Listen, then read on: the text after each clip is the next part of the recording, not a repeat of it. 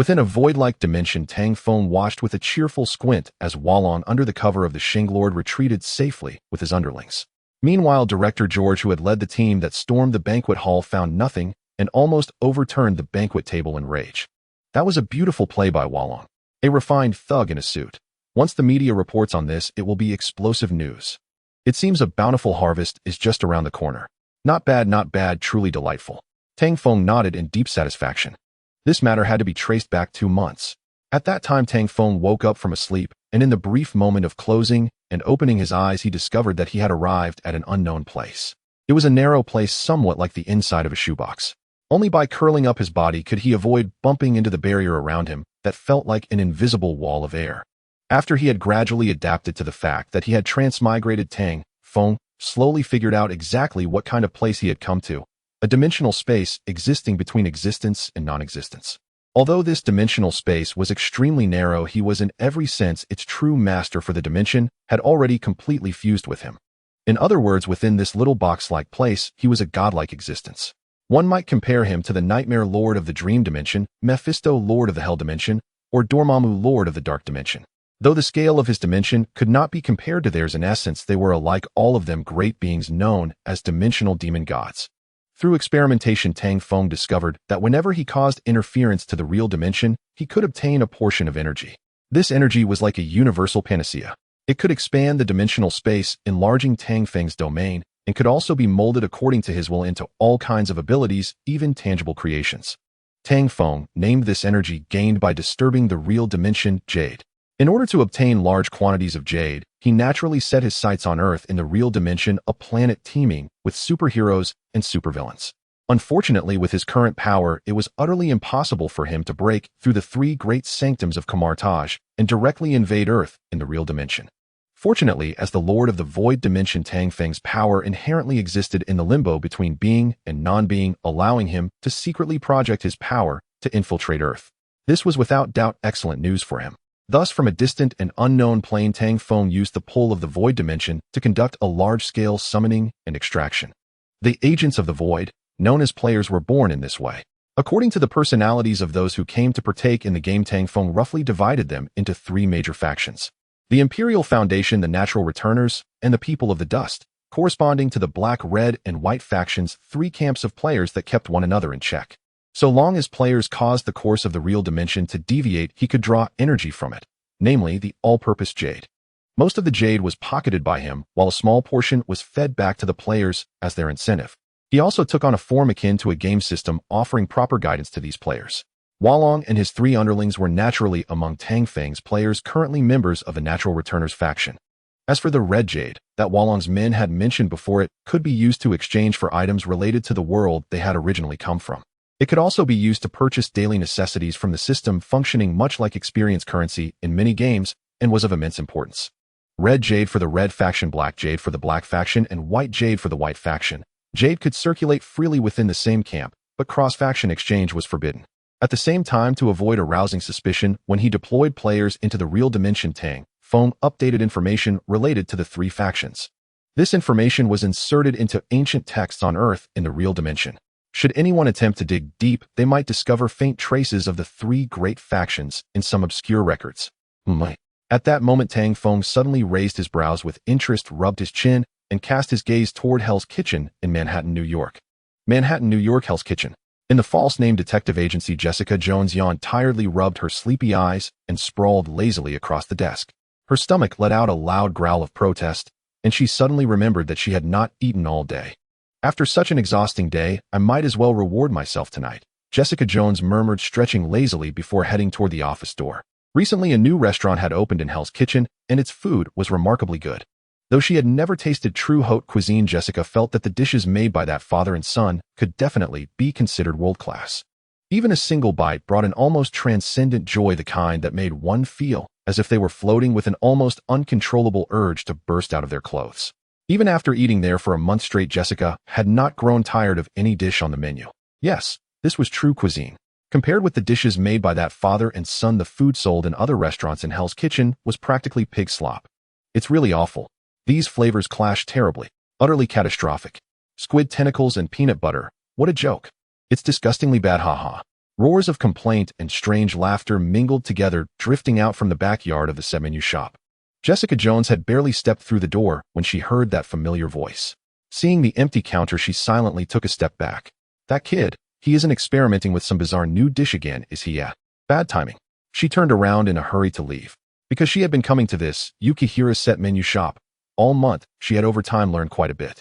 That young man called Yukihira Soma was fine in every respect except that he would occasionally create all sorts of strange dishes and have his regular customers taste test them.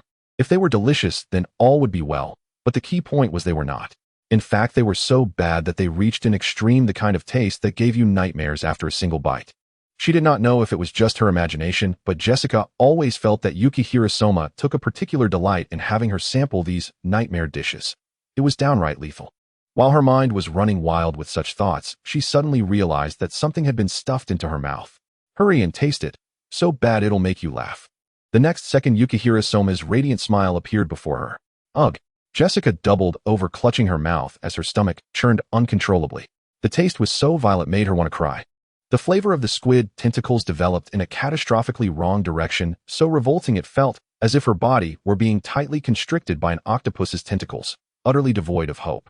Jessica tasted the nightmare dish and obtained a small amount of white jade. At the same time, a system notification appeared before Yukihira Soma. He had succeeded. A flash of delight passed through his eyes. This was the method he had recently discovered to quickly acquire white jade. And the key figure in this method was none other than Jessica Jones, whose face had turned an unhealthy shade after eating the revolting grilled squid tentacles. Good grief, don't you dare feed me that kind of terrifying dish again. It's torture having nightmares when I go home at night. Jessica grumbled as she rinsed her mouth. Oh sure. Yukihira Soma replied perfunctorily, clearly not meaning a word of it. Not feeding her. That was out of the question. We interrupt this broadcast for breaking news. This evening, a hostage situation occurred during a wealthy wedding banquet at the Four Seasons Hotel in downtown New York City. The pleasant voice of the female anchor emanated from the old television, which was airing the evening news. Akiyoshi Juchiro was in the kitchen, cooking, occasionally glancing up. The kitchen was connected to the dining area where customers ate, presenting an open layout that beautifully allowed patrons to witness the creation of delicious dishes. The mastermind behind this incident is none other than the leader of the Black Hand organization, Valon. A man in a dark green suit appeared on the television screen.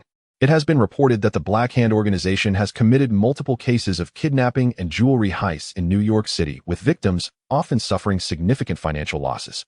In response, the New York police. Oh, this place really is chaotic. Akiyoshi Soma walked into the kitchen holding a menu and happened to overhear this comment, pouting as he complained. However, when he saw the live footage playing on the television, he couldn't help but shout.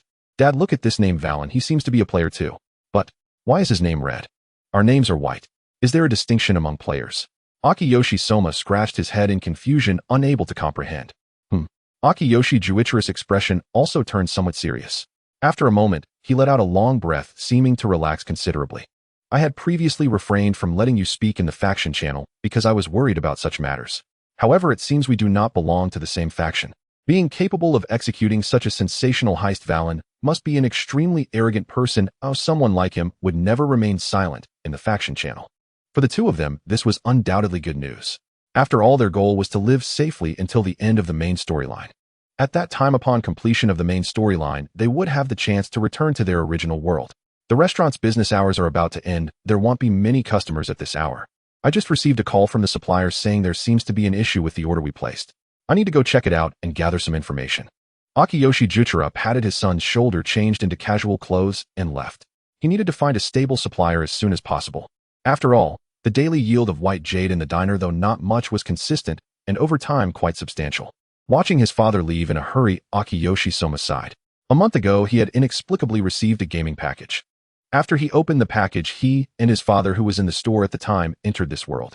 Without a penny to their name and nowhere to go. If it weren't for his father using a special little trick to obtain some white jade, providing the initial funding to run the diner, they wouldn't have been able to successfully exchange and replicate Akiyoshi Diner in this game world. Otherwise, they would likely be homeless on the streets now. White jade is a special currency for players used to exchange for items in the original world. Upon arriving in this world, they were assigned to a faction called Worldly Beings, which had its own dedicated faction channel, but it seemed no one spoke in that channel. Loading more content. Please wait. This site only supports access via mobile browsers. If you see this paragraph, it means the chapter content has failed to load. Please close reading mode's ad-blocking features or copy the URL to read in another browser. He couldn't tell if it was just the two of them existing as players in this game or if others were simply too shy to speak in the channel. Akiyoshi Soma figured it was probably the latter. After all, in such an expansive world, how could there only be two players? Just as Akiyoshi Soma was lost in thought. Bang!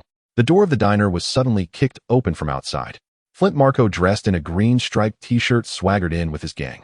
The Magia gang is here, unrelated persons should scram. Hearing this, the diners still eating quickly stood up, knowing that in Hell's Kitchen the best choice was to avoid unnecessary trouble. Hee.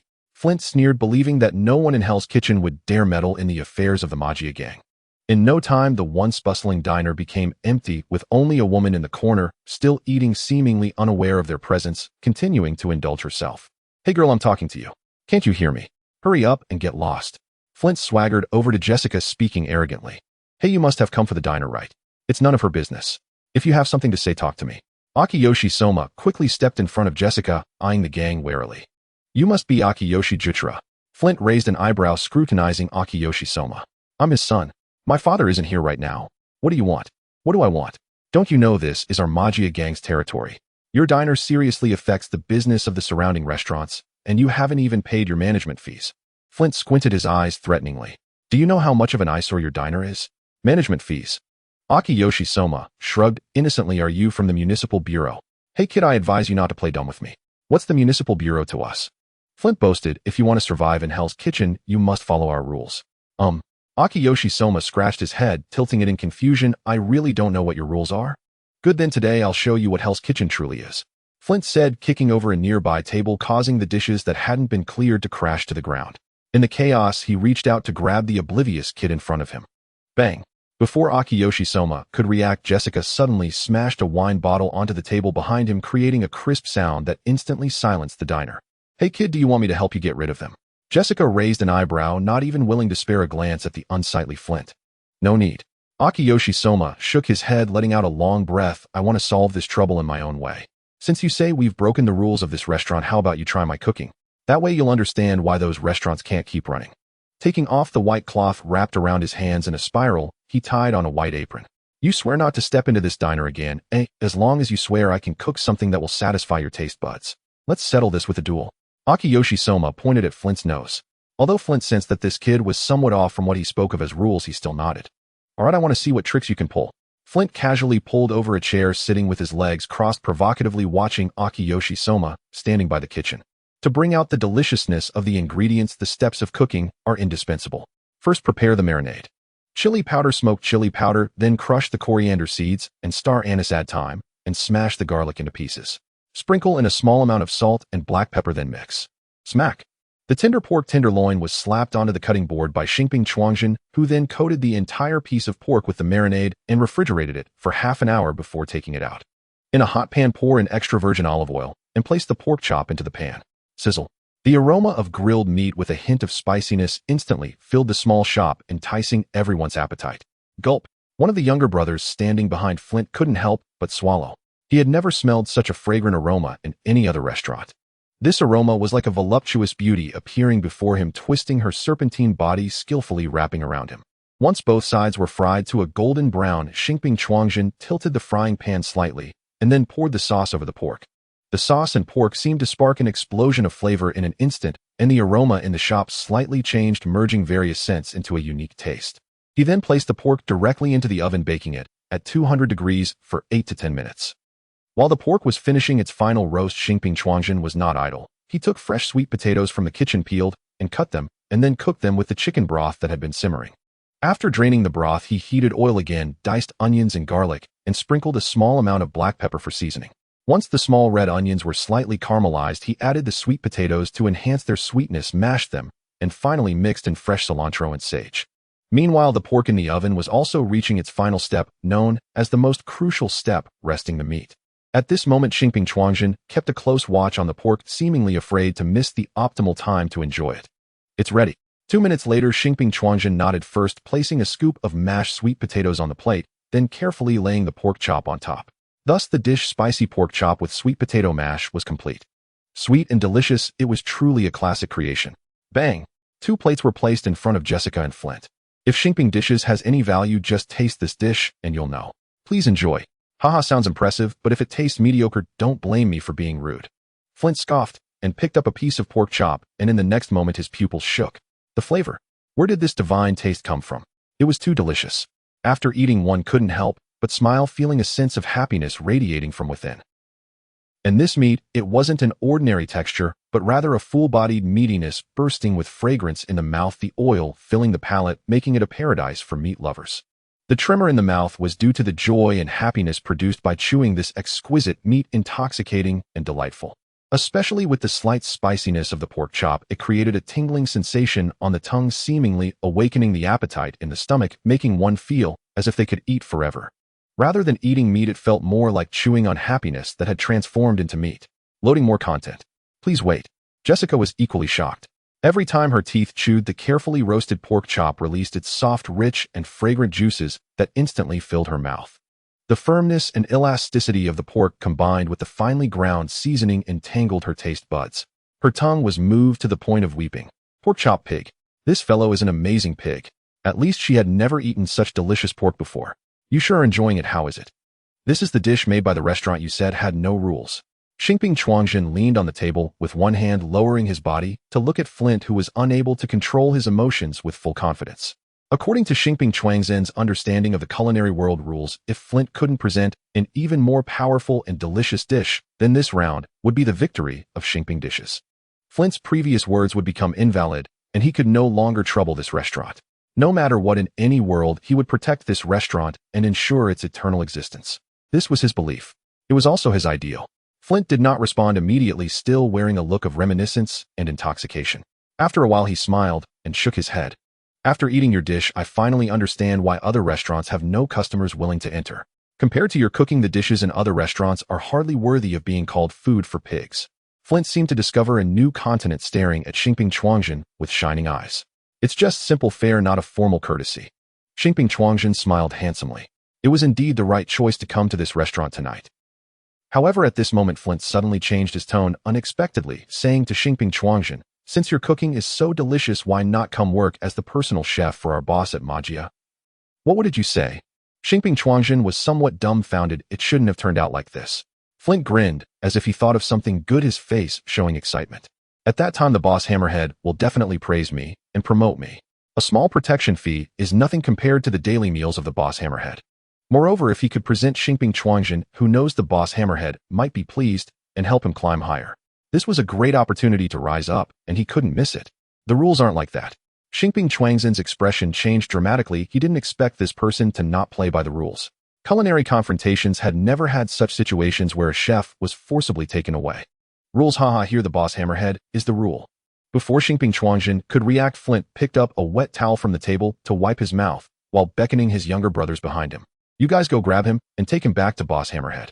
Then we'll all enjoy good days together. The several burly black thugs immediately rolled up their sleeves at these words. Without saying a word, they were ready to deal with the chef in front of them. If you get noticed by boss Hammerhead, your luck will come. Don't blame me for not thinking of good things for you. This is the territory of our Magia gang. You better be sensible. Flint grinned widely. Hey, wait a minute. Just as Yukihira Soma was at a loss contemplating whether his little arms and legs could maneuver past the group of thugs in front of him, Jessica, who was sitting nearby with a smug look, suddenly spoke up. You took him away, so what about my meals from now on? Woman, do you want to meddle in affairs that don't concern you? Flint frowned. He had heard of this woman Jessica, who ran a detective agency in the chaotic streets of Hell's Kitchen. He didn't know much about her specifics, but any woman who could stand her ground in Hell's Kitchen was certainly not to be trifled with. Hey kid, I'll help you deal with this trouble. Consider it my meal payment. Jessica completely ignored Flint and instead raised an eyebrow at Yukihira Soma, smiling brightly. This way we all benefit. Next time you cook something delicious, it'll come back. Woman, are you trying to go against our boss? Flint didn't want to clash with the woman in front of him, hoping to intimidate her by mentioning their boss. Get lost. Jessica grabbed the solid wooden table in front of her and smashed it down hard towards Flint and his group. My God! In an instant, Yukihira Soma was stunned. This wooden table was heavy enough that it took several people to lift, but this Miss Jessica, could she possibly be the legendary strong woman? In the small dining establishment, the sound of crashing echoed, as if someone was demolishing the place. Can we really not think of any other solutions? Under the dim streetlight, Yukihira Juchira looked at Mr. Thompson in front of him, frowning. Wasn't this doc fine before? There's no choice. Thompson shook his head helplessly. This is the territory of the Magia gang. To survive here, you must abide by their rules. I see. Yukihira remained silent for a long while before sighing. Watching the supplier's figure disappear, he turned and walked toward the store feeling heavy-hearted and under immense pressure. Unexpectedly, the Magia gang suddenly wanted to reclaim this dock. Originally, the dock was used for coordinating goods and ships. These ships only needed to pay a corresponding protection fee to avoid trouble, while the Magia gang's smuggling operations began right from their own dock. However, from what Thompson just said, it seemed that the Magia gang had plans to expand outward, also forcibly halting the transportation business at this dock. It seemed that the Magia gang wanted to transport containerized goods, and it was uncertain whether something big was about to happen. This could lead to some trouble. For restaurant owners, the worst fear is when suppliers drop the ball. Previously, Mr. Thompson was the result of a long search for a relatively reliable supplier. Unexpectedly, in just a month's time, this dock could no longer receive supplies. It seemed he would need to spend time looking for a new supplier. With this thought, Yukihira felt a bit weighed down. Loading more content. Please wait. This site only supports access via mobile browsers. If you see this paragraph, it means the chapter content failed to load. Please close the reading mode, quick reading mode, novel mode, and disable ad blocking features, or copy the URL to read in another browser. After a month of observation, he found that this world was completely different from their original one. This was a world that revered violence to establish status. Especially in Hell's Kitchen, you could only survive with a strong fist, otherwise you had to abide by other people's rules. This was completely different from their original rule of settling disputes through cooking. Living in Hell's Kitchen, it was almost a daily occurrence to witness death around him, with various individuals running rampant and occasional gunfights erupting. It was clearly not a safe place. Yet now even wanting to move shops was not so easy. At the very least, they couldn't go anywhere until they secured some funds. He didn't know when they would complete the main mission and return to their original world. Just thinking about this made Yukihira feel even more pressure. At that moment, he suddenly heard a wailing sound from a dark corner by the roadside.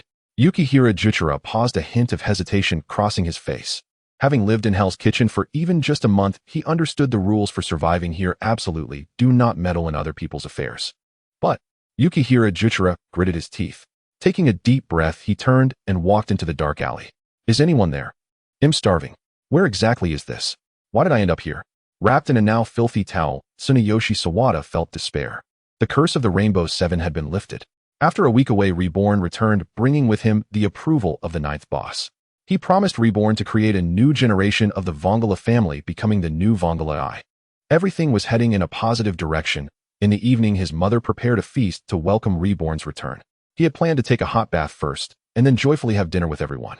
However, just as he stepped out wrapped in a towel, he inexplicably found himself in this world. It was a chaotic neighborhood.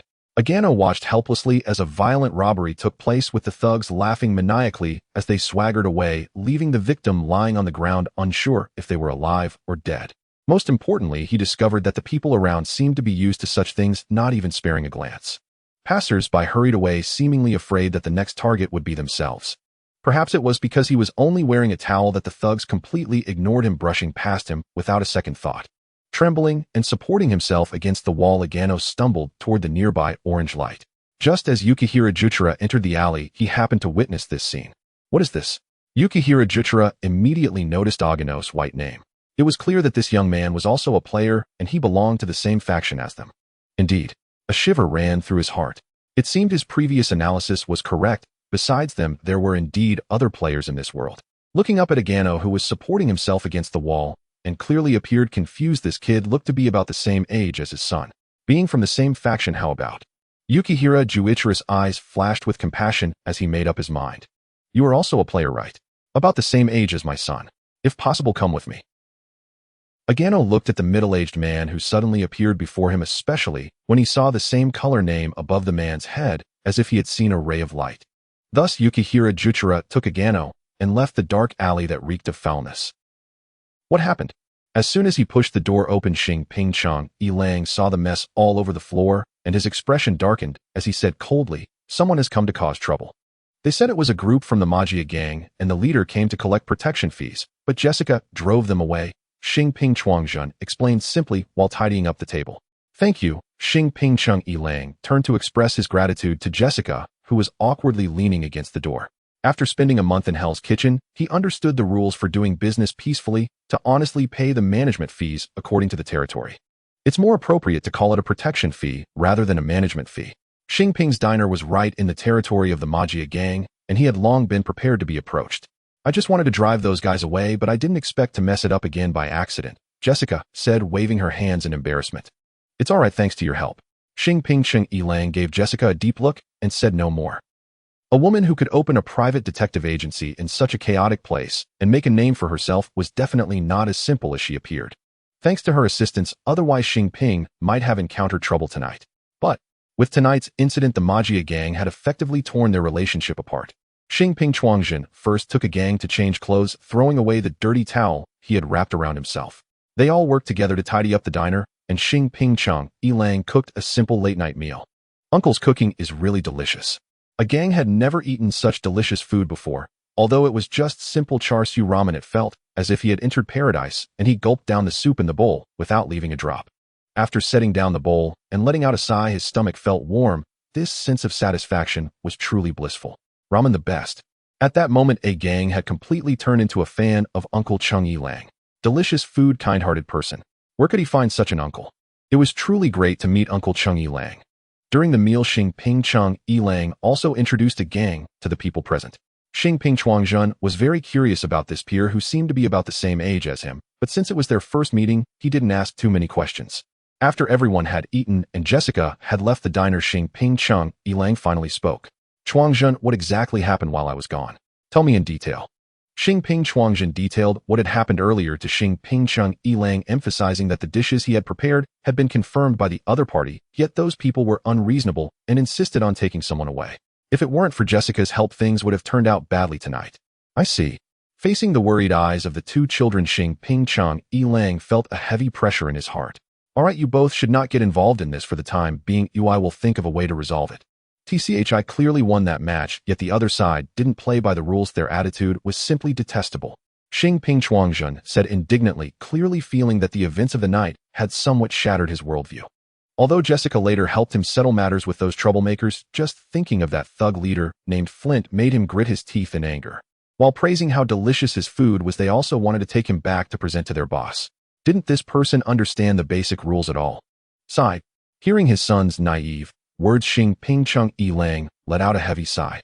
Chuangjin, this place is different from where we originally came from. You can't decide victory or defeat with cooking. To live here without being coerced by others, it's not enough to just make good dishes. What is needed is more direct power. Xingping Cheng Yilang's eyes flashed with determination. Hearing this blunt statement, along with the earlier experience of Flint smashing the shop, Xingping Chuangjun appeared to be in a daze, sitting on the chair and staring blankly at the empty ramen bowl in front of him, clearly impacted greatly. All right, you both have had a long day, so go rest early. I've prepared a room for you on the left side of the second floor. Let Chuangjin take you there. Xingping Cheng Yilang smiled, and then left the front hall, not sure what he was busy with. Come with me, Xingping Chuangjin said friendly towards a gang. By the way, it seems we are about the same age. Which high school did you go to? Please wait. This site only supports mobile browser access. If you see this paragraph, it means the chapter content failed to load. Please disable reader mode, skim mode, novel mode, and ad blocking features, or copy the URL to read in another browser. I was in my second year at Bansheng High School. A gang scratched his head, looking quite shy and timid. I haven't heard of it, but we will be together from now on. Xingping Chuangjin shrugged and smiled at a gang recovering quickly from the earlier setback. In just the time it took to have a meal, he no longer cared about it. No matter where he was, he would strive to pursue his dreams. Do you know when we can return to our original world? A gang asked tentatively in a low voice. He really didn't want to stay in this chaotic place. Moreover, from what Uncle Cheng Yilang just said, this place was extremely chaotic and people died almost every day. He still wanted to live well, he didn't want to die. After overcoming so many difficulties, everyone could finally continue their beautiful daily lives, yet he ended up inexplicably joining this game just because he took a bath. This was simply, he vowed, he would never take a bath again. Well, it should be after completing the main quest. We are all on the same side, so the main quest is a non-mandatory survival task. Surviving until the end is how you clear it. That's probably how it works. Actually, Xingping Chuangjun didn't know how to complete the main quest. He was just expressing his understanding. Oh, a gang nodded in realization. After all that, it turned out that they were just low-level players in the game, and they only needed to muddle through to the ending. Fortunately, it wasn't too difficult. But the only problem now is the Magia gang. I really didn't expect these people to be such bastards to the point where they would kidnap people, which leaves me a bit confused right now. Xing Ping Chuangjun frowned, a hint of emotion in his eyes. It seems Jessica was right. To survive in Hell's Kitchen, one must become stronger. In this place, whoever has the strongest fist gets to dictate the rules, and that is vividly demonstrated here. A Gang nodded again, his lowered eyes seemingly tinged with emotion. Following Xing Ping Chuangjun to the guest room, the two chatted briefly, getting to know each other better. When A Gang changed into clean pajamas and lay on the soft bed, he gradually came back to his senses. Not only did he inexplicably end up in this game, but after being taken in by a kind uncle, the uncle's diner was also threatened by A Gang. A Gang. It was probably similar to the mafia. A complex look flashed in A Gang's eyes. Speaking of these evil gangs, perhaps Uncle and the others didn't know as much about them as he did. However, A Gang sighed, glancing at the still zero by you and then at the exchange interface, feeling utterly defeated. How could it be possible to exchange for something so expensive? It was estimated that he would never be able to save up that much in his lifetime. Oh, while living well could complete the main quest still. He really wished that Bayan was by his side right now. Whether it was self-pity or talking to himself, A Gang eventually fell asleep in a daze. Downstairs, Xing Ping Chung Lang sat alone in the front hall, looking at the cracked shop door left by the smashing, lost in thought. In the silence as the night enveloped the small shop, just as everything fell into silence, someone suddenly broke the tranquility in the earthly realm faction channel. Hey, is anyone there? Dad is hungry and Dad wants a cup of hot tea. Xiao Yue Long, where are you? Fuji Nelson walked out of the bar alley swaying with a briefcase in hand. He had just completed a commission today, and due to the generous consulting fee from the client, he decided to celebrate at the bar that evening. As he walked along the street under the night sky, a flash of red caught his eye as he passed a narrow alley, drawing his attention. A girl dressed in a red and white shrine maiden outfit. Her lustrous black hair was tied back with a pure white headband, and just from her silhouette, it was clear she belonged to the ranks of beauties. But whose little girl is out playing in the middle of the night? This is a famously chaotic area. It's quite risky for a young girl to be awake and lingering in such a dark alley.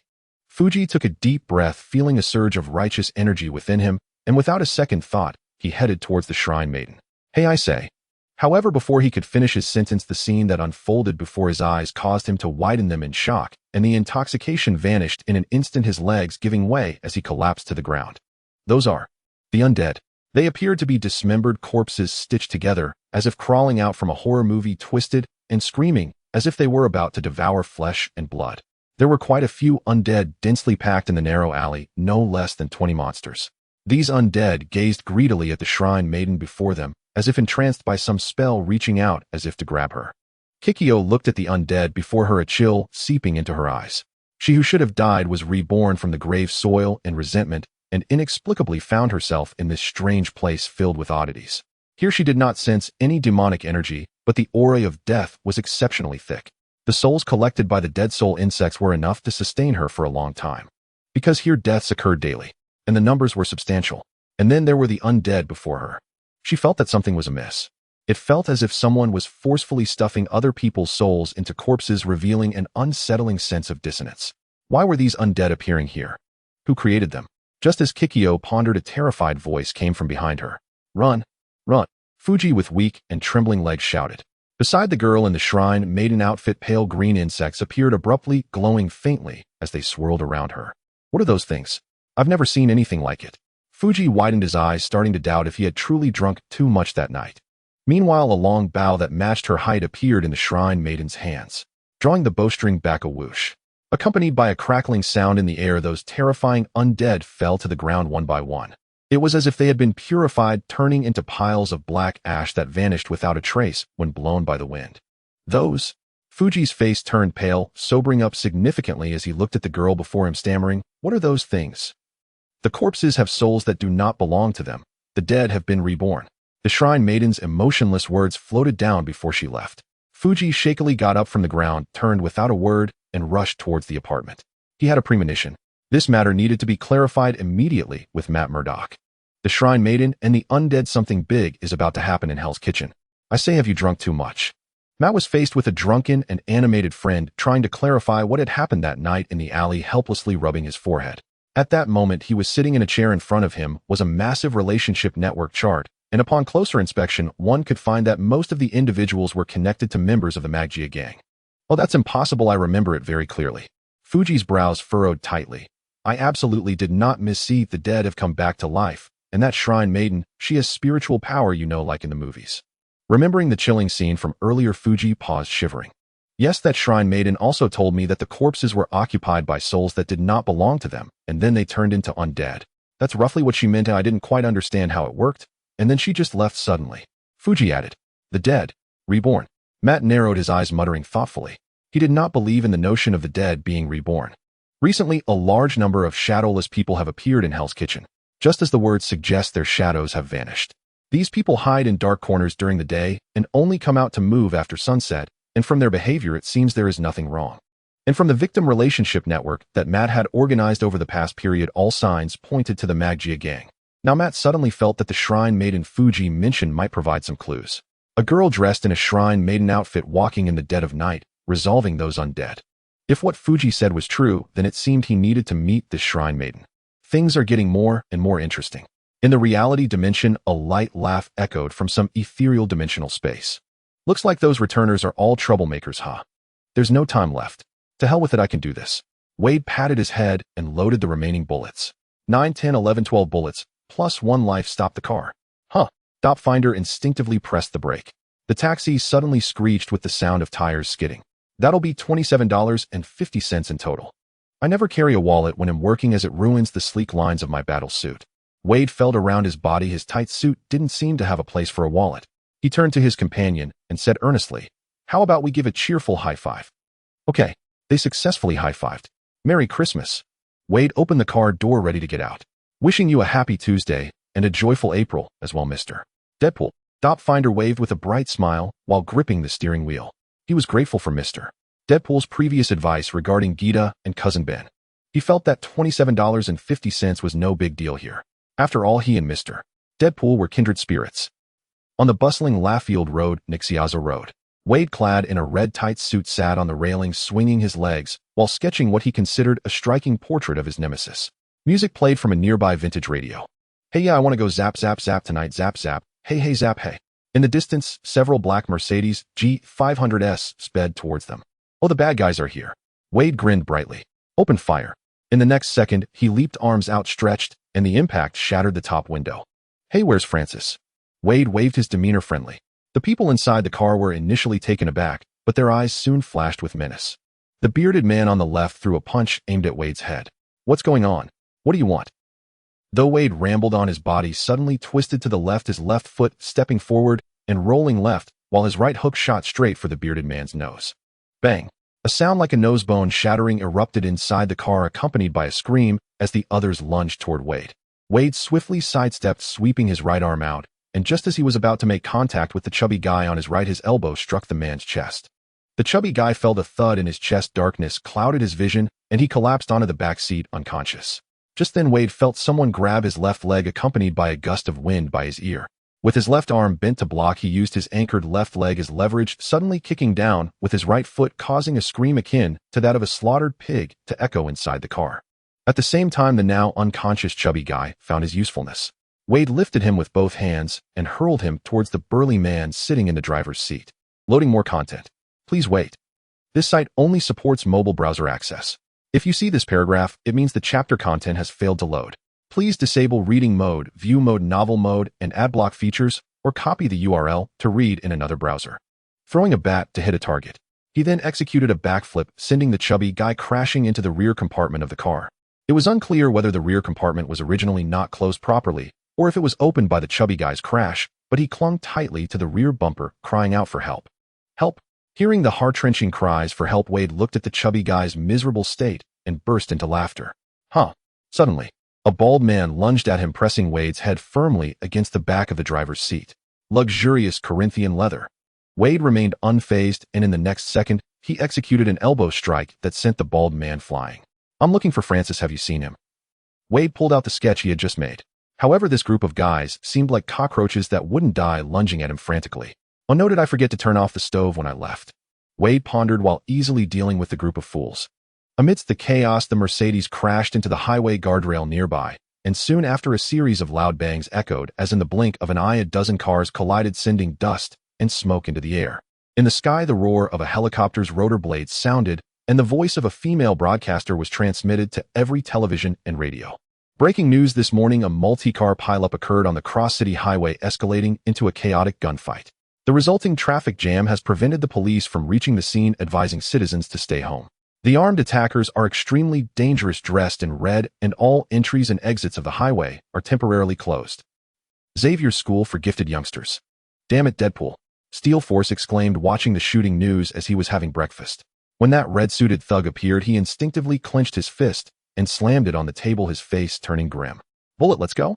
We have a mission. Steel Force, wait, why the rush? Bullet chased after him from behind. I gave Deadpool so many chances to join us, but he'd rather act like a little brat. Yet he is still a fully armed little brat. When will he mature and understand the benefits of being an X-Man? Steel Force was almost at his wit's end. If only Deadpool could behave a little more and not cause so much trouble, he might get some peace. But Deadpool was like a ticking time bomb. Trouble would always follow him unless he was brought into the X-Men, where Steel Force could keep an eye on this madman. When he opened the villa door, he suddenly seemed to remember something, halting his steps and turning towards the backyard. Where are you going? Bullet looked confused at Steel Force. Why was this big guy acting so erratically today, running to the backyard after leaving the front door? I'm going to find Tina. Her abilities could come in handy. This time I absolutely won't let Deadpool off the hook.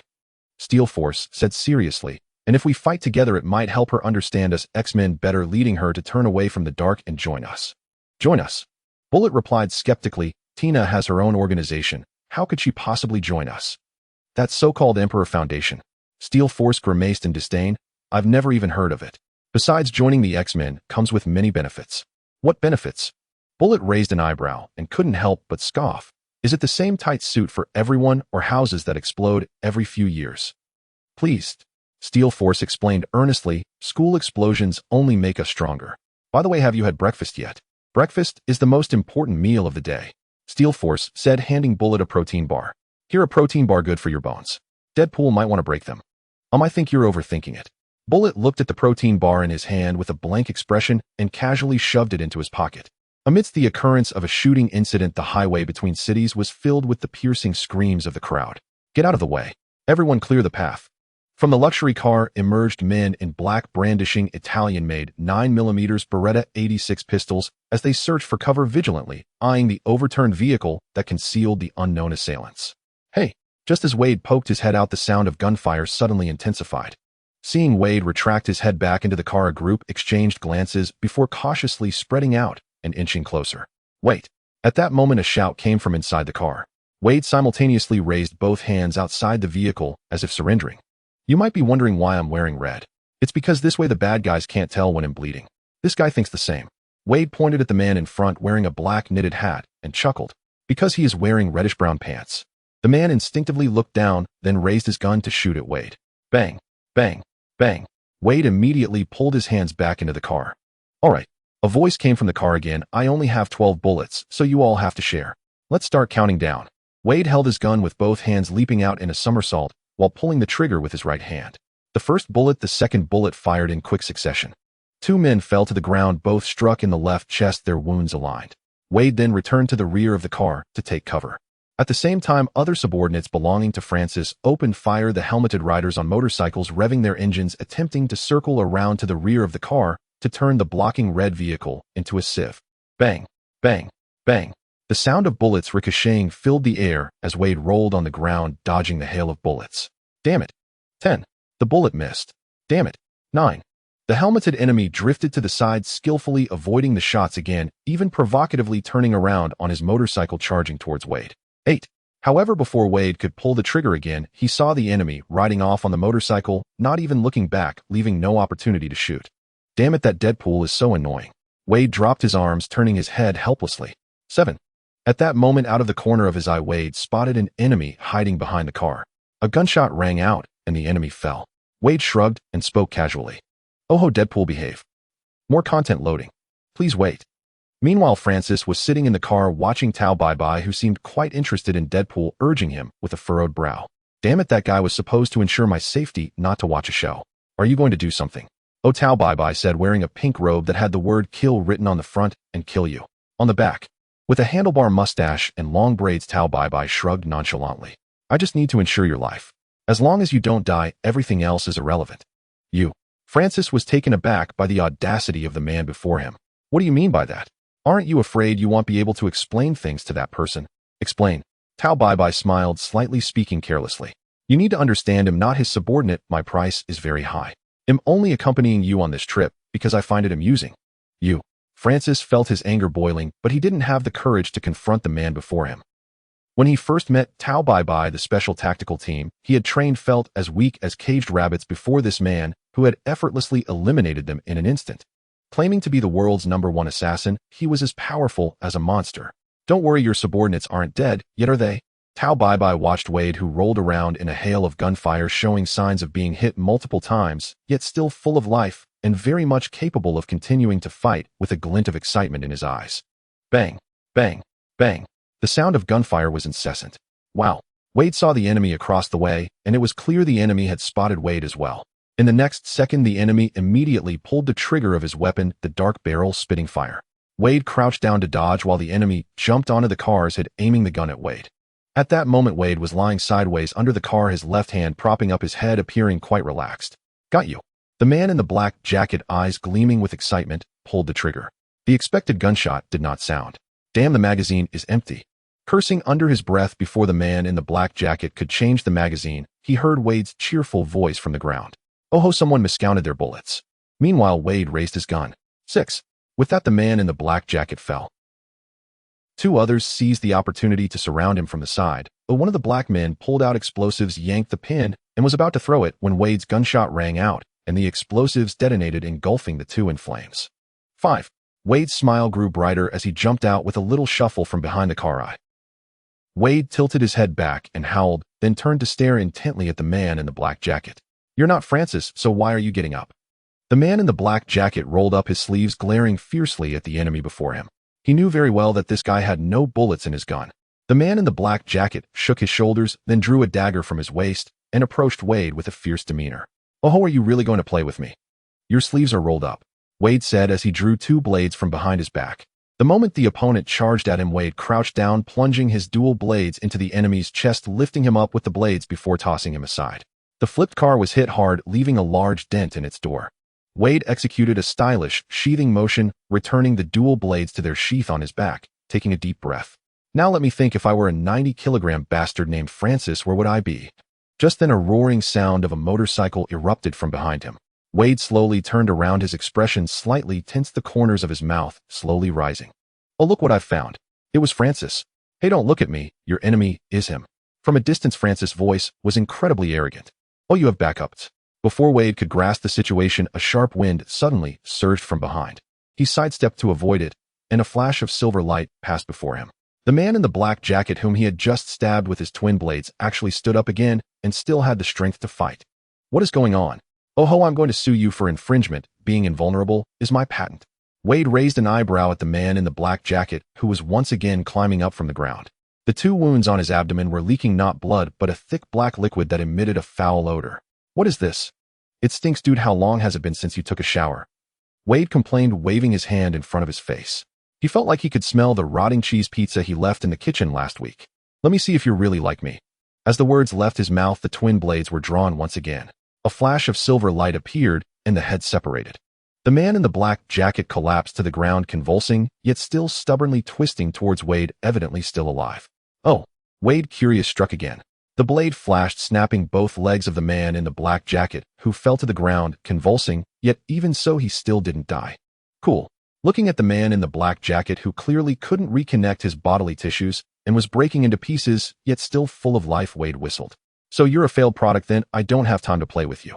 Wade sprinted towards the motorcycle, speeding away in the distance, but just as he took a couple of steps, a pink figure blocked his path. I am the #1 assassin in the world, Tao Bai Bai. With his hands behind his back, Tao Bai Bai gazed with interest at the enemy in the red bodysuit. I'm here to find you. Oh ho, a pink little bunny. Are you Francis' new boyfriend? When did his taste become so heavy? It can't be that your sexy little mustache is working its magic. Wade whistled at Tao Bai Bai, looking him up and down in his pink robe, and suddenly realized, are you here to plead for mercy for your little lover? That's not going to happen. This is a personal vendetta, and I advise you to stay away from him. Wade recalled that before he left that damned laboratory, Francis' taste seemed to be quite normal. How could he suddenly start seeking new pleasures after some time apart? More content loading. Please wait. This site only supports mobile browsers. If you see this paragraph, it means the chapter content failed to load. Please turn off your browser's reading mode, skim mode, novel mode, and disable ad blocking features or copy the URL to read it in another browser. Could this be the after effect of losing the sense of pain? It makes sense, after all, if you can't feel pain, it can be more comfortable to enter. Francis, I didn't expect this guy to be so playful. Wade nodded knowingly, seemingly having figured something out. Tao Bai's face was cold. Clearly Wade's tone displeased him. I am temporarily employed by Francis to protect his safety. You seem a bit obstructive. Cool, I knew you two were involved. Come on, little bunny, brother, hit me. Wade raised his hands, drawing his dual blades, and charged towards Tao Bai at high speed. Hep. A light laugh escaped Tao Bai, who made no move to attack or evade, simply standing there with his hands behind his back, watching Wade rush towards him wielding his blades. Hey bunny boy, are you scared, silly? Wade leaped into the air, twirling his blades with a flash of cold light as they slashed down. One cut. Just as Wade thought he had taken care of the opponent, Tao Bai moved in an instant, evading the blade. He pivoted on his toes, raising his legs in a backflip, hooking his feet under Wade's chin. Bang! Tao Bai's kick sent Wade flying 5 to 6 meters away. In midair, Wade lost control and crashed hard onto the flipped car, causing both him and the door to dent inward.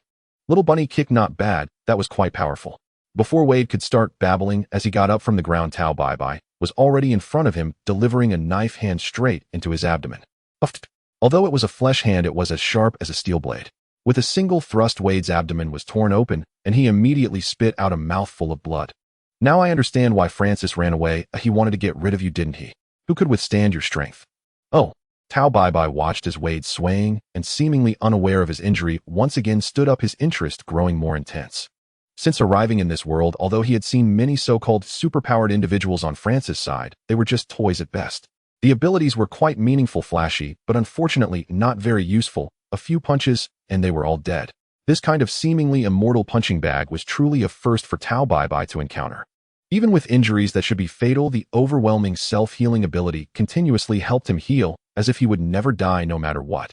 Interesting. I just don't know if he can truly remain immortal. I don't believe there are people in this world who cannot be killed. Anyone who knows me understands that every bone in my body holds no prejudice against anyone, even if this guy is a bunny boy with a heavy taste. Essentially, I am a true saint indeed, just like this. Wade rambled on while swinging his blade, flipping over to slash at Tao Bai's neck. But I think your choice of Francis was a wrong decision. Perhaps you could try mine. Before Wade could finish his sentence, Tao Bai swiftly circled to Wade's side, then suddenly slammed his head down violently, smashing Wade face first into the ground, creating a spiderweb-like crack in the asphalt. Are we hitting on your little lover's sore spot? Are you really not considering ditching him and playing with me instead? Wade pulled his head up from the ground, covered in blood, and sat up, starting to chatter nonstop again.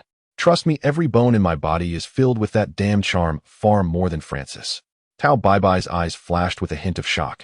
With a penetrating wound in his abdomen and severe pressure on his head, how could he still be fine? How is this possible? This guy's self-healing ability is truly beyond expectations. If he could take this guy's body back, that person should be very interested in his shadow. Perhaps he could demand a hefty reward then. Tao Bai's eyes lit up as he looked at Deadpool, as if he were staring at $100 million and a treasure trove of red jade. Although money meant nothing to him, he couldn't resist. After the previous round of brutal blows, Wade was now covered in blood, yet in remarkably good spirits. He picked up the fallen twin blades and twirled them in his hands. Now it's the second round, let me show you the might of Deadpool. Wade charged forward, his twin blades spinning with a flash of cold light.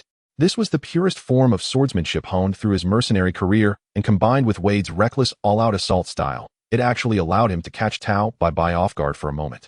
Not bad at all, much stronger than Francis' toys. I'm going to take you home, you shouldn't jump around like that. In the face of Wade's fierce attacks, Tao Bai remained unfazed, hands behind his back, his expression exceedingly calm. He deftly evaded Wade's frenzied strikes with a ghostly grace. Wade unleashed a ferocious offensive, yet amidst the flashing blades, he couldn't even graze the hem of Tao Bai's clothing. You really dodge fast. I hope you're not this quick in bed, otherwise Francis won't have a chance to enjoy himself. As he spoke, Wade flicked his knife and slashed sideways, thrusting the twin blades toward Tao Bai's face from two angles. Tao Bai revealed a peculiar smile. If you like jumping so much, how about trying this? Instead of dodging Wade's blades, Tao Bai stepped forward, moving into Wade's space. At the same time, he avoided the slashes aimed at him and collided directly into Wade's embrace. Hey, you're being too forward. In a panic, Wade shouted as Tao Bai swiftly seized his wrists, simultaneously pressing down on Wade's feet. The two faced each other at an extremely close distance, locked in a battle of strength. This is unfair, don't you know? How can you control my body?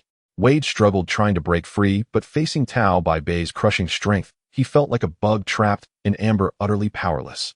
Looks like you have quite the confidence in your abilities. Tao Bai Bai relaxed his grip, his handlebar mustache curling upwards as he smiled. Then I won't hold back. In the blink of an eye, Tao Bai Bai vanished from Wade's sight. He reappeared behind Wade. Wade's face changed dramatically. This is bad. Before he could react, he suffered a heavy blow to the back of his head. A faint cracking sound echoed in his brain.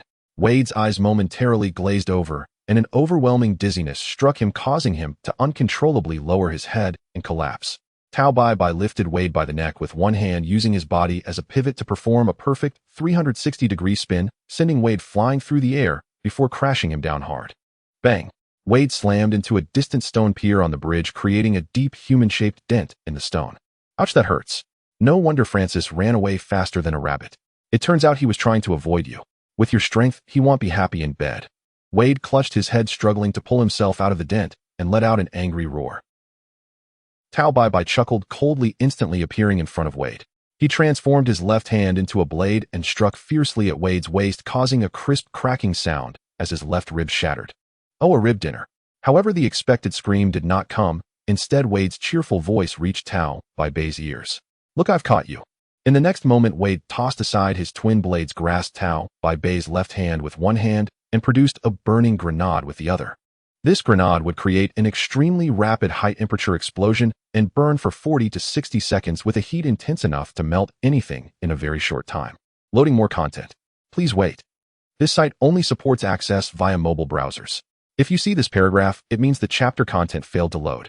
Please disable reading mode, continuous reading mode, and ad blocking features in your browser, or copy the URL to read in another browser. Not good. Tao Bai Bei's martial instincts were going off the charts.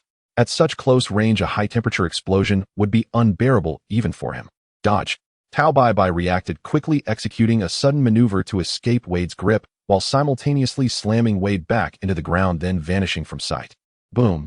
The grenade exploded rapidly, flames surging instantly. Standing at a distance, Tao Bai Bai had his hands behind his back, his eyes narrowed as he fixed his gaze on the heart of the flames. Can you survive this high-temperature, little toy? Within the blazing inferno, a figure staggered up. Wade's red suit was tattered from the flames, revealing pockmarked skin, and he was engulfed in a raging inferno, his appearance exceedingly fearsome. Fire enchantment complete, activating flame mode now. Before the words even faded, Wade, engulfed in flames, charged at Tao Bai Bai. Flame Knight strikes, prepare to face judgment. The roaring flames intensified with the wind's assistance. That madman. Tao Bai Bei's expression darkened. He wanted to dodge, but the dignity of the world's #1 assassin wouldn't allow him to do so. As Wade accelerated toward him, Tao Bai Bai settled into a horse stance, stabilizing his footing while crossing his arms to block. Oh, let's have a fire party. Wade collided wildly with Tao Bai Bai, and the flames instantly spread to Tao Bai Bai, burning his pink robe to tatters in the blink of an eye. Damn it, how dare you burn my clothes? Die. Tao Bai Bai roared in anger, kicking Wade away while raising a finger to condense energy on it. Dong Dong waved. In midair, the flames on Wade gradually extinguished. Just as he was bracing for Tao Bai Bei's next attack, a steel figure appeared just in time, crashing into Tao Bai Bai like a cannonball, striking him hard. Oh, Steel Guy, my good brother, you finally arrived. Wade, who had fallen from the sky, brightened at the sight, defiantly giving Tao Bai Bai the finger. Look, my backup is here. But what about you? Little bunny, after Francis had his fun, he just tossed you aside. Now it's the two of us against you alone. Wade noticed out of the corner of his eye that another person followed Steel Guy, and realizing they were all together, he became even more excited. Oh no. It's 3 against 1 now. You might want to consider surrendering. I usually treat prisoners well. Wade, feeling confident, began to speak more arrogantly. No matter how many come, they're all toys to me. Whether it's 1 or 3, it makes no difference. Tao Bai Bei's eyes shimmered with disdain. A hulking figure of steel and a petite woman had just delivered themselves to him, and he intended to take them all on. Hey, I don't care what grudges you have between you, but you have both caused serious public harm, so you two need to come back with me.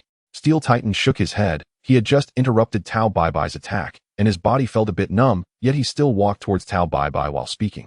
However, in the next second, before Wade and the bullet could even see Tao Bai Bai's movement, Steel Titan flew through the air like a thrown frisbee, tracing a perfect parabolic arc before crashing into the pile of cars. Oh, I misspoke. Oh, I don't know this big guy. Wade made a disgusted expression, pouting as he turned his head and covered his eyes. Seeing this, bullet immediately ignited with a fiery crimson glow all over his body, roaring as he rushed towards Tao Bai Bai. Tao Bai Bai moved and disappeared from sight. What's going on? Where did the person go? Just as Bullet looked bewildered, Tao Bai Bai had already appeared behind her. Bullet, watch out behind you. Steel Titan struggled to crawl out from the pile of cars and shouted at Bullet while rushing towards Tao Bai Bai. Bang! Bang! With two loud sounds, Steel Titan and Bullet were kicked to Wade's side by Tao Bai Bai. Where is Tina? Where did she go? Bullet clutched his chest, blood seeping from the corner of his mouth, struggling to get up from the ground. If she doesn't come to help soon, I'm afraid I'm going to be beaten to death. Trust me, she will be here soon. Steel Titan had also taken a couple of hits from Tao Bai Bai and was feeling unwell. Hey, didn't you two come to save me? With how weak you are, you two just trying to be cute. Wade lay sprawled on the roadside, unable to stop his complaints at Steel Titan.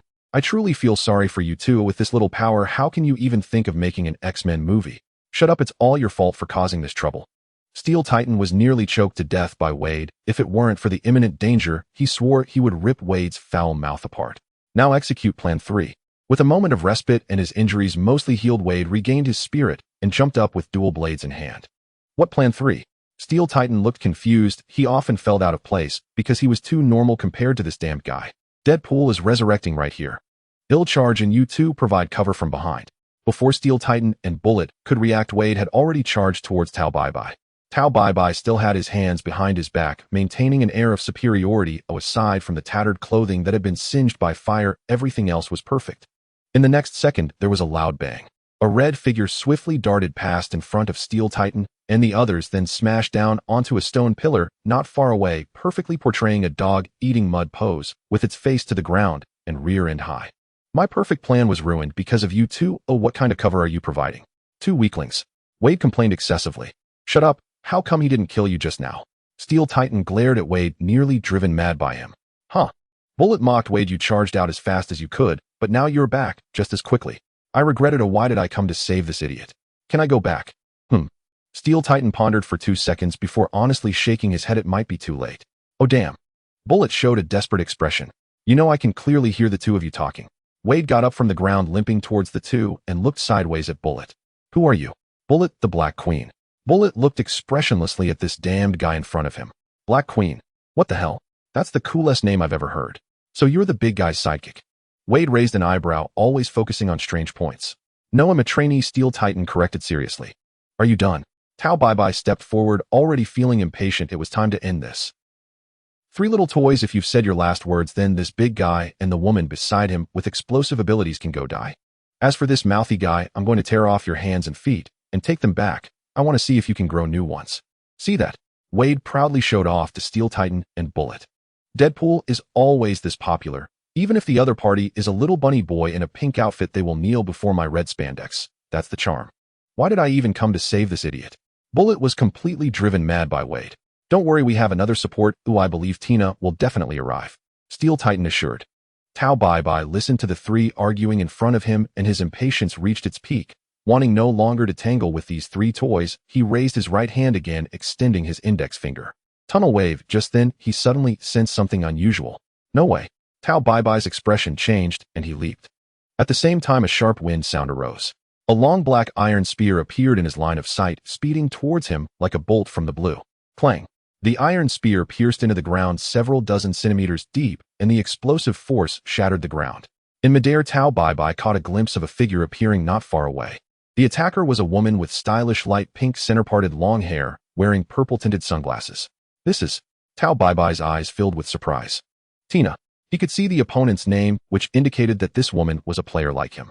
However, the color of the name was different. Is she from the opposing faction?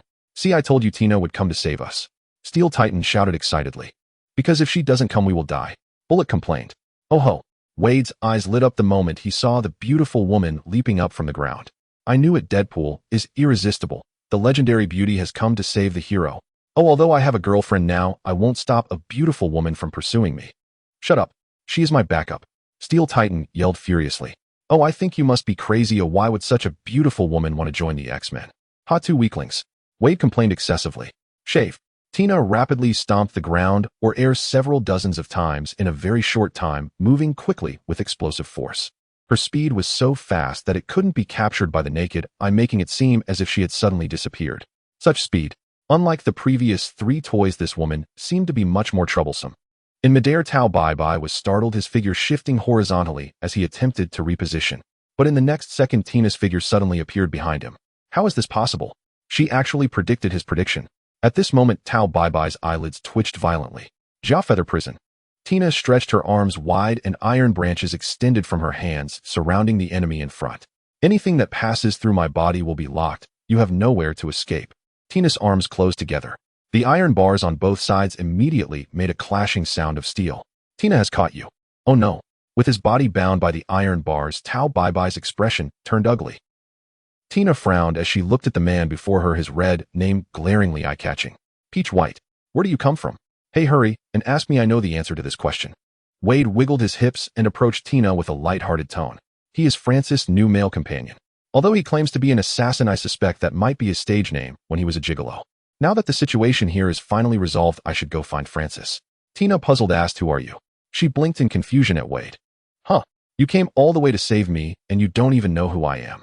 Deadpool is very sad, boohoo. Wade covered his face, pretending to cry, without sincerity. Tina is speechless. Tina felt a headache coming on. Is this idiot the reason she came to rescue? That's right, this idiot. Steelman struggled to stand up, gripping Wade's shoulder, and helplessly said to Tina, although there were a few minor hiccups during the process, the outcome is still quite good. Clearly, we've managed to control both sides. At this moment, Tina's attention shifted back to Peach White as she carefully observed the man before her. An assassin. Tina glanced around the wreckage of exploded vehicles scattered everywhere, the entire road riddled with destruction. The scene was quite horrific. Did you kill all these people? Peach White raised an eyebrow. Although he was bound by iron bars, he showed no signs of being constrained. Words cannot be carelessly spoken. I don't mind killing, but this is not my doing. That's right. It was all me. Aren't I impressive? Wade jumped in again, his face full of confidence, giving a thumbs up, looking quite proud. Tina doesn't like you. Tina frowned. She had no idea who this blabbermouth was, but he certainly didn't seem like a good person. They all deserve to die. I thought you knew that. Wade shrugged nonchalantly, saying many have died at the hands of these bad guys. I'm just returning the favor. Deadpool never kills innocents. I'm only explaining this because you're a beauty. If this big guy next to me asked, I wouldn't bother to respond to him. Deadpool glanced at the nearby steel man, shrugged his hands in annoyance. Tina directly ignored this chatterbox and shifted her gaze back to Peach White. You know what Tina is asking? What faction do you belong to? They couldn't reveal their true identities, and any information about which world they came from was classified as forbidden knowledge. Only the new identity shaped by the jade was acceptable to disclose, and Tina was well aware of this. Loading more content. Please wait. This site only supports mobile browser access. If you see this paragraph, it means the chapter content failed to load. Please turn off reading mode, full text mode, novel mode, and disable ad blocking features, or copy the URL to read in another browser. She now wanted to know the faction information of the man before her. This was a good opportunity to understand the other party. Natural returner. Peach White fell silent for a moment, answering, while also asking back, you should give me a chance to know too. Imperial Foundation. Tina said coldly. Wait, did I mishear that? At this moment, Wade, held down by Steelman, seemed to have discovered a new world and turned to look at Steelman. Did you just tell me she is a reserve member of yours? When did you guys change your name to the Soanso Foundation? I simply plan to recruit her. Besides, you've never heard of this foundation, have you? Steelman explained seriously. I said who would be so foolish to join the X-Men. Sure enough, she has no such intentions. Hey, two weaklings. Is this your friend? Tina wanted to question Peach White a bit more, but her train of thought was interrupted by Wade again, who turned his head to Steelman with a rather exasperated look. Tina wants him to be quiet for a while. Hey, beautiful. Before Steelman could say anything, Wade chimed in, trying hard to assert his presence. This is our first meeting, so you lack understanding of me. Sometimes you shouldn't judge a person by their appearance. Oh, I can give you a chance to explore my inner self. It's up to you to seize it. Shut up. Steelman grabbed Wade by the neck, shouting furiously. Clearly, in the midst of Wade's relentless chatter, the string of rationality in him had completely snapped. Quickly take the people back, let's go. Steelman could no longer stay here. He needed to hurry back and give Wade an education to make this guy behave a bit better. Hey, I said. Just then a sinister voice came from behind the group. You guys have been getting a bit too cocky, haven't you? Peach White glared angrily at the four people before him. This group, they actually ignored him. Where was the dignity of the world's #1 assassin supposed to go? It was simply unforgivable. No one can escape Tina's bindings, Tina confidently declared. Is that so? I originally wanted to extract some useful information from you, but if you are so uncooperative, I won't hold back on my attack. Before the words fell, a violent wave of energy erupted from Peach White, his chi surging wildly. With a loud bang, the iron bars binding him as solid as steel were instantly shattered. What? Tina's eyes widened. Her ability was actually broken through by brute force, and at that moment, freed from his bindings, Peach White lunged toward them. Black spear. Tina's arm slipped, and an iron spear suddenly appeared. The black aura coiled around the spear, enhanced by the armed color, giving it an even more intimidating presence. The black spear shot out suddenly. As Peach White dove down from midair, he evaded the speeding spear with a quick roll, rapidly descending, without losing speed, closing in on the group in the blink of an eye. Die for me. Peach White attacked with rage, each strike aimed at Tina's vital points with claw-like hands and deadly kicks threatening to take lives. Meanwhile, Tina's arms turned black in an instant as she raised them in a cross, continuously blocking Peach White's attacks. In an instant, Tina and Peach White were engaged in a fierce struggle. Strange. What is happening? It seemed as if every one of his movements was anticipated by the opponent. Peach White's brow furrowed, a hint of seriousness in his gaze, and a cautious expression appeared on his face. At the same time, Tina was not having it easy. Although she had the defense of armed color and the subtle precognition of observation color, she could distinctly feel that each of Peach White's strikes was growing stronger and faster. Determined to use her ability to control him, Peach White's relentless attacks, like a torrential downpour, gave Tina no chance to act. Tina's heart sank as she realized that this was a powerful being who relied solely on pure physical skills. Just as they were locked in a fierce battle, Tina's peripheral vision caught sight of a sneaky red figure. Deadpool has arrived. In the next second, Wade rushed in holding dual blades. Get lost. Peach White struck out with one palm, hitting Wade squarely in the chest. Pooh! Blood trickled from the corner of Wade's mouth. But this minor injury was nothing to him. He didn't care at all, and as he threw away his dual blades, he pressed down on Peach White's arms and leaped, tackling Peach White from the side. Beautiful big girl, quickly use your black spear to stab him to death. Don't spare me. Tina is serious now. Loading more content. Please wait. This site only supports mobile browser access. If you see this paragraph, it means the chapter content failed to load. Please turn off reading mode, full text mode, novel mode, and disable ad blocking features, or copy the URL to read in another browser. Tina's hand trembled, and the black spear appeared. Pooh! This was the sound of the black spear piercing through Peach White's abdomen. This time it completely ignited Peach White's fury. He was actually injured. Injured by a toy and a woman. Unforgivable. Peach White roared. Boom. The wave of energy rolled. Tina and Wade, standing in front, were instantly knocked over by the blast, and the distant bullet and Steel Man were likewise affected. Bang, bang, bang. A series of crashing sounds echoed on the highway. The four were flung by the wave and crashed heavily to the ground. Peach White, with a face dark enough to drip ink, could not contain his anger as he raised his right hand, aiming at the four. Dong dong bois. A white beam shot out instantly from his fingertip. Upon touching Tina and the others, there was a loud explosion. When the light dissipated, the bullet lay on the ground unconscious, while Steel Man stood in front of the bullet with blood trickling from his mouth, leaning weakly against a stone pillar. Wade was also in a bad state, swaying unsteadily as if about to collapse. Tina, standing at the front, had her magenta professional attire and navy justice cape torn to shreds.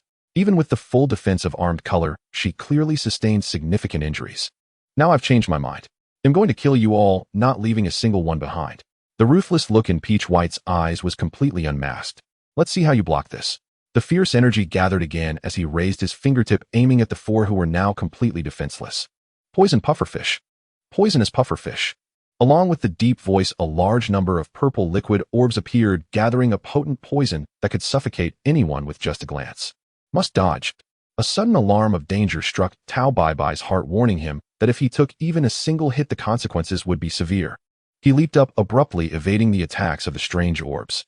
As he landed again, a towering figure with horns resembling a devil appeared on the battlefield, blocking the path of Tina and the others. Sizzle! The corrosive sound drilled into Tao Bai-Bai's ears. What is that sound? He frowned and looked towards the source. Standing not far away was Magellan, his body oozing with thick purple venom, and the previously flat ground had become pitted with the dripping poison. As drops of purple venom continued to corrode the ground, they also released a white smoke imbued with toxins. Is this poison? The enemy is a poison-infused person. A grave expression appeared on Tao Bai-Bai's face. Magellan. Tao Bai-Bai sized up the opponent. This person's height far exceeded that of an average human. Rather than a man, he appeared more like a giant. That huge body should have seemed cumbersome, and for a martial artist like Tao Bai-Bai, the bulkier the opponent, the more he could unleash a torrential barrage of attacks. However, Tao Bai-Bai's face was extremely grim. His intuition told him that he absolutely could not make contact with the opponent. Once his fists or feet landed on the enemy, he would be the one to fall in an instant. This was the third time Tao Bai-Bai's attack rhythm had been disrupted. He began to realize that this battle had dragged on for too long, and the situation was starting to turn against him. This is bad, we can't stay here. Tina's smile froze as she saw the poisonous mist spreading across the ground. She knew this battlefield was no longer a place for them. Tina is leaving, otherwise she might be injured by Director Magellan. Tina pulled the shell, while dragging Steelman running off into the distance without looking back. As for that chatterbox who wouldn't die, she completely ignored him. Tina, is this your companion? Have you made contact? Your director here. Seems much more reliable. I feel we'll be safe. The shell let out a sigh of relief, feeling considerably lighter, yet also puzzled. Since reinforcements have arrived, why should we run?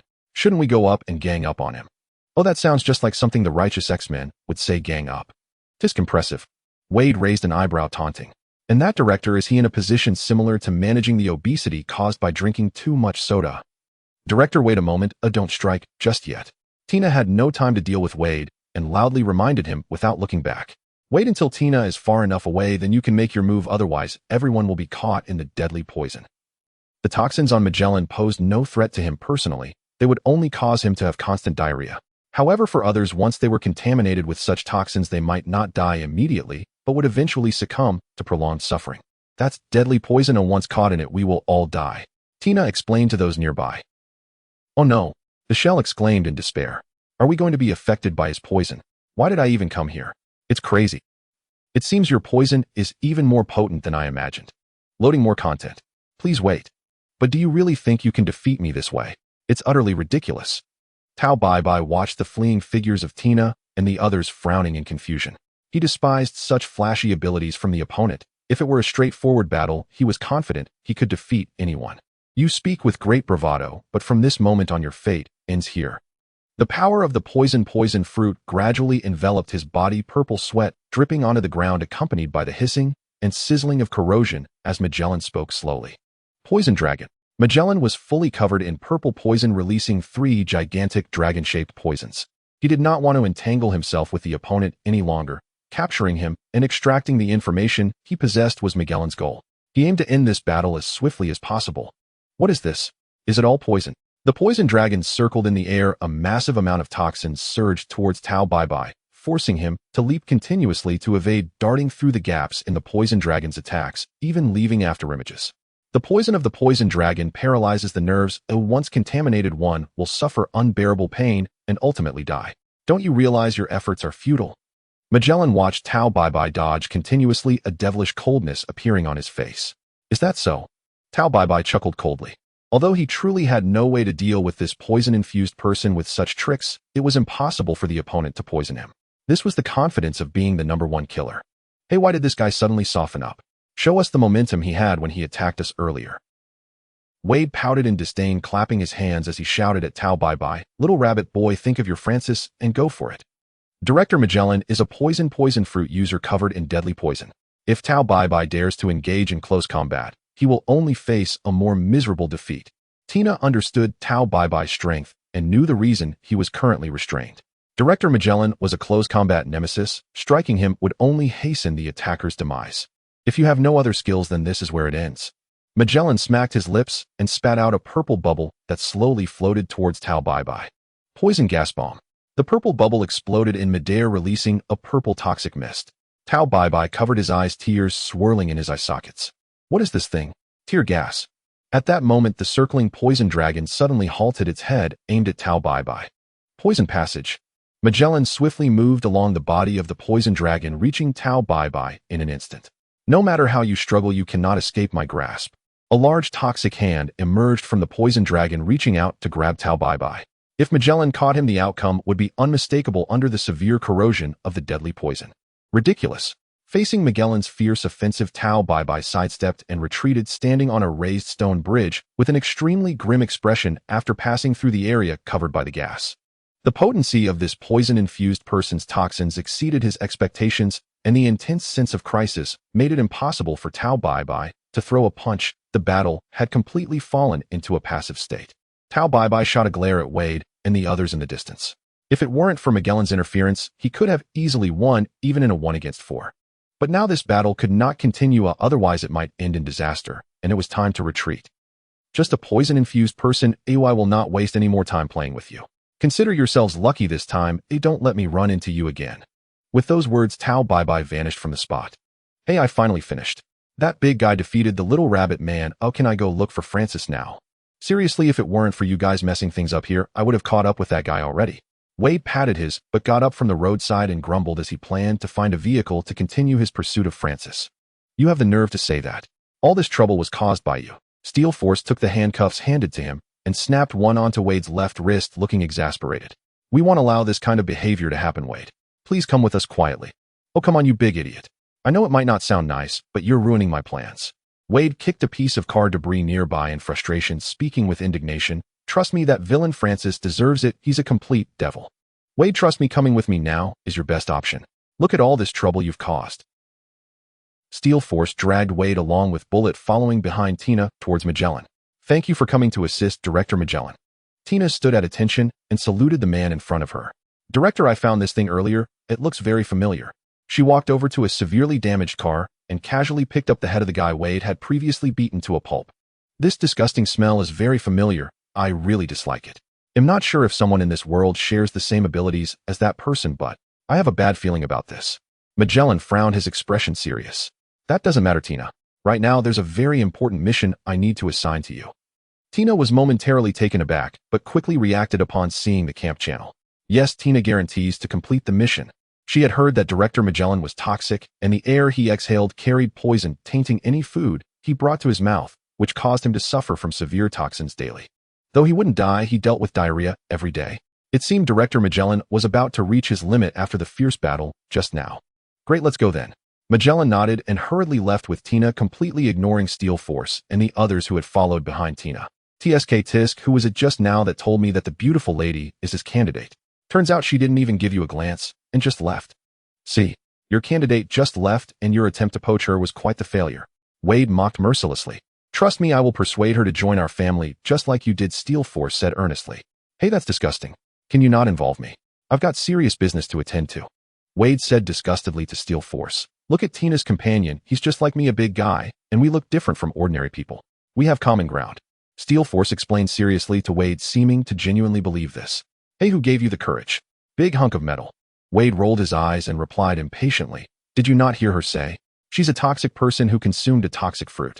What about you? I think that's just a difference in terminology. Just like me, I could say I'm a steel man who consumed a steel fruit. Steel Force nonchalantly pointed to himself and told Wade. For example, Bullet is a blast man who consumed a blast fruit, and you're a mouthy man who consumed a jabber fruit. Look how fitting that is. Steel Force nodded seriously after he finished speaking. I think you shouldn't be an X-Man, you should be a psychologist. Your ability to self-soothe is impressive. Wade mocked Steel Force, not wanting to be an X-Man. That seemed utterly pointless to him. That doesn't matter, Wade. You can't always cause trouble. You should use your abilities wisely. Steel Force tried to persuade him earnestly. Join us. Use your abilities to do good, be a superhero. That sounds nice, but when I decide to become a villain who fights crime and share a room with a bunch of grumbling people in Dreamland and the owner of the mansion is a bald, ugly old man that day.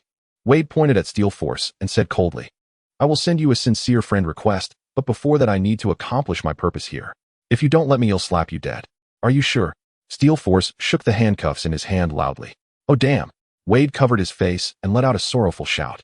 Then he lifted his leg and pulled out a small knife from his shoe. Without a word, he began to cut his wrist. He was preparing to sever his tail to survive. The scene of the small knife cutting his hand was simply unbearable to watch. Oh God, that's disgusting. Bullet looked at Wade with disdain, feeling his energy bar from breakfast churning in his stomach. What are you doing, you crazy guy? Steel Force looked up and saw Wade tearing his wrist apart, immediately feeling nauseated and retching. I didn't expect it to be this hard. Wade looked helpless, and while Steel Force was wiping his mouth, he leaped up and pulled off his own wrist, using the momentum to roll over to the edge of the bridge, falling onto the highway below. Below the highway, a delivery truck passed by, and Wade, who hitched a ride, escaped safely. Only Steel Force and Bullet on the highway stared blankly at the severed handcuffed wrist. Though they knew this guy had strong healing abilities, they didn't expect Wade to be so decisive in cutting his hand. Oh, what an unfortunate day. At this moment, lying on top of the truck, Wade expressed his inner thoughts. The Department of Homeland Strategic Defense and Logistics Support, abbreviated as S.H.I.E.L.D. Nick Fury stood in front of the window. Behind him was a huge display screen playing battle footage from the highway. Agent Coulson placed 2 files on the desk and introduced solemnly. These 2 are unregistered abilities users with very little information available. All we know is that they both come from an organization called the Emperor Foundation. Is there any information on this organization? Nick Fury turned his head, his gaze landing on the two files on the table, his expression slightly grave. We haven't uncovered any relevant details yet, but I have asked the intelligence team to follow up. I believe results will come soon. As Coulson spoke, he pulled out another new document. As for Tao Bai, recent investigations show he has been quite active in the mercenary world, claiming to be the world's #1 assassin affiliated with the Nature Reversion Organization. According to intelligence, Tao Bai claims to be a martial artist skilled in a particular form of energy, a master of combat.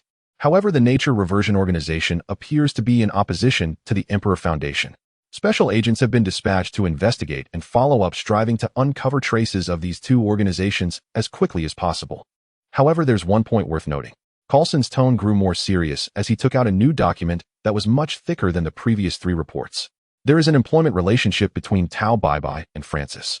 Francis, also known as Ajax, is Dr. Gilbroff's assistant, primarily responsible for handling failed experimental subjects and prisoners in the X-Weapons program. Investigators have discovered that Francis has been secretly stealing and selling deceased experimental subjects for profit, and these subjects have all been sent to Hell's Kitchen, a dock controlled by the Maggia Group.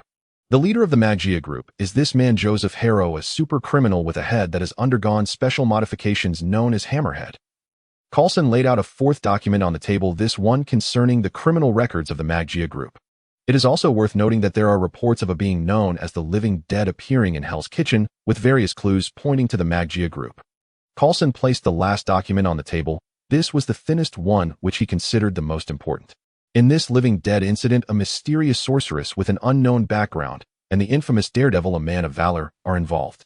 These events are interconnected, yet there is no clear transactional relationship between the Maggia Group and Francis. Perhaps there are unseen masterminds behind the entire incident. Fury gazed solemnly at the row of documents on the table, pondering for a moment before speaking. Continue to monitor them, dig up more useful information, and remember not to alert the snake in the grass. In the void dimension, Tang Feng gazed at the 3 exquisitely crafted player cards in his hand, filled with immense satisfaction. Player Magellan. Source: One Piece. Title: The Strongest Man in the Prison. Current skills: Poison Channel, Toxic Gas Bomb, Poison, Pufferfish, Poison Dragon. Background: a user of the superhuman Poison Fruit. He is the former warden of the Impelled Down, known for his strong sense of responsibility. The man resembling Satan, wearing horns and decorated with bat wings, is Magellan. A man with a strong sense of responsibility is the most handsome. Tang Feng remarked with a smile while holding the card. Perhaps I should consider assigning some personal tasks to the chief warden. Maybe it could lead to other significant events. It's simply perfect. Before he finished speaking, Tang Feng picked up the second card. A sexy woman with long pink hair leaped into view. Player Tina. Source: One Piece. Title: Black Cuff, Tina. Current skills: Black Gun, Feather Prison.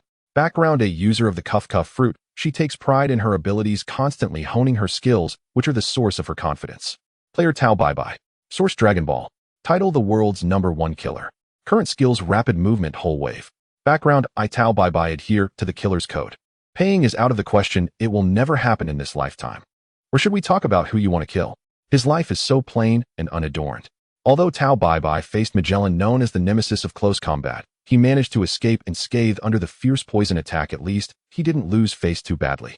It seems the title of #1 Killer is indeed well-deserved. Moreover, due to his involvement in this incident, Tao Bai gained a substantial amount of red jade, which can be considered quite a harvest. Except for losing a bit of face when he fled at the end, overall this is a deal that guarantees profit without loss. Meanwhile, Tang Feng not only took a large portion of the jade for himself, but also planned to stir the pot and fan the flames. The accumulated jade is already sufficient. It seems it's time to add some fun and make the real dimension more lively. Tang Feng smiled slightly as a large amount of jade began to gather, seemingly about to condense into some form. Now is not the time. He then shifted his gaze to the location of Hell's Kitchen. Matt Murdock stood at the intersection of 10th Avenue and West 39th Street, looking at the chaotic and filthy residential area across the street. After losing his sight, he developed exceptional and advanced supersensory abilities, referring to them as radar sense. This allows him to perceive his surroundings more acutely than ordinary people, missing no details, even the most minute ones. Though he is blind, he sees the filthy places more clearly than anyone else. Boom. The roar of motorcycles in the distance was deafening, and now and then one could hear the raucous laughter from a nearby alley, along with the sounds of arguments from drunken returns home. The residents living nearby had long since become accustomed to these events, numb and indifferent, or perhaps they had become just another part of the commotion. Matt shook his head, no longer focusing on the chaotic information. He had a case to handle today. He needed to find Jimmy, a 30-year-old Irishman involved in a bar robbery case a few days ago. Jimmy was a repeat offender in robberies, but it was evident that his recent actions had gone awry. The bar he robbed belonged to the Maggia gang, and the victim he targeted was one of the notorious members of the nearby biker gang. According to the intel Matt had previously gathered on the night of the bar robbery, Jimmy was taken away by the Maggia gang, and after a night, he returned to the cheap apartment he rented. Since then, Jimmy had not been seen for 3 or 4 days. Matt was now posing as a lawyer hired by other victims robbed by Jimmy to gather information, arriving at the cheap apartment where Jimmy resided. Loading more content. Please wait. This site only supports mobile browser access. If you see this paragraph, it means that the chapter content failed to load. Please turn off reading mode, skim mode, novel mode, and disable ad blocking features, or copy the URL to read in another browser. Upon entering the apartment, before going upstairs to Jimmy's room, Matt decided to first ask the landlady for some information. "Hello ma'am, may I ask if Jimmy still lives here?" Matt spoke to the plump woman in a greasy apron in a polite and respectful manner. "Young man, Mrs. Amy would like to kindly remind you that this is not a place you should be. The owner of this cheap apartment, 40-year-old Mrs. Amy frowned as she looked at the young lawyer wearing sunglasses and a suit, speaking loudly. "Mrs. Amy, I was sent by a certain client to find Jimmy, who is involved in a robbery case. I need to gather some information from him. I knew that scoundrel Jimmy was no good, but who among those who can rent cheap apartments from me is any good?" Mrs. Amy scoffed, seemingly disdainful of scum like Jimmy addressing Matt. Jimmy's previous trouble was no small matter, daring to cause a scene at a Maggia gang bar and robbing a biker gang member of money just received from a deal. That brat is lucky to be alive. Seemingly having found a listener, Mrs. Amy began to complain nonstop to Matt. "Since my husband passed away, I've tidied up this apartment, specifically renting it to scoundrels like Jimmy. After all, who else would come here to live? The price I ask isn't high, and there's no need for registration. Where else can one find such a good cheap apartment? But that scoundrel Jimmy has not only owed me 2 months' rent, but also offended the Maggia gang. Ever since that night he was taken away by them, he returned acting as if he had gone mad." "What do you mean?" Matt asked with a puzzled expression. "He went mad. Yeah, ever since that day he locked his room and refused to come out. I even knocked on the door with no response. I know he's still alive, but he probably won't last much longer." Maggia gang. Matt caught on to a key term, and recalling what Mrs. Amy said about Jimmy going mad, it led him to some unsettling associations. He had been investigating the recent shadow disappearance incidents occurring in Hell's Kitchen, and most of the victims who had lost their shadows had intricate connections to the Maggia gang. Reflecting on what Foggy had previously mentioned about the living dead, Matt pondered whether this could be a manifestation of madness. After all, it couldn't be that actual zombies are reanimating, right? Yes, that bar belongs to the Maggia gang, and the robbed biker gang is also connected to them. Mrs. Amy spoke in a lowered voice. "If you ask me, Jimmy deserves it. Why provoke anyone else but the Maggia gang? He should consider himself lucky to still have a life." "Thank you very much for the information, ma'am. I need to go check on Jimmy." "Which floor does he live on?" Matt politely inquired. "Right upstairs. He's on the 2nd floor, but..." The roar of motorcycles sounded very familiar. Aren't those the bikers he just heard at the street corner? Could they be coming to cause trouble? Matt furrowed his brows slightly, his expression turning serious. In the next moment, the front door of the apartment building was kicked open from the outside. Leading the charge was a muscular young man around 20, clad in a tight black suit that accentuated his powerful build. "Where's that damn scoundrel Jimmy?" shouted the invading biker gang member. Second floor, Mrs. Amy hurriedly took 2 steps back, frightened. "Go." The leading biker gang member waved his hand, and then they rushed up to the 2nd floor like a swarm. In the next second, a loud banging on the door echoed, accompanied by Jimmy's piercing screams, followed by the sound of things shattering and various curses from the biker gang members. "All my furniture. That scoundrel Jimmy can't afford to pay me back. If he survives this time, I will definitely kick him out of here." Mrs. Amy slapped her thigh, looking exceedingly distressed. "That bastard Jimmy has gone mad. He swindled money from the bikers and broke the rules of this place. If he doesn't die this time, I will definitely kick him out." Mrs.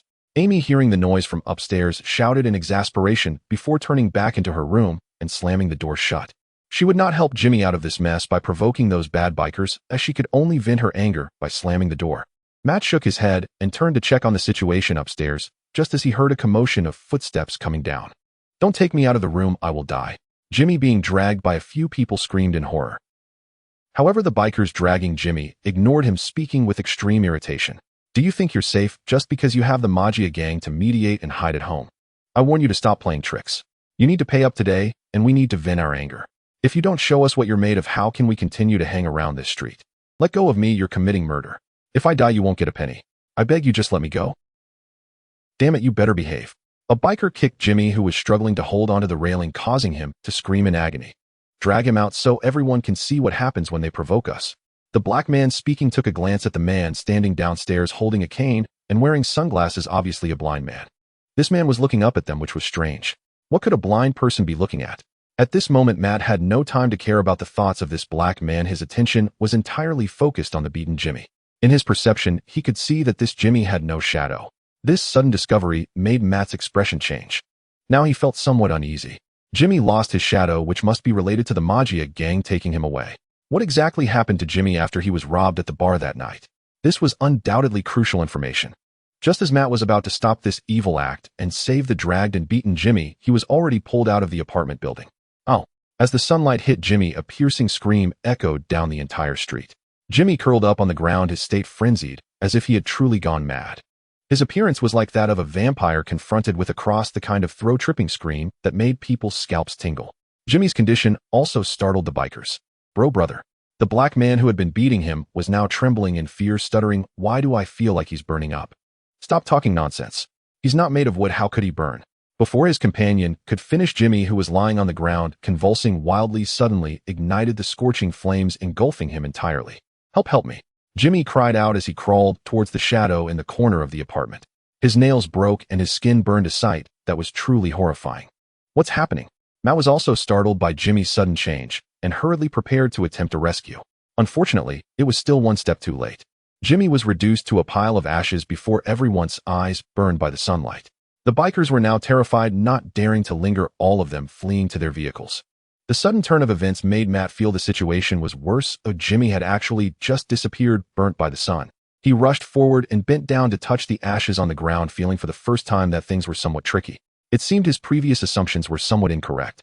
Those who lost their shadows would not become mad because of it. They probably knew that if exposed to sunlight, they would suffer such a painful outcome. A figure appeared at the street corner and slowly walked toward this side. At this moment, Matt's radar perception sensed someone walking softly behind him, a woman with a long bow on her back, or rather a priestess. This is... With a slight pause in his breath, Matt turned his head, sensing a flash of beauty.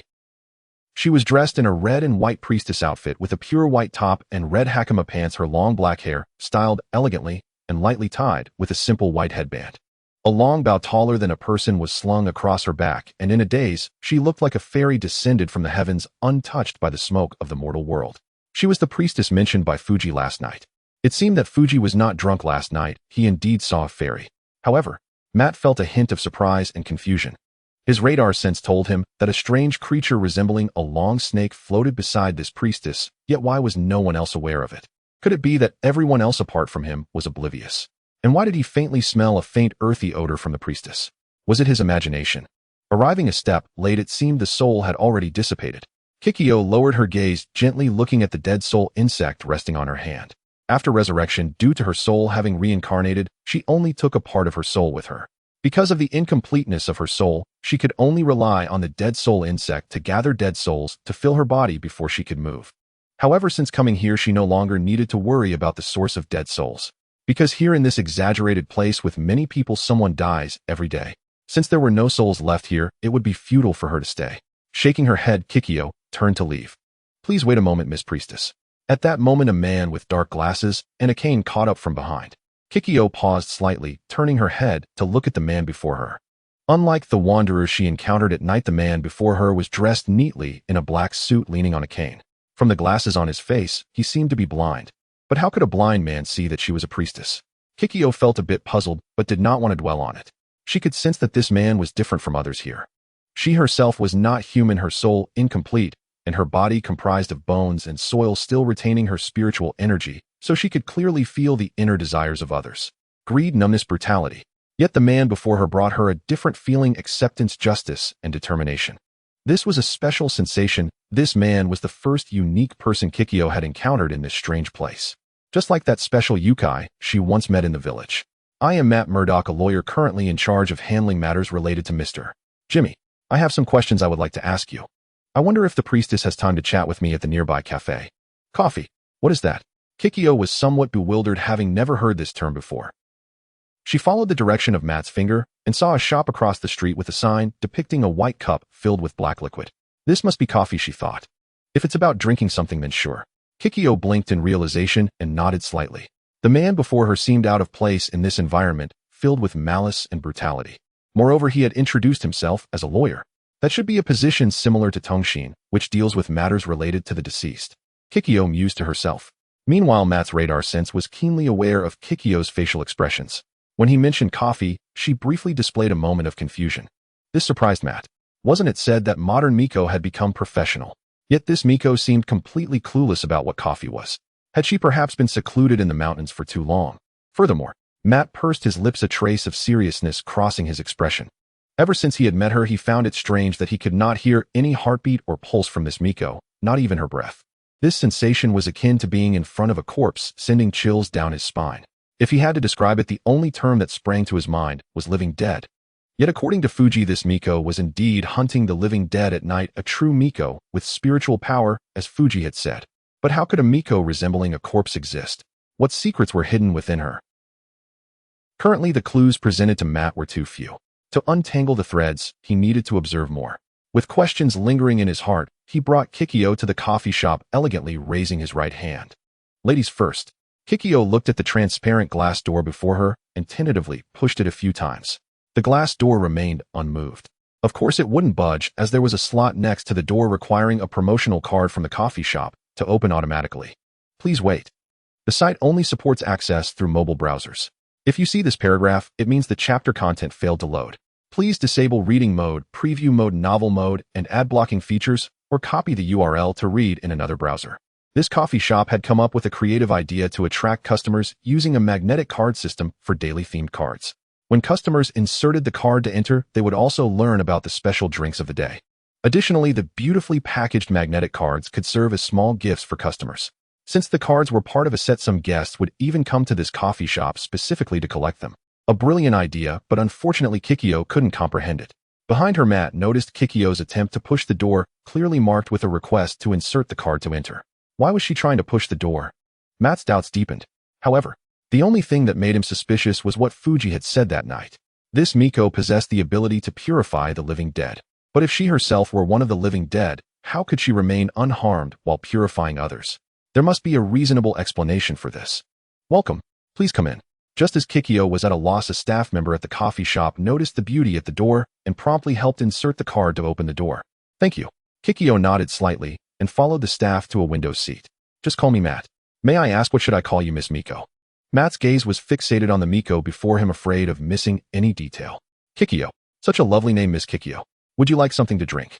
Matt smiled and handed the menu to Kikyo. She opened the menu and blinked in confusion once more. What is cheese? What is caramel cheese? As a player, she automatically understood the language and recognized every character, but she had no idea what they referred to specifically. After much hesitation, she ordered a cup of that black liquid she had seen on the shop's sign. Since it was featured on the door, it must taste decent. Matt noticed Kikyo's hesitation, but pretended not to see it, also ordering a cup of coffee. While waiting for the coffee to arrive, he casually asked, "May I ask, Miss Kikyo, where do you work as a Miko?" Kikyo shook her head. She couldn't disclose information about Keed Village. It was one of the prohibited matters players had to adhere to. Was it that she didn't know? Or couldn't say? Matt squinted slightly, deep in thought. Then may I ask where you are from, Miss Kikyo? Kikyo fell silent again. Just when Matt thought she would shake her head in refusal, like with the last question, she unexpectedly replied, "The Emperor Foundation." What is that? It clearly sounded like an organization's name rather than a place. Yet he had never heard of this organization. Matt quietly noted the Emperor Foundation in his mind, planning to look up information about this organization later. "Sir, madam, your coffee." At that moment, the staff brought over the coffee. "Thank you." Matt nodded slightly, then smiled at Kikyo. "Miss Kikyo, please give it a try." Kikyo raised the coffee like the other customers around her and took a small sip. "This is so bitter." Her elegant features twisted in an instant as she struggled to swallow the bitter liquid. "If you find pure coffee too bitter, you can add some sugar or milk to it," Matt kindly reminded her. "Huh. This bitter liquid can be sweetened. But where is the sugar?" Kikyo searched the empty table but couldn't find where the sugar was. "Can't find where the sugar is, huh?" The site only supports access through mobile browsers. If you see this paragraph, it means the chapter content failed to load. Please disable reading mode, preview mode, novel mode, and ad blocking features, or copy the URL to read in another browser. Matt sighed slightly in his heart, then stood up, took the sugar cube from the box on the table, and placed it in Kikyo's coffee. This way the sugar will neutralize the bitterness and the coffee won't be so harsh on your palate. Thank you, Kikyo smiled and nodded, appreciating his kindness. This was the first kind person she encountered since arriving in Hell's Kitchen. May I ask where you are staying now? Matt returned to his seat casually and asked nowhere. Kikyo shook her head. If I'm tired, I'll just find a random place to rest. I see. Matt nodded knowingly, successfully masking his surprise. So she was in a state of being lost on the streets. It seemed he couldn't ignore her. By the way, thank you for your help last night, Miss Kikyo. Fuji was very grateful to you when he returned. Fuji. Kikyo tilted her head slightly, showing confusion. Who was Fuji? Had she seen him? Last night in that nearby alley, Fuji was attacked by a bizarre creature that resembled the living dead. Wasn't it you, Miss Kikyo, who helped save him at that time? So that's what happened, Kikyo realized. It's nothing new, I was already chasing those living dead. Saving him was just a coincidence. Regardless of whether it was a coincidence, both he and I are very grateful to you, Miss Kikyo. Matt smiled. As a token of appreciation, how about I help you find a place to stay, eh? And I think my friend would be very interested in some matters regarding the living dead. His name is Night Devil. He is also investigating these matters. I believe you two will have common ground. Before Kikyo could respond, Matt hurriedly continued, please don't refuse, and finding a place to stay wouldn't be bad, right? If it's not too much trouble, then thank you. After a moment of hesitation, Kikyo nodded in agreement. The two exchanged smiles, and a prompt appeared before Kikyo. Met Matt Murdock for the first time, gaining a small amount of black jade. At 8 in the evening in Hell's Kitchen at the Yukihira Diner. The restaurant was bustling with quite a few diners, creating an exceptionally lively atmosphere. Soma Yukihira had a white towel draped over his shoulder, effortlessly moving between tables with a tray in his left hand. A gang was also helping out nearby, but due to his clumsiness, he always appeared flustered, making him look quite chaotic. A gang, Dad wants some tea, hurry, and pour him a cup. Dad poked his head over the counter, raising a finger. And one more thing. Dad wants a mung bean sandwich. A gang had just handed a cup of hot tea to Dad when he heard the subsequent request, and a look of difficulty appeared on his face as he scratched his head. He had no idea how to make a mung bean sandwich. Leave it to me. Soma Yukihira took the matter into his own hands. In no time at all, a fragrant mung bean sandwich was freshly made. Dad sipped his hot tea and enjoyed his favorite mung bean sandwich, feeling quite satisfied. In contrast to the lively scene here, at that moment Yukihira Joichiro was busily cooking in the kitchen. Delicious dishes often need seasoning to assist. Add a little olive oil to the water, but not too much, otherwise it will become greasy and thick. Next, grind the rye and corn into flour, pour it into the water, and stir it. Once the grains have successfully transformed into a corn slurry, add some salt and pepper, a large spoonful of butter, and a generous amount of Parmesan cheese, stirring until well combined, filling the entire shop with the aroma of corn chowder. Perfect, smooth, and unembellished traditional Italian polenta was done. It smells so good. A gang watched as Uncle Soma held the polenta, saliva unintentionally dripping from the corner of his mouth. Although this Italian polenta looked somewhat similar to the corn chowder his mother used to make it, smelled exceptionally fragrant, highly enticing. Here, give it a try first. Yukihira Joichiro chuckled as he scooped a bowl and handed it to a gang. Thank you, Uncle. A gang excitedly took it, his eyes sparkling. No problem. Yukihira Joichiro rubbed a gang's head, feeling an indescribable sentiment in his heart. Soma had been just like him since childhood. Ichiro Sakomai's specially crafted Italian cuisine naturally left Thompson feeling delighted as he leaned back in his chair, wiping the corner of his mouth and expressing his satisfaction. Brother Sakomai, even Michelin chefs cannot compare to such cuisine. It truly is a shame to be stuck in such a small shop. The food made by those so-called chefs is merely edible, it utterly fails to reach such heights. Compared to you, it truly falls short. At this, Thompson chuckled and said, perhaps I will have to bother you often in the future. You are always welcome. Ichiro Sakomai felt a sense of relief in his heart, his face breaking into a contented smile. Since Thompson was pleased with this dinner, the matter he had entrusted to him should be secure. By the way, Thompson suddenly slapped his forehead, as if recalling something, quickly straightening up, pulling his briefcase from beside him, and placing 2 documents on the table. Brother Sakomai, the matter you entrusted to me has been taken care of. The admission letters for Chuzii High School are right here, both signed and ready for tomorrow's enrollment. Brother, you have really helped me out this time. Ichiro Sakomai expressed his gratitude, then waved to the side where Ago stood. Ago, come and take these 2 admission letters. Hey, Uncle. Ago was momentarily taken aback, then accepted the 2 letters into his arms, a hint of complexity flickering in his lowered gaze. He had just arrived here not long ago and still lacked a formal identity. It was only thanks to Uncle Sakomai's kindness that he had received a sum of Bayu, barely allowing him to be recognized as a resident rather than an unknown individual. In truth, he also wished to repay Uncle Sakomai, but he had no skill in cooking and could not even perform basic tasks effectively. He was clumsy and often caused trouble. There were even times when he inadvertently offended some rude customers, and if it weren't for his father's martial arts driving them away, Ago wouldn't have known what to do. Helping out in the shop every day, Ago earned hardly any baiyu, mostly relying on the scant income from the store, and after daily settlements it amounted to almost nothing. But if it came to going to school, he felt embarrassed to even mention his grades. Whether it was Shoma or Uncle Sakumiai or his father, none had ever criticized him. He had always been the one receiving care, and all these factors made Ago feel he owed Uncle Sakumiai far too much. He wanted to earn baiyu quickly, and perhaps in the future, he could help Uncle Sakumiai deal with that issue regarding the Magia gang. But now, Ago lowered his head, thinking about the mere crumbs of baiyu had in the system. Ago, his father standing at the cash register, suddenly called out, "Come and help your old man turn on the TV. Oh, I can't figure it out. Oh, I'm coming." Ago snapped back to reality and hurried over to the cash register, searching for the remote. Ago's mind was elsewhere as he looked down, searching for the remote for a long time without finding it. His father noticed Ago's distraction and spotted the 2 admission letters at the cash register, immediately understanding. "Kid, listen to your old man. Don't think too much, or just do what you need to do. Sakumiai has arranged your enrollment with Shoma. Isn't that a good thing?"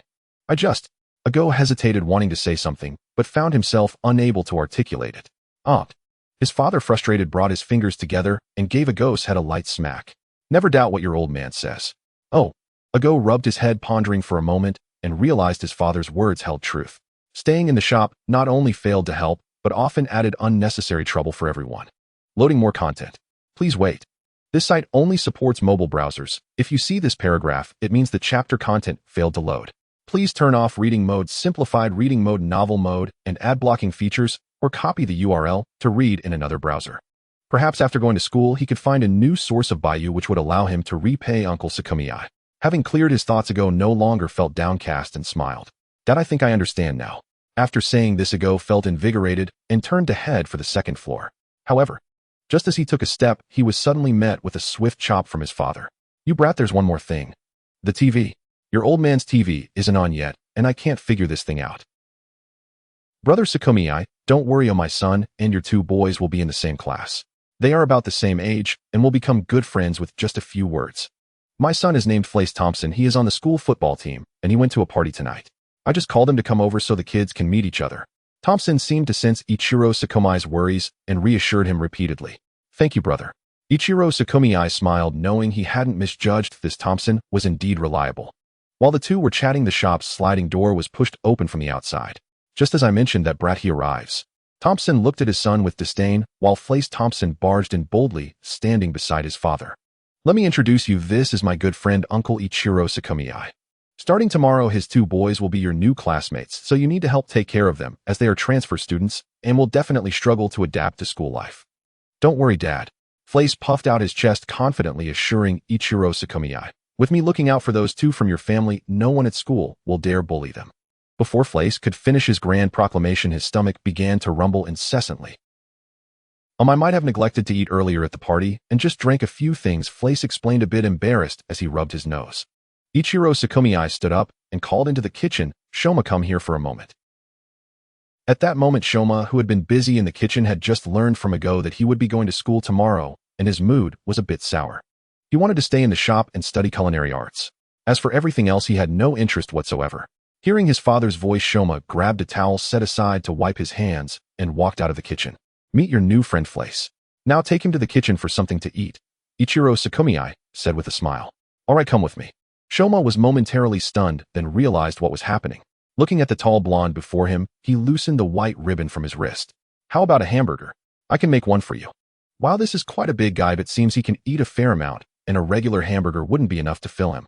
"Awesome." Flace didn't have many demands and immediately nodded, following closely behind Shoma as they headed to the kitchen.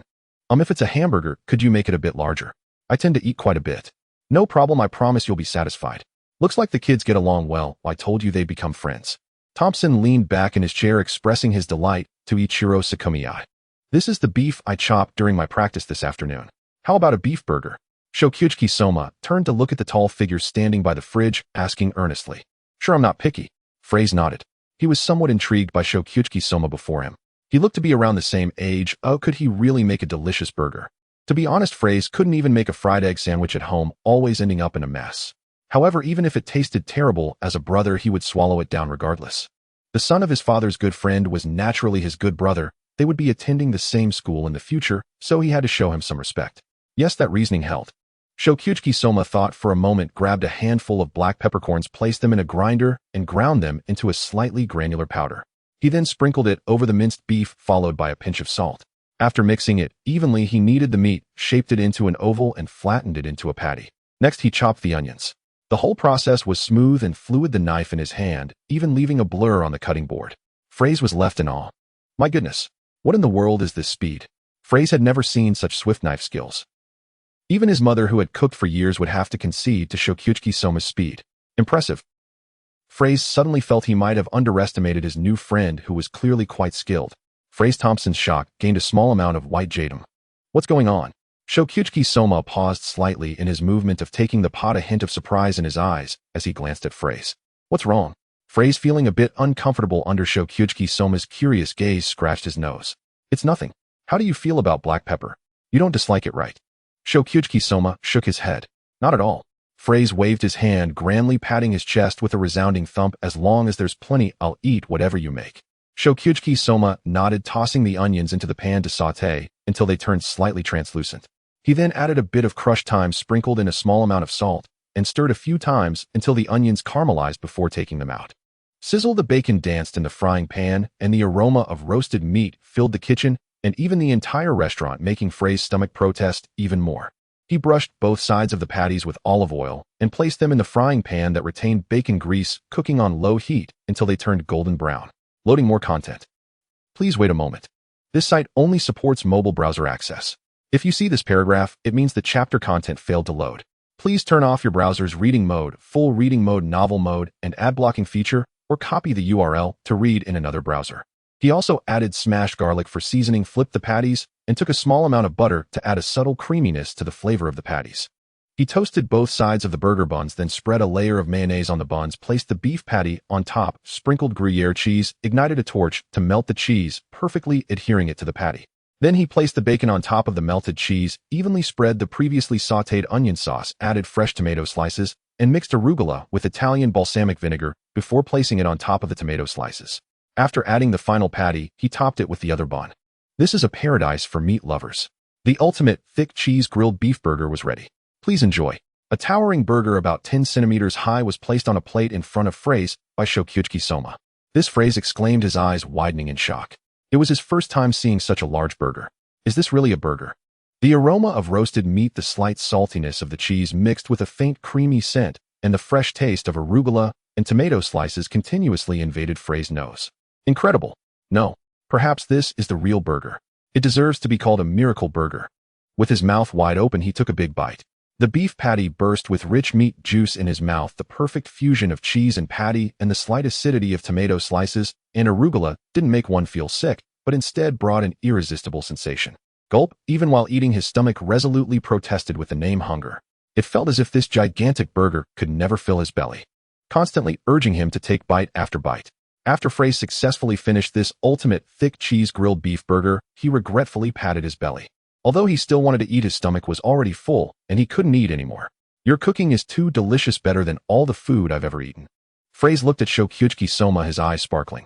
Fraze Thompson's admiration gained a small amount of white jadum. Shokyuchi Soma raised an eyebrow. It seemed he had inadvertently found another way to earn white jade. From now on, we are good brothers. Don't worry, as long as I'm at school, no one will dare to bully you. Fraze patted Shokyuchi Soma's shoulder heavily, his face full of excitement.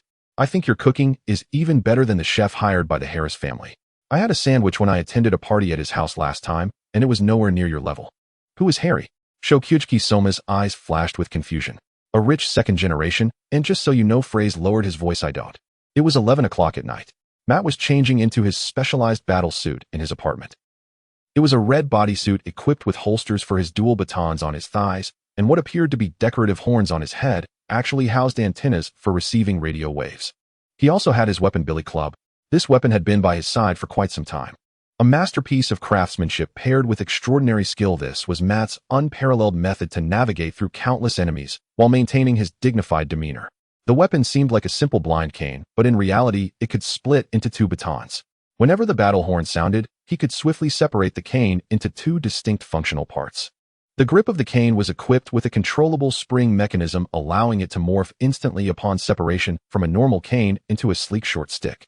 The base of the short stick had a retractable cable that could be launched and retrieved, featuring a robust elasticity. The steel claw at the front of the cable greatly aided Matt in firmly grasping and securing his position against foes. It was this device that allowed him to soar through the high-rise buildings of New York City. Moreover, the tip of the short stick could bend again, making it easier for Matt to control his strength when grabbing or saving someone, also preventing any accidental mishaps. As for the lower part, it was made of height-tensile wood that combined hardness and resilience, providing perfect balance and serving as a handy tool for Matt to showcase his exceptional throwing skills. Just as Matt was changing, the door to the room was suddenly flung open from the outside. Shortly after, a plump figure walked in. It was Matt's good friend Foggy Nelson. "Oh, Matt, it seems you're going out on a date again tonight," Foggy teased, holding fried chicken and burgers in his left hand and a large cup of iced cola in his right, looking at Matt dressed in his red suit. "You should eat less of this food. Ooh, just look at how much weight you've gained." Matt frowned at Foggy, noting the high-calorie food and the late hour, thinking how he would gain 3 more pounds if he indulged. "You know, this is the meaning of my life," Foggy shrugged nonchalantly. "Only burgers and cola can bring me joy." Matt shook his head in disbelief. "I do have a date tonight, so you don't need to wait up for me." With a quick flick of his wrist, Matt sent the short stick flying, the highly elastic cable shooting out and hooking onto the railing of a nearby rooftop as he leaped from the window. During the day, he had helped Kikyo rent a single apartment and made sure to remind her that someone would come looking for her that night, his friend Daredevil. He was quite curious about the witch who had suddenly appeared in Hell's Kitchen. Until he confirmed whether that Kingpin was an evil organization, he couldn't let this witch leave his sight. Hell's Kitchen was already chaotic enough, it must not become any more disordered. Matt thought to himself as he drifted between the tall buildings. 5 minutes later, Matt arrived in front of the apartment building where Kikyo lived, sensing the tightly shut windows and the dark room, a grave expression flashing across his face. Why was it so quiet in there without any lights on? Could it be that the witch had grown impatient and left? Crash. As he opened the window and entered, he also switched on the main light in the bedroom. In the next moment, he was startled by Kikyo, who was sitting on the bed with her hands on her bow. "So you are home? Why didn't you turn on the lights?" "I don't have candles," Kikyo explained, looking curiously at the ceiling lights and blinking her eyes. "This thing is amazing. Why did pressing the white square on the wall suddenly light up the fixture above?" "What candles?" Matt was taken aback, his gaze scanning Kikyo from head to toe, a flicker of suspicion passing through his eyes. Although he had suspected that this witch was not very familiar with certain common knowledge. However, he truly did not expect Kikyo to not even know how to turn on the lights. Matt felt that this witch seemed to be completely out of touch with the modern world. "You don't seem very curious about me." Matt found it quite strange. Kikyo appeared much more interested in the light above her. Kikyo silently stared at Matt, pausing for a moment before slowly speaking. "Mr. Matt, we only just met this afternoon, but it's just..."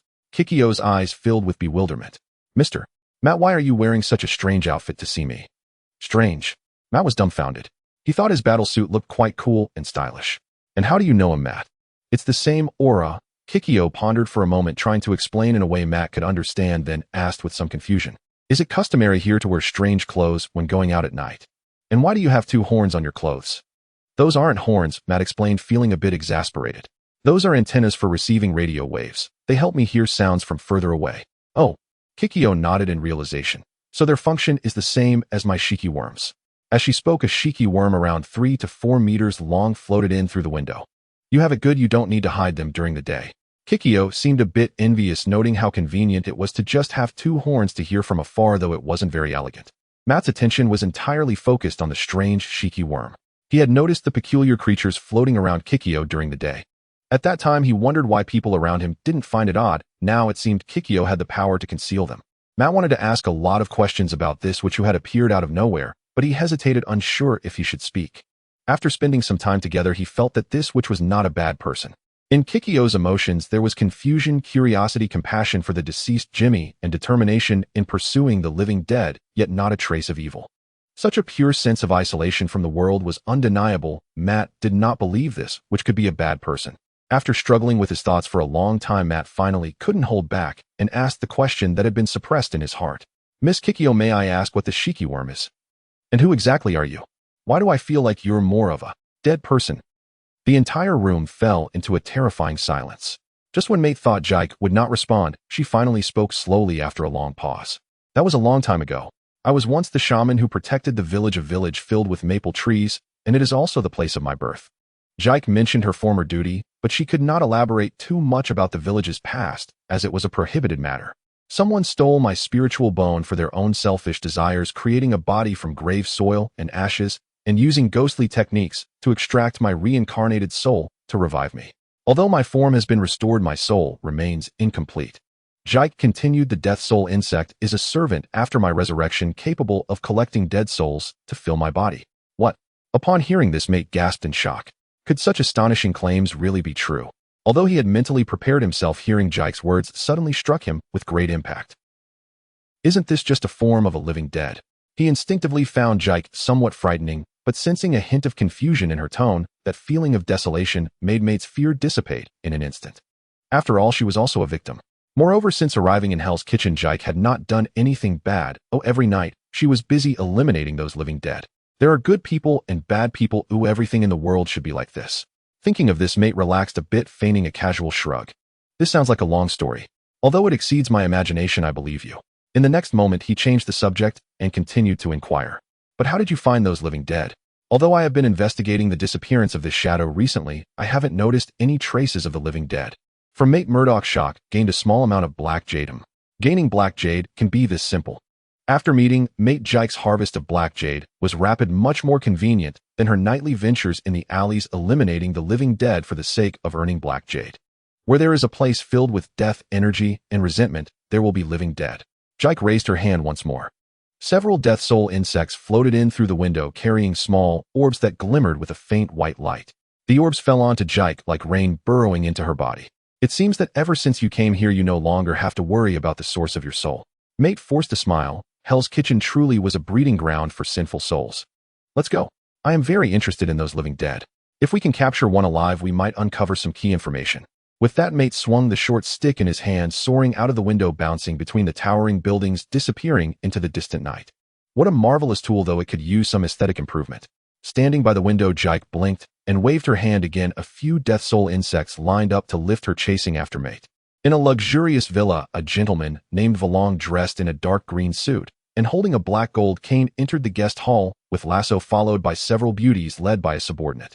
Sorry for being late, my apologies. Valon smiled as he looked at the man known as Hammerhead, who was seated on the leather sofa. Before coming, Valon had done some research on this notorious figure in Hell's Kitchen. During a gang shootout, Hammerhead had sustained a severe head injury, and later a doctor replaced it with an iron skull, granting him an invincible iron head. Although he survived, he lost all his previous memories and thereafter called himself Hammerhead. Heh, that name is really terrible, not sophisticated at all. Did you bring the goods? Hammerhead narrowed his eyes slightly, looking at Valon without beating around the bush. Don't rush, the beauties are all for you. Enjoy yourselves. Valon waved his hand, his smile growing brighter. The beauties he brought were all as soft as if they had no bones, entwining themselves around Hammerhead's subordinates in the guest hall. Your suit is really ugly, dark green like a woman, Hammerhead said, puffing on a cigar and being critical. Is that so? Valon sat on the sofa, still smiling as he looked directly at Hammerhead, showing no signs of anger. What about the items you mentioned? Unable to provoke Valon's anger, Hammerhead impatiently returned to the main topic. Valon raised an eyebrow, and Lasso immediately took out a gleaming treasure resembling a golden chalice with a serpent head engraved on it. Loading more content. Please wait. The site only supports mobile browser access. If you see this paragraph, it means the chapter content failed to load. Please disable reading mode, browsing mode, novel mode, and ad blocking features, or copy the URL to read in another browser. This is the treasure of the Golden Rooster King, rich enough to rival a nation. Valon opened the lid, revealing a pile of gold and various jewels overflowing. The reflected golden light was even more dazzling than the lights in the guest hall. The subordinates beside them were mesmerized by the sight.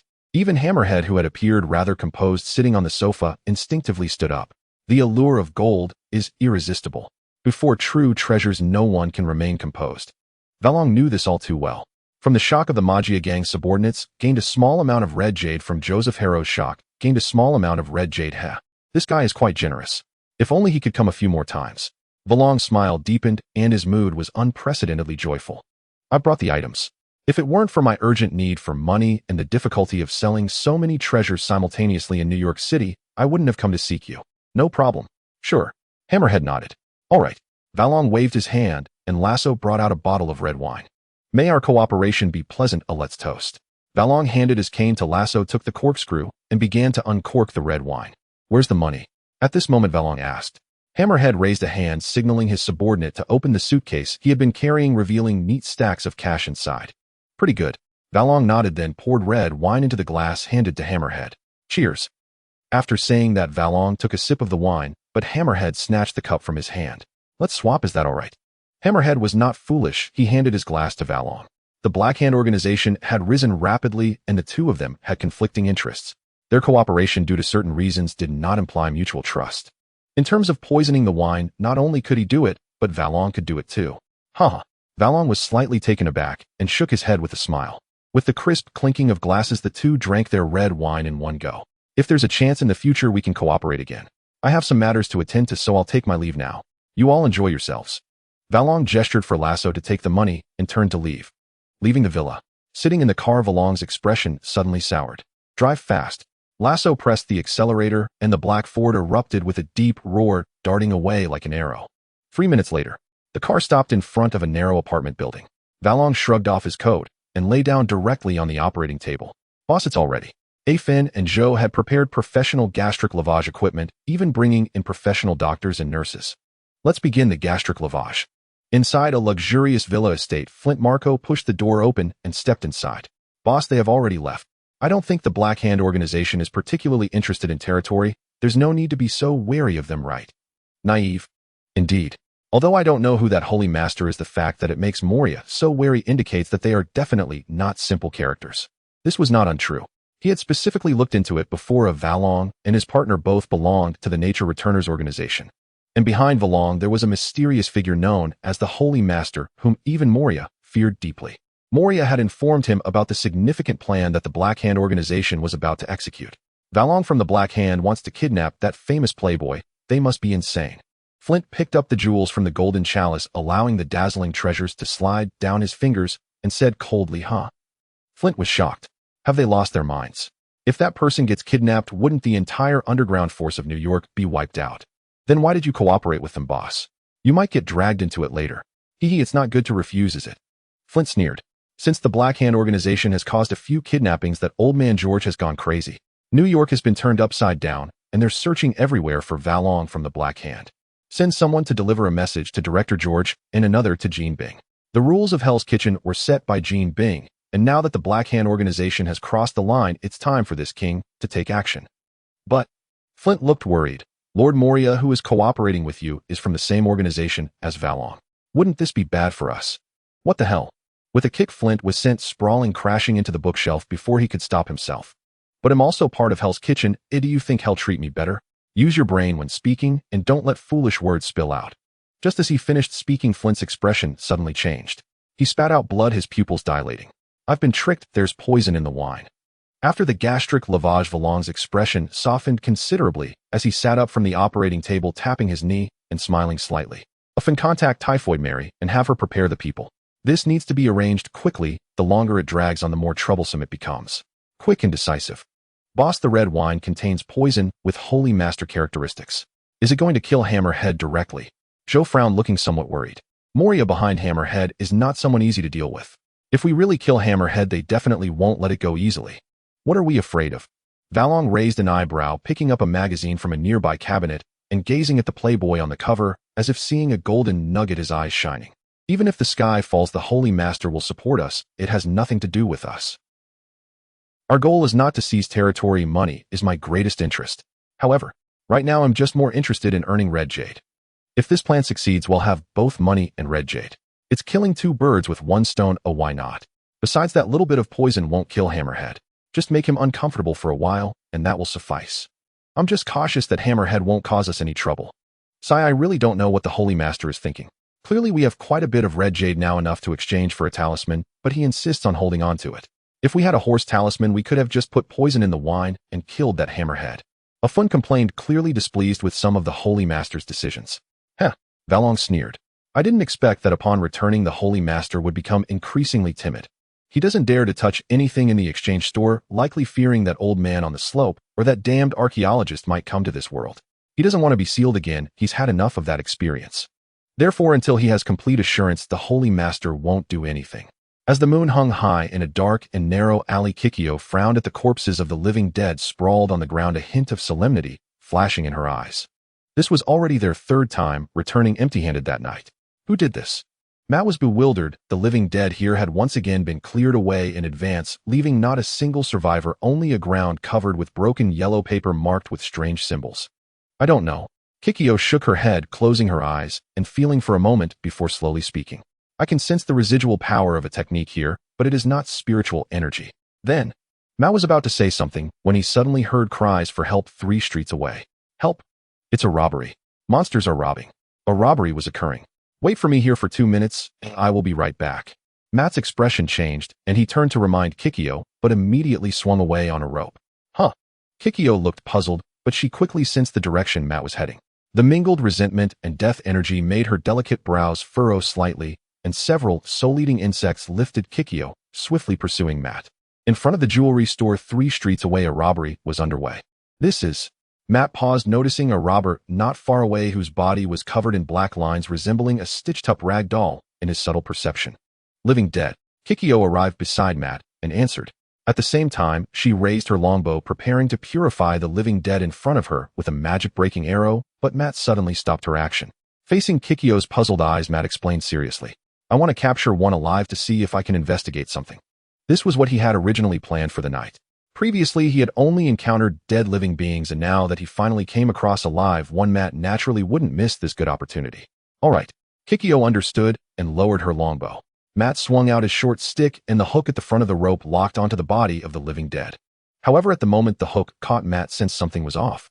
The sensation was very wrong, akin to long-rotted flesh having lost its original elasticity.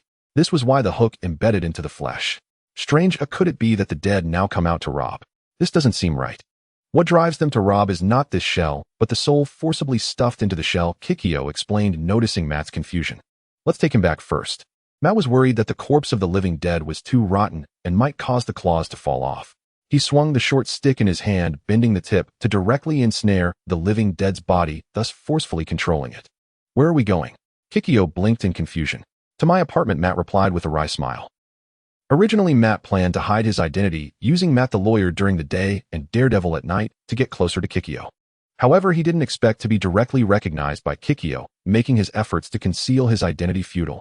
Since that was the case, he decided not to hide anymore and to take her to his apartment for questioning, which would be much more convenient. With the rope drawn out, Matt held the living dead in one hand and manipulated the rope to leap between the high buildings, quickly returning to his apartment, entering the bedroom through the window, with Kikyo following behind. Who are you? Matt frowned, interrogating the living dead before him. I am William. The living dead's voice sounded somewhat trembling. It was obvious that he felt fear towards the man in the red suit from Hell's Kitchen. William. Hearing this, Matt was slightly taken aback. He felt he had heard this name somewhere before. After a moment, he asked suspiciously, Are you William Thomas? A habitual offender from Hell's Kitchen, often charged with robbery. Matt, entrusted with the case, had encountered this robber several times. Yes, that's me, William nodded frantically. We are the failed products exiled by Lord Moria, responsible for catching shadows for this lord in remote corners. Moria? Who is that? Is he the one who created the living dead? Did he take away those people's shadows? What exactly is Moria plotting? Moreover, he had previously investigated the victims of the shadow disappearance case and found that nearly all of these victims had contact with the Magjia gang. He heard that the Magjia gang recently sealed off a dock managed directly by the gang's subordinates, prohibiting outsiders from entering or leaving. What role does the Magjia gang play here? This matter exuded strangeness everywhere. It seems that when the next cargo ship arrives, he needs to investigate what exactly is happening at the dock sealed off by the Magjia gang. Could it be? Matt's heart sank, suddenly filled with an ominous premonition. As he was pondering, Kikyo suddenly drew her bow and shot a purifying arrow that directly eliminated the robber William before him. What are you doing? Kikyo acted so quickly that Matt didn't have time to stop her. He hadn't even managed to ask the living dead for any more useful information. Why did Kikyo suddenly purify him? Someone is coming. Kikyo explained calmly to Matt. And the body is not important. The whereabouts of the shadows are what's crucial, specifically the Moria mentioned earlier. To find Moria is to find those lost shadows, which will solve the problem. Just as Kikyo finished speaking, the bedroom door was suddenly pushed open from the outside, and a plump figure stood at the door, dumbfounded as he looked at the man and woman in the bedroom. Foggy rubbed his eyes in disbelief, exclaiming, "Oh, you are so bold. How could you act so quickly? Clearly I was first. The beautiful woman saves the hero. This kind of plot is mine. Even if you are the fearless one from Hell's Kitchen, I have to tell you, you are cutting in line, and that's immoral, you know. This site only supports mobile browser access. If you see this paragraph, it means that the chapter content failed to load. Please turn off reading mode, fast reading mode, novel mode, and disable ad blocking features, or copy the URL to read in another browser. Matt felt a headache from Foggy's exaggerated performance, feeling embarrassed. He waved his hand helplessly and said, "Stop acting, Kikyo already knows my true identity." Oh, Foggy elongated his tone. "I didn't expect you two to progress so quickly. Stop talking nonsense, we are innocent." Matt declared with righteousness. "I rented a single room in the apartment building not far ahead. They'll give you the key later. You can pack your things and move in." Huh. Foggy looked astonished, pointing at his own nose and shouting, "Are you planning to kick me out?" That apartment was originally rented for Kikyo, but she doesn't need it now. The rent shouldn't go to waste. Oh, I can tidy up your room to make it livable, and later I can move my room out for Kikyo. Matt's words were well considered. On one hand, he was still unsure whether Kikyo would have any connection with Moria. After all, he hadn't finished questioning her yet when Kikyo hurriedly purified. Although Kikyo acted because Foggy suddenly barged in, Matt felt it was better to be cautious, especially since Kikyo was still under observation. On the other hand, considering Kikyo's lack of knowledge about modern living, it would be very inconvenient for her to live alone. So the best outcome was to move in together. Since Kikyo already knew Daredevil's true identity, Matt didn't need to hide anything anymore and could monitor Kikyo's actions at all times. Perfect. "Matt, you are my good friend for many years, and now you want to kick me out after just one night. You've changed." Foggy was bewildered. "It's settled then. Go pack your things quickly. They'll give you the key later." After saying this, Matt ruthlessly closed the bedroom door in front of Foggy. Pa, having a romantic interest makes one heartless. Foggy left feeling aggrieved, heading back to his room to pack. In the room, Matt had decided to let Kikyo move in without her consent, and he felt a bit embarrassed facing the witch. "I just think it's unsafe for you to live alone, so it's fine." Kikyo shook her head slowly, not thinking too much. She just felt that Matt might be doing this because of the need to investigate the living dead. This was understandable. "It's almost morning, let's go eat together later. I heard that Hell's Kitchen recently opened a new restaurant that tastes great." Matt invited actively. "Sure." Kikyo agreed nonchalantly. Huh. Suddenly a hint of confusion and surprise appeared on Kikyo's face. "What's wrong?" Matt noticed that Kikyo's tone was a bit off. "Nothing, I just lost a few of my soul insects." In the big Jeep, Zhao Li looked at the photo in front of him, feeling a sharp pain in his teeth. In the photo, two beautiful women smiled brightly, surrounded by blooming flowers. The flower was beautiful, and the women even more so. "King of the Underworld, ACHA, isn't the photo of me and his death beautiful? We just arrived in Florence, Italy. The environment here is nice. How is it on your side?" Zhao Li, recently Moria and Valon have been quite lively. Moria is working on a zombie army and Valon seems to be preparing to kidnap that playboy. In short, the ruckus they're making is quite loud.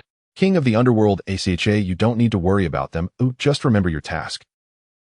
"King of the Underworld, ACHA, right now the Underworld is in dire need of help. I need ferrymen to help me collect more souls." "King of the Underworld, ACHA, that old hunter is up to you. Use whatever method you can to bring him over to our side." Zhao Li, that old man is stubborn. He just wants to go back to the great forest and find a place to hide. He doesn't care about me at all. "King of the Underworld, ACHA, I don't care, figure it out yourself. ACHA is in charge of his death, and the old hunter is your responsibility. If you let me down, I'll deal with you." On a pitch-black rainy night, the Margaret sisters' bar buzzed with exhilarating drumbeats, a lively crowd, fiery women, and rowdy drinkers. In the corner, the clinking of glasses and uncontrolled laughter filled the air when a group of uninvited guests suddenly burst in. The man at the forefront wore a black suit, striding forward with an arrogant swagger that made onlookers wish to punch him in the face. Francis tapped the bar counter, saying, "I heard you know the whereabouts of a friend of mine. His name is Wade Wilson." "Sorry, I've never heard of that name," the mole shrugged nonchalantly while wiping his glass. Francis smirked, lifting his chin. "Looks like I can help you think it over." Dust Angel Dust, with a matchstick in his mouth, stepped over the bar, shoving the mole aside, grabbing a photo from the cabinet and handing it to Francis. "I've seen this girl before," Angel said with certainty, pointing at the photo of Wade and his wife. "This must be Vanessa. Oh, I've heard about you many times." Francis looked at the photo in his hand, suddenly revealing a wicked smile. With that, Angel swiftly grabbed the mole by the neck and slammed him against the liquor-soaked bar. Crash! The crisp sound of glass clashing drew the attention of the entire bar. The mercenaries, assassins, and thugs who were drinking instinctively pulled out their firearms, dark muzzles aimed at Francis and his group, ready to erupt into violence. "Darling, you might want to take a look around," the mole said calmly. "This isn't really the place for such things. The Margaret sisters' bar is a cradle of sin. No decent person has ever stepped foot here. A shootout. No one here is afraid." "Don't be rash." Angel put this brother down. "We've got what we need," Francis said, having obtained what he wanted, signaling Angel to stop. "Consider yourself lucky." Angel released his grip, allowing the mole to fall to the ground, then followed Francis out of the bar.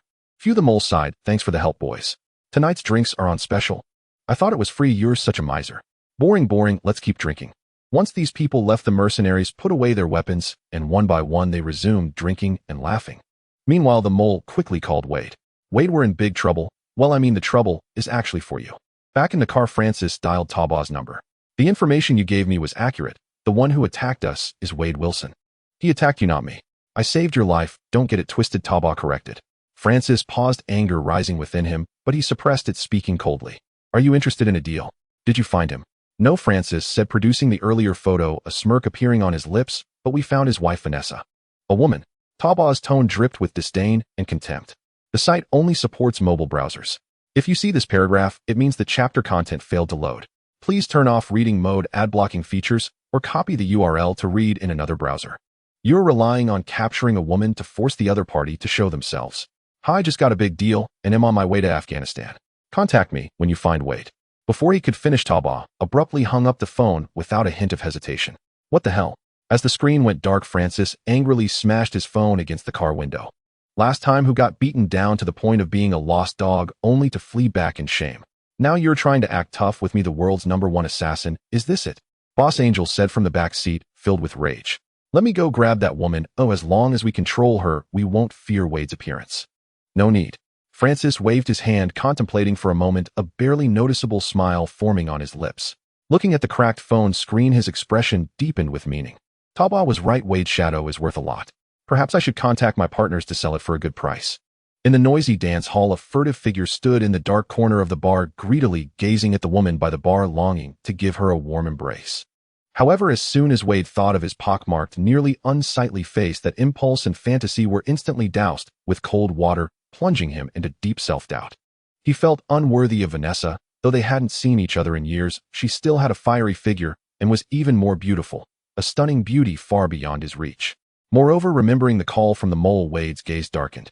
He had been exposed and Francis was already watching him. For Vanessa's safety, it was best to stay as far away from her as possible. With this thought, Wade felt a tinge of bitterness. He adjusted his hat and walked straight past Vanessa, preparing to leave. Wade. It was as if there were a telepathic connection between spouses. Oh, Vanessa, looking at the familiar figure in the distance with a hat, felt her heart race, her instinct urging her to put on her coat and rush towards him. Wade. It was still raining outside.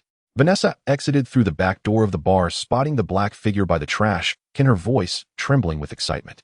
Wade, is that you? It's me. A blinding flash of lightning tore through the sky, and Vanessa saw a face she barely recognized. The man before her filled her with an inexplicable fear, especially those sinister eyes, making her feel as if she had plunged into an ice-cold abyss. Francis looked at the woman before him, feeling delighted. Vanessa, Wade's lover. What do you want? Vanessa stepped back, fearfully staring at the approaching Francis. Don't worry, as long as you're in my hands, Wade will definitely show up. That's all you're worth. Francis' smile was exceedingly bright. Just as he reached out to grab Vanessa, a gunshot rang out, a bullet piercing through his right palm. Francis, you know, I never joke around. Now get your filthy hands off her. A figure in a tight red suit appeared in the dark, rain-soaked alley. See, what did I tell you? Francis shook the blood from his hand, feeling no pain. Upon seeing Wade's arrival, a blissful smile spread across his face. He's here. Go on. Francis grabbed Vanessa and pushed her towards Wade's direction. See, I am so understanding. Now you're acting like a man. Ooh, well, settle our personal grievances later. Wade took 2 steps back with Vanessa, keeping a safe distance from Francis. He originally thought he would have to put in quite an effort to rescue Vanessa, but he never expected Francis to let her go so easily. I'm not someone who uses women as leverage. Francis squinted as he spoke. It seemed he had forgotten what he said earlier in the car to Tao bye-bye. Do you see? He is a complete man. That damn pink bastard who only knows how to collect money. Wade. Absolutely right, you are, Wade. Vanessa's eyes widened excitedly, wanting to tear off Wade's annoying red mask. Hey, darling, wait. Just as Wade was about to say something, Vanessa's expression suddenly changed, and she slammed a punch into Wade's face. Then, like a torrential rain, her fists relentlessly struck Wade's head and chest as this woman vented her frustration towards him. Just as Vanessa was about to kick Wade below, he hurriedly protected himself with his hands, shaking his head like a wave. No, no, no, darling, listen to me. Don't hit there. That's your happiness for the rest of your life. Explain, say something. Vanessa grabbed Wade's neck, shouting loudly. 2 years ago, without reason and without a word of goodbye. Without warning, Wade disappeared from her world. This bastard was simply unforgivable. Vanessa's eyes turned red, tears swirling in her eyes. I'm sorry, I should have dealt with the trouble earlier. It's been hard for both of us these past few years. I'm sorry for leaving back then. Wade's voice trembled slightly. I should have come clean with you sooner, but sweetheart, you have to know that the person behind the mask may not be the same as the one you remember. Are you talking about this mask? Vanessa reached out to take off the mask, but Wade instinctively stepped back as if frightened. Vanessa paused slightly, but then reached out firmly towards Wade again. Are you sure? Wade's voice trembled even more. Of course. With a smile, Vanessa removed Wade's mask. Looking at the face that was full of pits, and even had no hair, she suddenly laughed. Wow, I think after a short adjustment period, I can still manage to drink a lot of alcohol. Before she finished speaking, Vanessa suddenly tiptoed and wrapped her arms around Wade's neck, closing her eyes. What? Wade was stunned. When he felt the familiar and soft touch on his lips, the pain that had been suppressed in his heart instantly disappeared without a trace. He wrapped his arms around Vanessa, deepening the contact. Hey, Francis raised an eyebrow. Although I don't want to interrupt you, can you pay attention to the fact that there are still people around? The romantic atmosphere was abruptly interrupted. Wade pulled Vanessa behind him, raising an eyebrow in provocation. Oh, I see. Looks like you got dumped by the little bunny boy. There's quite a sour smell in the air. Wade fanned the air in front of his nose. The sarcasm in his words was unmistakable. Have Francis sneered. Enjoy talking back while you can. Later you might become a pair of doomed lovebirds. Come forth, zombie army. As the words fell, countless shadows crawled out from the narrow alley. The corpses sewn together with black threads crawled out from trash cans, the nearby abandoned ground, and the corners of the shadows. The re-sewn corpses were filled with souls that did not belong to them. They were the most terrifying zombie army, capable of tearing their enemies to shreds with their claws. Roar! A low growl echoed. Loading more content. Please wait. The zombies stared at Wade and Vanessa, who were trapped in a circle, as if they saw lambs being raised. This was a sumptuous and delicious feast. They would undoubtedly become the stepping stones for them to no longer be failures. What the hell is this? Wade looked at the figure nearby, wrapped in white bandages, his face instantly showing disdain. This could at least be considered a humanoid creature. But what about those others? What the hell are those things with tiger heads, elephant noses, and crocodile tails? They looked even worse than the doodles Wade drew. This is so unappetizing that I might throw up the sandwich I had for breakfast. I mean, Francis, you really should change your hobbies. They're too lowbrow. And you don't think you can defeat me with these scraps, do you? Wade raised his head to look at the sky and seriously corrected them. They say that dreaming is a daydream, yet it's clearly night now. Can't you have a little common sense? It seemed Wade's words insulted the zombies as all kinds of bizarre creatures howled at him. Dare to underestimate zombies. Get him. Bite him. The zombies roared and charged forward. However, watch as I chop you into pieces. Wade drew his twin swords from his back and leaped into the horde of zombies. The twin swords flew up and down, accompanied by flashes of cold light, as the zombies had their heads severed, arms sliced off, and legs broken. For a moment, the alley was filled with blood and chaos. The scene was utterly tragic. What is this thing? Huddled in the corner, hiding behind Wade, Vanessa's pupils widened as she looked in disbelief at the dark mass before her. These creatures that seemed to be stitched together from corpses appeared to have an inexplicable humor. She even recognized two old acquaintances among the zombies. The Jackman couple who danced in a bar and ended up dead on the way home after drinking too much. What is this? A corpse's carnival. The question is, how could these corpses move? And they can even speak. This is completely against common sense. Vanessa was stunned. She even began to doubt whether she was dreaming. Everything felt too surreal. Wait a minute. This guy looks a bit familiar. Wade suddenly froze in mid-action, about to chop down at the zombie's head, holding the dry head in his hand, tilting his head to scrutinize it. For a while, a hint of surprise flashed in his eyes. Cunningham. Hey buddy, how long has it been since we last met? It seems we haven't seen each other since that damned laboratory, right? No need to answer me. Ooh, I know what you want to say. Before the other could say anything, Wade ruthlessly severed its head. Although he did not know how these corpses were resurrected. But it was clear. This Cunningham was not the man he remembered, the one who planned to go home and make banana pancakes for the kids. That man was gone, and what remained was merely a desecrated shell. Wade felt no psychological burden as he struck. A swift execution. Wade wielded dual blades, moving through the tide of zombies, effortlessly finishing the battle in the blink of an eye. The entire alley was soaked in dark brown blood, the pungent smell of blood causing involuntary frowns, while the scattered pieces of corpses seemed to writhe with a life of their own. Even when chopped into pieces, these zombies did not die. Such a scene did not evoke a sense of the tenacity of life, but instead instilled a deeper horror, as if a dark cloud loomed over the alley, sending chills down one's spine, leading to bouts of retching. Do you see? Why do I love red battle attire so much? Because when the battle gear is soaked in blood, it won't be noticed by others. Wade firmly shielded Vanisha behind him, staring at Francis under the lamplight across the way, relaxed, as if the seemingly terrifying zombies posed no trouble at all. Now that the warm-up is over, my dear friend, it's your turn.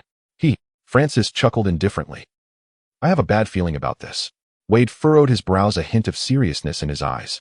Francis' reaction seemed off. In his expectations, Francis should have been screaming in despair after he annihilated the zombie army, or like someone fleeing on the highway running for his life. Instead, he stood there with his hands in his pockets, leaning against the alley wall, exuding an air of leisure. Was it a delusion, or could he even sense a vibe of delight emanating from Francis? This was undoubtedly wrong. Did Francis have a backup plan? Wade's vigilance heightened, instinctively recalling the pink rabbit named Tao Bai from the last encounter. Just a couple of days ago, he had asked the mole to investigate this person who had mysteriously risen in the mercenary world over the past 2 months, known for his ruthless strikes and exorbitant fees. In just 2 months, he had climbed to the top of the most popular mercenary rankings, and his momentum showed no signs of stopping. Moreover, this man was exceedingly mysterious with virtually no past records. It was as if he had appeared out of thin air 2 months ago and caused a bloodbath in the mercenary community. Wade recalled the list that the mole had brought him, filled with targets marked by Tao Bai. Without exception, all were dead. The list even contained a few familiar names, all prominent figures dominating their territories. Such individuals could be said to be under comprehensive protection, making it extremely difficult to take them down, yet they still met a gruesome end at the hands of Tao Bai. The man who called himself the world's #1 assassin was indeed not overrated.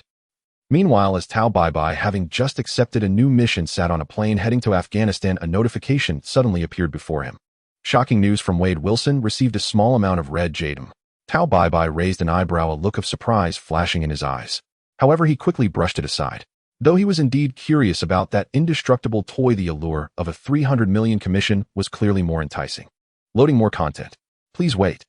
This site only supports mobile browser access. If you see this paragraph, it means the chapter content failed to load. Please disable reading mode, preview mode, novel mode, and ad blocking features, or copy the URL to read in another browser. In the rainy night alley, Francis seemed very pleased with everything he saw, his smile becoming increasingly radiant. Look at this, such clean and decisive slaughter. Moria, the price I quoted earlier was not excessive, was it? His shadow will surely satisfy you. Francis spoke as if addressing the air. Hey, who are you talking to? Could it be that the annihilation of the zombie army had driven him mad? Or was there someone else here? The key was that he seemed completely oblivious, which was abnormal. Wade felt a sudden chill in his heart. The entire alley was instantly enveloped by an air of cold desolation. After a long while, there was still no response in the alley. Just as Wade began to relax, he suddenly heard a series of piercing laughter from above. Several bright lights suddenly shone down. A gigantic black figure appeared just a few meters away from him. What kind of monster was this? Human or ghost? Wade's pupils shrank sharply, and he instinctively inhaled sharply. The monster before him appeared as tall as a 3-story building, at least 6 to 7 meters in height. Its hair stood atop its head like a green onion, making it look like a giant scallion. Its entire face looked exceptionally pale, exaggerated, as if a layer of flour had been poured directly onto it. On either side of its forehead were 2 massive long horns, looking extremely aggressive, as if cow horns had been grafted onto its head. With sharp ears and teeth, its neck and head were adorned with cross-stitch-like sutures, wearing a shirt with bat-like collars and Gothic-style attire. Incredible news from Wade. Wilson received a small amount of red jade, seeing the system notification. Moria's mood improved further. Slaughter madness, top-notch combat skills. He had finally found a perfect shadow for number 900. How wonderful. In the past, he had been filled with confidence and ambition regarding his own power, but now he understood the importance of having excellent subordinates. He wouldn't need to do anything. He could rely on the power of others to become the pirate king. No, this world was more suited for him, where he could still become a king. Because here no one could contend with him. This was simply a perfect world. Wade solemnly pulled out a POS machine from his pocket. Who knows where he had hidden it before, and then he looked at Moria with keen attentiveness. It's like this. I currently support cash payments. If you can swipe a card, that would be best. 100 million, no negotiation, just hand over the money. Are you an idiot? Francis stared at Wade with a face full of black lines, complaining. Is there really someone in this world who would seriously sell themselves? Such a person is either crazy or foolish. No, I just didn't expect your business acumen to be so poor. 20 million, you must be looking down on me. Wade glared at Francis, clearly displeased. A piercing laugh echoed once more. You're quite amusing. Moria watched Wade with great interest. This was the first time he had seen such an amusing character, far more entertaining than anyone he had encountered before. This absurd and completely out-of-touch demeanor reminded him of someone who shouted, I want to become the pirate king. Fortunately, that straw hat kid does not exist in this world. Here Moria shall be the most powerful pirate. If Wade's shadow were placed into number 900, he would gain a powerful and talkative zombie. A perfect match. This is much simpler than his previous plan to seize the shadow of Tobai. Moria silently thought to himself. Meanwhile, Tobai, who was on a plane heading to Afghanistan, inexplicably sneezed. Moi. Tobai scratched his head, puzzled. Am I catching a cold? Mr. Tobai, is there some trouble? We will be arriving at our destination shortly. The assistant dressed in a black suit spoke with a smiling face. It's nothing. Tobai waved his hand dismissively, appearing indifferent. Call me when we arrive. I need to rest now. Understood. The assistant nodded respectfully, not saying much, and then withdrew. Just 2 days ago, Mr. Obadiah suddenly approached this killer who had gained a reputation in the mercenary world. After offering $300 million, the killer readily agreed. At first, the assistant looked down on this killer, who wore a pink robe every day. What kind of man wears pink clothes? However, after personally witnessing Tobai kill Mr. Obadiah's highly priced bodyguard with just his tongue, the assistant was completely convinced, or rather he became as obedient as a quail, daring not to voice any objections. With Tobai around, Mr. Obadiah's target is sure to be accomplished. Damn it, my charm has nowhere to go. Although I am indeed handsome, I do not wish to be associated with a monster like you. He. At a critical moment, Moria and the shadow instantly switched places, with the shadow mage replacing Moria. Wade's eyes flashed with surprise, yet he managed to twist his body midair and deflect the attack. The black seam on Moria's neck was brutally cut open by Wade. That hurts. You damned bastard. Moria's fury ignited. He was injured. He had been wounded by a mere ant whom he had completely underestimated. This was an utter humiliation, unforgivable. Moria's anger surged, glaring fiercely at Wade. He feeling great, right? Deadpool's service is quite good, rest assured. This is a special offer, no extra charge. This time it was Wade's turn to mock. That hurts a lot. They'll make you pay for this, you damn bastard. Moria roared. Scatterbats. The shadow mage transformed into a swarm of bats, again flapping their wings, this time not rushing to tear apart the enemy, but surrounding Wade tightly. Is that all you've got, Mr. Weeble? Wade raised an eyebrow, clearly not taking the bat seriously. Shadow box. In the next second, the scattered bats suddenly transformed into a cubic box, trapping Wade firmly inside, unable to escape as he swung his dual blades futilely against the walls. Loading more content. Please wait. This site only supports mobile browser access. If you see this paragraph, it means the chapter content failed to load. Please turn off your browser's reading mode, view mode, novel mode, and disable ad blocking features, or copy the URL to read in another browser. Shadow spear. The shadow transformed into a spear, instantly piercing through Wade's chest, pinning him like a rag doll inside the shadow box. Puffed. Blood trickled from the corner of Wade's mouth as his breathing became intermittent. Hee. The sharp laughter echoed again. The ground trembled as Moria walked with heavy steps to the shadow box, yanking out the trapped Wade. Meanwhile, a giant spotlight that Francis had prepared illuminated the entire alley from above, making Wade's shadow appear remarkably clear. Now your shadow belongs to me. Moria cackled, tearing Wade's shadow from the ground with his bare hands, especially made giant pair of scissors appearing in his grip. With a crisp snap, the struggling shadow was cut from beneath Wade. Ugh! Wade's pupils dilated as he collapsed to the ground unconscious. Your shadow is now mine. The world's strongest special zombie is about to be completed. Moria raised the still struggling shadow of Wade, envisioning the impending grandeur, his smile growing increasingly arrogant. Wade. Vanessa rushed over in disbelief, hugging Wade tightly, tears streaming uncontrollably down her face. Just a kind reminder. At that moment, Francis, who had been watching the scene unfold, suddenly spoke up. Don't let him be exposed to sunlight, or he'll die. What? Vanessa's heart sank. Instinctively looking up, she noticed that Francis and the giant monster, who called himself Moria, had already disappeared into the dark, rainy night. Hell's Kitchen, the fake detective agency. Jessica Jones lay exhausted on the table, feeling so sore that even moving a finger seemed like a burdensome task. She was too tired to even think about food. In fact, she had never imagined she would be this exhausted before taking on that assignment. Jessica quietly pulled out a leather envelope from her jacket pocket, feeling the bulging cash. Inside, a smile of happiness blossomed on her face. With this much money, it was enough for her to prepay for half a year's meals at the Happy Peace Diner. This sum was far more than what she earned from tailing cheating husbands and catching mistresses. If she could get a few more jobs like this, she might even be able to cover her expenses for the year in advance. Never mind. No need to indulge in such fanciful daydreams. Such good fortune is as rare as finding a pie falling from the sky. Even encountering it once is considered a stroke of luck. Jessica shook her head, dismissing those nonsensical daydreams from her mind. TSK. After eating pig food in that rundown place for half a month, she was craving something decent. It was time to treat her inner self. Speaking of which, she hadn't visited the diner in a while, as she wondered if they had introduced any new dishes. At this thought, Jessica couldn't help but salivate, her stomach protesting appropriately. Stretching lazily, she grabbed a jacket from the back of her chair and turned to leave the agency. As dawn broke, mixed with the early morning rain, Jessica arrived at the Happy Peace Diner.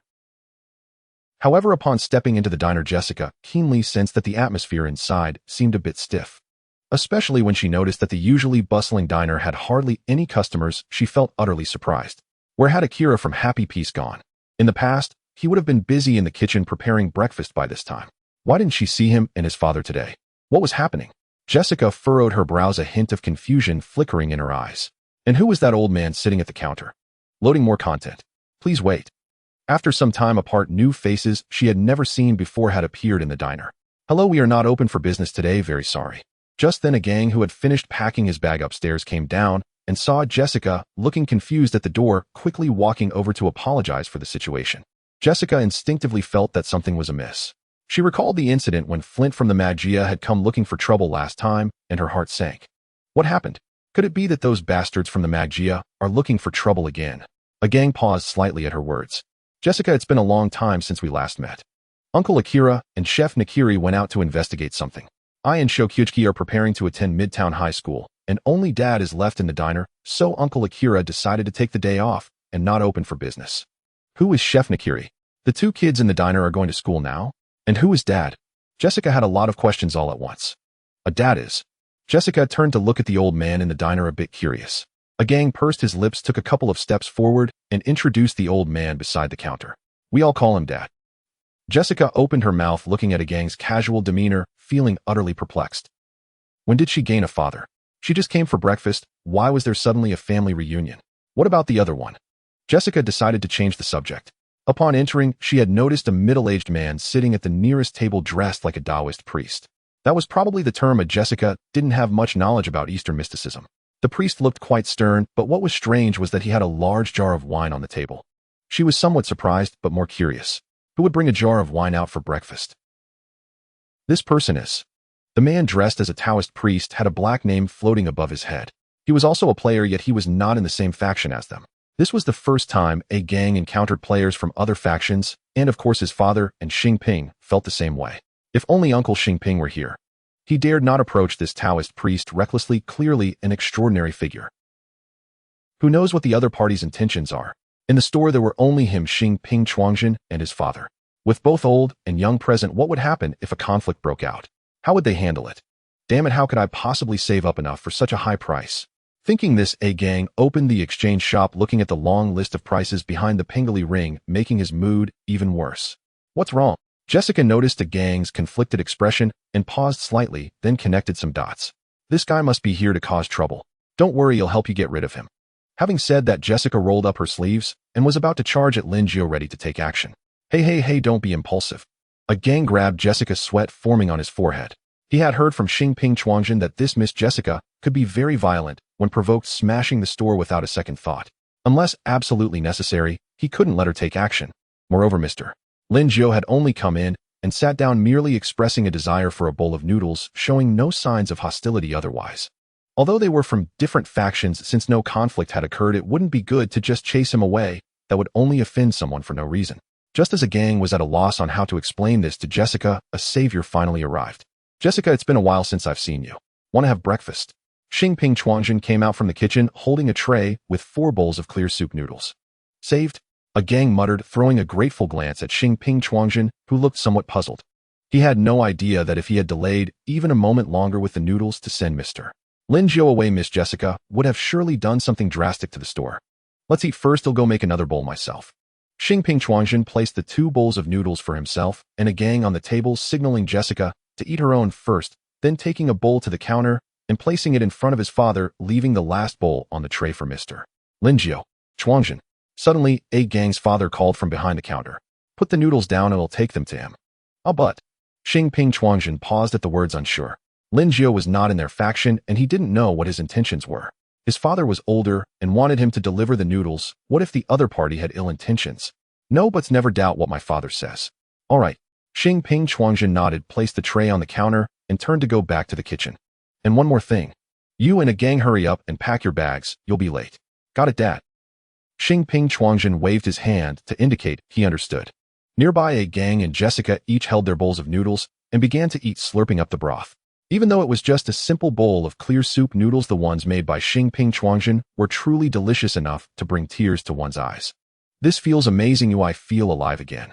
The chewy noodles combined with the fragrance of green onions made this seemingly simple bowl of clear soup noodles taste like a feast, leaving Jessica's face filled with a joyful smile. From Jessica, Jonas' heartfelt reaction gained a small amount of white jade. It seems she hasn't changed at all. Looking at the sudden prompt before him, while pulling noodles at the counter, Xing Ping Chuangjin was taken aback. For a moment, a smile creeping onto his lips. If he had time later, perhaps he should let Jessica try his new dish. Mango soy sauce fried small fish. Loading more content. Please wait. This site only supports mobile browser access. If you see this paragraph, it means the chapter content failed to load. Please turn off reading mode, skim mode, novel mode, and disable ad blocking features, or copy the URL to another browser to read. So bad it makes one shiver. Hey, Mr. Lin, your noodles are here.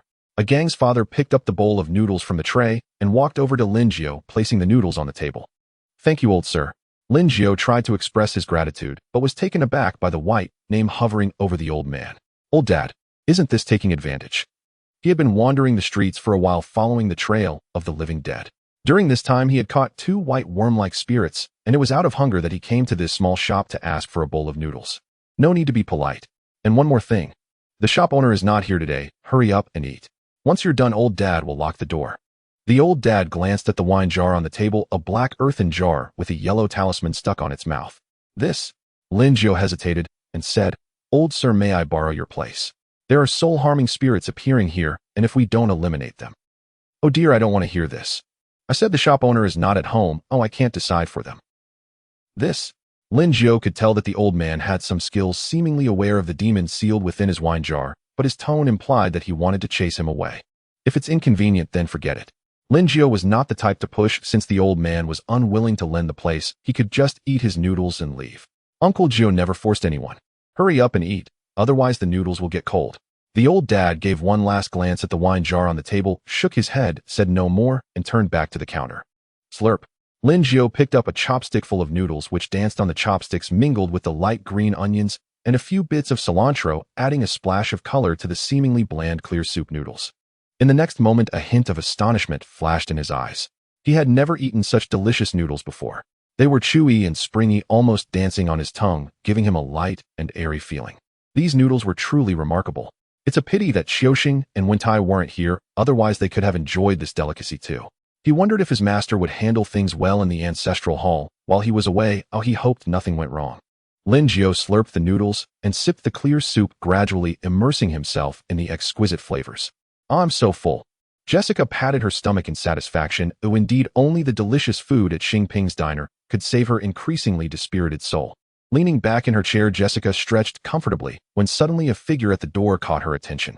A little girl resembling a young servant stood outside the door, wearing a light yellow kimono embroidered with green butterflies. She looked as if she had jumped out of a storybook, adorably Japanese. Her waist-length hair was tied with a white satin ribbon, her hands tucked into the wide sleeves of her kimono. Despite being so small, her expression was serious. Found it. The kimono girl's butterfly-like gaze fell upon the wine jar on Lin Jiao's table, and her eyes suddenly brightened. Under the order of the Holy Lord, she had come to track down the lost soul worm, and now she had found her target. Jessica watched with great interest as the Shikigami child butterfly entered the store. The stern-faced little girl was truly adorable. Her serious appearance was simply heart-melting. The kimono she wore was also quite beautiful. Jessica wondered whose child she was and how she ended up here alone. Following Butterfly's gaze, she looked at the wine jar on Lin Jiao's table. Hey, this little girl can't be craving wine, can she? Jessica shook her head with amusement, guessing that she was just curious about the large wine jar. To be honest, she was quite curious herself. It was rare to see a Taoist carrying a wine jar to a meal. Jessica rubbed her full belly, watching with a smile as Butterfly approached Lin Jiao's table step by step, not bothering to warn her. After all, that wine jar was so big she couldn't take it away anyway. At this moment, all of Lin Jiao's attention was focused on the bowl of noodles before him. To be honest, in his half a lifetime, he had never eaten noodles this good. It was even better than the meals at the general's residence before him. It was as if a fairy springs delicacy had appeared, and Lin Jiao was completely entranced. Butterfly lightly stepped beside Lin Jio's table. She glanced at the Taoist buried in his bowl of noodles, not paying him much mind. Moving to the side of the table, she tiptoed and reached out to grab the wine jar. When Butterfly first touched the wine jar, there was nothing unusual, but as her little hand moved up to lift the red cloth covering it, the yellow talisman, stuck to the jar's mouth, suddenly burst forth with a bright light. After a short gasp, Butterfly felt a severe, burning sensation in her hand, and then she was flung away. The tables and chairs were overturned everywhere, and it was easy to imagine that Butterfly had fallen hard. What happened?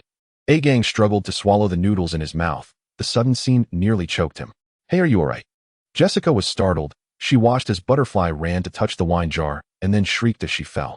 After a moment of shock, Jessica stood up, eager to check on Butterfly, hoping she wasn't hurt. At the same time, Lin Jiu, lost in the aroma of the food, suddenly woke up, slamming his chopsticks on the table.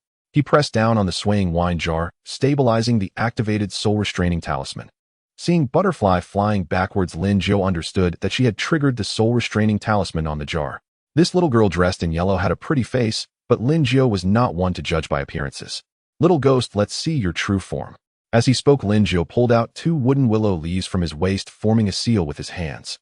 He then rubbed the 2 small round mirrors embedded in the wooden leaves over his eyes. In an instant, a golden light flashed, and when Lin Jiu opened his eyes again, he saw that the so-called delicate little girl was actually a nurtured, ghostly being filled with resentment, clearly having become a formidable evil spirit roaming in broad daylight. Hey, I'm talking to you. What do you want to do? Jessica had just stood up and taken a step towards Butterfly when she noticed the stern-faced Taoist first slam down his chopsticks and then glare ready to explode. Jessica was immediately displeased. What's the big deal? This little girl just touched that broken wine jar. Is it necessary to blow up like that? Besides, who knows what problems that wine jar might have? It's not like touching it should make someone scream and fall over. Could it be some dangerous object disguised as a wine jar? Having experienced a troubling past as a superhero, Jessica knew very well that there are always some guys in this world. Miss, please calm down. Lin Jiu waved his hands and took a few steps back, not wanting to provoke a conflict unnecessarily. I'm giving you 3 seconds to explain, otherwise I will make sure you cool off properly. Jessica's fists crackled as she stepped 2 paces closer to Lin Jiu, stomping lightly on the ground, which surprisingly cracked beneath her feet. If she hadn't held back with her superhuman physique, that stomp would have flattened the entire Hepping City back to its original state. Lin Jiu was startled. The girl before him, delicate and unblemished, showed no signs of training, yet, with such casual stomping, she shattered the floor. What immense strength. Encounter with Jessica Jones obtained a small amount of black jade. The sudden system prompt left Lin Jiu momentarily stunned. Could it be that this girl has some special quality? Otherwise, why would there be this separate prompt? Compared to exterminating zombies in the alley, this black jade seemed too easy. Anger from Jessica Jones obtained a small amount of black jade. Just getting angry warrants a prompt. Lin Jiu pondered, observing Jessica thoughtfully. Don't make a move, don't make a move. Dad is upstairs and will be down shortly. A gang rushed out from the back kitchen, quickly blocking Jessica. While Jessica was completely oblivious to Eastern mysticism, a gang had some knowledge about Taoists and ghosts. After all, a gang had heard quite a bit about Buddhist worship, the night parade of 100 demons and monks capturing ghosts. Even during festivals, he would accompany his mother to the temple for offerings. Looking at the Taoist's attire and the yellow talisman on the wine jar, a gang felt it resembled a classic scene of a Taoist capturing ghosts. But he wasn't sure how accurate this judgment was. A gang had always lacked confidence in such assessments. For now, he could only stand between Jessica and Lin Jiu, hoping to prevent the conflict from escalating. At the very least, he wanted to wait for Dad to come down and assess the situation before deciding whether to fight. This is bad. Dad will have to clean up after this. Hepping Chuangjin emerged from the back kitchen with a bowl of noodles, looking at the chaotic scene with a troubled expression. At that moment, a commotion suddenly erupted upstairs with faint screams from a girl before everything fell silent again. What is this? Lin Jiu took out a divination plate, and after a brief shaking, the pointer indicated the 2nd floor. The ghost-catching compass was triggered, indicating that there was another ghost in the store and the old man upstairs was in danger. Realizing this, Lin Jiu hesitated not and rushed towards the 2nd floor, but Jessica blocked his path in a single step. I'm telling you, don't even think about running. Miss, don't stop me. Lin Jiu, not bothering to explain, pulled Jessica's arm with a swift motion, dragging her aside as he tried to push past her towards the 2nd floor. Hey, how dare you lay hands on me? Jessica was infuriated. This Taoist playing tricks actually dared to make the first move. Moreover, with just that one pull, how could she be pushed aside so easily? This shouldn't be happening. What a disgrace. Jessica's anger flared. Ignoring a gang nearby, she decided to strike first and grabbed a nearby table, intending to hit Lin Jiu hard. Evil spirits, be gone. Dad's voice echoed at a critical moment, halting Jessica's wrath while capturing everyone's attention in the store. Loading more content. Please wait. This site only supports mobile browser access. If you see this paragraph, it means the chapter content has failed to load. Please disable reading mode, browsing mode, novel mode, and ad blocking features, or copy the URL to read in another browser. Carrying a pufferfish, Dad walked down from upstairs. As he chanted a spell, green magical energy bound a small child. Dressed in a pale blue kimono adorned with pink flowers with fluffy pom-pom hair accessories, she looked as cute as a butterfly yet maintained a blank expression. She was Hinata, also belonging to the Saint Master Kikyo, here to retrieve the lost soul worm. As the butterfly was captured by Linjio and contained in a wine jar, Hinata was also bound by Dad's magical energy. Hinata struggled with all her might, but like a trapped bug encased in amber, the power of the spell kept her suspended behind Dad, completely unable to escape. This is bad. Kikyo, who had been following Mate slowly, suddenly changed her expression. Just now she had lost contact with the butterfly, and before she could react, she sensed Hinata was also ensnared by some force. Kikyo dared not delay. If it were just a lost soul worm, she wouldn't be too anxious. Such lowly spirits were bound to suffer damage. But Hinata was different from the butterfly. They both had served the Saint Master for years and had established a long-term relationship with Kikyo. Kikyo would never allow them to be harmed. Sensing Hinata's vague location, Kikyo quickened her pace towards the dining room. Unlike her previous slow stroll, Kikyo, empowered by spiritual energy, sped through the streets, her entire demeanor becoming fierce. What's wrong? Mate, who had fallen behind Kikyo, quickly took a few steps to catch up, asking in confusion. Just moments ago, everything was fine. Kikyo had been quietly following behind, discussing matters related to the undead as they headed towards the dining room previously mentioned by Fuji. But Kikyo's expression suddenly changed. Mate could sense that Kikyo's entire state was different. It was filled with a sense of urgency and a chilling aura. Earlier I lost contact with 2 of my soul worms, so I dispatched my 2 Shikigami to investigate. Mate could hear Kikyo's anxious tone, which was utterly genuine. Shikigami. And then, Mate wasn't quite sure what Shikigami were, but roughly understood them to be helpers or attendants. The connection between a shrine maiden and her Shikigami should be very close, but just now the connection with the butterfly was severed and Hinata was also trapped, only able to convey vague messages to me. I can only vaguely locate Hinata. I don't know who captured them, but before they are harmed I must rescue them. The target is me. I can go alone. You don't need to worry about me, just go back. Kikyo tightened her grip on the long bough behind her, activating her spiritual energy and quickening her pace once more. She knew she had fallen into a trap, from the loss of the soul worm to the capture of the butterfly, and Hinata, her opponents, clearly intended to lead her there. But Kikyo didn't care. Even if what lay ahead was a hell of treachery, she would venture forth for the sake of the butterfly and Hinata. She had always been such a gentle person, whether as the living shrine maiden or the ominous being resurrected from vengeful bones. She had never changed. Hey, how can I just stand by? Thinking this, Mate silently followed behind. In the face of danger, the fearless souls of the Hell's Kitchen would not turn a blind eye. Moreover, after a brief interaction, he felt that this shrine maiden did not seem like a bad person. Oh, this is getting interesting. Zhaoli narrowed his eyes, playing with the double-barreled gun in his hand, a smile slowly forming on his lips. What's going on? Lu Air in the passenger seat chewed on a cigar, asking in confusion. A mix of deathly aura and overwhelming resentment. The show is about to begin. If we arrive late, we'll miss out. Zhaoli turned the corner at the street, stepping on the gas, ready to join the spectacle. Old man, you are actually a mage. A-Gang's face was filled with disbelief as he pointed at the little boy behind the old man, asking in an urgent tone, and what about this little girl? Just now this Taoist accepted a girl. Could it really be a ghost? As the old man walked down the stairs holding the dried pufferfish in his hand, he fixed the bound little boy aside, watching A-Gang and the other's surprised expressions, shaking his head, and said slowly. The old man never said he wasn't a mage. The old man paused for a moment, glanced at the little boy who was frozen by magic and unable to move side, and spoke with a complex tone. And one more thing. Never be deceived by the surface phenomena of things. So does that mean it really is a ghost? Jessica was dumbfounded, holding onto the table. She didn't quite understand Eastern mysticism and wasn't clear on the concept of ghosts. Roughly translating it in her mind, she equated a ghost with an evil spirit or something like a devil. So are these 2 beautiful little children who appeared one after another both evil spirits, both devils? Are you sure you're not joking? Jessica's face was filled with disbelief. I don't know either. A-Gang was also at a loss and even felt a bit scared. He was afraid of ghosts. Everyone please listen to me. Linjio stepped forward. It was his turn to explain, otherwise Miss Jessica would keep looking at him with a gaze as if he was a beggar, making Linjio feel quite awkward. As this old gentleman said, this little boy seems obedient and lovely, but in reality, he is a ghost creature raised by someone. And the targets they came for are the two spirits sealed in this wine jar.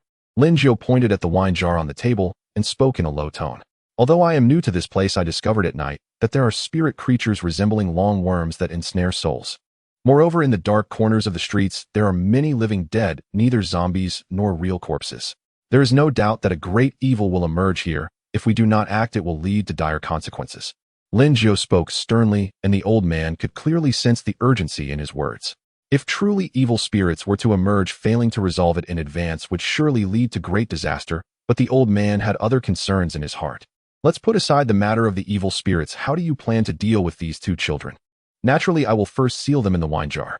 Once the great demon behind them arrives, I will destroy it, and then throw these ghostly creatures into the oil pot to eliminate them. Lin Jiu's eyebrows raised. If there were to be a cycle of reincarnation here, he wouldn't mind sending these two little ghosts to their end, but there were no underworld officials or Tenyama kings here. Rather than allowing the little ghosts to commit evil in the future, it might be better to fry them directly. After all, humans and ghosts are opposites. In dire situations, one can only resort to such extreme measures. Oh dear. The old man was startled by Lin Jiu's words. Everything has its yin and yang. Where there is justice, there is evil, and just as there are good and bad people, there are naturally distinctions between spirits. How can one simply throw them into the oil pot and fry them? The old man felt no malice from the little boy, so he hesitated about Lin Jiu's judgment of the evil spirit. Lin Jiu studied Maoshan Taoism and had much research on zombies and ghostly beings, but he knew little about mysticism beyond Taoism. The old man, having studied antiques from various countries for years, had some knowledge of mysticism from around the world. Therefore, compared to Lin Jiu's assertion that the little boy was a raised evil ghost, the old man felt it was more like a shikigami. From the little boy's clothing, one could tell he wore a kimono with blue patterns and round flowers, looking as cute as a Japanese doll. All these details indicated something. From the perspective of origin, this is also a shikigami. Humans and ghosts are opposites. Water and fire cannot coexist. Black and white are distinct. Loyalty and righteousness are hard to fulfill. Hence, it is said that humans and ghosts part ways. Old gentleman, am I right or wrong? Lin Jiu said, seriously, returning to his table to eat noodles, slapping the wine jar and addressing the old man. What you said is not entirely wrong. The old man replied with some hesitation. Since it's not wrong, things that are opposed in this world should be kept separate. It's coming. Lin Jiu formed a seal with his fingers, casting a glance at the darkened sky, seemingly shrouded by approaching dark clouds, and looked down at the pointer on the bagua plate spinning wildly. This was the lingering death energy and overwhelming resentment. Sigh. The old man sighed, gazing into the distance, and also saw the rolling resentment coming. Forget it, the old man won't intervene. The decision is yours. Before Ching Yichang went out, I promised him I would help watch the store so nothing can happen to the store. A gang, close the store and lock the doors. Don't let the evil spirits in. The young brother, I would like to ask you for some convenience to lend some items to this poor Taoist. The great demon is about to arrive here, and I need to open a ritual to remove the demon. Lin Jiu's expression was serious, his brows tightly knitted, and his gaze grave. Oh, all right. Xingping Chuangjin had just been listening nearby and grasped the general idea. He, like a gang, had grown up hearing stories of the night parade of 100 demons and had always been half believing in the existence of spirits. Now, seeing the miraculous methods of this Taoist Lin, coupled with the fact that his father did not refute it, it seemed that the emergence of a great demon was highly likely. If that is truly the case, then I must assist Taoist Lin. No matter what, the diner cannot be destroyed. Moreover, to be able to experience the subjugation of spirits, a scene that only appears in stories, Xingping Chuangjin couldn't help but feel a bit excited. What do we need to prepare? After thinking it through, Xingping Chuangjin appeared very enthusiastic. Prepare paper, pen, ink, knife, and sword. Lin Jiu placed his left hand on his right arm, forming a seal, with his hand contemplating the timing while frowning and instructing in a deep voice. A Taoist. Xingping Chuangjin was a bit dumbfounded by what he heard. Paper and ink were easy to say, but where could they find a knife and sword? I wonder if a kitchen knife would work. My.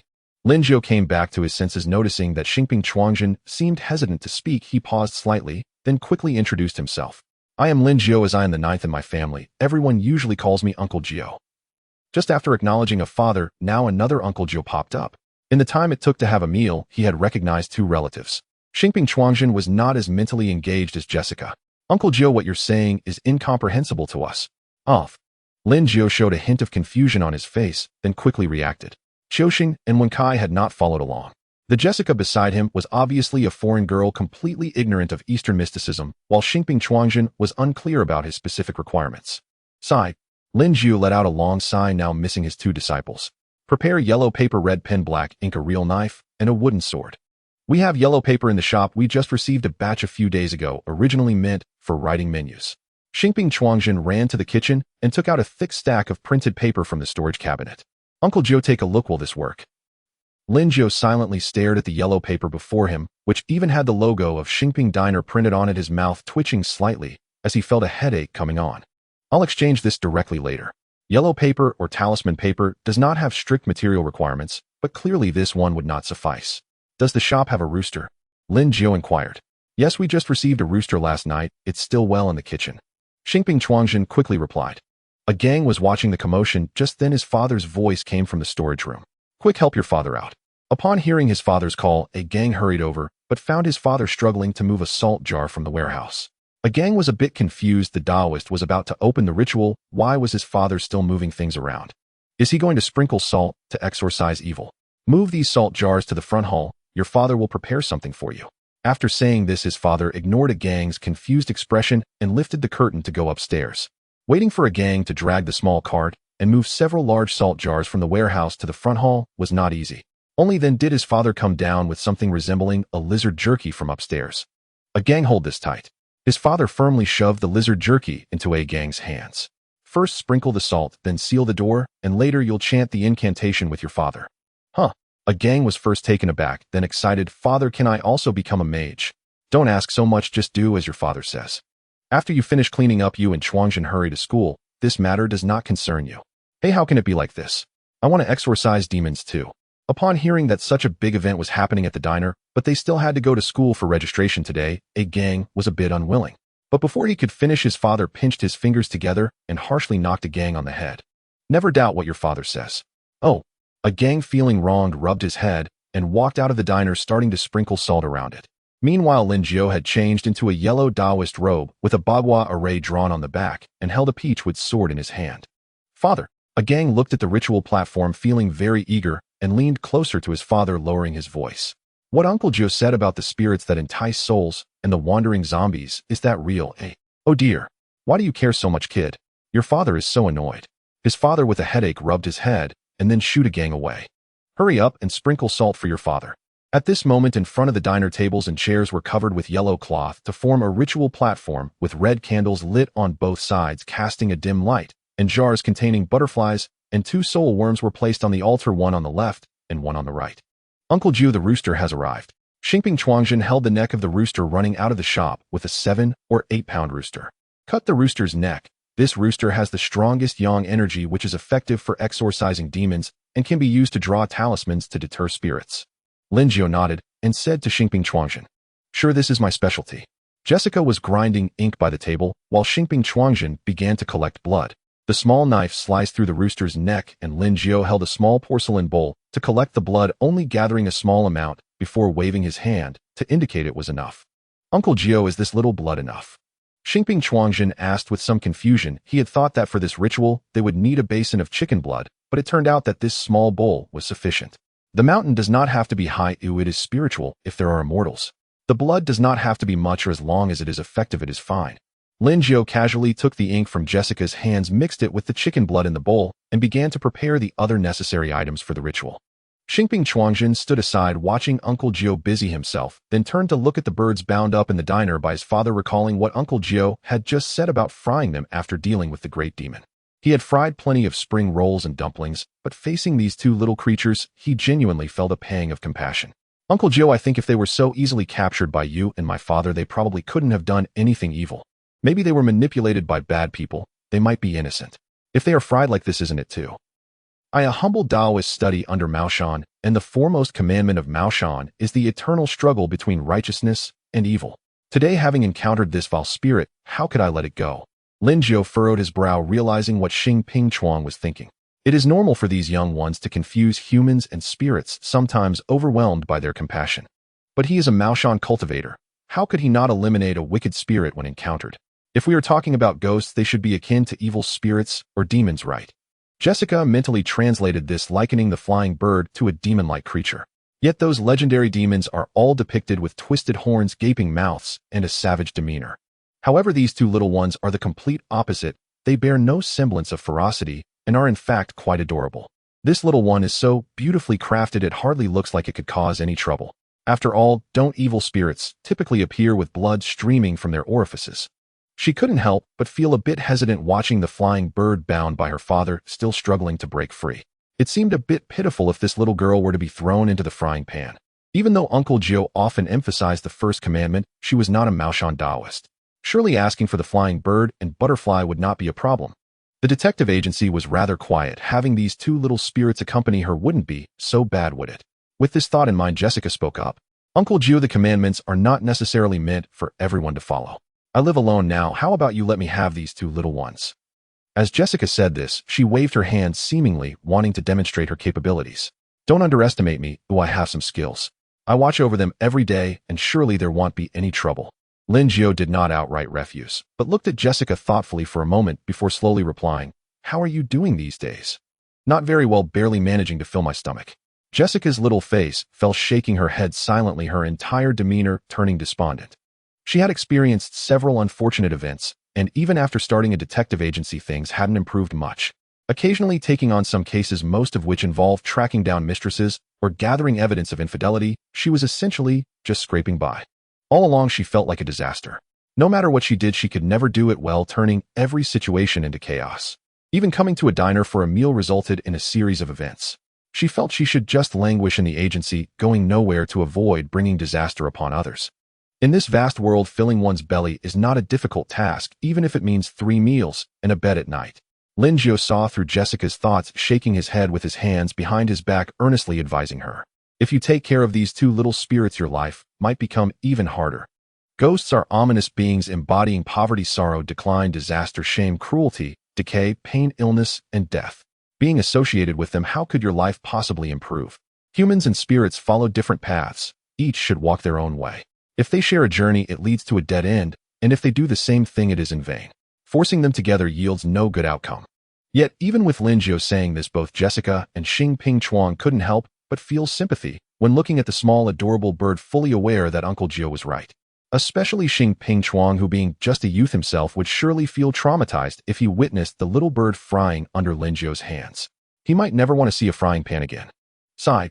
Seeing their reluctant expressions, Lin Gio let out a slight sigh and flipped his left hand, revealing 2 pomelo leaves. What is he planning to do? Jessica and Xing Ping Chuang looked at Lin Gio, puzzled, their eyes fixed on the leaves in his hand. Lin Gio poured a bowl of clear water, dipped the leaves in, and then brushed them against the eyes of Xing Ping Chuang and Jessica. You both take a look. What does that little ghost really look like? Off.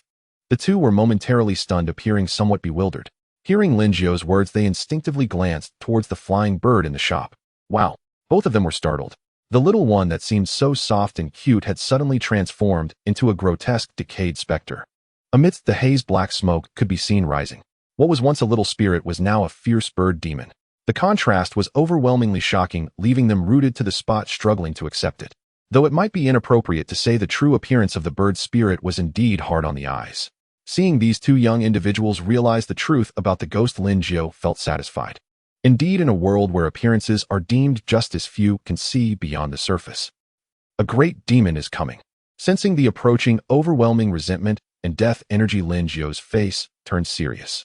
He dipped his brush into ink mixed with chicken blood, and then exchanged a small amount of black jade for a few sheets of yellow paper.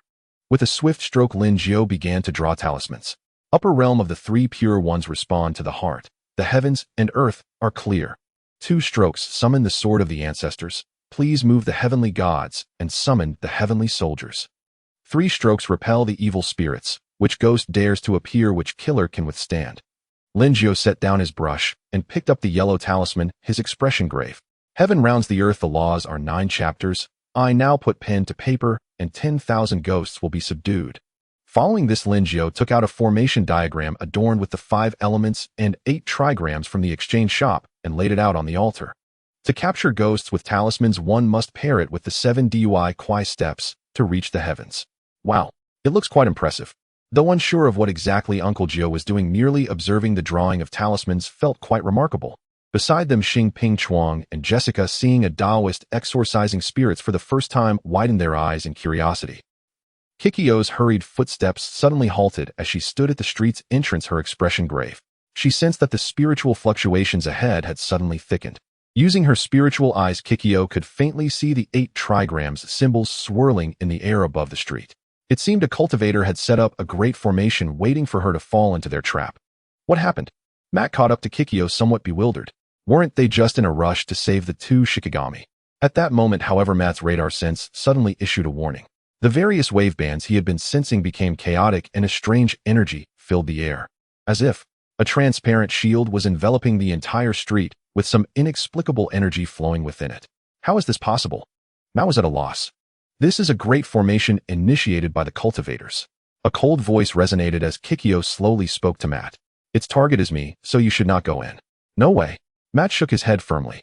I don't know what happened, but if there's any misunderstanding, I can help you explain. He believed that this pure priestess would not be a bad person. I mentioned before that someone wants to take away the priestess' spiritual power, so they took my ashes and used grave soil to create my body. The reincarnated soul merges with a cold body, forming a cursed and ominous entity. Thus if you still wish to follow, then so be it. A trace of pain flashed across Kikyo's face, but she quickly regained her usual composure. She needed to rescue the birds and butterflies.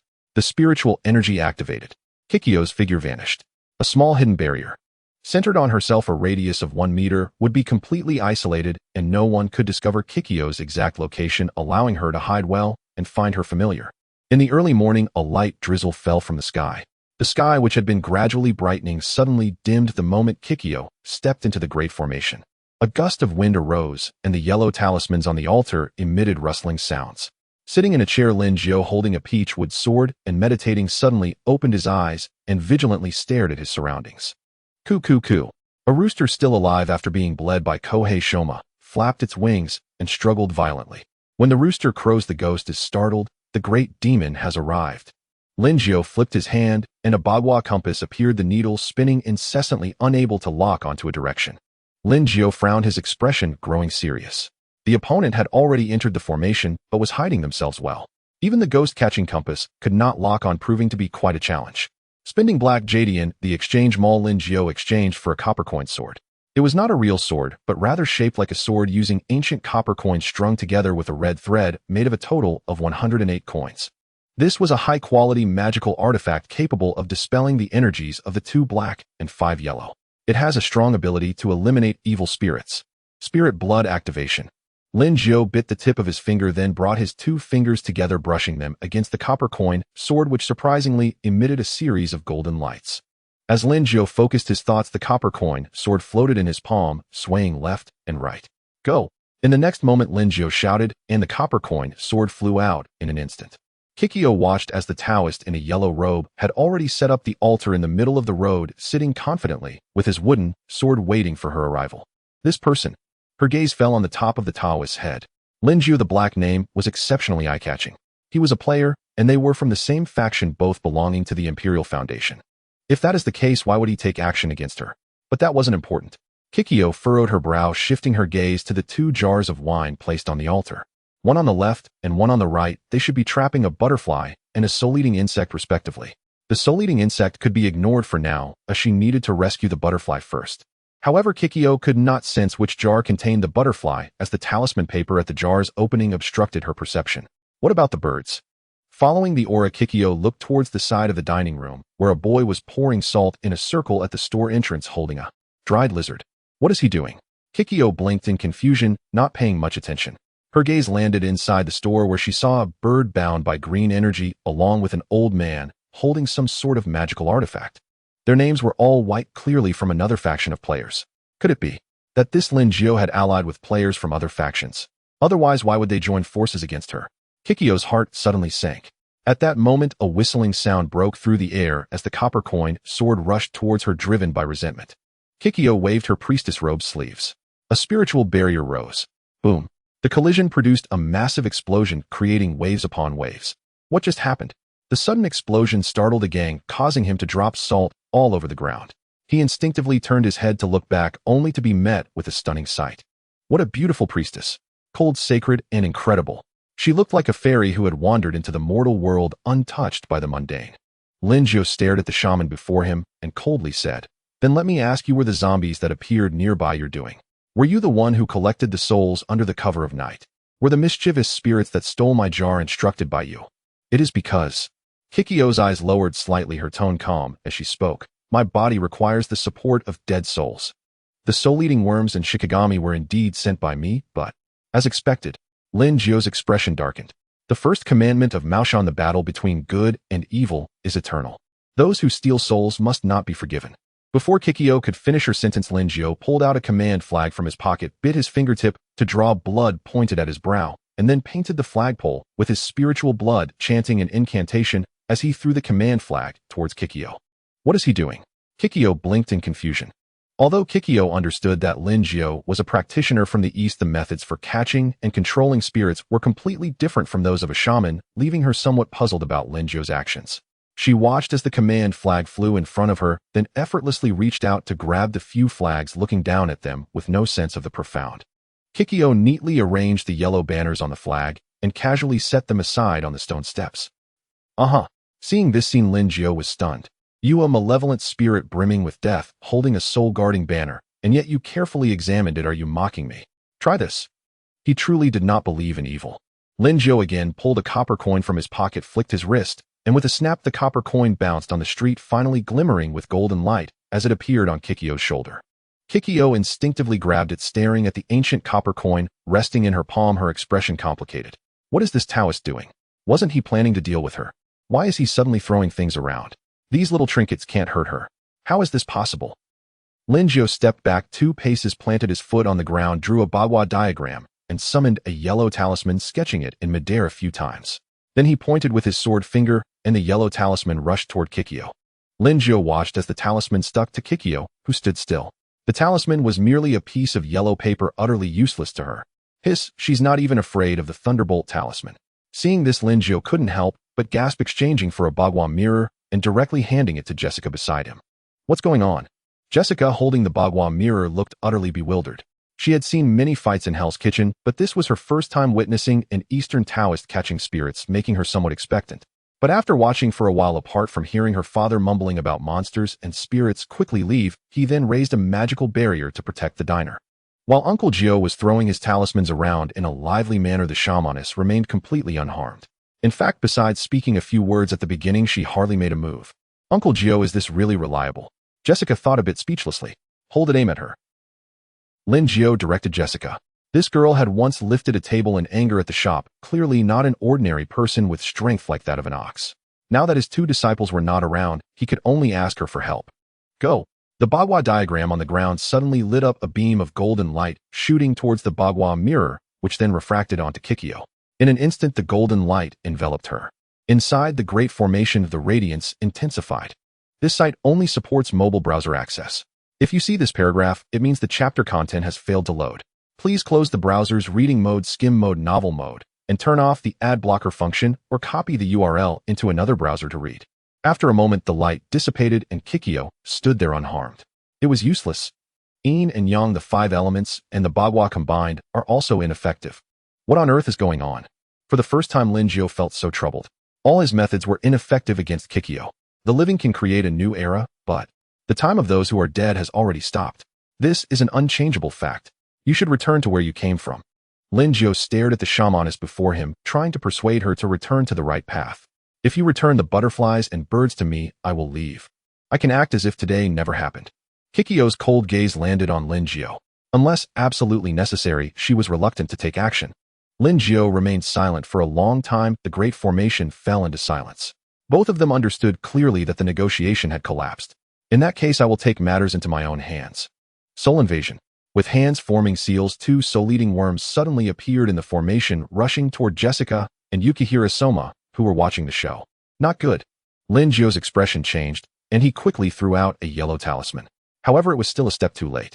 The soul-eating worms entered Jessica and Yukihira Soma's bodies, invading their souls and controlling their movements. The 2 uncontrollably walked to the altar, each picking up a wine jar, tearing off the yellow talisman sealed on the jar, and suddenly smashing the jars to the ground. Bang! Accompanied by an explosion and the spreading of white smoke, the butterfly and 2 soul-eating worms appeared in the mist. Saint! The moment the butterfly saw Kikyo, her eyes lit up and swiftly rushed to Kikyo's side. Don't be afraid, it's all right now. Kikyo recalled the soul-eating worms controlling Jessica and Yukihira Soma, crouched down and gently patted the butterfly's head, a faint smile appearing on her face. Yukihira, who had just regained his senses, happened to witness this scene, his gaze becoming somewhat dazed. As clear and cold as a flower on a high ridge blooming at the edge of a cliff, only to be admired from afar, and never approached, Kikyo suddenly smiled, seemingly radiating warmth that could melt even ice. Melt bloom. It's coming. The inspiration for cooking has arrived. Yukihira couldn't help but feel excited. If it weren't for his father setting up the magical barrier outside the diner, he would have dashed into the kitchen to explore new dishes. However, lost in happiness, Yukihira completely failed to notice Jessica trembling nearby. Jessica lowered her head, her eyes filled with hatred, anger, fear, and pain, a mix of emotions swirling within her. In that brief moment of being controlled, she recalled the memories she had tried so hard to forget. Those darkest, most despairing memories. She hated being controlled the most. This shamaness. Jessica's eyes reddened, the thread of rationality snapped. All her strength erupted, the ground crumbling in an instant, leaving a wide range of cracks. Jessica leaped several meters into the air, charging toward the smiling shamaness. From Jessica, Jones' anger gained a small amount of black jade. Kikyo suddenly received the notification and was momentarily taken aback. Looking up at Jessica, whose face was twisted with rage crashing down from midair, Kikyo displayed a look of confusion. Did she just do something to provoke her? Jessica clenched her fists, glaring at the witch not far away with gritted teeth. She once was a superhero known by the code name Pearl, a time when Jessica had done truly terrible things. Now she had opened a private detective agency called Alias, and her work had improved significantly. Although she dealt with trivial matters of daily life, Jessica felt that she was truly alive. The shadows once cast by the purple figure were sinking into the depths of her memory, but now, this which before her stirred up the despair she had felt in the darkness. Those who control others deserve to die. Jessica fell from midair. She had always struggled to control her landing after hovering, and this time was no exception. Boom. The entire street reverberated with a loud sound, and the ground cracked open in numerous places. Her superhuman physique granted Jessica unparalleled destructive power. Jessica crouched in the pit she had created, staring intensely at the agile Kikyo, who had deftly evaded her. Her eyes were filled with frantic hatred. If my recent actions reminded you of something, I apologize. Kikyo paused slightly, then a glimmer of understanding crossed her face. This woman seemed to have been triggered by some painful memories, causing her to lose control and anger. Was it because of the control exerted by the soul-eating insect just now? If that was the case, it seemed to be her issue. Apologizing, what good does that do? You ruined me. The image of the witch in Jessica's eyes was wavering, the purple shadow from her nightmares gradually overlapping before her. As her psychologist had said, Jessica suffered from severe bipolar disorder, and at this moment, she desperately wanted to vent her frustrations. Pushing her feet against the ground with the ground exploding beneath her, she launched herself at Kikyo like a cannonball. From hypnosis to purification techniques, from dream invasion to mental cleansing, Kikyo had various methods to help Jessica confront her past and achieve the emotional relief she deserved. However, to soothe a soul on the brink of collapse and pull her out of the abyss was something Kikyo could accomplish, but it required time. The butterfly had already been saved, but the bird was still bound. The longer time dragged on, the worse the situation for the bird might become. Spiritual energy surged. Spiritual energy gathered in Kikyo's hands, using her hands as a medium to project the energy. Kikyo had once defeated a ghostly woman with a single strike. Kikyo chose the quickest method to resolve the trouble. As Jessica lunged toward her, the spiritual energy in her hands erupted violently, sending Jessica flying far away. Jessica crashed into a shop on the side of the street, rolling through the wreckage, yet she emerged unscathed. With her superhuman physique, combined with Kikyo's deliberate control of the energy output, Jessica sustained no injuries aside from appearing a bit disheveled. Just as Jessica was about to charge at Kikyo again, Matt, or rather Daredevil, finally arrived. Having just separated from Kikyo at the street corner to avoid exposing his true identity, he swung back using a grappling line changed into his red suit and rushed back. Jessica, calm down, look at what you've done. Matt positioned his baton against Jessica, attempting to bring the crazed woman back to her senses. Daredevil, this is none of your business, get out of my way. The fearless man from Hell's Kitchen was well known to Jessica, just as Daredevil had heard of her, a woman with superhuman abilities. However, up until now, they had never crossed paths. I don't know why you're so angry, but if it's because of Kikyo, I apologize. There must be some misunderstanding. Kikyo is a good person, I assure you. You two are in cahoots. I'll say this one last time, get out.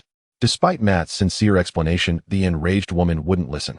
Jessica yanked a fire hydrant from the roadside, and with a spray of water, she swung it at Matt. Hey lady, I really think you need to calm down. Matt stepped back 2 paces, dodging the fire hydrant while twirling his batons. Why, you've got quite a strength. Matt and Jessica clashed, feeling their hands go numb from the impact, nearly losing grip on their batons. In terms of technique, Matt might have the upper hand, but in pure strength, Jessica could take on 3 Matts. You hold her off, we'll go save the bird. Kikyo glanced at Matt. Without Jessica causing trouble, Kikyo could finally focus on the diner. She needed to break her father's magical barrier and rescue the bound bird. 5 soul-eating insects appeared around Kikyo. The accumulated souls were extracted and merged into her bow. As the souls gathered in the bow, Kikyo drew back the string, and as she lightly released, the souls transformed into a dense rain of arrows, causing the magical barrier surrounding the diner to begin to tremble. Soul. Lin Jiu watched helplessly as Kikyo utilized the gathered souls from the soul-eating insects. Though in Kikyo's theory a person is composed of 4 souls and the souls of the wicked after death are merely a usable form of energy, Lin Jiu could not tolerate such acts of soul destruction. Those who ensnare souls, even the 8 trigrams and 5 elements, cannot deal with today. I shall exorcise evil. Lin Jiu waved his hand, conjuring a bundle of intertwined hemp ropes from the shop. Using the rope as a pen, he swiftly inscribed a decree on the ground. Then with a shake of his right hand, a crescent-shaped blade tall as a person appeared. Lin Jiu swept his hand across the blade's edge. Spiritual blood would shine. Next, with a flick of his left hand, a yellow talisman decree more than a foot long was conjured and twined around the blade's edge, while Lin Jiu drew the 8 trigrams beneath his feet, stepping with a rhythm. In an instant, the vast decree formed from the hemp ropes emitted a red glow. The sky grew darker, and the light drizzle gradually ceased. The world seemed to fall into sudden silence. Boom! Suddenly, a violent wind arose in the heavens, shattering the silence at that moment, and a lightning bolt struck down, coiling around the blade of Lin Jiu's crescent-shaped weapon.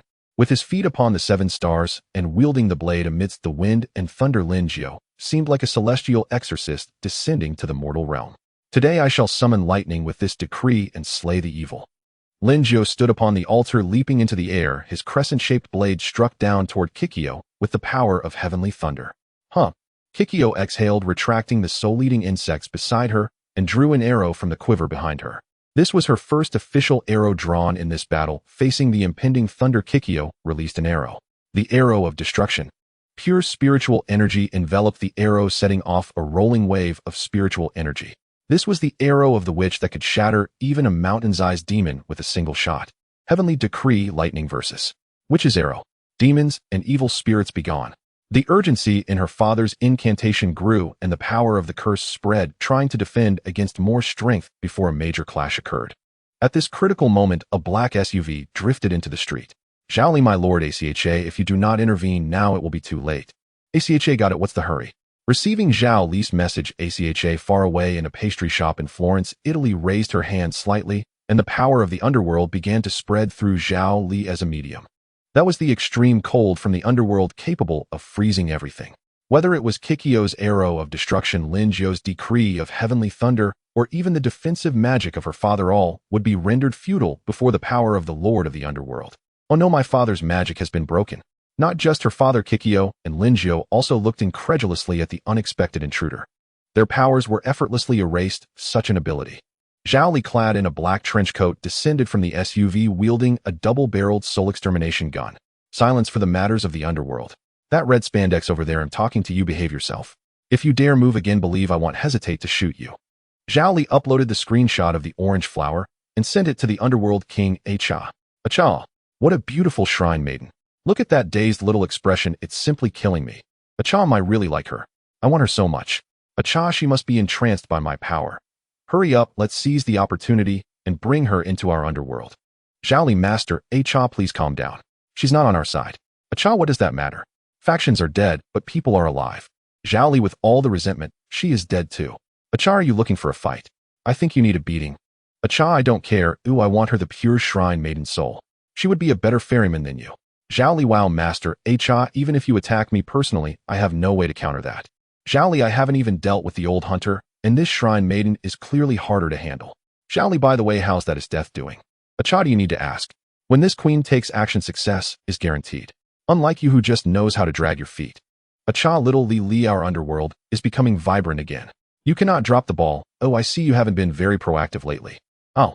Zhao Li felt a chill run down his spine, shivering and breaking out in a cold sweat. Zhao Li, even if you say that, master, Acha, I haven't received a single cent of salary. Acha, you're refusing to acknowledge my authority, right? What did you say? Repeat it. Zhao Li, I guarantee I'll complete the task. Acha, I don't care, she seems much more reliable than you, Zhaoli. I want her, and if you don't bring her back to the underworld, I'll kill you. Zhaoli. Zhaoli, I bled for the underworld. I've made contributions to the netherworld master, Acha, to burn the bridge. After crossing it is too much. Underworld king, Acha, call me queen. Zhaoli, sure queen, I promise to complete the task. Acha, humph, just as long as you know. Acha, I'm leaving, contact me if there's anything. Linju looked at Zhao Li, who had suddenly barged in with some confusion in his eyes. Although this person had a red name above their head and was not on the same side as him, the aura emanating from them suggested they were similar to the ghostly emissaries of the underworld. Thinking of this, Lin Zhou's expression turned serious as he spoke earnestly. This ghostly emissary, are you here to subdue this evil spirit? This spirit devours human souls, which is intolerable to heaven. Get lost, you old. More content loading, please wait. This site only supports access via mobile browsers. If you see this paragraph, it means the chapter content failed to load. Please close the reading mode, full read mode, novel mode, and disable the ad blocker or copy the URL to read in another browser. Upon hearing this, Zhao Li raised an eyebrow, casting a sidelong glance at Lin Zhou. He thought to himself, my master, Acha, has taken a liking to this shrine. Maiden, how dare you call her an evil spirit? Watch me not insult you to death. Before he could finish his sentence, he was directly interrupted by a message from Acha. Acha, Zhao Li, I want that Taoist too. We in the underworld need a serious worker like him. Zhao Li, what the hell? Acha, I don't care who I want him. Zhao Li was perplexed. Master, Acha, didn't you say to retreat first? Why are you still spying? Before Zhao Li could say anything to Acha, the connection on Acha's side was unilaterally cut off. After a moment of silence, Zhao Li looked up at Lin Zhou, forcing a formal smile onto his face. What do you go by, Taoist? I am Lin Zhou, you are too polite, ghostly emissary. We call him Uncle Zhou. A gang leaned over to Zhao Li and said, Zhao Li, with an elder brother already now, there's also Uncle Zhou. I feel my status keeps getting lower. Ahem, Uncle Zhou, right. Just call me Zhao Li. About the shrine maiden. In the next second, Zhao Li's words were interrupted again. What of humans? What of ghosts? Lu Eryi stepped down from the big jeep. There are good and bad people among humans and good and bad ghosts among ghosts. Sometimes human hearts can be more malicious than ghosts. I see that this girl has a kind face, so she doesn't seem like a bad person. No, let me finish speaking. What's the matter with that? It's too much. Zhao Li trembled with anger. However, he couldn't offend either of these two people. They were the ones that the underworld king Acha specifically wanted. Zhao Li, the sole ferryman, will endure. Beside him, Xingping Chuangjin and a gang widened their eyes, watching the white-haired Lu Eryi, who was dressed in leather and carrying a hunting rifle. Wow. Again, another one. Not on the same side as them, but instead allied with Zhao Li, who had just pointed a gun at him. The three major player factions had gathered together. Now it was truly lively. Raising strange creatures and ensnaring souls, shouldn't they be judged in the underworld? Lin Zhou pointed at the orange flower, his expression serious. Saint. Butterflies and birds flanked the orange flower, hiding behind her, while watching Lin Zhou not far away. I'm not afraid. The orange flower gently rubbed the heads of the two, Shikigami smiling. Her purpose for coming here was only to save the bird and butterfly, who she didn't care how others viewed her. In the old forest, I've seen everything. Lu Eryi shook his head slightly at this scene. He never felt that all spirits were wrong. Humans and spirits were not in opposition, and many times humans could be more evil than spirits. Looking at Lin Zhou, who had a cold expression, he spoke passionately as the two confronted each other. Those spirits in the old forest didn't want to kill. It was the people outside the forest who wouldn't let them be at peace. They could only exchange lives for lives. Those old customers who come to exploit treasure for their own selfish desires, what evil deeds won't they do? Humans are far dirtier than ghosts. If this brother has doubts, why not listen to the girl's explanation? Lu Eryi walked to the orange flower's side, took a puff from his old pipe, and exhaled smoke as he spoke. Girl, this old brother says you ensnare souls. Can you explain this? The death soul bug collects souls for my use. This is indeed what I ordered. Before the orange flower could finish speaking, she was interrupted by the agitated Lin Zhou. Look, I told you, she admitted it, or what else is there to say? Why are you so anxious? Lu Eryi glared, blowing his beard and staring. Wait until the girl finishes speaking. Ooh, what can happen? In our world, humans have 4 souls: the wild soul, the harmonious soul, the peculiar soul, and the lucky soul. However, extremely wicked people have no harmonious soul after death, only the death soul. The harmonious soul represents the protection of the weak and compassionate gentleness. Those people do not have one. Lu Eryi nodded. Look, human hearts are dirtier than ghosts. The girl has done nothing wrong. How can you judge her without cause? All right, I can't argue with you. Lin Zhou, frustrated, turned his eyes to the old man in the dining house. Let's find someone to arbitrate and see who is right. More content loading, please wait. This site only supports access via mobile browsers. If you see this paragraph, it means the chapter content failed to load. Please close the reading mode, full read mode, novel mode, and disable the ad blocker or copy the URL to read in another browser. A few minutes later, inside Kingpin dining house, there was a solemn silence. The old man was tidying up the counter. On his left was the indifferent old hunter Lu Er-yi, who had a hunting rifle slung on his back, and on his right was Lin Jiao, who was glaring at the orange flower with a pale face. Evil spirits harm the world. Is it wrong for me to slay demons and eliminate evil? Lin Jiao took the initiative to speak. The old man nodded, his hands not stopping. Upholding justice is the right thing to do. Everything has a spirit. Even non-human entities are not necessarily evil. Since they haven't committed slaughter, why press them so hard? That's true. The old man nodded again, showing his agreement. Since what I said isn't wrong, and this second elder isn't wrong, then who is wrong? We must clarify. Lin Jiao raised his eyebrow in disagreement. All things in the world can be reduced to yin and yang. When this demon is sealed, the vacant position will be filled by another demon. Good and evil alternate, and the cycle of cause and effect is not something that can be forced. The old man paused and began to speak about the theory of yin and yang balance. Wow, a Taoist from Maoshan, an old forest hunter, and a wanderer of the mystical arts. These three completely different old men gathered together, and it was quite lively. Zhao Li leaned against the door of the shop, crossing his arms to watch the commotion. I say, Uncle Li. A gang leaned over. Aren't you going to step in and mediate? Humph. Zhao Li turned his lips, uninterested in getting involved in the old men's quarrels. Old man, Uncle Joe's second elder, they all have their reasons. What do you think? A gang asked curiously. I'm just here to watch. If they don't provoke me, I won't care about their business. But if they do see that, bang. Also, don't call me uncle. It makes me sound so old to call me brother. Zhao Li waved his double-barreled gun in a showy manner. What about the shrine maiden? What are you going to do? A gang pointed at the orange flower sitting in the shop. I not care. She's now my boss. After saying this, Zhao Li immediately smiled and approached the orange flower. This was someone specifically desired by Master Cha. If he messed this up, it would definitely not end well for him. Beautiful lady, I have an official contract for a job in the underworld. I wonder if you might be interested. A formal job in the underworld with guaranteed contracts, including meals and accommodation, plus 5 insurances and 1 fund. And there are particularly beautiful female colleagues who have just joined the underworld, as well as a mature and confident queen. Interested? Joining the underworld means you have a backing. My master, Cha, is an ancient existence. So if you encounter any Taoist priest in the future, don't be afraid. All it takes is a phone call, and we'll go together. If anything goes wrong, the boss will take care of it. We in the underworld fear nothing. Zhao Li used all his charm, trying hard to persuade Jeking to agree. The underworld is the final resting place for the dead. Jeking said in a calm tone. I've been to the other side where there is nothing, only mountains of white bones and mindless, vengeful spirits. Jeking did not want to go to the lonely underworld. Having experienced death, she now understood the tenacity of living no longer entangled in love and hatred. She wanted to live freely. Zhao Li was indeed perceptive. He understood Jeking's meaning and quickly explained. The underworld is not what it used to be. It connects perfectly with modern society, keeping pace with the times. Not only do we have mobile phones, but also Wi-Fi, and we can have handsome guys accompany us in games. Moreover, the underworld has achieved fully automated production of Mengpa soup, although the taste isn't that great. Of course, we also have Mengpa. In a couple of days, once I've gathered enough red jade, I can invite Sanshi over too. Although her soup is hard to swallow, it's still Mengpa isn't that impressive.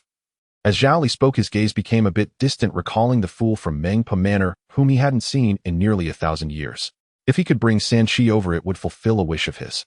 Holy Master! Birds and butterflies fluttered behind Jeking. They belonged to the yokai class of Shikigami, and Zhao Li's aura heavily suppressed them. Look at these two cuties. It would be a shame if they were taken away by a Taoist priest. Zhao Li came back to his senses and continued, as long as you can officially join once Mengpa Manor opens, they can serve as brand ambassadors for Mengpa soup. Their little faces on the advertisements would surely be quite popular. But we aren't from the same faction. You come from another faction, don't you? Jeking replied indifferently, her expression calm. I know the Natural Returners and the Imperial Foundation, right? That guy Tao Bai mentioned this information before. Zhao Li smacked his lips, then casually replied. Factions are dead, but people are alive. Besides, our underworld is different from those guys. Our goals are grand and incomparable to those petty fools. Natural Returners? Another organization I've never heard of. Matt sat there seemingly calm on the surface, but his mind was in turmoil. Jeking and Lin Jiao's Imperial Foundation, Zhao Li and Lu Er, yes, Natural Returners. These two large organizations clearly have different factions. The underworld, Zhao Li mentioned, should be one of the Natural Returners. Furthermore, although Jieking and Lin Jiu come from the same organization, they obviously do not know each other, and they immediately began to fight upon meeting, indicating a clash of ideals. Two people who do not know each other, even with conflicting ideals, belong to the same organization. This situation feels increasingly strange. Ugh, this is giving me a headache. Hell's Kitchen is already chaotic enough, so it cannot get any messier. It seems I need to investigate these two organizations thoroughly after I return. Matt sat aside, secretly deciding to investigate thoroughly. Zhao Li, on the other hand, completely treated Matt as if he were invisible, racking his brain to persuade Jieking to join him on his ship of thieves. My boss intends to reshape the 6 realms of reincarnation. At that time, all souls on the surface will be under the jurisdiction of the underworld, leaving no business for others. The 6 realms of reincarnation. In Jieking's memory, the so-called reincarnation referred to the yellow springs of the underworld. And within the yellow springs there exist little ghosts. Loading more content. Please wait. This site only supports mobile browsers. If you see this paragraph, it means the chapter content has failed to load. Please disable reading mode, free reading mode, novel mode, and ad blocking features, or copy the URL to read in another browser. When a person's lifespan comes to an end, little ghosts will take away their soul. By expelling the little ghosts, one can allow a person to return to life, just like she can do. Moreover, aside from priestesses, some great demons also possess the power to expel little ghosts. Why is this still related to souls? These people, regardless of their origins, all seem to have a look of wanting to cause trouble. As Matt listened to Zhao Li, an uneasy premonition arose in his heart. In short, the underworld manages matters related to the dead. Zhao Li said seriously while looking at Jieking, so you also fall under that category. Hearing this, Jieking hadn't said anything yet, but Matt beside her immediately grew anxious. What right do you have to govern the dead? Souls belong to different beliefs. Even if that is the case, it's a matter for God. Matt spoke with some urgency. He came from a Christian family. Yes, the night demon also believes in God, so he is very sensitive about soul matters. Moreover, the name of the underworld, such an organization, sounds evil at first glance. Zhao Li didn't waste words, swiftly drew his double-barrel gun and pointed it directly at Matt's head. In an instant, the entire dining room turned dark. A chill swept through, the sound of the wind howled, and faint screams echoed from the darkness, making one shiver. She has already made it onto the underworld's recruitment list. I have already screenshot her photo and sent it over. My boss has already received it. If I don't bring her back, my boss will be unhappy. You dare to meddle in matters of the underworld. Do you believe I will shoot you dead? Zhao Li said coldly, the gun pressed against Matt, ready to fire at any moment. Are you planning to kill me and take my soul as well? Matt replied calmly. The fearless inhabitants of Hell's Kitchen fear nothing, even the loss of their souls. Zhao Li lowered his gun with a cold smile, shaking his head as the wind died down and warm sunlight returned to the dining room. Li Gu. A gang edged closer, trembling with fear. You look terrifying just now. You wouldn't really kill him, would you? He's not at the end of his lifespan. Oh, why would I kill him? Zhao Li raised an eyebrow nonchalantly, then smiled as he approached Jieking. Sister, what kind of serious person wears tight clothing out? You should avoid contact with people like this in the future. It might skew your aesthetic values. Look at me. Zhao Li flicked his coat, tossed his hair, and struck a pose he considered handsome. This leather trench coat, this leather jacket, this dark style, I am definitely more handsome than him. Jieking blinked and didn't say much, as she neither accepted nor rejected Zhao Li's job invitation. He'll consider the underworld, Jieking said before getting up and pulling Matt away from the dining room. She was worried about a potential fight between Matt and Zhao Li. Zhao Li chased after them, trying hard to keep her from leaving. You're leaving just like that? Let's talk a bit more, or at least add each other as friends. Oh, by the way, I almost forgot that you can't add friends across factions now. Zhao Li mumbled, then waved his hand, and Xiao 7 appeared. Beautiful lady, do you have a phone? Joining the underworld comes with a free Xiao 7. Let's add each other as friends. Remember to call me back. I'll be waiting right here for you. Acha, you seem like a dog licking. Suddenly, a private chat channel popped up. Zhao Li, Master Cha, weren't you busy? Why do you still have the leisure to spy on the screen? Zhao Li, am I being a sycophant just for the underworld? After all these years, I'm willing to throw away my dignity. Acha, stop rambling. I'm not here to watch your misfortune. I'm here with exciting news about a significant event in the underworld. Huh, a significant event in the underworld. Acha must be seriously ill. He was just deceiving Jieking, and now, with nothing to his name, how could there be anything from the underworld? Suddenly, an unsettling premonition arose in his heart, and it grew even stronger. This woman has become so excited, it must mean something strange has happened. Zhao Li tried to shift the focus. Zhao Li, regarding Jieking, I just spoke with her. She said she's considering it. I think it's better if you come for an interview in person. Our relying solely on my persuasion won't showcase our strength from the underworld. Acha, it's too late now. You should have mentioned it sooner. Zhao Li. He was bewildered. What do you mean it's too late? Didn't you just play in Florence, Italy with this death a couple of days ago? What? Half a day apart, and you've changed locations. That shouldn't mean you can't make it here. Acha, this is the good news I wanted to tell you. I probably won't be able to come out for a while. Zhaoli, what? You locked yourself away. Acha, I've returned to the underworld. Oh. Seeing this message, Zhaoli figured Acha hadn't woken up yet, and was merely dreaming about going back. The underworld. If you exchange in the shop, that's astronomical. Zhaoli didn't even want to count the zeros. He couldn't gather enough anyway, and it was frustrating to look at. If it takes 1,000 or 800 years, they might be able to save a bit. Zhaoli, Master Cha, you must be groggy. How can we have an underworld? Acha, the bill. In the next moment, Zhaoli saw Acha send over a long string of bills. The black bold font on the contract for underworld leasing was particularly glaring. As he stared at the amount due on the bill, Zhaoli's vision went dark and he collapsed to the ground. How many zeros is this? How many years would it take to repay? This is a disaster. Li Gu, what happened to you? A gang was startled by Zhaoli's actions and quickly went to help him up, supporting him to the chair near the door. What was fine just a moment ago? Why did he suddenly collapse to the ground? Could it be that these ghost messengers can get sick too? A gang blinked in confusion, as if discovering a new world. Today was truly eye-opening. Acha, I found out earlier at the exchange shop that I can make installment payments. Zhaoli, starting today, our underworld can officially open. We have a home now. Are you excited? Zhaoli felt a dark cloud over him, as if struck by lightning, leaving him feeling fried on the outside and tender on the inside. This site only supports mobile browser access. If you see this paragraph, it means the chapter content failed to load. Please close your reading mode, skim mode, novel mode, and ad blocking features, or copy the URL to read in another browser. Acha, don't worry, I've already inquired beforehand. Although the place is small, the underworld now has 3 rooms and a hall. It's a bit small, but we can expand later. Acha, it's just enough for me and his death to live together, but if you can convince Jeking to come over too, as the king of the underworld, I'm willing to contribute a bit. Acha, I could temporarily consider sleeping on the sofa, but of course if the two of them don't mind sharing a bed with me, I could accept that. Zhaoli, Master Cha, no queen, I just want to ask one question. How do we repay the mortgage? His trembling heart and shaking hands. It can't be what he's imagining. Acha, Zhaoli, you need to work hard from now on. Look at how much the monthly mortgage is. If you can't pay it, the underworld might be reclaimed by the system. Acha, for the development of our underworld, you must work hard. You have to take on this responsibility. You're all I have. Even through the private chat channel, Zhaoli felt as if he could see Acha's earnest expression. At that moment, his eyes rolled back, and he almost fainted on the spot. Zhaoli, I can't believe this. I don't even earn enough for my monthly salary, and now you want me to help pay the mortgage. This is bullying. Acha, alright, pouting face, let me be cute for you. Zhaoli, your cuteness won't work on me. Acha, hey, I'm just letting you know, I didn't ask for your opinion. Don't make me angry.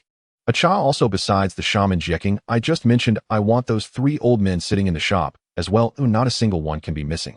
Acha, anyway, I don't care. The underworld currently has nothing. If you can't get this group for me, Zhaoli, you'll stew you into soup. Acha, that's how it is, get out. Oh. Acha hung up the communication, leaving Zhaoli completely bewildered as he turned to look at the 3 old men in the shop. Old Dad, Uncle Geo, Second Master. Goodness, the hierarchy here is getting more and more complex. So does that mean he's really become a grandson? He, Zhaoli, the dignified soul ferryman, was inexplicably sold by his own boss. Does he have no pride? Thinking of this, his heart ached even more. Even if that shaman is innocent, what about the zombies on the streets? I go out every night to eliminate zombies, and that has indeed earned me some black jade. This is definitely man-made. Who is behind these zombies? Upon hearing this, Zhaoli knew his chance to perform had come and immediately rushed over, raising his hand excitedly. I know who did it. Let me tell you, the zombies were created by Moria. He is on our side and has a special ability to stuff a person's shadow into a corpse, turning it into a zombie. Zhaoli shook his head, clearly unburdened by leaking information about Moria. A gang was dumbfounded, scratching his head in confusion, seemingly in disbelief, as he said, Li Gu, aren't you on the same side? Isn't it bad to just say it like that? What's there to be afraid of? Zhaoli raised an eyebrow with a look of disdain, pouting. I'm not on their side. Upholding justice has always been my dream. In Italy, Florence. Putting down his coffee cup, Acha smiled as he watched Esther's sitting across from him, savoring her coffee and pastries. Let's go, I've been targeted after making a move just now. Where to? Esther's raised an eyebrow, intrigued. Back to the underworld. Acha snapped his fingers, and a bus appeared atop the hill of Baboli Gardens. It's been a while, little bus. There are assassins, gang organizations, and even a zombie legion. I don't want to associate with these people. Lu Iri, who had remained silent, frowned and spoke up. Those people are definitely not good. Their thoughts are akin to wishing for chaos in the world. Lu Iri couldn't help but scoff, giving Lin Jiao a meaningful glance. This person is far dirtier than any evil spirit. Lin Jiu raised an eyebrow, slightly feeling a bit embarrassed. Having lived for many years, it would be strange if he couldn't tell that Lu Eri was just hinting at him. Yet with the conflict between good and evil, fighting is a lifelong endeavor. This is the first commandment of Maoshan as well as Lin Jiu's guiding principle. Even if that which is innocent as a corpse walking the earth, she will inevitably bring misfortune. It would be better to let go of the obsession in one's heart, transcend early, and step into the cycle of reincarnation. Although I don't know much about the specifics from the snippets revealed in their faction channel, I do understand a few things. Zhao Li stroked his chin casually, sitting on a nearby table with his legs crossed, and spoke about Moria's plan with great ease. More content loading. Please wait a moment. This site only supports mobile browser access. If you see this paragraph, it means the chapter content failed to load. Please close the reading mode, fast reading mode, novel mode, and disable ad blocking features, or copy the URL to read in another browser. Moria is plotting his zombie army. His idea seems to be to leverage the power of zombies to conquer the world and become the king of the new world. Haha, what a cliched idea. What era are we in now? Shouting about world domination is a typical sign of an unhinged mind. How could I be in the same faction as such nonsense? That would be embarrassing. Zhao Li scoffed, greatly discontented. Li Gu, who was that assassin? He seems pretty formidable. A gang was very curious. People were talking in the faction channel of the worldly people, but it was just the same few characters back and forth.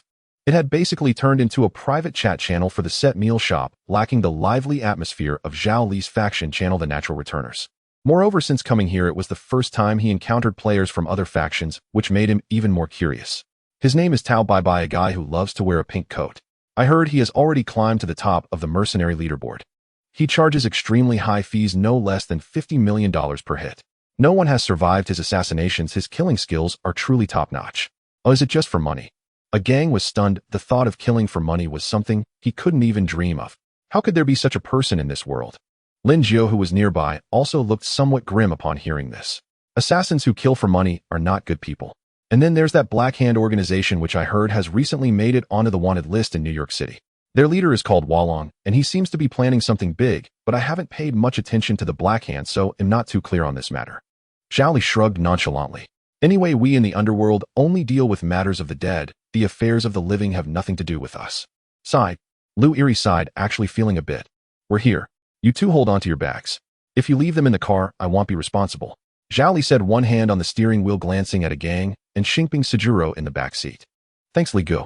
Otherwise, we would have been late on the first day, and people would definitely talk. A gang opened the car door, picked up his backpack, and said to Zhao Li, hurry up. Zhao Li waved his hand, staring at the beautiful girls outside the car with undisguised interest. As the two got out of the car, Thompson's voice called out from a distance. A gang, Sejuro. Thompson waved his hand, greeting the two newly met brothers, and then he eagerly dashed towards Zhao Li's black Jeep with sparkling eyes. Oh, cool. Thompson exclaimed with excitement upon seeing Zhao Li in the driver's seat, rubbing his hands together. Hey uncle, your dark-themed style is simply stunning. Zhao Li raised an eyebrow, resting his elbow on the car window. At least you have good taste, kid.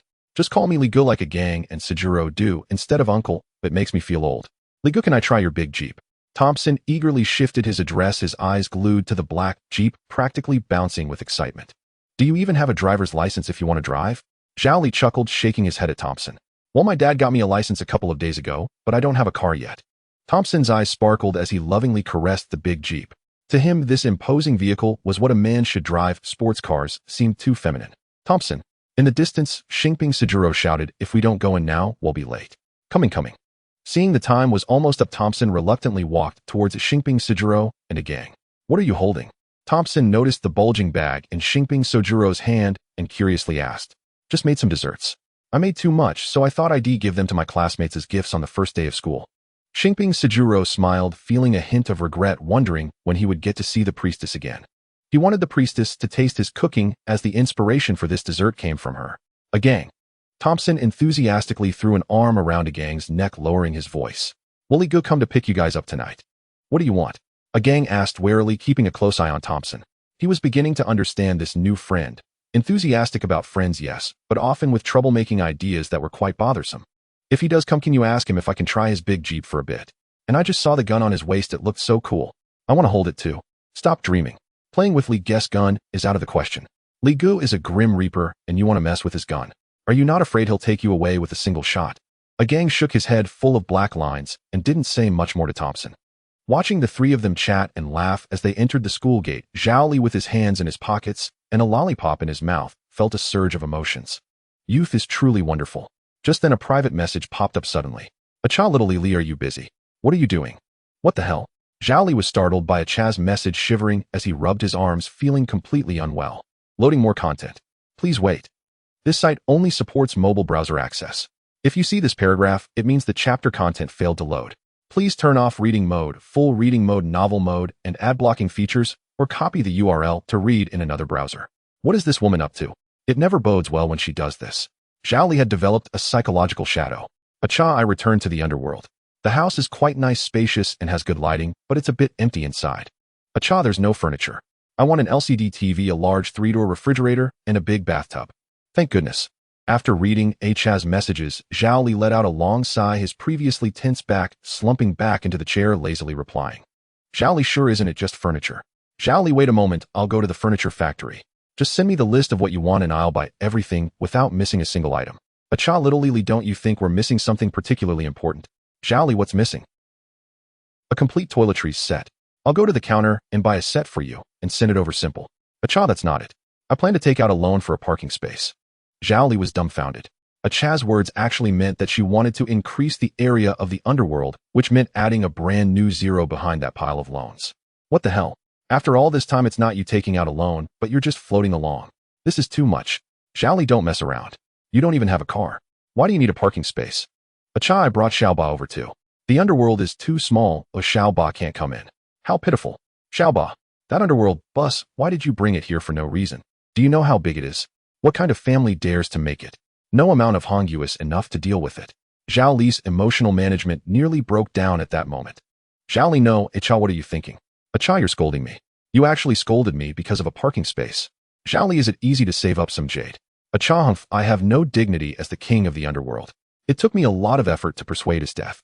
Can I let her walk back to the underworld? I don't need a means of transportation. Acha, you heartless scoundrel, even Xiaoba said she misses you.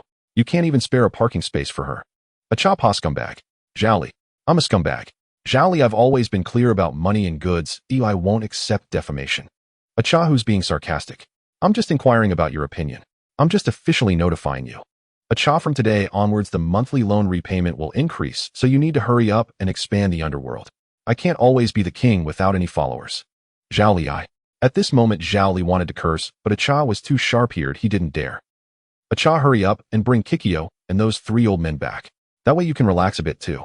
Acha, that's it. If you need anything, message me. Bye. The private chat channel was unilaterally hung up by Acha.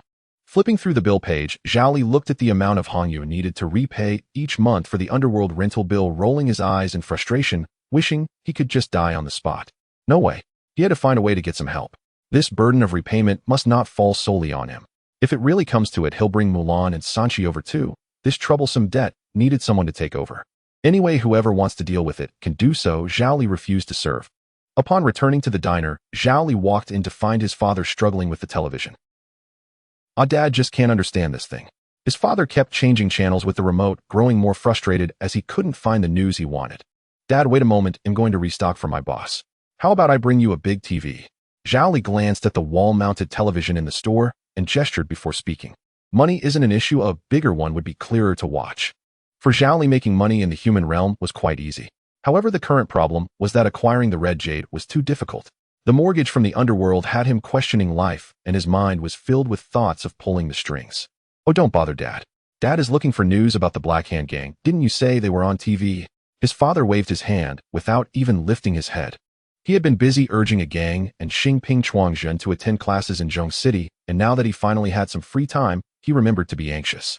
His father didn't pay much attention to the situation with the natural returners. Things like the peach buy had nothing to do with him. His father only remembered the Black Hand's Valon that Zhao Li mentioned. Valon wasn't the key point, the focus was on that demon. Had it come along with Valon? If the Holy Master had also arrived, it would be disastrous. It was news, but that was days ago. What's the use of flipping through the TV programs now? Zhao Li pulled out his small device and quickly found reports related to Valon. Grand Hotel heist, an uninvited guest at a wealthy wedding. After the bold headline on the news, there was a man in a sharp dark green suit, holding a black gold cane, standing in front of a large floor-to-ceiling window with the helicopter's searchlight providing the lighting for a full body shot from above. Valon. His father immediately recognized the man in the photo. He was indeed from the Black Hand gang. Yes, that's Valon. Dad, do you know him? Zhao Li stroked his chin, knowing that this old man was an outsider practitioner using some strange magic. The fact that Valon could make Dad so anxious indicated that his background was not simple. I heard that Valon has connections. Dad doesn't want to know him. Zhao Li was about to say something when his father interrupted him. Fine, since you don't want to know, I won't say anything, but it's not a big deal anyway. Zhao Li rolled his eyes. Lately, he had been getting rebuffed by people from a cha to his father one after another. It was quite frustrating. Li Bao also had feelings, all right. His father looked at the news report about Valon, his brows tightly knit. Valon isn't important. What matters are other things. His father turned to Zhao Li, hesitated for a moment, and then spoke. Some items in Dad's exchange list are marked as unique. Does this mean that once they are exchanged, they will disappear from Dad's exchange list? I didn't notice that. Zhao Li was taken aback, opened his exchange list, and then selected to exchange for the underworld. Current option has unique, no longer exchangeable. After the prompt, the astronomical amount for the underworld disappeared. Of course, the repayment bill that a cha sent to Zhao Li was still there, which left Zhao Li with a headache. My boss created the underworld. I really don't have it anymore, but it was only after I made the selection that I received the prompt. Is the prompt only given after selection? Loading more content. Please wait. This site only supports access via mobile browsers. If you see this paragraph, it means the chapter content has failed to load. Please close the browser's reading mode, fast reading mode, novel mode, and disable ad blocking features, or copy the URL to read in another browser. Zhao Li gave his father an affirmative response, and his father hurriedly began to check the exchange list. Talismans, demonic energy, panka treasure boxes, demon sealing tools. All of these were intact, remaining well in the exchange list, which relieved his father. None of the items are missing. Zhao Li asked when he saw his father's mood easing. Everything is still here for now, but his father couldn't find the Holy Master's stone tablet. Demons are living beings, and the Holy Master sealed into a stone tablet is the same. It can only be brought into this world with a player invitation letter. His father was unsure whether the Holy Master had come along with Valon. However, if he exchanged for a player invitation letter and selected the Holy Master on the invitation list, two scenarios could arise. One, the Holy Master has already arrived, and selecting him from Dad's list will prompt an invalidation. Two, if the Holy Master hasn't arrived, selecting him will bring the Holy Master to Dad. With a 50-50 chance, and regardless of which scenario, it would be a disastrous situation. Dad wasn't foolish, of course he wouldn't try. Zhao Li, Dad is going out, you need to see him off. His father went upstairs to get some fugu jerky, looking all serious, which left Zhao Li a bit bewildered. Dad is going to the Grand Hotel to see if there's any demonic energy. Great, another one has gone mad. Just the other day, Jioshu had a showdown with Jike, and now Dad was rushing off to find Valon. Could these old men not settle down? Zhao Li felt a bit helpless, but who could argue with his father? He opened the navigation and drove his father to the Grand Hotel. In the lobby of the Grand Hotel in downtown New York. Excuse me, gentlemen, have you encountered any trouble? The front desk manager smiled politely. It's like this, so we want to check the 52nd floor, but the elevator won't let us go up. Zhao Li briefly explained the situation, hoping to get a favor from the hotel front desk. Do you have a reservation? The front desk manager showed a formulaic smile. Oh no, Dad doesn't have a reservation, his father impatiently replied. Hurry up and let Dad go up. Of Valon from the Black Hand might have brought demons. Sir, if you don't have a reservation, you cannot go up. The front desk manager's expression turned a bit ugly. He regarded Zhao Li and his father as troublemakers. As for the nonsense about demons, how could the front desk manager believe such absurdity? Oh, come on, how can you say you don't understand? Dad stomped his foot in frustration. Demons, there are demons. Sir, please don't act like this. If you insist on causing a disturbance, I will have to contact the police. The front desk manager's attitude was very firm, and after some back and forth, Dad and Zhao Li were successfully thrown out. Oh no, they actually kicked Dad out. Of course, without a reservation, they won't let you in. Zhao Li pouted. He had no contact with Valon, so if they couldn't go in, they couldn't go in. Then you should go make a reservation. What are you standing here for? Dad was very anxious. It hadn't been long since Valon's last wedding heist. And if the Holy Master had really come, there would definitely be residual demonic energy at the wedding site. Come on, even if you sell me out, I can't manage this. Zhao Li felt very wronged. Did you know how much this place costs for a night? He was currently burdened with the mortgage from the underworld and still had to pay for furniture for a cha. He was in quite a difficult position. He was poor, really poor, unable to afford it. Small money wasn't a problem, but such large sums Zhao Li truly didn't have. Oh, you're so handsome, Kingpin. This Sunday we have plans to go on a picnic together. Do you want to join us? Get away. This Sunday I have plans to go watch a movie with Kingpin. Don't even think about stealing him from me. You're the one who should back off. Kingpin clearly said he would teach me how to make desserts, so he won't go out with you all. A group of girls surrounded Xingping Chuangjin, their eyes sparkling as they gazed at the boy in front of them. He was not only handsome, but also kind-hearted, and most importantly, his cooking was incredibly delicious. He was simply every girl's dream prince. Especially after tasting that cherry blossom dessert, the indescribable deliciousness was enough to make anyone swoon. These girls are just too enthusiastic. I have no idea how to handle this. Xingping Chuangjin smiled helplessly. He had never encountered such a scene at the store before. At a table, Mary Jane Watson held two exquisite desserts in her hands, turning to Harry Osborn and trying her best to promote them. Aren't you going to try this dessert? I think it tastes great, even better than what I had at your place before. Really, you should give it a try. No thanks. Harry shook his head, looking at the circle of girls surrounding Xingping Chuangjin and sneering dismissively. As the top rich second-generation student in school, he had excellent grades and was also handsome, making him a target of pursuit for many girls.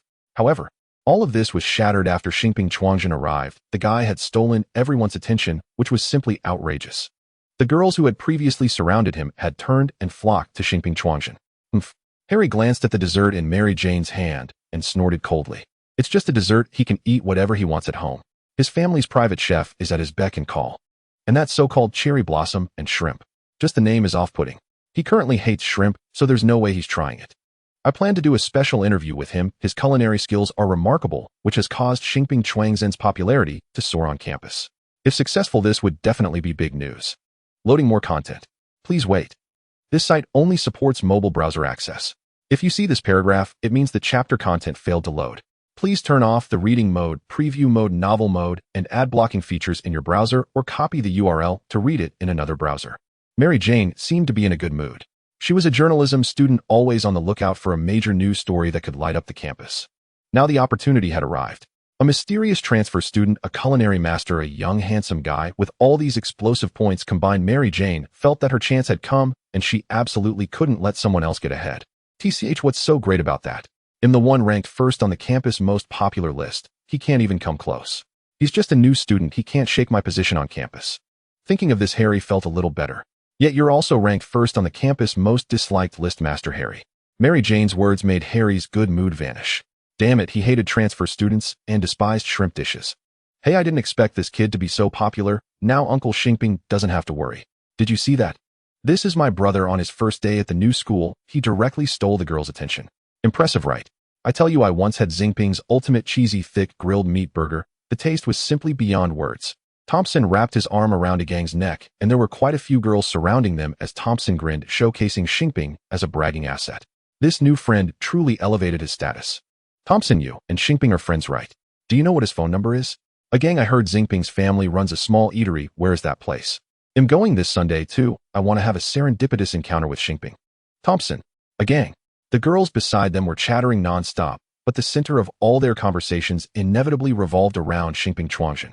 As expected, Xingping is so popular no matter where he goes. It's truly impressive.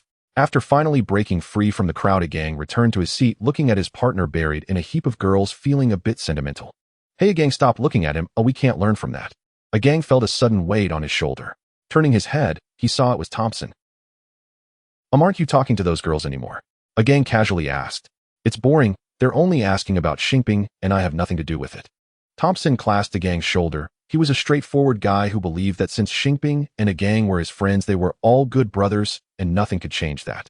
A gang pouted. He wasn't envious. He just thought of Kyoko and the others, wondering how they were doing. He had been here for a while, and they must be worried sick. Sigh, I wonder when I can go back. A gang sighed. The journey home felt endless, and he wanted to gather some Baiyu, but there was no way to do so. Xingping Chuangjin could rely on cooking, but he was left with just passing time. Hey, on your first day here you can't be so down. Oh, let's find some fun. Thompson rolled his eyes, scanned the classroom, then pulled the gang up and dragged him out. What's going on? A gang blinked in confusion. He wasn't quite sure what Thompson was planning to do. Let's go, I'm taking you to do something fun.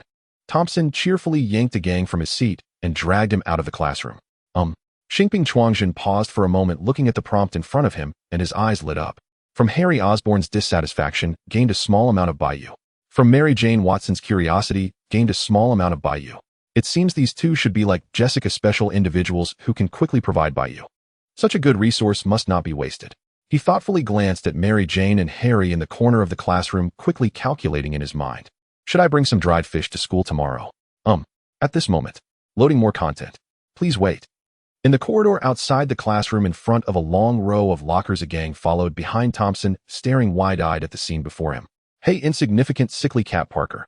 Thompson pinched Peter Parker by the back of his neck, lifting him up with a fierce expression. Then with remarkable skill, he threw Peter into a locker and cheerfully locked the door. "See, this is the game I told you about. Don't you feel better now?" Thompson smiled and patted a gang's shoulder, feeling more relaxed than ever. Every time he bullied Peter, he felt refreshed. This had become Thompson's essential comfort activity. Huh, what? Is this what he meant by fun, just bullying people? What kind of twisted hobby is this? How infuriating. Thompson. A gang wanted to say something, but Thompson glanced at the time and suddenly ran off in a panic. "I almost forgot. This afternoon our football team has an event." "A gang, you play by yourself? Oh, I need to go." "Wait, what do you mean play by myself?" A gang stood frozen in place, watching Thompson's back disappear down the corridor. "What a guy, you finish your mischief and run off, leaving me here all alone. And the problem is this student is still locked in the locker." A gang grumbled internally about Thompson, hesitantly looking at the locker and cautiously opening the door. "Thank you. Otherwise I would have been stuck here for a long time." The re-emerged Peter expressed his gratitude to a gang. No problem. Even though I wasn't the one who bullied you, I'm in cahoots with Thompson, so why are you thanking me?" From Peter Parker's gratitude gained a small amount of Bayou. "What? You can get Bayou like this? What is going on here?" A gang on his first day as a transfer student felt a pounding headache. "I didn't expect Thompson to do this. He said he wanted to take me out to have some fun." Facing Peter, a gang felt very guilty. He didn't react in time. Thompson was very swift and adept, grabbing Peter and then opening and closing the door in one smooth motion. It is wrong to bully others. He should have stopped Thompson. Thinking of this, a gang felt even more guilty. "I'm very sorry for Thompson. He is just..." A gang didn't want to speak ill of his friend, but it was quite difficult to explain the bullying rationally, and his face inevitably showed a conflicted expression. "It's okay, it's not your fault. Being friends with the Bigfoot Thompson must be tough for you too." Peter emerged from the locker, tidying up his messy clothes, and surprisingly comforted a gang. "That big guy has always been like this, but I'm used to it. However, he is quite nice to his friends. He isn't a bad person."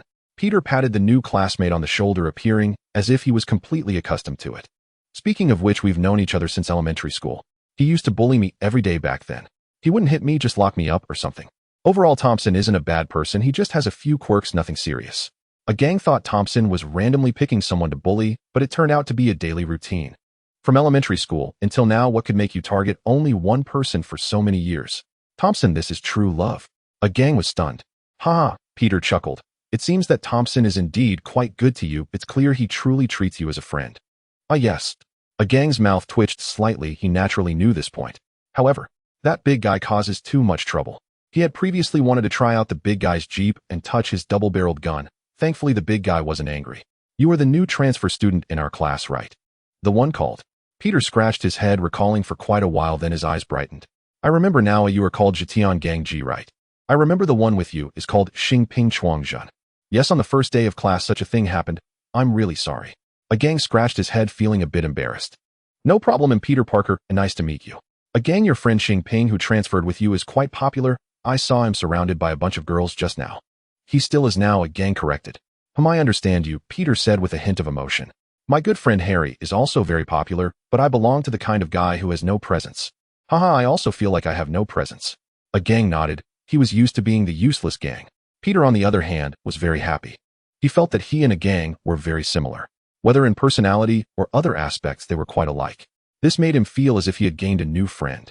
Encounter with Peter Parker, gain a small amount of white jade. Familiar with Peter Parker, gain a small amount of white jade. Become friends with Peter Parker, gain a small amount of white jade. A notification box suddenly appeared before him, refreshing 3 messages at once. This unexpected surprise instantly left a gang dumbfounded. "I didn't expect Peter to be like Jessica. Loading more content. Please wait." He had previously been most troubled in the diner by how to obtain white jade. Only when Jessica came to eat could he occasionally gain a little, but it was basically tantamount to nothing.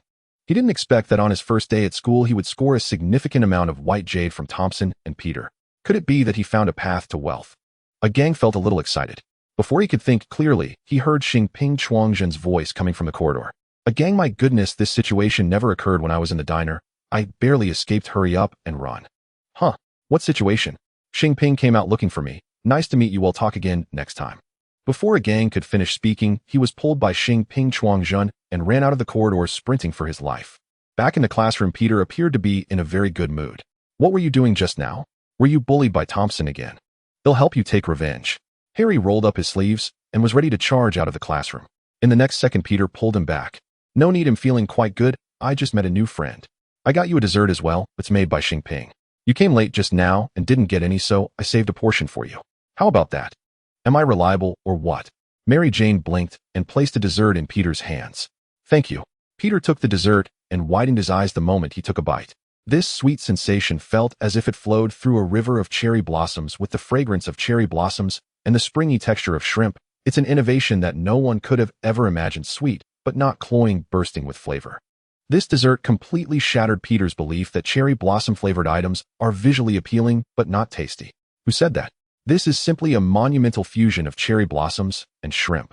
This is too delicious. Oh, I've never had anything this good before. I want to cry. Peter was moved to tears, his face flushed with excitement. He was about to cry.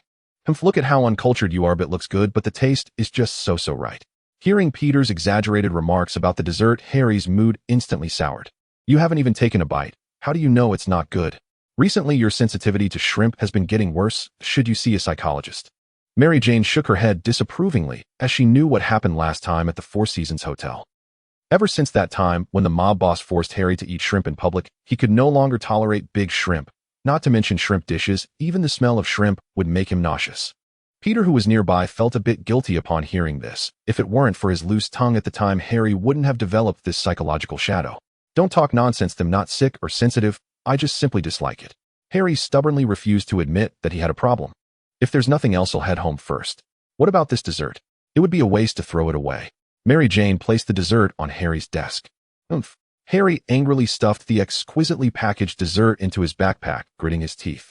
I want to eat it. I'll take it home to let the chef check if there are any unknown ingredients added. Why does everyone say this thing is delicious? Tisk. Peter and Mary Jane exchanged glances. Everything was understood without words. In the office of Norman Osborn at Oscorp, he exclaimed, No, I want the latest report. Don't forget it was you who pointed out the similarities between the two, so I want results. Dr. Connors.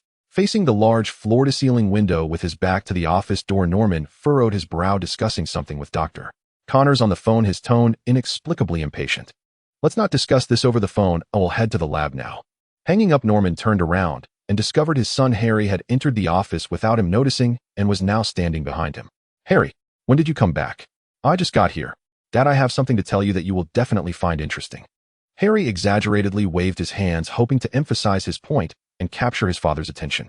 There's a new transfer student at school, and the desserts he makes are absolutely delicious. I brought some back for you to try. You'll love them, Peter cried after eating them. It's unbelievable, right?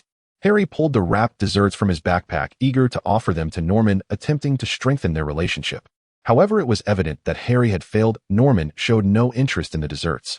I don't have time, son. He walked expressionlessly toward the office door without pausing. But Dad. Harry clutched the dessert in his hand, a look of disappointment on his face. I'm very busy right now, unless you want to tell me that your grades have finally improved. Norman frowned, turning to look at Harry, his expression as serious as ever. At least Harry couldn't remember a time when his father had smiled at him. Oh well. Harry awkwardly rubbed his neck. His grades were still the same. How could there be any improvement, good or bad? By the way, the chef mentioned recently that you haven't had much of an appetite. What's going on? Harry opened his mouth, feeling guilty, stammering, I just simply don't want to eat shrimp. I said I wanted something lighter. All right, I'll notify the kitchen. As for the transfer student, we can discuss that later when I'm less busy. Norman left with a curt remark, slamming the office door shut with a thud as Harry watched in disappointment. Norman walked toward the group building where the driver was already waiting. He adjusted his tie and inquired with his secretary. Has the psychologist I asked you to find come by yet? Yes, he has come twice and just delivered the diagnostic report yesterday afternoon. The secretary pulled out a document which contained the psychologist's diagnosis of Harry. Harry didn't notice anything, did he? Norman nodded and then said, Young Master Harry doesn't know that we've conducted a psychological profile on him. He thinks it's just a regular questionnaire. The secretary explained again. Well, how is Harry's situation? Norman took out a cigar, and the secretary promptly helped him light it, then spoke up. Not very optimistic. Since the last incident, young Master Harry has shown signs of severe post-traumatic stress disorder, clinically referred to as delayed psychosomatic response. The doctor said, Just tell me the treatment plan. Norman interrupted the secretary with a grim expression. He didn't want to know what illness Harry had, he just wanted to know how to help his son recover. It may require periodic psychological counseling, but it's hard to specify the duration. The secretary spoke hesitantly, fearing to anger the scowling Norman. The Mafia. Norman was well aware of everything concerning Harry. If you see this paragraph, it means that the chapter content failed to load. Please close the reading mode ad-blocking features or copy the URL to another browser to read. Harry had become the way he was today because of that damned wedding banquet at the Four Seasons Hotel.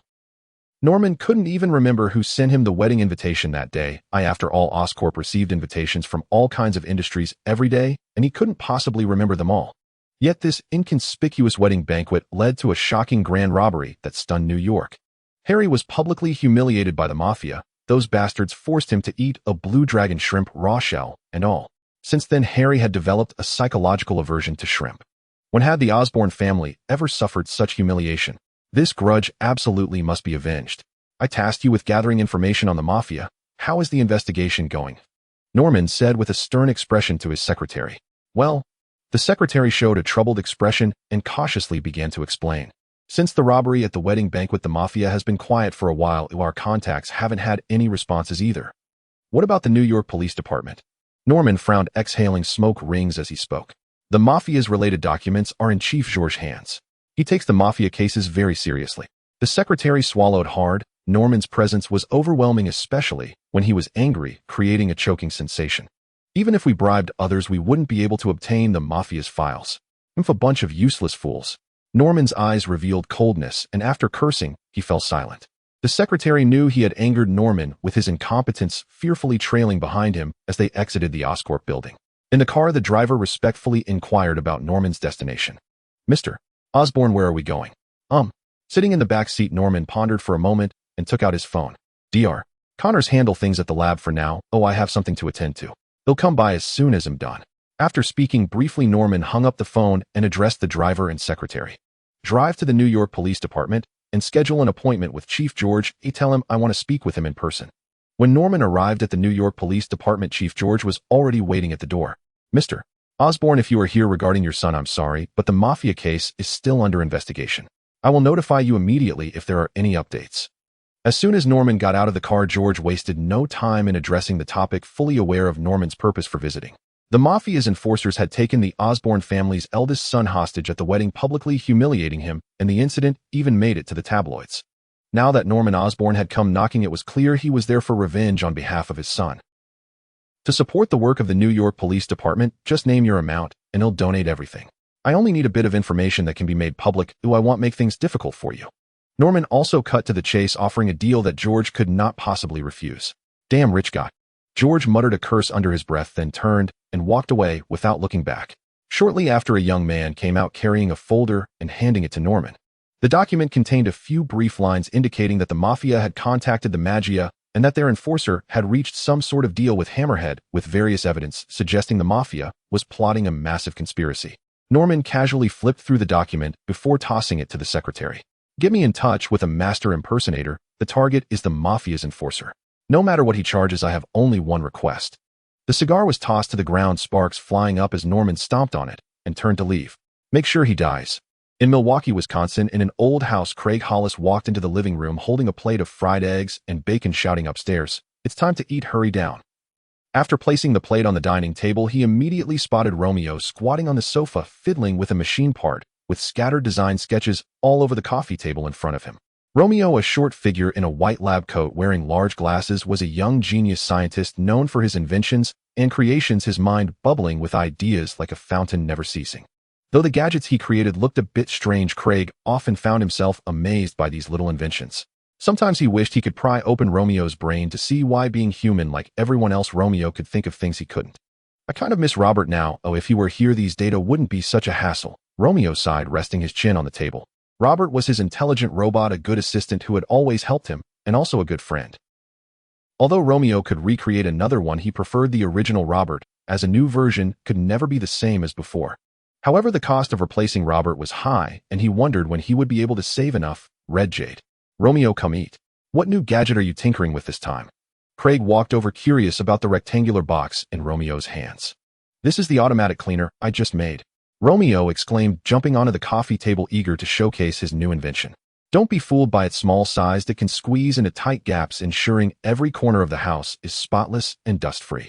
As he spoke, Romeo pressed the red button on the left side of the machine, and suddenly a small brush emerged from the bottom. After placing it on the floor, it immediately started operating in the living room. It's just an automatic vacuum robot. The key feature is that this automatic cleaner has a super guidance sensing system allowing it to perfectly avoid any obstacles, whether they be people or furniture. That must consume a lot of power, Craig nodded seriously. Who said that? Romeo replied, hands on his hips, exuding confidence.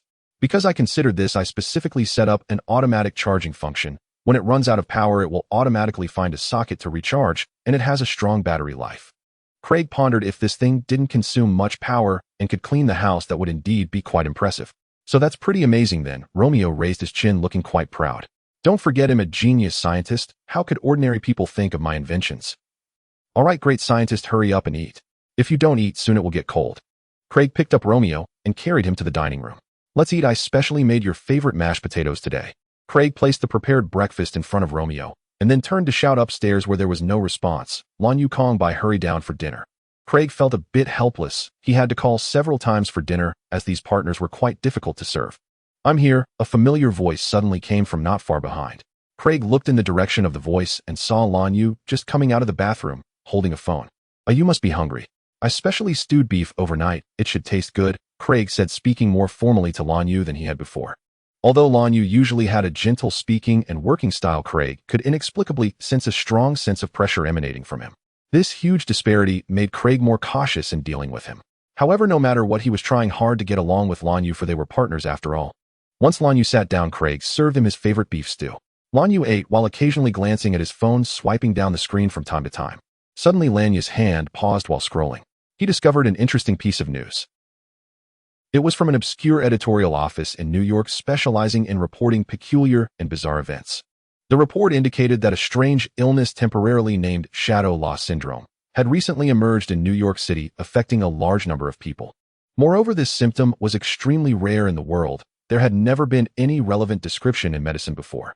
Observers found that anyone afflicted with this bizarre symptom would have a photophobia condition. TSK. Lan Yu couldn't help but think of someone in the camp channel who was madly spamming. But this matter was unrelated to him. After all, he was in Wisconsin, which was quite far from New York. Kong politely thanked him, then reached out to pick up his sister Bai and placed her on a nearby chair, while Bai simply blinked without saying anything to Craig. Craig smiled at Bai and didn't mind. He had privately read some psychology books, and after deep analysis, he suspected that Bai might have autism. But that was fine. As long as he kept trying, he believed one day he would be able to touch Bai with love. With everyone gathered, Craig sat in his seat, smiling at them all. We've been together for so long, and it's been great. I hope we can soon become a real superhero team. Craig Hollis, who called himself Mr. Immortal. Not long ago, after his girlfriend's suicide, he felt the world's sadness and stood on the rooftop preparing to bid farewell to this tragic world. However, after several failed suicide attempts, he discovered his extraordinary ability to possess an immortal body. Craig felt it necessary to use this ability to protect the world, just like those uniformed superheroes. Unfortunately, his first attempt ended in failure when a robber shot him in the head, and during his resurrection, the robber escaped. It was because of this that he became more deeply aware of the importance of teamwork. Superheroes could not fight alone. And Lan Yu was one of the future partners he had identified. Of course, little Romeo was the same. Speaking of which, the last time he was shot in the head by a robber, if it hadn't been for Kong, and by helping him, he didn't know what those guys would have done upon discovering his resurrection ability. Rather, it could be said that this brother and sister duo had saved his life. Craig, an opportunity to become a superhero is right in front of you now. A great disaster is about to occur in New York, and you can save everyone. Kong suddenly spoke while they were eating. This, Craig felt a guilty excitement. He had indeed dreamed of becoming a qualified superhero, punishing evil and upholding justice. This was his recent goal in life. However, Craig thought of his dwindling savings, silently shook his head, and his face showed a hint of pain. Recently, I've almost spent all my savings for our team's expenses. The thought that earthly money was blocking his path to becoming a superhero made Craig unable to help but pound his chest in frustration. Don't worry about the money, Kong smiled, looking confident. Romeo's new invention can be sold in New York. I've already consulted several companies that are interested in the automatic cleaner, and the patent can fetch a good price. Kong had also talked with Romeo. If the automatic cleaner was promoted, it would continue to generate red jade in the future, which would be good for Romeo. That doesn't seem right. After all, it's Romeo's invention. Craig's face showed hesitation. But I don't care about such trifles with my genius. Even if I made a hot dog robot, I could still change the world. Romeo poked a hot dog with his fork, waving his short arms. Besides, how can you make me good food without money? A genius also needs energy to think, nutrition must keep up. Well, okay, Craig nodded after struggling with this for a long time, accepting this reasoning, though he still found it a bit strange. By the way, why do we need to book 2 tickets? Are you planning to go with me? Craig asked, surprised. The Kong and Bai siblings were typical homebodies. To get them to step out was as difficult as climbing up to the sky. Needless to say, today's young people were indeed different from them. Of course I'm not going. Kong shook his head, his gaze falling on Lan Yu, who was engrossed in eating beef while scrolling through news, smiling slightly. You and Lan Yu will go together. I never said I wanted to go to New York. You can go by yourself. Lan Yu, chewing on tender beef, was momentarily taken aback by this remark from Kong before providing his response. Due to being part of the same faction of nature returners, Lan Yu was well aware of the tricks that Valon and Moria were up to. Heading to New York now, if he could indeed get embroiled in this major event, he could gain considerable rewards, but reality did not permit. A battle that brings you joy, isn't that what you desire? Kong dismissed Lan Yu's response. Or are you afraid of losing too badly? At those words, Lan Yu paused his chewing of the beef. Lose. That word had never appeared in his dictionary. It should be noted that in that game at the Tomb of the Gods, he was the player closest to breaking the billion mark. Lan Yu with the gaming name Lantianyu. He was a VIP member of the strongest gang in the game world, Jade Coffin, and the notorious leader of the Silverback thieving group. Having slain numerous players worth millions, he earned the title 1000 Kill Divine Luo and could wield 1,000 skills. How could someone like him possibly lose? However, right now he was unable to log into his game account, and the red jade he had accumulated was only enough to exchange for 2 divine coins. Divine coins, which retained a trace of divine power, could be used in reality to employ thieving tools for 1 minute per coin. In other words, he could only temporarily unlock a combat role for 2 minutes. Is this all? What use is that? Thus he could only sigh over the red jade. Just then a system prompt suddenly appeared before Lan Yu. Player Kong is transferring red jade to you. Please check. Lan Yu instinctively looked up at Kong across from him, who was smiling at him. Did he see through my thoughts? Moreover, wasn't it said that players from different factions could not add each other as friends or transfer funds? Could it be? Lan Yu narrowed his eyes, his gaze falling on the name hovering above Kong's head, realizing he had overlooked a crucial piece of information. The white name above Kong's head had turned red. Kong had switched factions from worldly person to nature returner. How much jade had these siblings farmed through Craig? Although Lan Yu had never tried it himself, he could guess that the cost of switching factions was definitely substantial. In the early stages of a game, is it really necessary to spend precious jade to switch factions? What exactly were the siblings Kong and Bai plotting? Lan Yu opened the exchange shop. The red jade he currently possessed was just enough to exchange for 5 divine coins. 5 minutes should be enough to solve most problems. He stared deeply at Kong. Could it be that this guy had even calculated his recently acquired share of red jade? It shouldn't be so outrageous. After a moment of silence, Lan Yu initiated a conversation with Kong through the friend channel. Lan Yu, I will remember this favor. I will double it back to you after New York. Kong smiled, knowing that this matter was settled. Humans have their own ways of doing things. Let the lion deal with the fight against the empty-handed. Hey, don't ignore me, you two. Craig boldly interjected, feeling quite frustrated. How many plane tickets am I supposed to book? Also, who is going with me? Craig looked at Kong, inquiring. Unexpectedly, Kong did not answer. Instead, Lan Yu suddenly spoke up. 2 tickets. I will go with you to New York. Very well, now we can discuss the second matter. Kong seemed to be in a good mood. His gaze shifted to the small scientist Romeo, who was focused on eating grilled sausages and fried eggs. Loading more content. This site only supports access through mobile browsers. If you see this paragraph, it means that the chapter content failed to load. Please close your browser's reading mode, free reading mode, novel mode, and disable ad blocking features, or copy the URL to read in another browser. Romeo, how is the progress on the research project I asked you to help with? Romeo wiped the grease off his mouth and confidently replied. It's just a large suppressor. How could it possibly stump this genius? Kong nodded. Although Romeo was relatively young, he was aware that Romeo, like his sister, was a true genius. There was no need to worry about invention and creation. However, Kong still stated his requirements. I have only 2 requests. First, the machine must be small enough, and the lighter the better, so that Craig can carry it easily. Second, it must be easy to hide. Craig must be able to get it on the plane without anyone noticing before reaching New York. What is this? Craig, listening nearby, grew increasingly alarmed. Oh, it sounded as if he were a terrorist. Why do we have to sneak it onto the plane? You guys aren't making some kind of large destructive weapon, are you? This trip to New York is your opportunity to become a superhero. Trust me, the responsibility of saving New York rests on your shoulders.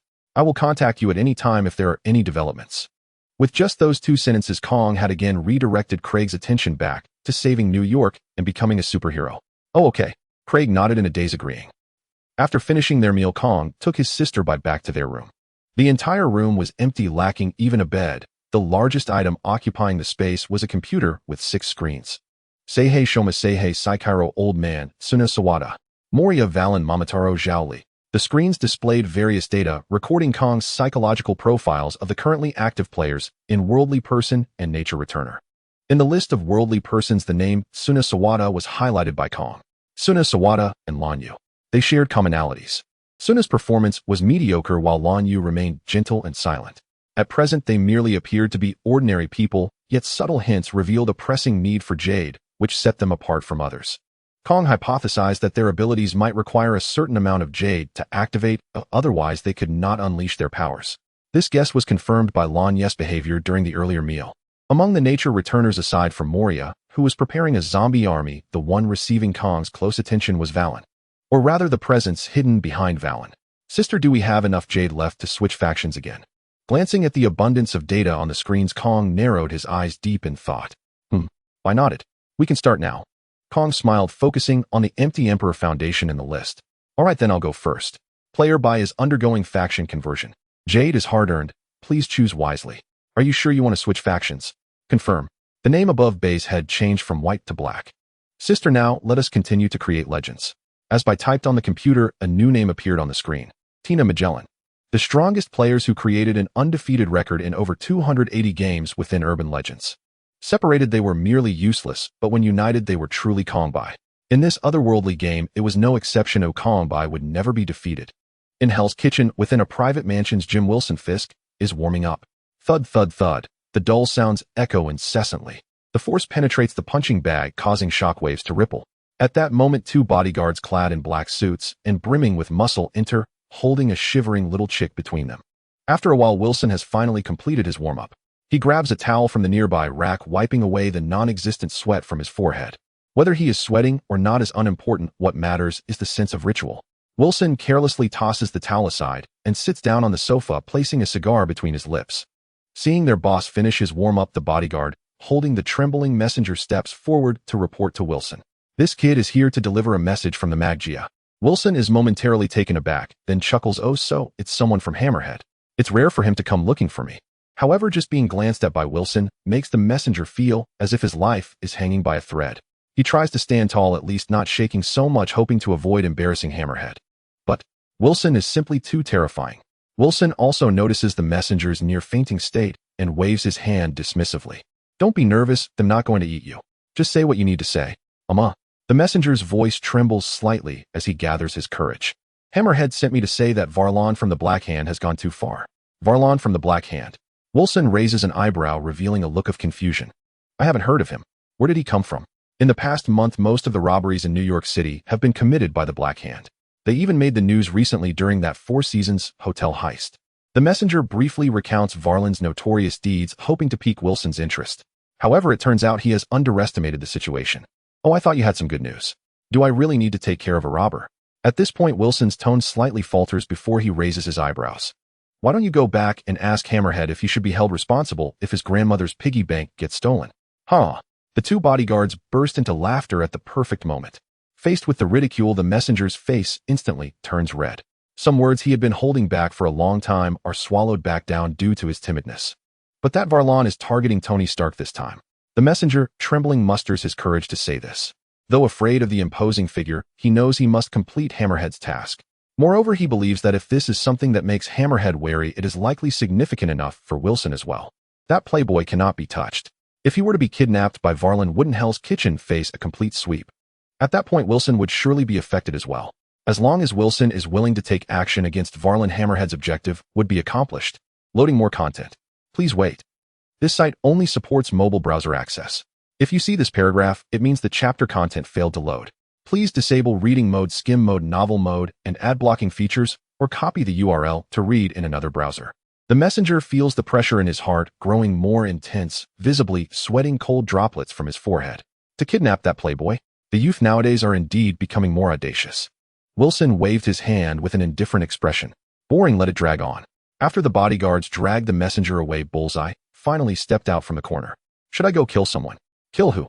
Wilson tilted his head, looking at Bullseye and retorting, Varlon, Hammerhead, or that playboy. Anyone will do. It doesn't matter who, as long as I go they'll all die. Bullseye grinned, exuding an aura of madness and bloodlust. Heh. Wilson coldly chuckled and shook his head, saying nothing further. Just then a knock on the door sounded from outside the gym, followed by the entrance of a well-built secretary lady. The secretary holds a thick document in her hand. The Black Hand and the Magia are in negotiations.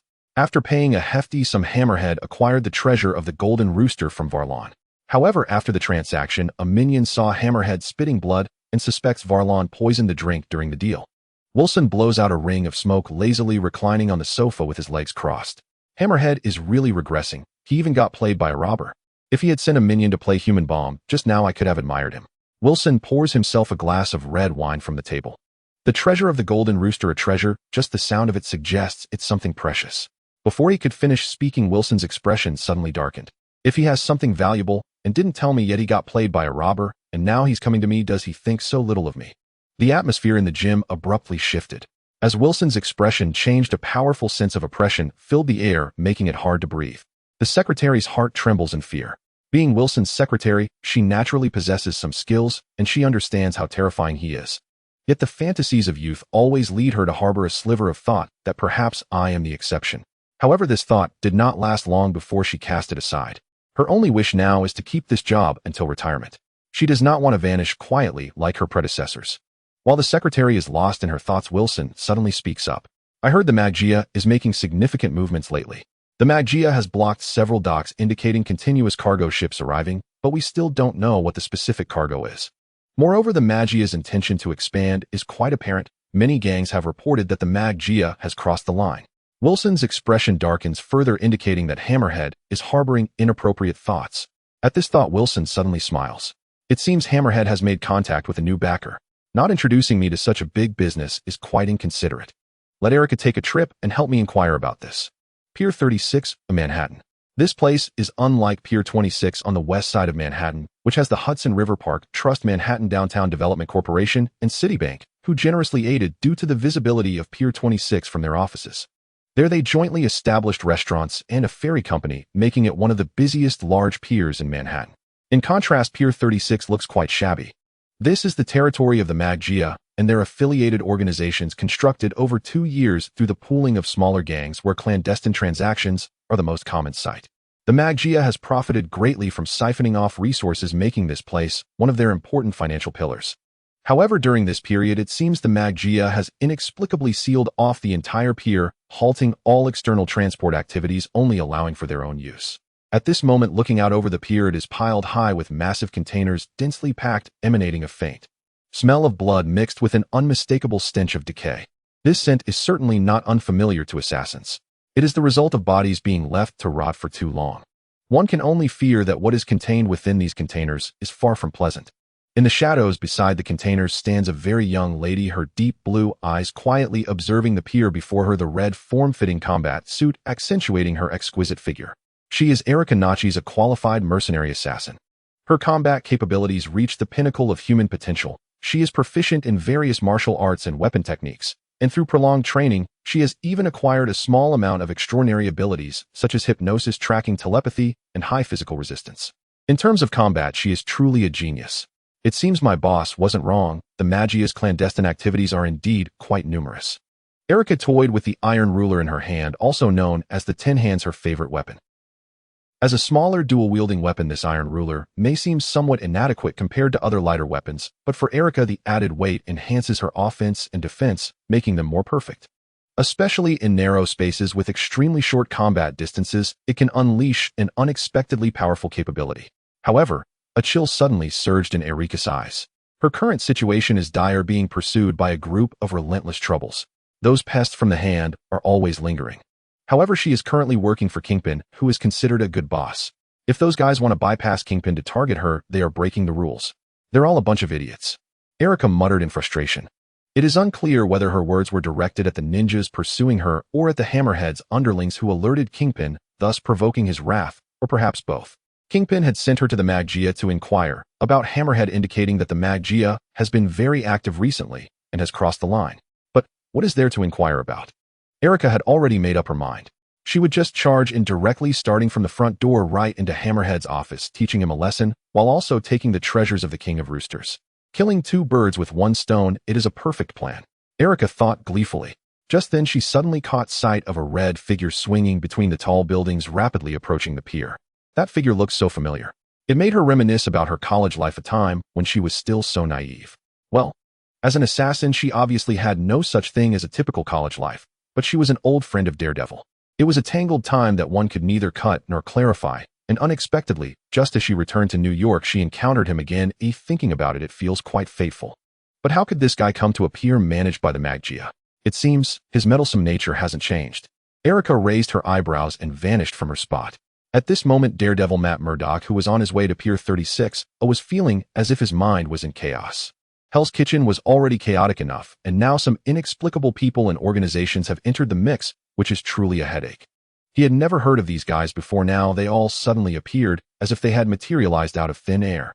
Moreover, previously in the diner, he noted that these organizations seemed aware of each other's existence. They appeared to be at odds, but could still blend together to achieve a strange balance. He worried that if this balance were ever disrupted, Hell's Kitchen would face unprecedented violent conflict. Just like that worker who claimed to be from the underworld, pulling out a gun and seizing souls at the slightest disagreement. In Matt's view, such behavior is the greatest insult to the soul, unforgivable. However, from the reactions of others in the diner, it seemed they were already accustomed to the underworld style of operation, showing no signs of surprise. It seems that the souls returning to the underworld is a customary affair. This might indicate that the underworld has done this before. Thinking of this, Matt's heart sank slightly. If it weren't for Kikyo pulling him away at the time, he would have definitely confronted that guy named Zhaoli. That said, Kikyo is currently not by his side. She is busy looking for Jessica. According to Kikyo, Jessica had been controlled by her death insect and went insane after breaking Lin Jiu's wine jar because she had suffered some sort of mental trauma. And Kikyo possesses the ability to purify the mind and soothe those on the brink of collapse. Since Jessica's situation arose because of her, Kikyo cannot ignore it. In Matt's view, this is essentially a form of special psychological therapy aimed at healing Jessica's mind. However, this time, Matt did not accompany her. He simply handed Kikyo the business card for Jessica's private investigator agency. He planned to take advantage of the night to quickly uncover everything hidden at Pier 36. Initially, he intended to wait a few more days for the next shipment from the Magia to arrive, thinking that at that time, he might be able to catch them red-handed and bring the Magia to justice.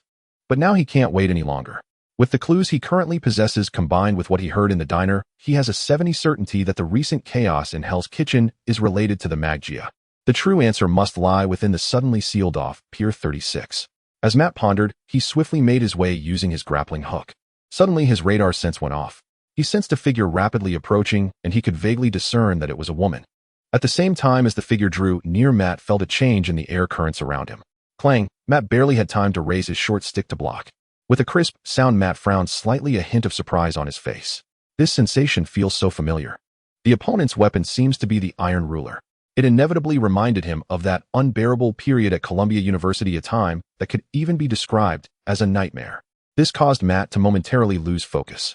Especially with the opponent's next reaction. Using the force of the rebound, not only did she not retreat, but she leaped into the air wielding the Iron Ruler, diving down again, further confirming her true identity in his mind.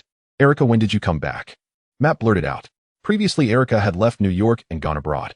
"How boring you recognize me so quickly." Erica flipped in the air and landed beside Matt, pouting, seemingly dissatisfied with being easily recognized.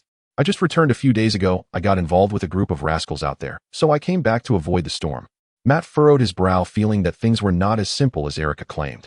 "Are you still working as an assassin? What else can I do?" Erica casually twirled the Iron Ruler in her hand.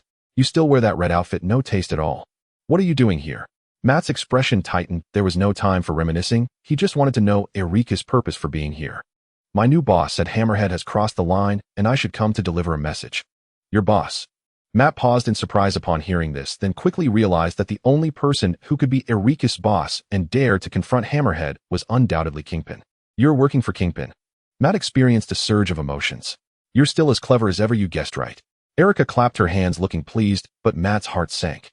On one hand, it was because Erica had returned to the darkness again, and on the other, since Hammerhead has already alerted Kingpin, it indicates that the Magia is up to something big. They are definitely planning to cause a major disturbance. Hell's Kitchen, a private detective agency. A sign reading "temporarily closed" hung outside the agency, where Jessica Jones lay dejectedly on the table, intermittently pouring beer into her mouth. Glug glug. This damned messed up life. The once neatly arranged documents on the table were now scattered chaotically, and empty beer cans were strewn all over the agency. Beep beep. Suddenly the phone on the desk lit up with a message, and Jessica, holding her head, glanced over, mumbling incessantly. Message, damn message. Maybe I won the lottery, or perhaps I've been invited to a late-night talk show. But more likely it's God calling to rectify the extremely terrible mistakes he made regarding me. She was utterly disinterested in these deadened jobs, spending her days either tailing mistresses or taking clandestine photos of infidelities. Ugh, can't she get something more meaningful and substantial? Oh God, if you really exist, please let those awful people explode on the spot. As Jessica thought this, she reached for an unopened can of beer nearby, pulled the tab, and continued to drink. At that moment, she seemed to see a long worm glowing faintly with white light slither through the tightly shut door of the agency. Loading more content. Please wait. This site only supports mobile browser access. If you see this paragraph, it means the chapter content failed to load. Please turn off reading mode, fast reading mode, novel mode, and disable ad blocking features, or copy the URL to read it in another browser. What is this thing? Am I seeing things because I drank too much? Jessica squinted her eyes, staring intently at the long worm in front of her, engaging in a staring contest. Outside the agency, Kikyo, dressed in Miko attire, stopped and quietly gazed at the closed door of the agency. Finally found it. Though she got the address of the private agency from Matt, this place was a maze and she accidentally got lost. After much effort, she sent a soul-eating insect to follow the scent left by Jessica, finally managing to locate this place. Knock, knock, knock. The knocking was soft, but in the quiet private agency, it sounded extraordinarily jarring. Jessica was forced to break the deep gaze with the soul-eating insect, shook her head, swayed over to the door, and irritably yanked it open, shouting loudly at the person outside. Where are your eyes? Can't you see the sign saying temporarily closed? What are you knocking for? Her voice gradually lowered as Jessica finally recognized who was standing at the door. The witch who could control people's bodies Jessica was not. In Hell's Kitchen at Pier 36, two red figures weaved through the densely arranged shipping containers, aided by the dim moonlight. Matt and Erica shared the same objective for their visit: to find Hammer, the leader of the Magia gang. Locating him would provide clarity on the situation within the gang. Though they hadn't seen each other for a while, the tacit understanding built from years of collaboration allowed Erica and Matt to coordinate seamlessly. They darted through the gaps between containers, slipping through shadows, and taking down the thugs guarding the pier one by one. This is boring. Is this how the Magia gang defends itself? Erica leaped down from a container, swiftly knocking out 4 burly men who were huddled together playing cards in less than 2 seconds. She could have moved faster using her iron ruler to eliminate all 4 instantly, saving even more time. However, with Matt right behind her, he would surely disapprove of her killing. Before encountering Hammer, Erica was reluctant to turn against Matt. Indeed, their defenses are too easy to breach. The Magia gang had plenty of henchmen patrolling the outer perimeter of the pier, swapping posts regularly. Ordinary people would certainly not be able to enter. However, that only kept out regular folk. For Matt and Erica, these scattered forces posed no hindrance whatsoever. It's unnervingly smooth sailing. If Hammer was secretly plotting something, then he must have precautions against certain special presences in Hell's Kitchen. As the infiltration proceeded seamlessly, Matt's unease grew. Erica. He lowered his voice, quietly alerting her. Be cautious, I feel something's off here. Really? Erica, oblivious, completely failed to notice anything unusual. She had initially expected to make significant gains tonight to report back to Jean, but to her disappointment, the pier only had these minor thugs and no big fish in sight. Moreover, with Matt by her side, she couldn't kill at will unless she wanted to engage in a brawl right after their reunion. TCH. This is utterly dull. Erica pouted in disdain. Just as Matt began to voice his concerns, a sudden noise interrupted him. It was the dull thud of something enormous falling. What happened? Both Matt and Erica tensed, hurrying towards the source of the sound. What is that? Erica's pupils dilated as a colossal creature appeared before her. It seems to be a spider, but how can it be so large? Matt was equally shocked. In his radar-like senses, the enormous spider monster's exaggerated size and the blurred three-dimensional imaging told him that this spider creature seemed to have a monkey's head. It feels more like a monkey than a spider. Erica drew her iron ruler, realizing why Matt was so tense about the Magia gang. Hammer had indeed conjured a troublesome creature. Whether it's a monkey or a spider, we can't let it escape. Matt's expression darkened. This monster was clearly not something that could be born naturally. Was it like the previous zombies pieced together by some means? But could such a large creature even be considered a zombie? Compared to this thing, the zombies from the narrow alley were utterly insignificant. The Magia gang had actually created such a monster. Hammer was simply insane. Matt felt a chill run down his spine. Erica's face was equally grave. Faced with a creature beyond imagination, they both sensed an overwhelming pressure. Moria exchanged the zombie body and shadow of the spider monkey Terralara, allowing it to be reborn in this world and tasked with guarding Pier 36. To prevent those foolish enough to cause trouble and to handle the transfer with Francis. Every so often Francis would deliver a large shipment of materials by cargo ship, which would be transformed into Terralara's new companions after modification. Naturally, Terralara held immense respect for Lord Moria. However, Hammer and Francis would often refer to themselves as partners with Lord Moria, which made Terralara quite unhappy. In Terralara's view, these weaklings were simply unworthy of standing alongside Lord Moria. At most, they were just new subordinates under the Lord. Unfortunately, Lord Moria had strictly forbidden any action against the weaker beings on this side of the pier. Terralara had been in this world for nearly half a month stuck at the pier without even a toy. It was nearly driving it to boredom. It had even lost interest in weaving webs. But now 2 relatively entertaining new toys had finally arrived, and Terralara felt a surge of excitement. Monkey, monkey, monkey, monkey. The monstrous figure before them laughed heartily, its enormous eyes fixed on Matt and Erica as its massive stitched arms waved about. I am the legendary spider monkey Captain Terralara. What the hell? Erica, holding her iron ruler, was taken aback. Why is this monster speaking? It's one thing to grow this large, but it can talk. That's just unscientific. Erica felt something was amiss at that moment. Captain Terralara, I've never heard of you. Matt recalled the zombie William that had been purified by Kikyo and instinctively forgot that these reanimated zombies possessed their own thoughts and intelligence. This just got a lot more troublesome. Matt's heart sank. Mindless beasts are one thing, but when monsters gain intelligence, it would undoubtedly spell disaster. Suddenly, 2 prompts appeared before Moria. The massive figure slowly stood up and turned to look at the hammerhead beside him. It seems my subordinates at the dock have caught an interesting toy. Let's go take a look together. Suddenly, a commotion erupted among the surrounding containers, and the incessant crashing sounds were unusually jarring in the silent dock. Bang! The iron gate sealing the containers was broken open, and oddly shaped zombies rushed out. Hey, this must be a joke. Surely these can't all be. Erica was a bit dumbfounded. She never expected that a seemingly simple task tonight would lead to so many unforeseen situations. This number, Matt roughly observed with radar perception and came up with an astonishing figure. There were actually an exaggerated number of zombies hidden within these dock containers. One by one, the zombies, clearly stitched together and grotesque, emerged from the containers. These zombies were completely different from the ones Matt had seen on the streets earlier. At least those could still be considered somewhat human-shaped. But the ones before him were huge with bizarre appearances, and some even had animal heads attached to human bodies. This looks absolutely disgusting. Erica couldn't help but exclaim, "Monkey, monkey, monkey. What are you going to do now?" Tallarala's massive spider body clung to the container, emitting a strange laugh as it mocked Matt and Erica, who were surrounded by a multitude of zombies. With me in front and fully armored warriors behind, it seems. You 2 little bugs can't escape. Tallarala laughed heartily. You disgusting creature, do you really think you can catch us like this? Erica sneered, her anger gradually rising.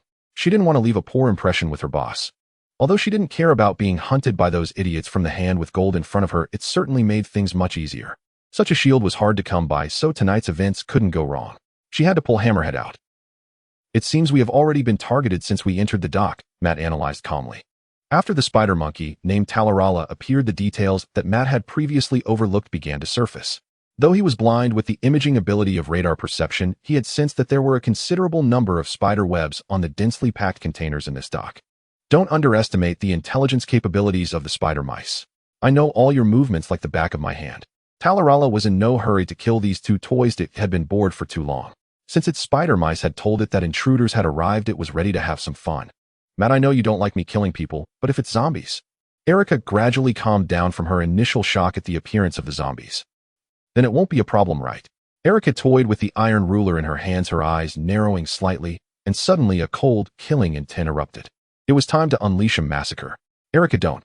Before he could finish the word, impulsive Erica had already dashed out, directly charging into the circle of zombies, wielding the iron ruler and slashing her way through. Monkey, monkey, monkey. Behind them, Tallarala the spider monkey erupted in exaggerated laughter. I will capture you and present you to Lord Moria. Lord Moria? This was the second time Matt had heard that name. The first was from the mouth of the zombie William. Matt pondered the relationship between Hammerhead and Moria, what role the Magia gang played in this matter, and what exactly that guy named Moria intended to do. If these zombies scattered around, then Hell's Kitchen, no, perhaps all of Manhattan would be affected. Just as Matt was lost in thought, Tallarala launched an attack. Spiderweb. The white spider web shot out like a cannonball from Talarala's mouth, and Matt's radar perception went into a frenzy, prompting him to instinctively jump to avoid it. The sticky spider silk brushed past Matt, flying towards several zombies behind him. The thick web unfolded, trapping the unfortunate zombies together, and even as they struggled frantically, they could not break free. The stickiness was overwhelming. Matt was slightly shocked. He quickly drew the dual sticks from between his legs, using the grappling hook to swing in front of Talarala, and then swung down hard onto Talarala's monkey head. "Ugh, I feel like my head is about to explode." Talarala shouted, its massive palms continually slapping down, while also launching sticky webs trying to catch the little bugs jumping around on it. Meanwhile, Matt was using his size advantage to dodge nimbly. Unfortunately, his attack power was simply insufficient, and facing the giant spider monkey Talarala, he couldn't inflict any effective damage. As time passed, the battle fell into a stalemate. While Matt was entangled with Talarala on the other side, Erica had reached the brink of fury. Since charging into the zombie encirclement, the iron ruler in her hand had not stopped. The speed at which zombies fell was rapid, but their speed at getting back up was even faster. "Damn it! Why can't I kill them?" Erica screamed in frustration. She was about to poke the zombie with cat ears in front of her to death, but why was it still moving? This is unscientific. The action of waving the iron ruler did not pause, and the debris scattered across the ground was her masterpiece. But what kind of monster is this? Erica looked at the remnants she had destroyed, which still reacted, and shivered slightly in disgust. At this moment, Matt, who was playing cat and mouse with Talarala, naturally heard Erica's shout. He frowned, his expression serious. When Kikyo dealt with that zombie named William, it hadn't been this difficult. Wasn't it just one shot to annihilate it? Hadn't the debris and scattered talismans in the alley been easily resolved by that Taoist named Lin Jiao? Could it be that to eliminate these zombies, certain specific conditions needed to be met? This is bad. Had I known it would be like this, I should have brought Kikyo along. Matt had no time to entangle with Talarala and swung himself to Erica's side using the grappling hook. The reason these corpses can move is that they occupy souls that do not belong to them. Occupy souls. Is this some new technology? Erica shouted at Matt while wielding the iron ruler. She couldn't believe that technology had developed so fast. They even had technology to occupy souls now. "I don't know the specific principle, it was told to me by a witch." "Witchy?" Erica raised an eyebrow, and as she burst the big red eyeball of the zombie rabbit with her iron ruler, her tone became strange. "How come I didn't know you knew a witch?" "I just met her not long ago," Matt replied casually. "Oh, then it seems I came back to New York at the wrong time. It looks like I've interrupted you," Erica said coldly. Matt paused his actions, then helplessly said, "Can you focus on the point? Without a specific method, we can't kill these zombies." Men. Erica's strikes became more forceful, as even female assassins have their moods. Suddenly, the roar of helicopters echoed through the night sky, accompanied by a clicking sound from above. A massive spotlight shone down, illuminating the entire dock as bright as day. "Ha ha ha." A boisterous laugh rang out.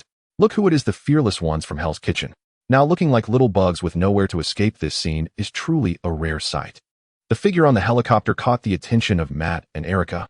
Hammerhead, the leader of the Maggia gang and the target of Matt and Erica tonight. Hammerhead had appeared. Accompanied by a tremendous roar, the helicopter descended before Matt and Erica. Hammerhead swaggered out, followed closely by his loyal subordinate Flint Marco. "Haha, the infamous fearless one, today you have finally fallen into my hands." Hammerhead squinted his eyes, staring at Night Demon, laughing maniacally. "Look at these zombie legions. Dealing with you will be a piece of cake, won't it?" Hammerhead arrogantly lifted his chin, attempting to look down upon Night Demon. Unfortunately, he wasn't very tall, so he could only rely on the advantage of distance to achieve a level gaze with the two. But these were trivial matters. Hammerhead was feeling quite pleased at this moment. For him, Night Demon had now become a turtle in a jar, unable to escape. Over the years, Night Demon had severely disrupted his business, leading to significant losses and the ruin of many deals, a nuisance akin to a fly. But today, everything would come to an end. It is he, the future enforcer of the rules in Hell's Kitchen, the great new Dark Emperor, Lord Hammerhead, who will end this fearless one here. Undoubtedly, with the backing of the Zombie Legion, he felt invincible. In response to Hammerhead's taunts, Matt did not show the anger that his opponent wished to provoke. Instead, he remained remarkably calm, analyzing the current situation. Just moments ago, when Hammerhead proudly mentioned the Zombie Legion, both the spider monkey Talarala behind him and the surrounding zombies seemed to express their disdain. Loading more content. Please wait. This site only supports access via mobile browsers. If you see this paragraph, it means the chapter content failed to load. Please disable reading mode, preview mode, novel mode, and ad blocking features, or copy the URL to read in another browser. For these zombies, although they did not speak due to the atmosphere, in reality, they didn't regard Hammerhead with any respect. In Matt's radar-like perception, the subtle emotional fluctuations of the zombies were impossible to conceal. It must be said this was quite intriguing. Moreover, what made Matt even more alert was the fact that since Hammerhead had appeared, where was that Lord Moria mentioned by the zombies? Damn it, I can't take it anymore. Erica angrily tossed her hair, her deep blue eyes glaring fiercely at Hammerhead. She had originally come to ask a question on behalf of Jean and to teach Hammerhead, who had recently been somewhat unreasonable, a lesson about creating such a huge mess out of nowhere.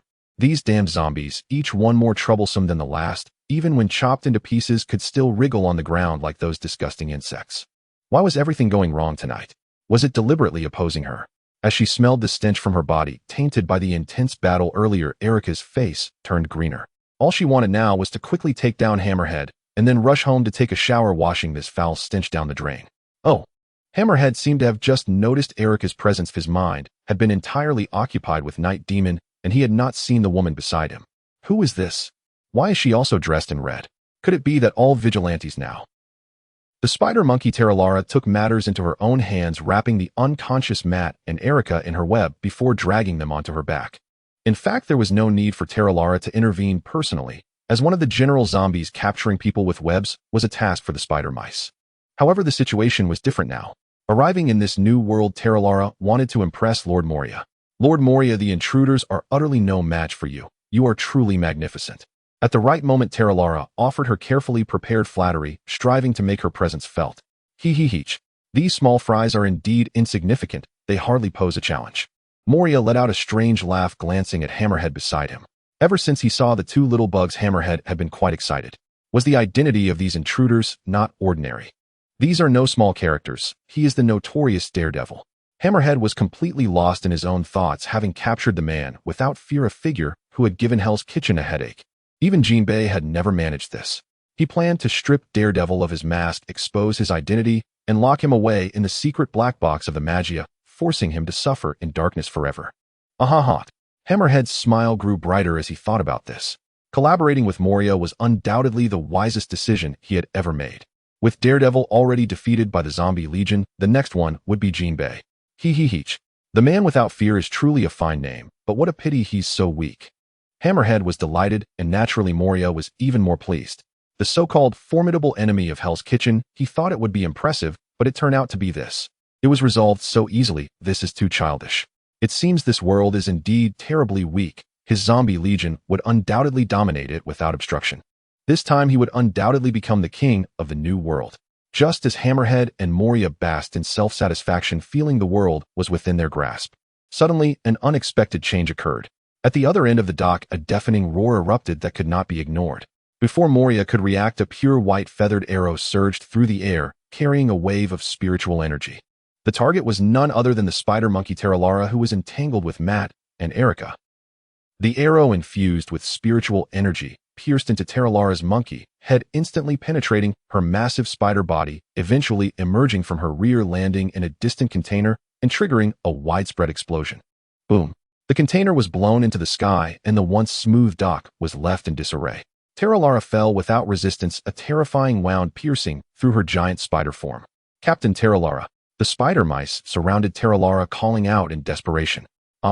Terralara's eyes became vacant, her mouth agape, as a dark shadow struggled to escape from within her body, only to be caught by Moria nearby. Who is it? Hammerhead was startled by the sudden turn of events, as the spider monkey Terralara, who had been toying with Daredevil, was instantly taken down. Who did this? Daredevil's ally. I hadn't heard of such a person before. Don't hide to show yourself. Just as he had resolved Daredevil, he thought good days were ahead.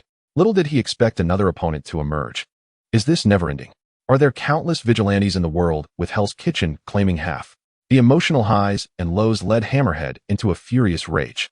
Upon sensing the danger Matt was in, Kikyo rushed towards the dock. However, she was still one step too late.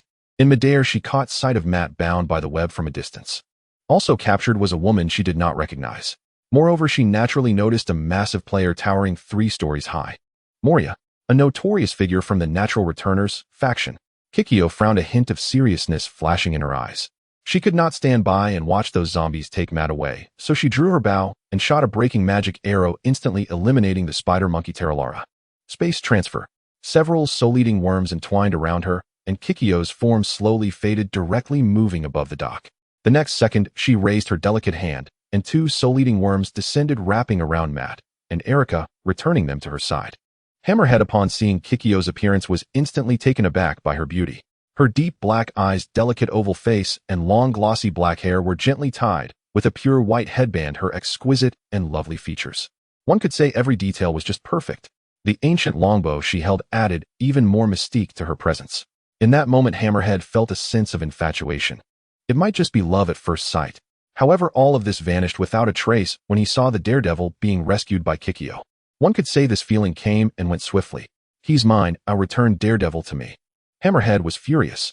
However, Kikyo paid no mind to the enraged Hammerhead, exchanging a glance with Moria, and then left with Matt and Erika. "Moria, why didn't you stop her? She's just one person. We have a zombie legion, we can easily capture her."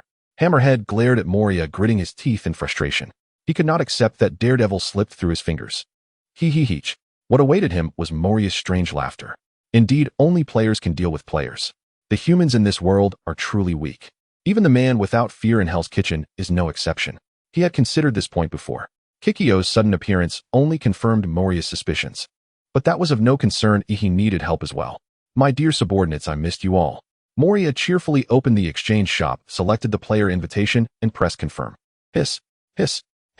First to appear was Hogback, the brilliant surgeon with miraculous medical skills, the backbone of zombie creation. Hello. Next was Perona, the commander of animal zombies and scary zombies. Roar. Finally, there was the low growl only beasts could make. Absalom, the commander of zombie soldiers and zombie generals. Thus, on the terrifying 3 Phantom ship, all 3 bizarre subordinates of Moria made their entrance. "Have you all arrived? Hee. Let me become the king who rules the world." Moria beamed at his 3 strange subordinates, their arrival boosting his confidence immensely. "All right, Lord Moria." Before Moria's towering figure, the 3 bizarre subordinates descended upon this new world, and the mist of the terrifying 3 Phantom ship was about to engulf New York. After leaving Dock No. 36, Ojeka stood at the crossroads, hesitating for a moment before heading straight towards the dining house. She had just witnessed the commotion at the dock, and the number of zombies was quite considerable. Once the zombies poured out, the entire city would be engulfed in a zombie frenzy which Jeka could not tolerate. Jeka felt it necessary to inform the other players. At that moment, Zhao Li was leaning against the door frame, yawning in boredom. Nighttime was indulgent and joyful. In the past, he would have been chatting romantically with a beautiful woman. However, the situation was different now. Old man Uncle Joe's second master. He couldn't miss any of these 3 old men. He had to keep a close watch on them. The old man group that King Yama Cha specifically requested, he couldn't leave even a step away, always looking for opportunities to abduct them. Otherwise, who would bear the loans from the underworld? So many zeros it would crush a person. Just as Zhao Li was lost in thought, a familiar figure appeared at the street corner, brightening his eyes. "Oh, look who has come. Isn't that the beautiful Jeka? Why has she suddenly returned? Could it be that she changed her mind and decided to join the underworld? Beautiful lady. 5 insurances and 1 fund with excellent treatment. You won't regret your choice." Zhao Li dramatically tossed his coat and made a dashing entrance. "And we even provide job placement." Jeka cast a cold glance at Zhao Li. "This site only supports mobile browser access. If you see this paragraph, it indicates that the chapter content failed to load. Please close the browser's reading mode, novel mode, and disable ad blocking features, or copy the URL to read in another browser." Without saying anything, she stepped over the threshold and entered the dining house. Inside the dining house, Lin Jiao and Second Master were drinking. A Gang and Xingping Chuangjin were listening to stories as the 2 were recounting tales from the past, exchanging words. The amusing stories from the old forest and the strange spirits from the righteous cemetery that Second Master and Uncle Joe spoke of truly opened the eyes of the 2 young listeners. Old man was sitting at the counter, seemingly fiddling with something. As soon as Jeka entered, she immediately attracted everyone's attention. Lin Jiao's expression suddenly darkened, clearly recalling the previous demon-slaying incident. He had exchanged all sorts of exorcism items from the shop, yet in the end it was all in vain.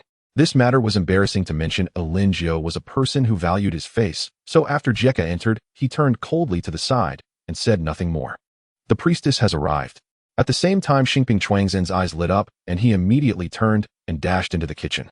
He had long wanted the priestess to taste the new desserts he created, and now he finally had the chance. Hurrying to make a serving, he wanted Jeka to savor it.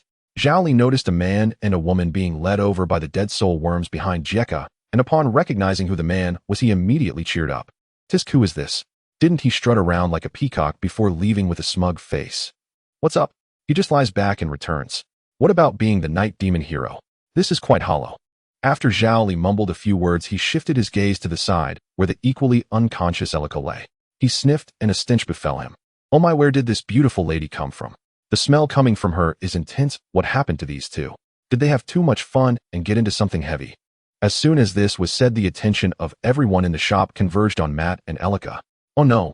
Old man suddenly widened his eyes, slapped his head, and showed an anxious expression. They have no shadows. Old man recalled Valon and the shadow-eating mask. Could it be? This was the work of Valon. No good, old man needs to prepare. Zhao Li, come with me to find them. Upon hearing this, Zhao Li's expression instantly tightened. No, we just went to the Four Seasons Hotel this morning. They said no appointments, no access to the upper floors. What are you thinking, old man? Oh no. Old man was anxiously stomping his feet. It's not the demons, it's the mask. What does a mask have to do with this? Zhao Li was bewildered. He was always out of sync with these old men because he was too normal. The arduous task assigned to him by a Cha was truly a challenge. It was Moria who took their shadows, while I was a step too late. At that moment, Jekka, who had remained silent since entering, suddenly spoke up. Oh. Old man immediately quieted down. It wasn't Valon's doing, so that was all right. He sat back at the counter and called out. A gang. Old man is hungry. Old man wants to eat mung bean sandwiches. And one more thing. Old man wants hot tea. As a gang busied himself serving hot tea to old man Matt, and Elika, who had been placed on the table by Jekka, gradually began to wake up. Where is this? As Matt opened his eyes, he scanned the glaring light from the ceiling, groggily climbing up from the table. His radar sense swept around and found Jekka beside him. Jekka, did you save us? This site only supports mobile browser access. If you see this paragraph, it indicates that the chapter content failed to load. Please close the browser's reading mode, novel mode, and disable ad blocking features, or copy the URL to read in another browser. Thank you. If it weren't for you, we would have definitely been captured by the Hammerhead. Elika, who had just woken up, was still a bit dazed until she shook her head and came to her senses. Just in time, she saw Matt talking to the beautiful priestess, and Elika couldn't help but raise an eyebrow, feeling somewhat out of place. Look, it seems that I woke up at the wrong time. Is today really not a day for outings? Otherwise, why can't she encounter anything good? It seems like the whole world is against her, highlighting her redundancy. Elika pouted, feeling a bit frustrated. Meanwhile, Matt was too occupied to pay attention to Elika. His memories before losing consciousness began to resurface. Matt's expression gradually darkened, gritting his teeth as he said, Hammerhead must have gone insane. At Doc No. 36, there are swarms of zombies. If these zombies are released, it won't just be Hell's Kitchen, even all of New York is likely to suffer. The more Matt spoke, the heavier his heart felt. This time Hammerhead was likely to create a huge mess, and it seemed that it was going to spiral out of control. Damn it, where is my shadow? Hearing Elika's exclamation, Matt shifted his focus from the zombie crisis to the issue of shadows. That guy Moria actually possessed the ability to sever other shadows. This is too unscientific. This is bad. Matt recalled the scene where Jimmy turned into a pile of ashes under the sunlight, his expression gloomy as he slowly said, if we lose our shadows and are exposed to sunlight, we will die. So it was Moria? Zhao Li, who was squatting nearby, rubbed his chin and shrugged indifferently.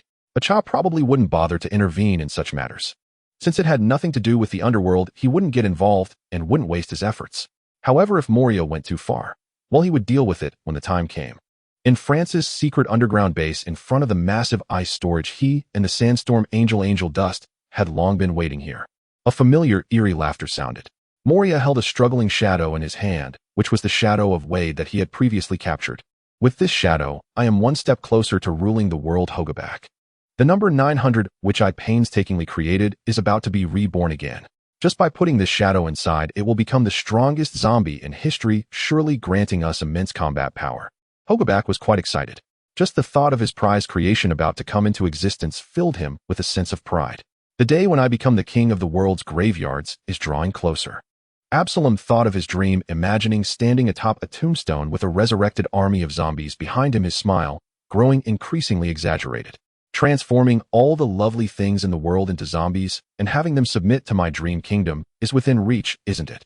Perona's smile became even more radiant at the mere thought of such a scene. Indeed, whoever has their shadow taken will absolutely obey. With such powerful subordinates, no one in this fragile world can stop me.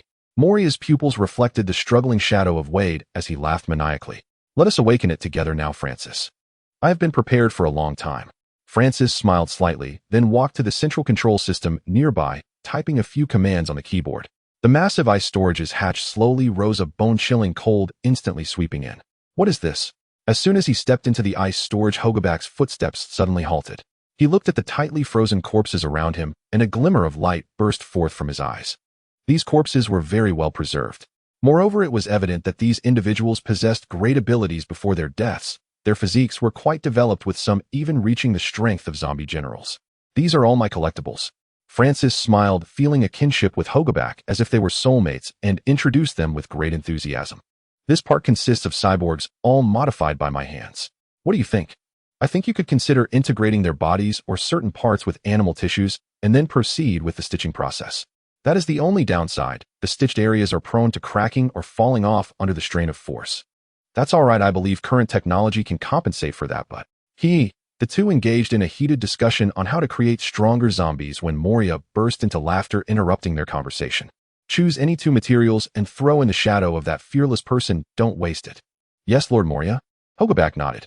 Francis, as the master of the underground base, led everyone toward the supersized cold storage where number 900 was kept.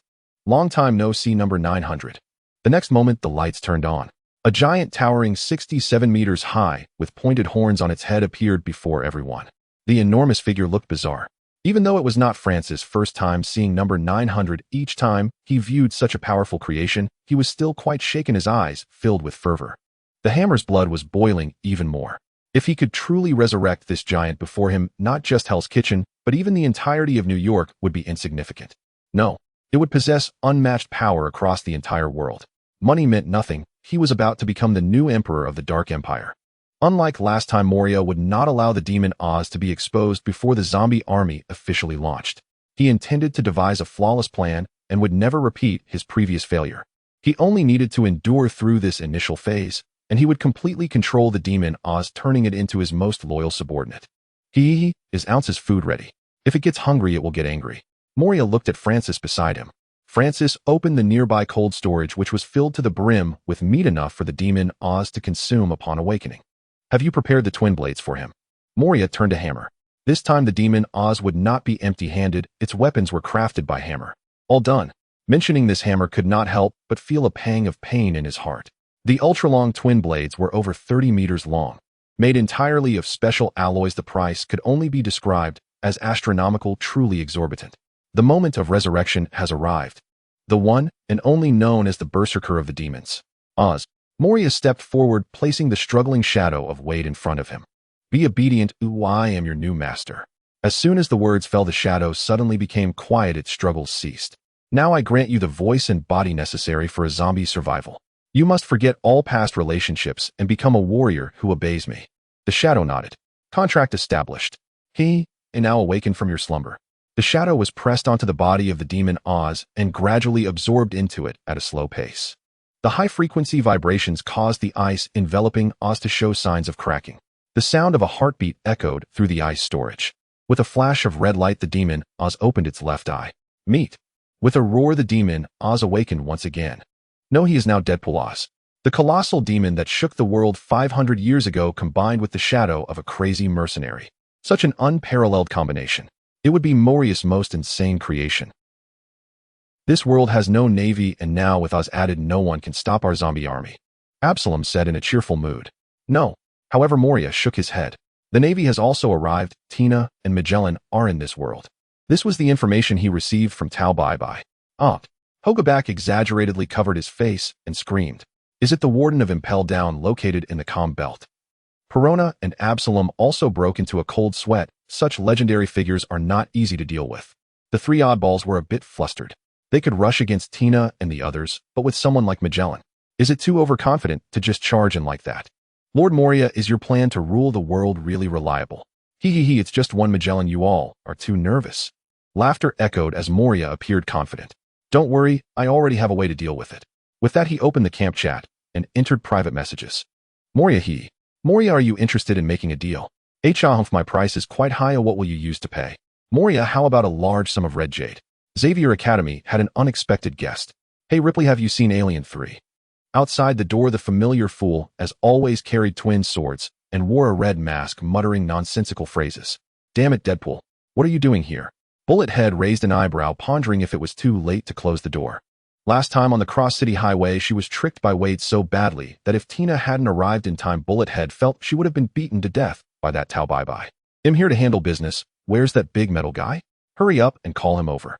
Wade squeezed past the slightly open door with his charming physique.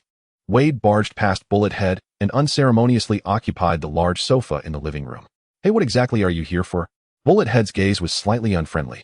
The issue that brought Wade to her door was definitely not simple. She had a premonition that she was about to get involved in a huge mess. Oh, you make it sound like Deadpool often causes trouble, and then you have to clean up after him, Wade said with a pout, dissatisfiedly addressing Bullet Head. Well, based on your expression, you indeed think so. Wade raised his feet and placed them on the glass coffee table, adopting a grandiose posture. Do you remember that bastard you let go before? Are you talking about that guy named Francis during the Cross-City Highway? Bullet Head paused before responding. Yes, him. After Francis ran away, he brought an onion head to trouble me, and both Vanessa and I suffered. Now I've lost the companion of my life. Wade removed the mask from his head, leaned back on the sofa, and stared intently at Bullet Head, speaking in a very serious tone.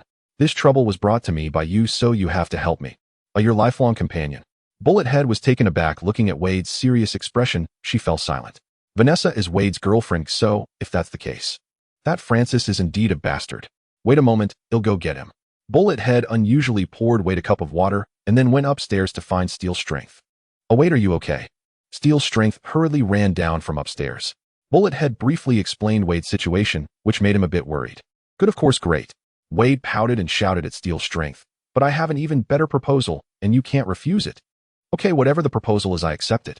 Steel Strength walked up to Wade and said seriously, here, you don't need to act like that. I think you can calm down and speak slowly.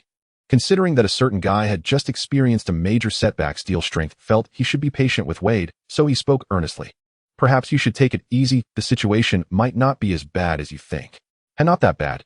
Wade stood up from the sofa, getting close to Steel Strength with a fierce expression, as if he was looking for a fight. In fact, Steel Strength was ready to take a few punches from Wade, allowing him to vent.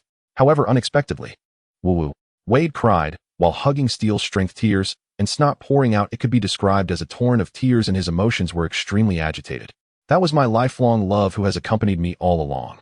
Although we lack communication, I know we are inseparable, just like coffee and energy bars. No one can leave the other. But, Wade's emotions suddenly became agitated, and he almost choked on his own snot. Steel Strength hurriedly patted his back to help him breathe, and Wade continued to sob. We were supposed to be together forever, but that night right in front of me, that onion head tore us apart and took her away, and I was helpless. Wade, pull yourself together. This is not the time to wallow in self-pity. Steel Strength firmly grasped Wade's shoulders, speaking heavily. We are friends, and friends help each other in difficult times. You still have me and Bullet Head. We will go with you to seek revenge. I mean, aren't there any other people? Wade's crying suddenly stopped, and he looked strangely at Steel Strength. What about your bald professor? What about the other X-Men? The professor is not around lately, Steel Strength explained. They are on a long journey. It's uncertain when they will return. Hey, don't tell me that in such a big house there are only the two of you as full-time workers. Wade looked at Steel Strength in disbelief. He had come to gather people, after all, wanting the feeling of numbers. If it's just Steel Strength and Bullet Head, he might as well go by himself to avoid being mocked by Francis and his zombie army. Actually, there are also Tina and Magellan. They are staying here recently. Steel Strength nodded honestly. After the battle on the Cross-City Highway, Tina and Magellan circled back to Xavier Academy.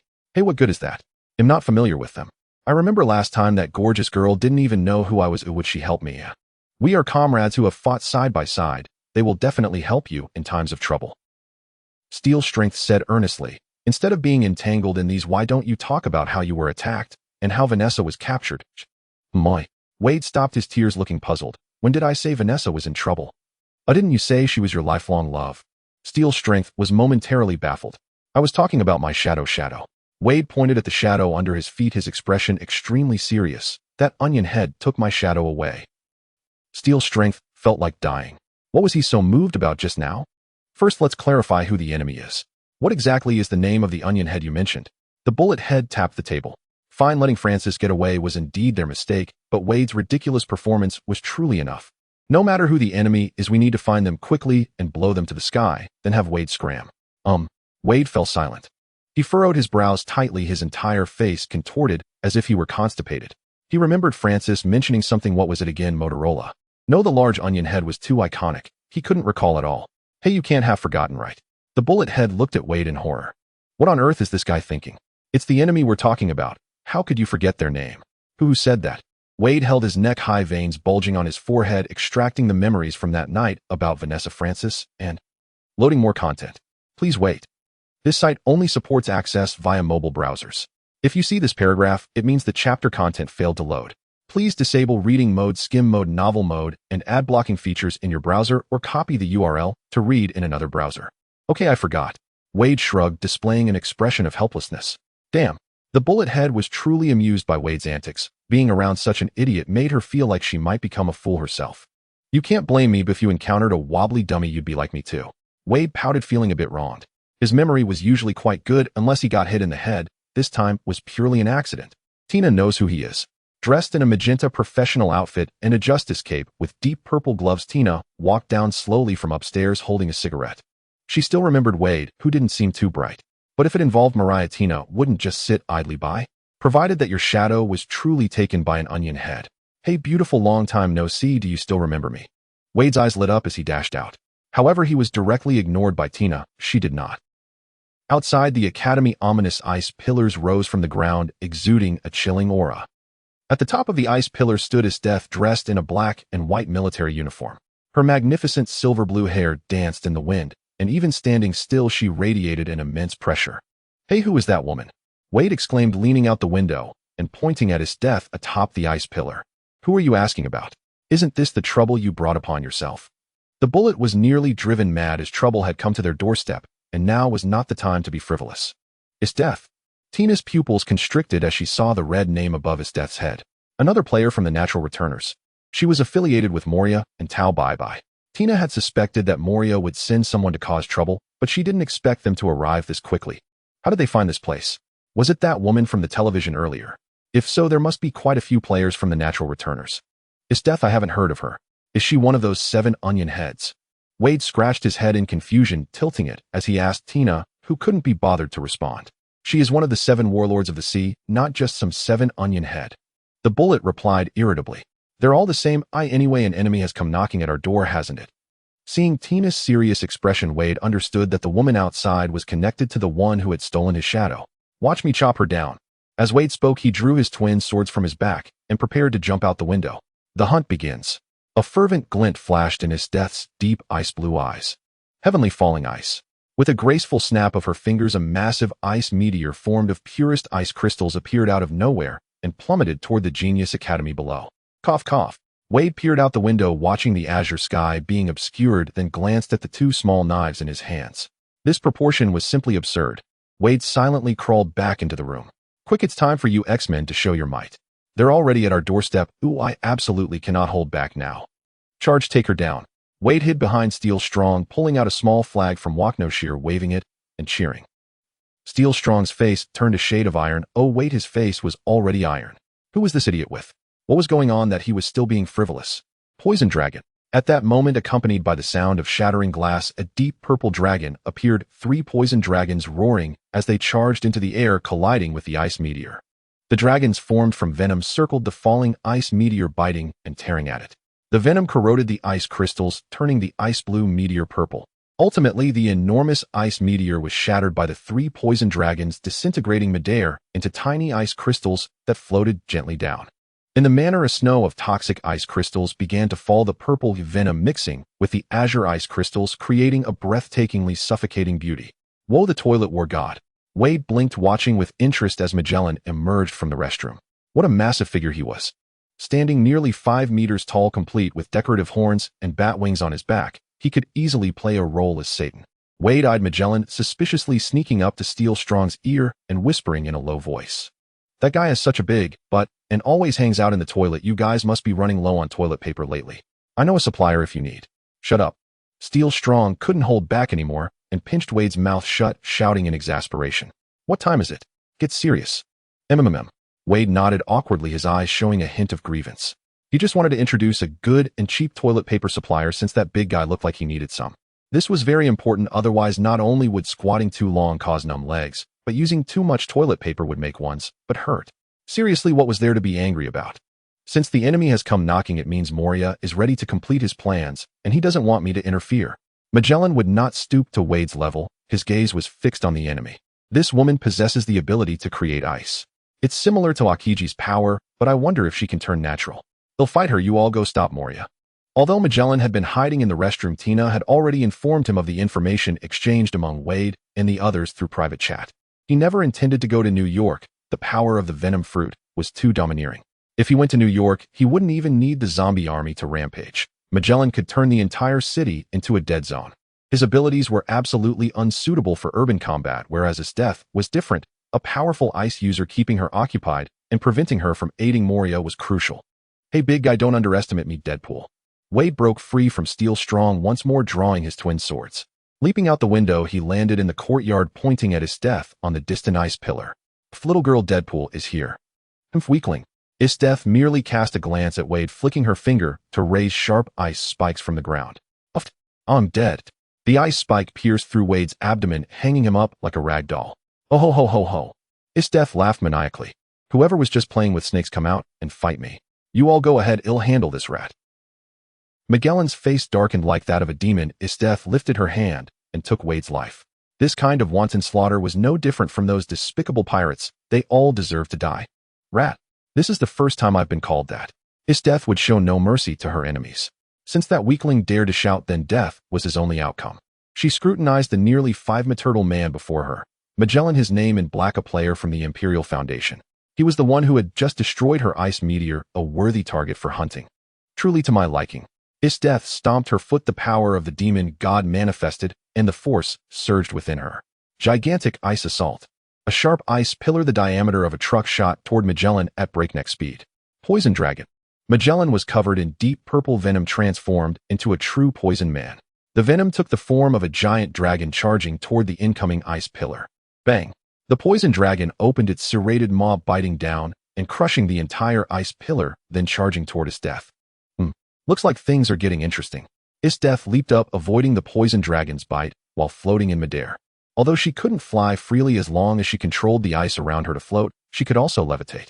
This was a necessary skill for her spectacular performance. Freeze everything before me.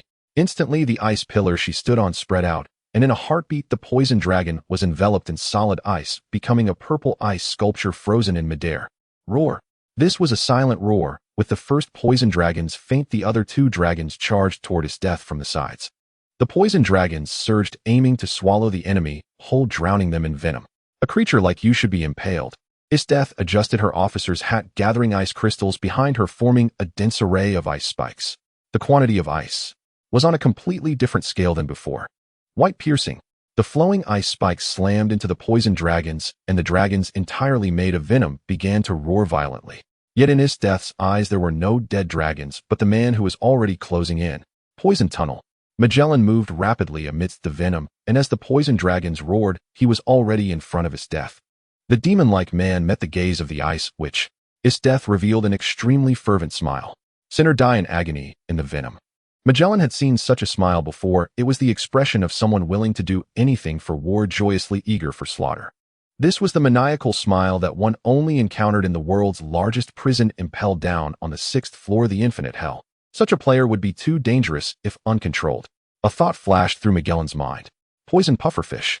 Magellan's cheeks puffed up as he unleashed a thick toxic sphere, continuously spewing it forth. Pierce him, ice spear. Isdeth raised her hand, creating several layers of ice walls while ice spears shot forth. The clash of poison and ice was a constant collision of their attacks. Toxic cloud. Magellan took a deep breath. The fog-like venom began to spread. This was the toxin released from his body, and once touched, all 5 senses would gradually fade away. Oh ho ho ho.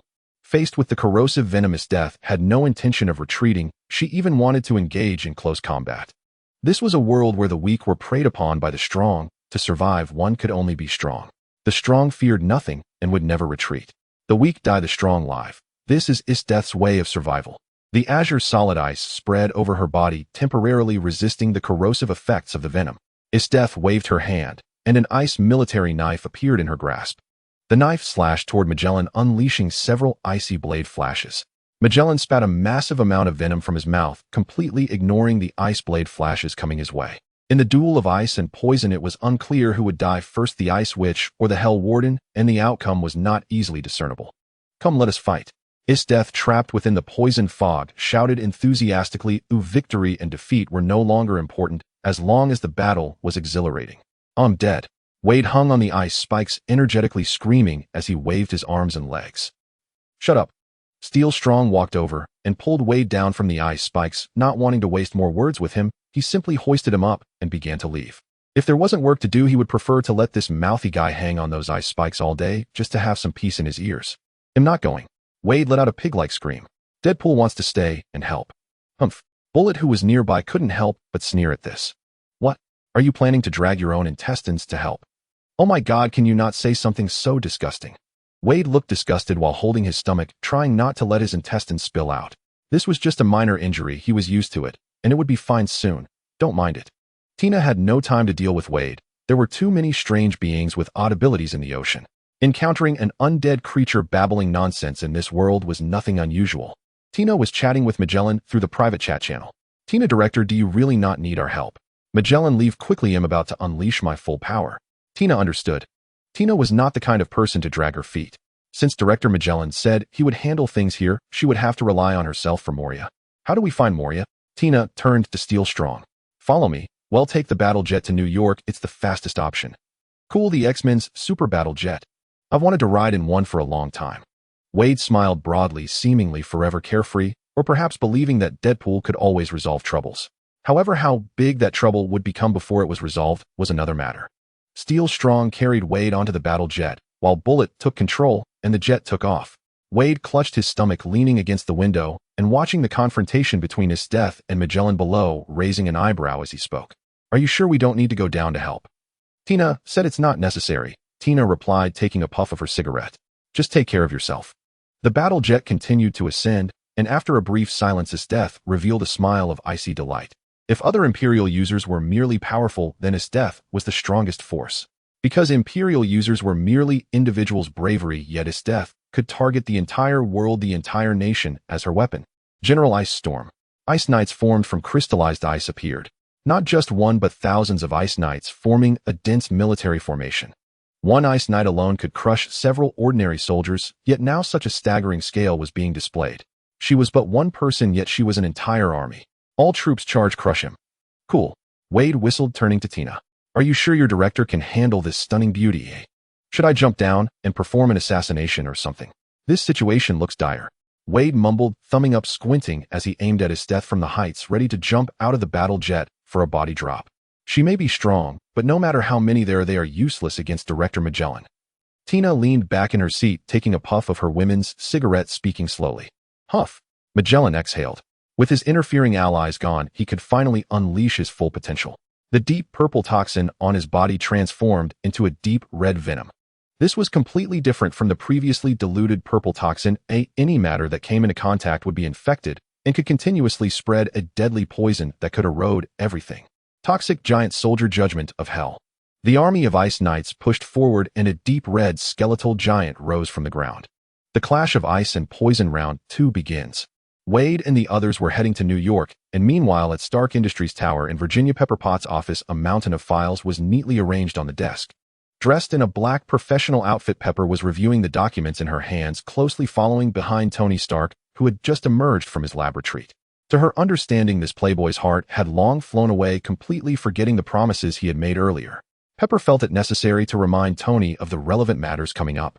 Tony, there are 2 things I think you need to be reminded of.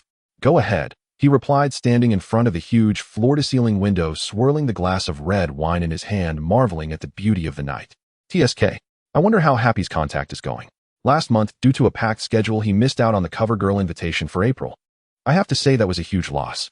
He had always been a man who refused to suffer losses, so today, he specifically cleared his schedule to invite both the April and May cover girls for a wonderful night together. A night of revelry. Just thinking about it felt exhilarating. Seeing Tony like this, Pepper rubbed her temples in frustration and emphasized her reminder. The first thing is that you've been nominated for the Pinnacle Award, and you need to go to Caesar's Palace tomorrow night to collect it. Obadiah will definitely be there, just let him go up to receive the trophy. Tony downed his glass of red wine in one gulp, nonchalantly stating, the Pinnacle Award. How could that be more important than the beautiful women? Besides, I receive so many awards every year, when would I have time to attend them all? Even magazine cover girls need to work in shifts, let alone these so-called awards. Sigh. Who can truly understand the taste of being a genius? Awards that others might struggle their whole lives to achieve are for him easily within reach, so many that he even had to clear out a storeroom to hold these trophies. Who truly understands his troubles and pains? Tony shook his head, savoring the aftertaste of the red wine in his mouth, feeling a whirlwind of emotions. You can't always rely on Obadiah. You are the recipient of this pinnacle award, and this matter will attract widespread attention. If you don't go, the already critical reports on Stark Industries will intensify, and your personal image will worsen. At this point, Pepper couldn't help but furrow her brows. Tony Stark's reputation had always been quite poor, polarized to an extreme. Many called him the modern-day Da Vinci, if not the harbinger of death. However, Tony didn't seem to care. He had always believed in a life philosophy from his father Howard Stark: only by having a stick thicker than others can one attain peace. They are just jealous of me. Geniuses are treated like this, aren't they, eh? Tony waved his hand, speaking confidently. All right, stop nagging. They'll go collect the award. Do you not know me? It's precisely because I know you that I am concerned. Pepper retorted with a cold laugh. She was certain that Tony had no intention of attending the Pinnacle Award ceremony. Loading more content. Please wait. This site only supports mobile browser access. If you see this paragraph, it indicates that the chapter content has failed to load. Please disable reading mode, scan mode, novel mode, and ad blocking features, or copy the URL to read in another browser. Most likely he was planning to go out and party with some magazine girl or cover model all night. She knew this playboy's temperament very well. Tony's expression stiffened, then he shrugged helplessly, spreading his hands and innocently saying, "What you said really hurts my feelings." All right. Pepper couldn't be bothered to entertain Tony's act, flipping through the documents and continuing. And then Colonel Rhodes has invited you to the Afghanistan war zone. Don't forget about that. Rhodes. Tony paused for a moment, furrowing his brow and recalling for a long time before finally remembering that Rhodes had indeed mentioned this, maybe, possibly, perhaps. You forgot. Seeing this, Pepper squinted her eyes, scrutinizing Tony, and after a moment, she stated emphatically, "No, I didn't." Tony reacted quite strongly. "When have you ever seen a genius forget things, eh? Aren't you the perfect example?" Pepper smiled, slightly retorting. Tony fell silent. All right. He indeed forgot about this matter. A certain research in the lab was important, and he hadn't been out much lately, selectively forgetting quite a bit of these trivial matters. But that wasn't important. Jarvis would remind him in due time, and there was also Pepper, his attentive assistant. Colonel Rhodes hopes you can head to Afghanistan early, right after the award ceremony. Pepper frowned, recalling some news, showing a worried expression. No, why? Tony almost exerted all his strength to resist. I have plans. Can I have a little freedom and personal space? Beautiful women, alcohol, and a raucous night. It would be a super party. Tony had already mentally rehearsed that night of the Pinnacle Award ceremony. It would definitely be a wild night. But now Pepper was telling him that he had to set off overnight to that godforsaken Afghanistan desert military area. Who was sick? Why didn't I know about this? Rhodes didn't notify me in advance. You locked yourself in the lab and Rhodes couldn't reach you. In fact, I just pulled you out of the lab. And look at the piles of documents on the desk behind you. Those orders are all my responsibility. Tony, I think you are already quite free. Pepper, you must understand that the reason Stark Industries can stand strong is not because of these so-called orders, but because of this. Tony pointed to his head. It relies on my brilliant mind. You know, I am currently working on a special research project, and when I conduct research, I don't. Here are the relevant documents sent by Chief George of the New York Police Department this morning. Pepper said as she placed the folder in front of Tony and operated the computer screen a couple of times to bring up 2 video files. There are 2 more videos in the inbox. One is the footage of Varong robbing a wedding banquet at the Four Seasons Hotel, and the other is the surveillance footage of the jewelry store heist. Oh, Tony picked up the documents with interest and flipped through 2 pages. Jo Lesu Afen Varong. Currently, there are only 4 members of the Black Hand organization. Only 4 people. I don't see any danger here. Tony shook his head dismissively, then clicked on the video on the computer, watching for a while before zooming in on a particular shot. What do you think this is? Tony pointed at Afen, who was wearing a gold chain, raising an eyebrow and sneering. Ugh, a shotgun. That's an antique from last century. I bet even my grandfather never used one. Did they rob an antique store before hitting the jewelry store? Tony grimaced and casually tossed the documents onto the table. He thought someone was planning a terrorist attack, but it turned out to be just a group of robbers. What a waste of emotion. Tony, don't be so indifferent. The Black Hand organization has been plotting several major cases for a month now, and the New York Police Department's various efforts have had little effect. They are extremely troublesome. Now they have set their sights on you. It's not just about the money, but your safety, Pepper said earnestly. Tony felt like he was listening to 1,000 ducks quacking. He enjoyed Pepper's concern for him, but it seemed excessive for such a trivial matter. Stop. Tony waved his hand, cutting off Pepper before she could continue. The time for the super party was almost upon him. What should greet him next should be a cover girl in a bikini. This was the correct way to kick off the night. Everything else could wait. Please thank Chief George for me and charge it to the Stark Foundation, a donated gym to the New York Police Department. They need to work out more and drink less coffee. They can't even catch a few robbers, which is unacceptable. Tony smiled knowingly. This playboy just couldn't help himself. If old George heard this, he would surely be furious. Although the performance of the New York Police Department in the video was indeed poor, allowing Varong and the others to escape unscathed from the layers of encirclement. Please wait. This site only supports access via mobile browser. If you see this paragraph, it means the chapter content failed to load. Please disable reading mode, skim mode, novel mode, and ad blocker features, or copy the URL to read in another browser. The problem is you can't say it like that. Tony, I think you need to tone it down a bit sometimes. Pepper patted Tony's arm, feeling a bit deflated. She knew that once Tony got stubborn, nothing could change his mind. But when it comes to personal safety, how could he be so careless? Hey, relax, Pepper. There are many people watching me, Tony Stark. If I had to stay indoors every time the wind blew, how would I live my life? Tony rolled his eyes, feeling that Pepper was overreacting. With just a few petty thieves, did they really think they could kidnap him? Dream on. He had reviewed the video materials, and the Black Hand organization had a total of 4 people, with the only somewhat dangerous one being that big guy named Lesu.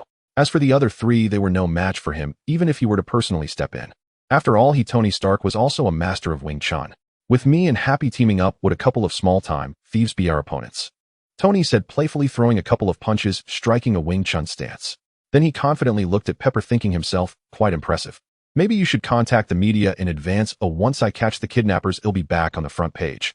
Do as you please. I've already contacted the Silver Weasel International Security Company. Pepper felt helpless. Although she was very angry at Tony's recklessness, she had long since gotten used to it. During this time, Silver Weasel Security will be responsible for your safety. What is that? I've never heard of it. Tony raised an eyebrow. Silver Weasel International Security Company. I contacted Silver Sablinova. She comes from Silcaria and is skilled in various combat and weapon usage. Where is that from? Tony widened his eyes. He had never even heard of that place. Silcaria, somewhere in Europe. Pepper explained earnestly. Oh, whatever, as long as you're happy. Tony nodded nonchalantly. He didn't want to continue dwelling on this matter, his gaze drifting around the office before landing on a mouse ornament. This little mouse is nice. When will you? In Wisconsin, Milwaukee, inside an old house. Romeo was assembling a mechanical device in his hands, which was a supersized mouse. The invention, mouse type no. One caught the admiration of Tony Stark, earning a small amount of ruby. Meanwhile, a red light flickered in the giant mouse's eyes, as if a certain program was being activated. Who am I? I am a genius inventor, the legendary mad scientist. Romeo adjusted his thick glasses perched on his nose, grinning strangely. Once my mouse empire is completed, I will be able to rule the world. Craig Hollis, who had given himself the charming nickname Mr. Immortal. He was an easily excited guy, and after being swayed by Empty's words, he decided to head to New York with the idea of making his debut as a hero, using his last savings to book a flight. The key point was still 2 tickets. This directly worsened the already tight finances of his family. Of course, if Lon Yu didn't accompany him, Craig would have felt anxious. After all, it was a significant matter of saving New York, and going alone was not a good idea.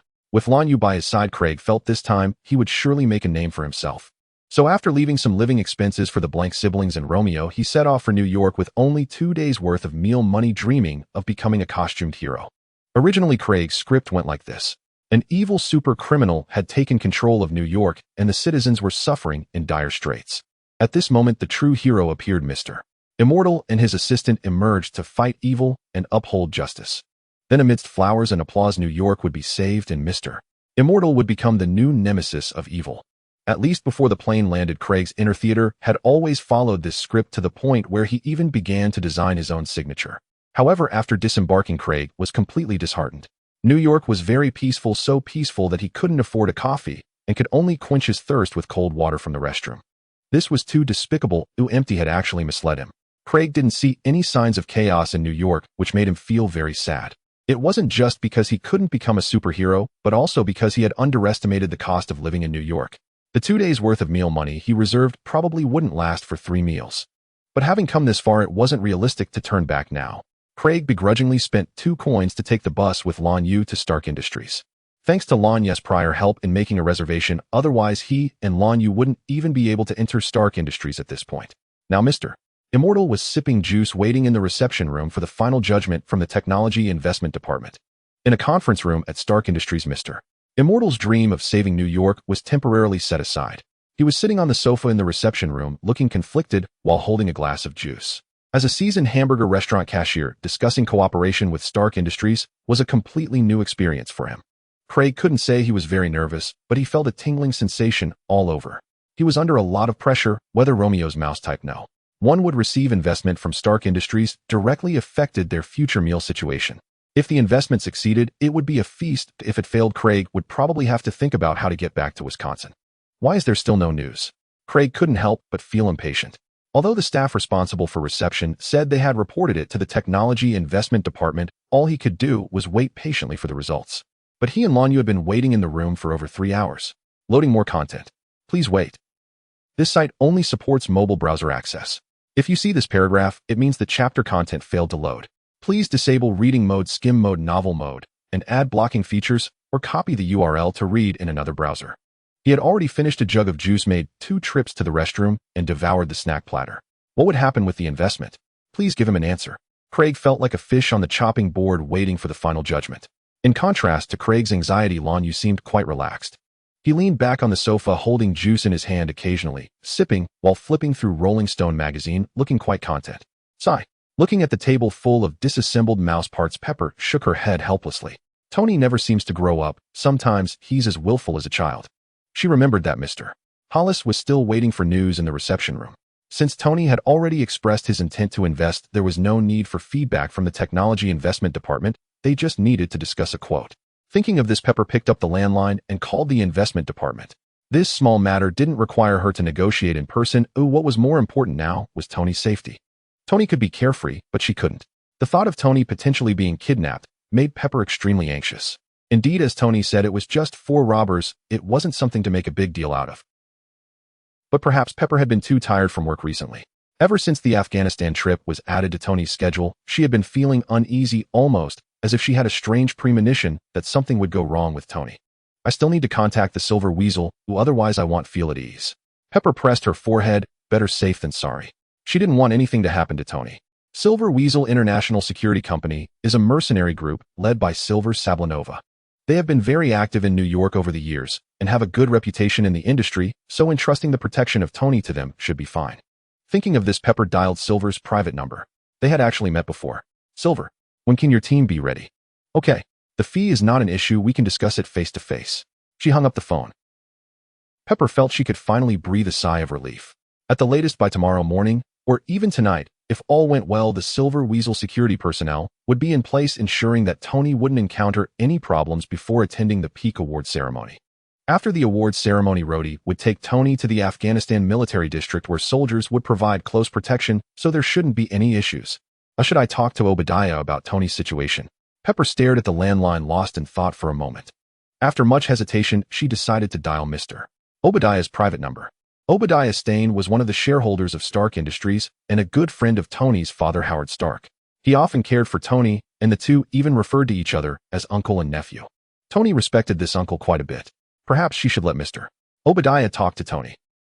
Beep beep. No one answered. Pepper dialed again, but Obadiah's phone was still unreachable. Forget it. After all, everything was arranged on Tony's side. Pepper put down the phone, thinking to herself. Perhaps Mr. Obadiah was busy with something tonight. Obadiah Stane, one of the veterans of Stark Industries. He holds high expectations for himself. As the saying goes, amateurs watch the excitement while professionals observe the details. When many people mention Stark Industries, the first name that pops into their minds is Tony Stark. However, those who truly understand the inner workings know that it is Mr. Obadiah Stane who is the highest executive at Stark Industries. While Tony indulges in a life of extravagance and parties, often hiding away in his laboratory, if Stark Industries relied solely on this young man, it would have collapsed long ago. Thus, Mr. Obadiah is the most crucial component of Stark Industries. No matter how others perceive it, Obadiah firmly believes this to be true. Loading more content. Please wait. This site only supports access via mobile browsers. If you see this paragraph, it means the chapter content failed to load. Please disable reading mode, free reading mode, novel mode, and ad blocking features in your browser, or copy the URL to read in another browser. Logically speaking, the chairman of Stark Industries should rightfully be him. After all, what does that kid Tony understand? Over the years, Obadiah has considered himself diligent and selfless, yet he has only managed to secure a position as a shareholder, which has long left him dissatisfied. It's a pity that he and Howard Stark were old friends. After Howard's departure, it would have been ideal for Howard to hand Stark Industries directly to him as partner. After all, he is Tony's mentor. If Stark Industries had belonged to Obadiah, how could he possibly let Tony starve? How despicable the Stark family has been so cruel to him. Tony, you must not blame me. Obadiah had just finished a call with his assistant while the assassin Tao Bai was already in position in Afghanistan waiting for Tony to deliver himself. When he first encountered Tao Bai, Obadiah was actually skeptical of him. After all, claiming to be the world's #1 assassin is a title that is overly grandiose. In the dim warehouse, the bald man was bound by iron chains hanging like a dead pig. Obadiah awakened feeling quite terrible. Hadn't he gone to a private party? How did he end up here suspended like this? Obadiah felt an intense headache. As he instinctively struggled, the chains shifted, causing him to sway uncontrollably in midair. In a daze, Obadiah recalled that someone had knocked on his car window while he was in the vehicle. The young man had said something to him. Then, Pepper had called him. His last memory ended there as he lost consciousness when darkness enveloped him. Pepper. Was this her doing? It was too coincidental. Just as Pepper called, he was attacked, making Obadiah overthink. Could it be that his plans in Afghanistan had been exposed, and before they acted, Tony wanted to take the initiative? No way, Tony, I'm your mentor. You still have to call me uncle. You can't do this to me. Obadiah mumbled, straining to twist his body in an attempt to free himself. No matter what, he couldn't die at the hands of the Stark family, otherwise it would be too tragic. Creak. Accompanied by an agonizing crunch, the warehouse door was pushed open from the outside. A small light illuminated the entrance, and two figures, one tall and one short, stepped inside.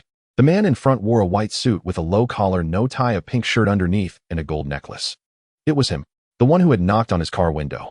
Obadiah's pupils contracted, and the memories before his unconsciousness became clearer. He had parked by the roadside with his driver, and this guy had ambushed him.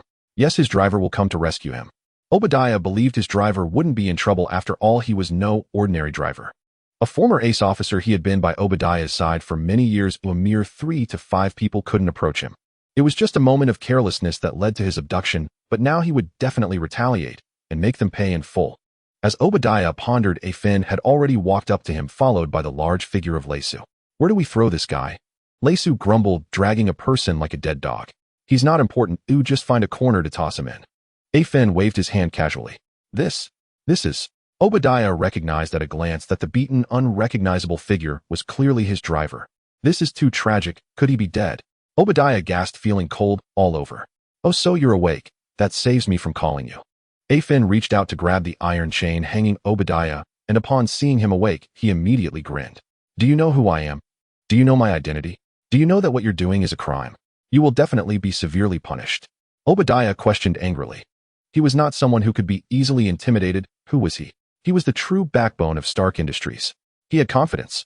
As long as he revealed his true identity, these two ruffians would surely beg for mercy, even calling him daddy. However, Obadiah never expected the scene that unfolded. A Finn patted Obadiah's belly, grinning as he said, Of course I know who you are, Mr. Obadiah Stane. A shareholder of Stark Industries, mentor to Tony Stark. You two refer to each other as uncle and nephew, and you have a good relationship, which is why we invited you here as our guest. Obadiah was a bit dazed. Was it your practice to hang guests? And when had he ever been on good terms with Tony? He could barely restrain himself from wanting to strangle that bastard. Not even understanding the specific situation, how could you guys be so reckless as to kidnap him? Don't you have any professional ethics, you bastards? Obadiah trembled with rage. What do you mean, Lesu slammed a fist into Obadiah's belly, as if he were hitting a sandbag. Ugh. Lesu's punch was no light matter. Obadiah's slightly overweight figure suffered greatly, and as his abdomen twisted in pain, the food from the banquet almost came up. Damn it. He had just been hit by some trash that had popped up from nowhere. This was an absolute humiliation. He would definitely retaliate. In the midst of the excruciating pain, Obadiah did not forget to swear. Obadiah was subjected to your beating and received a small amount of red jade. Obadiah's hatred for you has increased, gaining a small amount of red jade. 2 sudden prompts appeared in front of him. This unexpected delight truly caught Lesu off guard. Earning red jade from a single punch was far more reliable than robbery. Hey, have you figured out your situation yet? A Fun crouched down, grabbing the beard of Obadiah, forcing him to make eye contact. Humph. Obadiah scoffed disdainfully. I don't know where you get your courage, but let me tell you this. Stark Industries has military support behind it. If you lay a hand on me, you won't escape. Now I'm giving you a chance. Don't seek your own demise. Figure out the situation. I wonder who is the one truly unaware. They still want to kidnap Tony Stark. These people must be crazy for money. At this rate, they won't have their lives to spend it. Hanging upside down, he felt like a fat pig waiting to be slaughtered, and he initially thought he was facing a terrorist organization. But unexpectedly, they were just 4 delusional fools. TSK. I've noticed that wealthy people sometimes have an inflated sense of self-worth. Finn stood up, adjusted his collar, and after a brief pause said, since you're still not awake, I'll give you a hand so that when our boss arrives you won't babble nonsense and make it seem like I did nothing. What do you want to do? Obadiah felt a bit nervous. Who knows what these lunatics are planning for him? Don't be nervous. Look at me, such a refined person, how could I treat you roughly? Reizu, give him a face wash, let him wake up. Got it. Reizu pulled out a wash basin from the corner and plopped it down under Obadiah's head with a clang. Then he rummaged through the corner of the warehouse and pulled out a box of leftover canned beer from last time. Pop. Reizu yanked open the beer tab. Glug, glug, glug. The golden liquid fizzed and filled the basin under Obadiah's head. Don't say we don't treat our guests. Here's a drink for you. More content loading. Please wait. This site only supports mobile browser access. If you see this paragraph, it means the chapter content failed to load. Please turn off reading mode, quick read mode, novel mode, and disable ad blocking or copy the URL to read in another browser. Reizu grinned wickedly and grabbed the iron chain hanging Obadiah. What are you guys planning? Hey, don't do anything reckless. As Reizu moved the chain, Obadiah began to spin like a top hanging upside down. Obadiah admitted he was a bit panicked. He had a bad premonition. Plop. As Reizu released the chain, Obadiah crashed headfirst into the basin, which immediately submerged him. His head struck the bottom of the basin, but Obadiah couldn't care about the pain now. Inferior beer surged crazily into his eyes, nose, and ears. He swore he had never tasted such horrible beer in his life. The sour dizziness, the intense feeling of suffocation, and the imminent threat of death. He would die, or these 2 lunatics would surely kill him. The thought flashed through Obadiah's mind as he struggled fiercely like a witch sentenced to death in the Middle Ages. Huh. Uffin watched as Obadiah bubbled in the beer, feeling somewhat pleased. Hey buddy, where did this basin come from? The effect is great. Oh. Reizu scratched his head with a silly grin. I brought it here after washing my feet last night. This smell is quite strong. Hurry up, pull him up, don't let the god of wealth drown. Upon hearing this, Finn's face changed drastically, and he hurriedly ran to the side to pull the chain. Geez. Drinking a bit of beer is one thing, but how does Reizu add extra ingredients? If something happens to him, the boss will definitely peel their skins off. Cough, cough. Obadiah came back to life, coughing violently. His beard dripped with beer, his white shirt was soaked from the struggle, and he looked extremely disheveled. There was no longer any trace of the aloof CEO of Stark Industries. See how happy you are drinking. Uffin crouched down, turning Obadiah's bald head towards him. They locked eyes and smiled as he asked again, now do you know who we are? Yais. Amidst his violent coughing, Obadiah weakly nodded. You're from the Hand organization. Then who is our boss? W. Wallen. That's right. Uffin gently patted Obadiah's face, looking very satisfied. Look at all this beer on you, hurry, wipe it off. Reizu's rag used for wiping feet was snatched by Uffin and rubbed randomly on Obadiah's bald head. Oh, this smell tsk tisk really makes it hard for you. Uffin said, shaking off the rag with a disgusted expression. Our boss will be here soon, so remember your answers. Behave yourself, don't embarrass me. Before he finished speaking, the warehouse doors swung open again from the outside. Wallen, dressed in a crisp dark green suit and holding a black gold cane, walked in with an elegant demeanor. This aura made it seem like he was not a robber under surveillance by the New York police, but rather a star pursued by countless fans. Zhou followed behind Wallen, shutting the door. The warehouse, which had originally been illuminated, once again fell into darkness except for the small light in Uffin's hand. The surroundings were pitch black. Mr. Obadiah, I've long admired your name. I'm honored to meet you in this way. Cough, cough, I also very honored. Obadiah coughed as he nodded. A wise man doesn't suffer losses in front of a powerful enemy. He now understood that if he didn't cooperate, these madmen would really kill him. This group of people has no fear of Stark Industries or the military. They act recklessly for their own purposes, completely disregarding the consequences. Obadiah admitted he was frightened. More content loading. Please wait. This is not where he could die. Even if Tony helped him take revenge afterward, what good would it do? He had to live. He was a man who was going to be the chairman of Stark Industries. He noted this grudge for tonight, as long as he could survive and get out. Damn the Hand organization. I will definitely kill you all. Obadiah's mind was swirling with thoughts while Wallen and the others suddenly received a prompt. Obadiah has developed a resentment towards the Hand organization, gaining a small amount of ruby. Bang. Do you dare to defy me? That was quick. Reizu punched Obadiah. I too am not defying you. Before the words left his mouth, a large foot came flying towards him. You dare to lie. Reizu shouted angrily. How, don't be so rude. Reizu was enjoying himself, and Wallen only then realized, waving his hand in a concerned manner. Mr. Obadiah, do you know why I invited you here? Yes, I know. Obadiah said, struggling. Then tell me, what do you know? Wallen squatted down facing Obadiah directly. Don't you want money? I have money, I can give it to you. Although Obadiah's money is not as much as Tony's, he is one of the veterans of Stark Industries, so he naturally has quite a bit of cash in his pocket. You insult me. I respect you so much and you dare to insult me. Wallen's expression darkened as he slowly stood up, his black gold cane tapping on the ground. I am. You. Obadiah stammered, pained and more frustrated than anything else. In his life, the thing he hated most was being a mere backdrop for Tony. Why should that playboy get to ignore everything while reaping all the good reputation? What has Obadiah, who has toiled selflessly for so many years, gained? Only this opportunity to get beaten up. Tony Stark, all the suffering I endure tonight is because of you. Remember that. What about you? Lisa, take him down. Lesu and Afen surrounded Obadiah, delivering another round of kicks. Oh. At first, Obadiah's wails could be heard, but soon it turned into incoherent groans of despair. Enough. Valon finally showed mercy and called a halt. I believe Mr. Obadiah should know where he went wrong. I understand now, Obadiah weakly replied, filled with resentment. Yet the one he hated most at that moment was not Valon, but Tony Stark. This beating was originally meant for Tony. It was all because of that playboy that he ended up in this situation. Damn it, Tony Stark, I will not let you off. Tony has been in the lab lately, and I haven't seen him at all. I know your intentions. You want me to lure him out so you can take him away. Yes, that's exactly it. I wonder how Mr. Obadiah feels about this. Valon nodded slightly. This guy seems to be quite clever. Indeed, as long as you speak politely, there's no business that can't be done. I can. Cough, cough. A beating too severe to endure caused Obadiah to cough uncontrollably after only saying a few words. Valon remained silent for a moment, then shook his head with a sigh. You mean to say you wouldn't betray Tony, right? I know your answer. I have seen many like you before.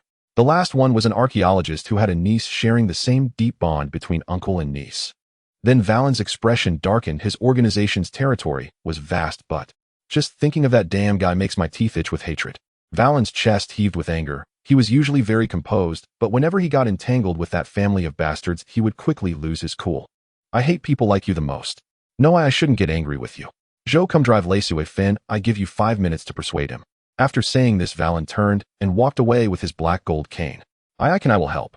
Obadiah, sensing the situation turning dire, hurriedly shouted. However, before he could finish, the cloth that had just wiped his head was shoved into his mouth. Mug. Now Obadiah could barely make a sound.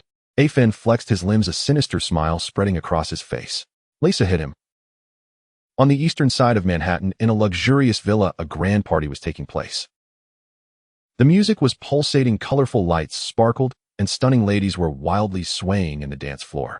Tony Stark was enjoying the enthusiastic service of the woman beside him. The lady in a black low-cut short dress was like a boneless beauty snake languidly entwining around Tony, her small hand sliding from his chest down to his waist, her eyes shimmering with allure. Hey beautiful, how about we head upstairs? Tony didn't want to waste time as he had a lot to do tomorrow night. According to schedule, though, he might not go, but who knew what would happen then? So he couldn't let tonight go to waste. The playboy eagerly headed upstairs, ready to enjoy the main event of the night. However, damn it, who's calling me at this time? Tony murmured in annoyance. Despite his complaints, he still took out his phone. The caller was someone very familiar. Obadiah. TSK. It was probably another company matter. How annoying. Tony raised his eyebrows, slightly disdainful. However, being Obadiah, Tony still respected him, and it wouldn't be good to ignore the call. Tony. Obadiah. Obadiah's voice sounded a bit off. Indeed, it was quite weak. Although Obadiah had gained quite a bit of weight in recent years and rarely exercised, it was still early in nightlife, had just begun. How could he be like this? Tony, listen to me. I'm on Rockaway Street in Queens. I have something to discuss with you. Obadiah spoke, his words intermittent. Now, are you sure? Tony glanced at the time, revealing an odd expression. Yes, now I'm waiting for you here. Hurry over. After Obadiah finished speaking, he didn't wait for Tony to say anything and hung up immediately. Beeping, holding the phone, Tony felt a bit dazed. He knew Queens, but where was Rockaway Street? Also, why was Obadiah meeting him there at this late hour? Jarvis, help me locate Obadiah's phone signal. See where he is now. Yes, sir. Jarvis's voice came from the phone. Mr. Obadiah is moving in Queens and has entered Rockaway Street. I just want to know, what the hell is Rockaway Street? An underground bar or some private club? Tony suddenly felt a bit irritated. He had a premonition that something might have happened to Obadiah. Sir, in fact, it is neither. Rockaway Street is an ordinary community composed of old low-rise buildings with no large commercial areas nearby. It belongs to an elderly. Stop, I get it. That means Obadiah is in trouble. As far as he knew, Obadiah had no intentions of building an elderly community recently. Why would he be in such a remote place at night? No, he had to check it out. Contact Happy, have him drive me. Oh, let's go take a look. Tony instructed Jarvis. Sir, my suggestion is to contact the NYPD or notify Miss Pepper to deal with any emergencies. Jarvis offered sound advice. Knowing the situation was off, shouldn't the first thing to do be to call the police? However, that was the choice of ordinary people. The famous Tony Stark never played by the rules. No, don't rush. I think I know who is behind this. Tony's agile mind recalled the information about the Black Hand organization that Pepper had shown him when he left Stark Tower. Those little thieves couldn't find him, so they likely targeted Obadiah instead. There were only 4 of them. He and Happy were enough to handle it. At this moment, Tony felt inexplicably confident his playboy life had lasted a bit too long, and now he should transition into a superhero. Jarvis, quickly contact Happy and prepare a press release. I already thought of the headline for the New York Times. The Black Hand organization that left the NYPD helpless was all captured overnight. Tony Stark, the savior of the NYPD. How that's an awesome headline. All right, sir, if you insist. Jarvis paused for a moment, then according to Tony's instructions, he contacted Happy. Hey girl, I'm really sorry, I have other plans and need to leave for a bit. Putting down the phone, Tony pushed away the small hand that was fanning him, getting up to leave. Tony, a reluctant voice called out from behind. Wait for me here, I'll be back soon. Before the words fell, Tony had already left the room. The night was deep. On the empty, deserted street, Happy drove fast, crossing the Roosevelt Highway on the eastern side of Manhattan. With one turn, they entered Queens and headed towards Rockaway Street. The further they went, the fewer cars there were on the street, and gradually, it was just the 2 of them. Tony, I feel this is not reliable. We should go back. Happy's plump face was sweating a bit. He wasn't worried for himself, but he was afraid something would happen to Tony. Pepper had told him about a kidnapping gang targeting Tony. He hadn't taken it seriously before. After all, there were many petty thieves, and Tony was not so easily kidnapped. But heading to such a remote place in the middle of the night seemed like a death wish. Don't be nervous, Happy. Obadiah is waiting for me up ahead. Tony wasn't too worried. He was even a bit eager. As a playboy, he had no real understanding of what it meant to be a superhero. He was currently only thinking about how he was about to make the headlines. Relax, Happy, out with your physique and my skills. When it hits the news, they'll take you along. As he spoke, Tony gestured animatedly. I hope Pepper doesn't kill me. Happy couldn't argue with Tony and could only drive with a face full of despair. After a few minutes of twists and turns, they finally arrived. It was a narrow alley that could only accommodate 1 car with old low buildings on both sides. One side streetlight was flickering and the surroundings were dark and eerie. Tony, I'm serious. I feel something is off. How could Mr. Obadiah meet you in a place like this? Happy looked seriously at the dark alley, as if he could see a monster lurking in the shadows, its gaping maw waiting for him and Tony to deliver themselves. If they went in now, they would definitely be swallowed whole. Cough, cough, it does feel a bit wrong. Tony's face didn't look too good either. He had come for a thrill, but if it was too thrilling, even a playboy couldn't handle it. Then let's go back and contact the NYPD. Happy was sure something had happened to Obadiah, but that wasn't a reason for Tony to take risks. First, he needed to safely take Tony back, then find someone to rescue Mr. Obadiah. That was the right choice. Jarvis had suggested this before, but Tony hadn't agreed. Now that Happy was bringing it up again, Tony didn't fully agree. Jarvis, help me contact the NYPD. We don't need to inform Pepper yet. Let's wait until I return to give her a surprise. Understood, sir. Jarvis's voice came from the car, and just as Happy had relaxed, Tony said, All right, we have backup coming. Happy, let's go for it. He had come this far, how could he turn back? If word got out that he had arrived at the alley and then slinked away, how could he, Tony Stark, ever show his face in the circle again? Moreover, the main target had always been him. Obadiah was just collateral damage. If he left now, what would come for them would be the NYPD and not him, and Obadiah might very well end up getting killed. Tony was not the kind of person who would abandon Obadiah and run away to save himself. Tony, are you really not going to reconsider? Happy hadn't thought that far. He just wanted to protect Tony's safety, and everything else was outside his consideration. Hey buddy, don't be so cowardly. I've seen the information on those little thieves. There are only 4 of them, and 2 of them combined don't weigh as much as you. We have more than enough combat power. Tony said so, but deep down he thought that as long as he showed up, there would still be room for negotiation. They could wait for the NYPD to arrive. He didn't believe that they would act directly upon seeing him. According to the rules, they were supposed to negotiate first. All right, you're the boss, I'll listen to you. Happy's persuasion was in vain, and reluctantly, he drove into the alley. In the reflection of the car lights, the 2 saw the black vehicle across from them. Tony didn't pay attention to what brand it was. All the cars in his garage were worth millions, and he didn't recognize such cheap goods. Boss, they're coming. Joe patted the steering wheel, looking at the menacing Tony and feeling somewhat amused.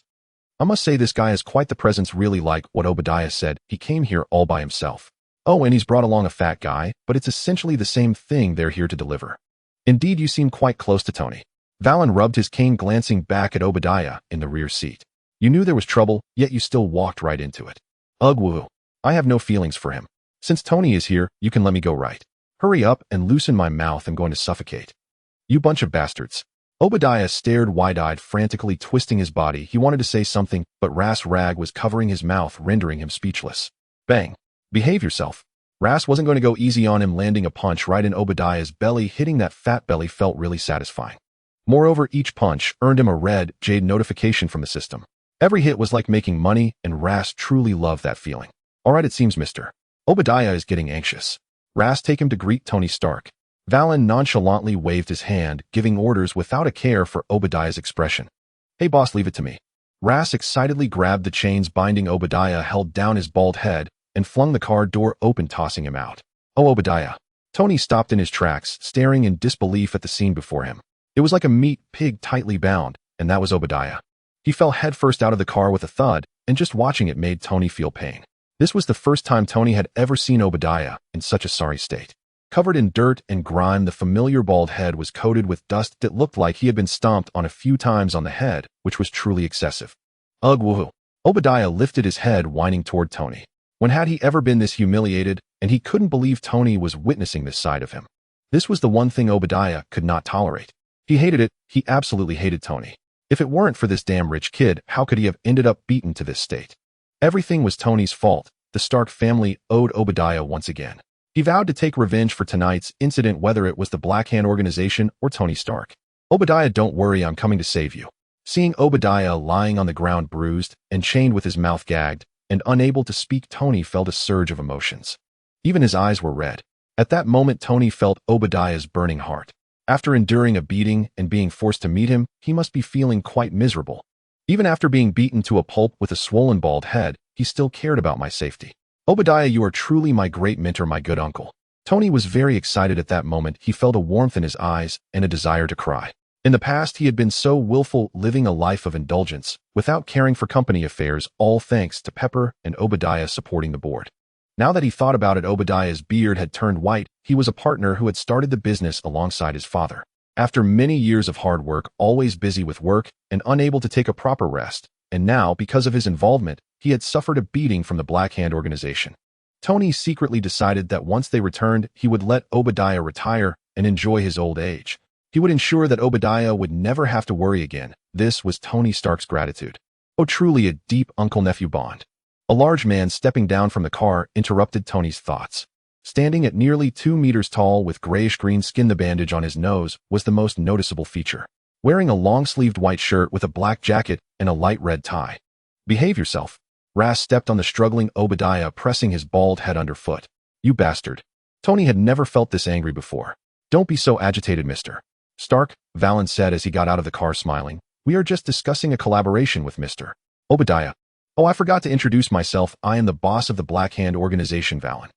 Valon, I'll remember you. You should consider it an honor to be remembered by Tony Stark. In the future, you can brag about it in prison. Tony loosened his tie and unbuttoned his suit jacket, preparing to make a move. Pepper's intel was accurate. This Valon was just like the information described. Unknown, he wouldn't lose. You seem to want to challenge me. Valon raised an eyebrow at Tony's movement, then shook his head with a smile. He had almost forgotten when he last fought. Perhaps it was with some archaeologist. Are today's playboys so wild? How do they think they can wrestle with kidnappers? What's wrong, scared? Didn't you want to kidnap me? Come on, I'm right here. Tony provocatively gestured to Valon with his thumb. He was stalling for time. As long as Valon was willing to go unknown, Tony was confident he could wait for the NYPD to arrive and rescue Obadiah. Your thoughts seem quite naive. Why would I fight you? I'm waiting for Afena. What are you waiting for? Valon wore a mocking smile. Accompanied by the screeching of tires, a modified black Ford shot out from the alley Tony had come from, and at the wheel was Afena. Tony, the situation is a bit off. Happy's chubby face was scrunched up. The two cars had them trapped in the alley, leaving them nowhere to go. Don't panic, Happy. I've seen the intel. There are a total of 4 of them. Now that they're all here, the plan remains unchanged. You handle the others. I'll deal with Valon. Tony stared intently at Valon. It was his first real battle, and he felt a bit nervous. However, Obadiah was watching right beside him, and there was encouragement in those eyes. He would not lose. Tony pumped himself up, but Happy's expression was starting to crumble. Tony, I think you need to reconsider. Are you sure there are only 4 of them? Of course I wouldn't mistake the intel Pepper gave me. There are definitely only Tony hadn't finished speaking when a massive shadow loomed over him and Happy. It was as if a mountain of flesh had appeared behind them. Under the glow of the car lights, that shadow looked terrifyingly huge, like a monster. Oh no. Tony turned around to see a figure whose silhouette was comparable to 5 of him. Wearing black overalls with a top-knot hairstyle and a massive build, standing at least 2 meters tall, resembling a sumo wrestler. This was beyond what Tony had anticipated. Was this guy also part of the Black Hand organization? It wasn't in Pepper's intel. At that moment, Tony's expression became somewhat unstable. Tony, what do we do?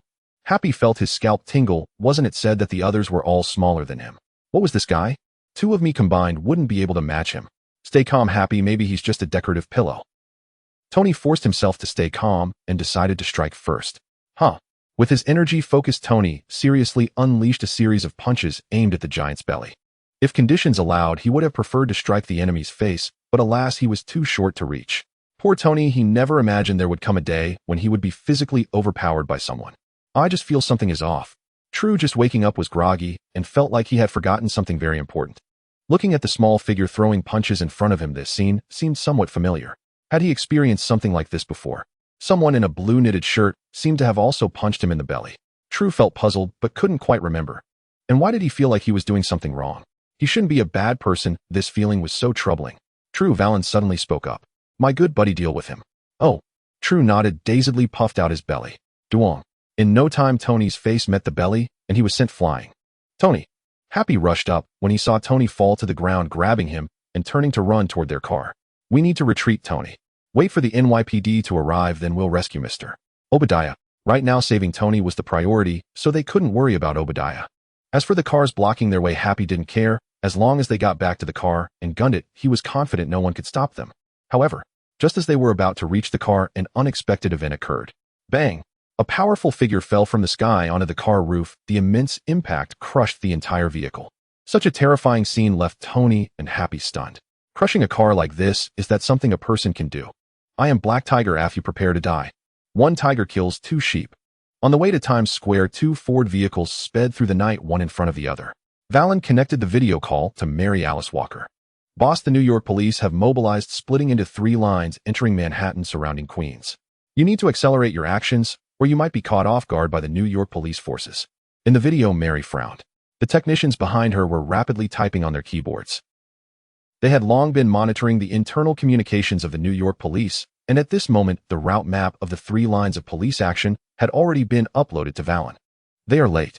Valon smiled slightly, looking at the rapidly retreating night scenery outside the window, then glancing at Tony sitting across from him, whose right eye was bruised, with an indifferent expression.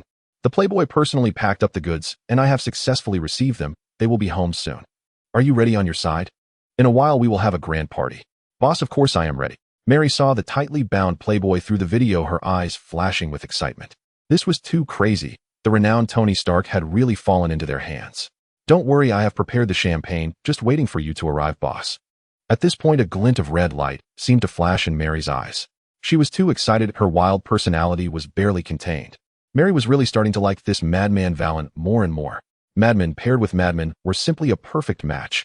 Mary Alice Walker's affection for you increased, gaining a small amount of red jade. After hanging up the call, Valon raised an eyebrow, a trace of confusion flashing in his eyes. It seems that each call increases the affection. This woman, truly unfathomable. Could she be the so-called red jade ATM? But this was not important. Valon glanced at Tony and smiled.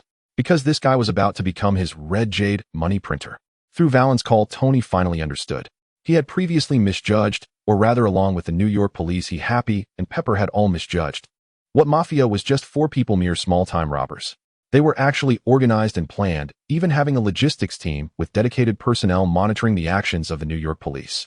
The entire planning of the kidnapping operation against him was flawlessly executed, even considering Obadiah's actions and calculating his behavioral patterns. This was clearly a massive criminal organization. Impulsive. To rush in like this and offer up their heads was indeed too careless of him. Tony was seriously reflecting on his actions. After becoming a hostage, his mindset shifted rapidly, and he was already summarizing his mistakes. Perhaps this was the uniqueness of a genius. Unfortunately, even as a genius, now that he had fallen into Valon's hands, it was not so easy to save himself.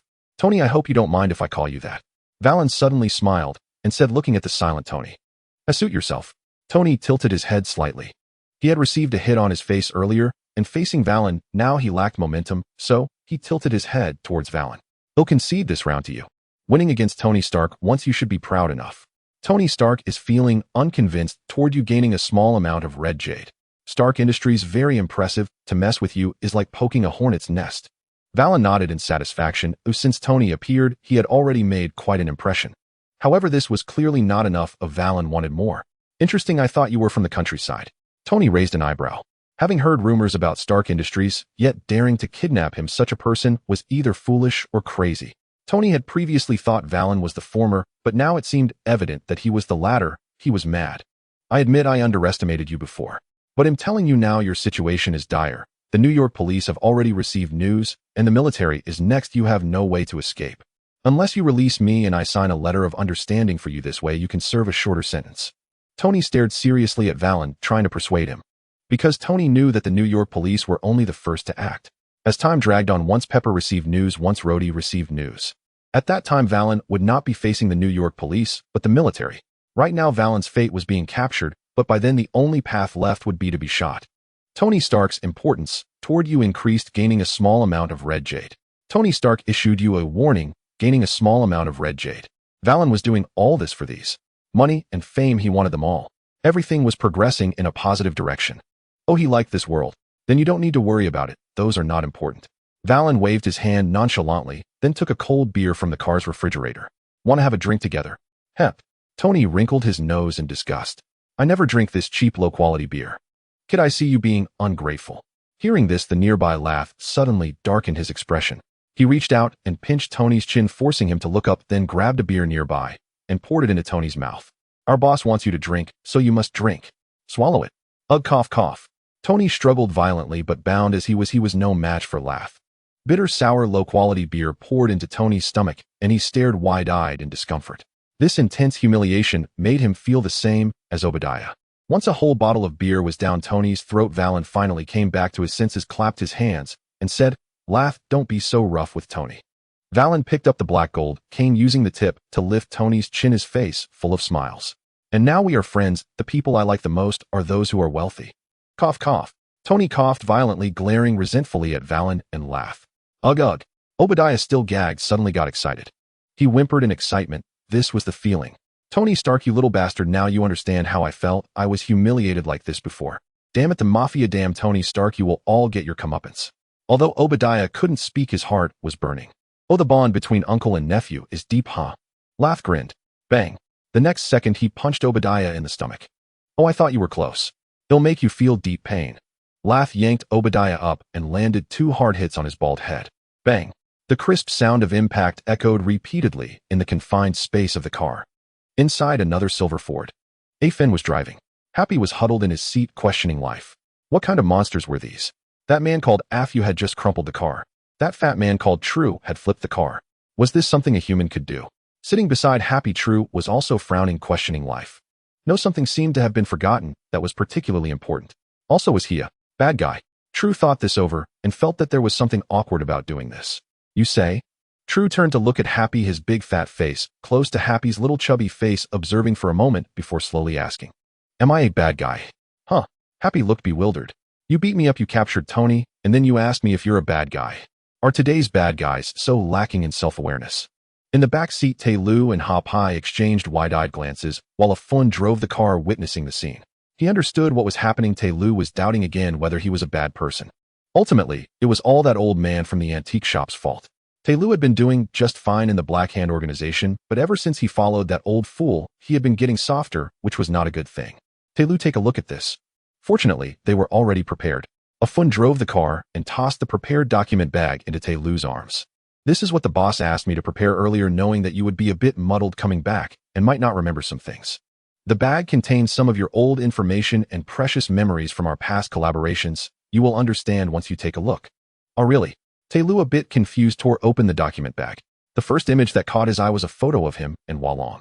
Walong was still wearing a dark green suit, leaning on a cane while he stood behind, Walong holding an ice cream cone, grinning widely, creating a delightful scene together. So how about it? A photo with the boss. You were the boss' most favored subordinate, so he liked you very much. Uffin suddenly remarked. Ah, that's definitely me.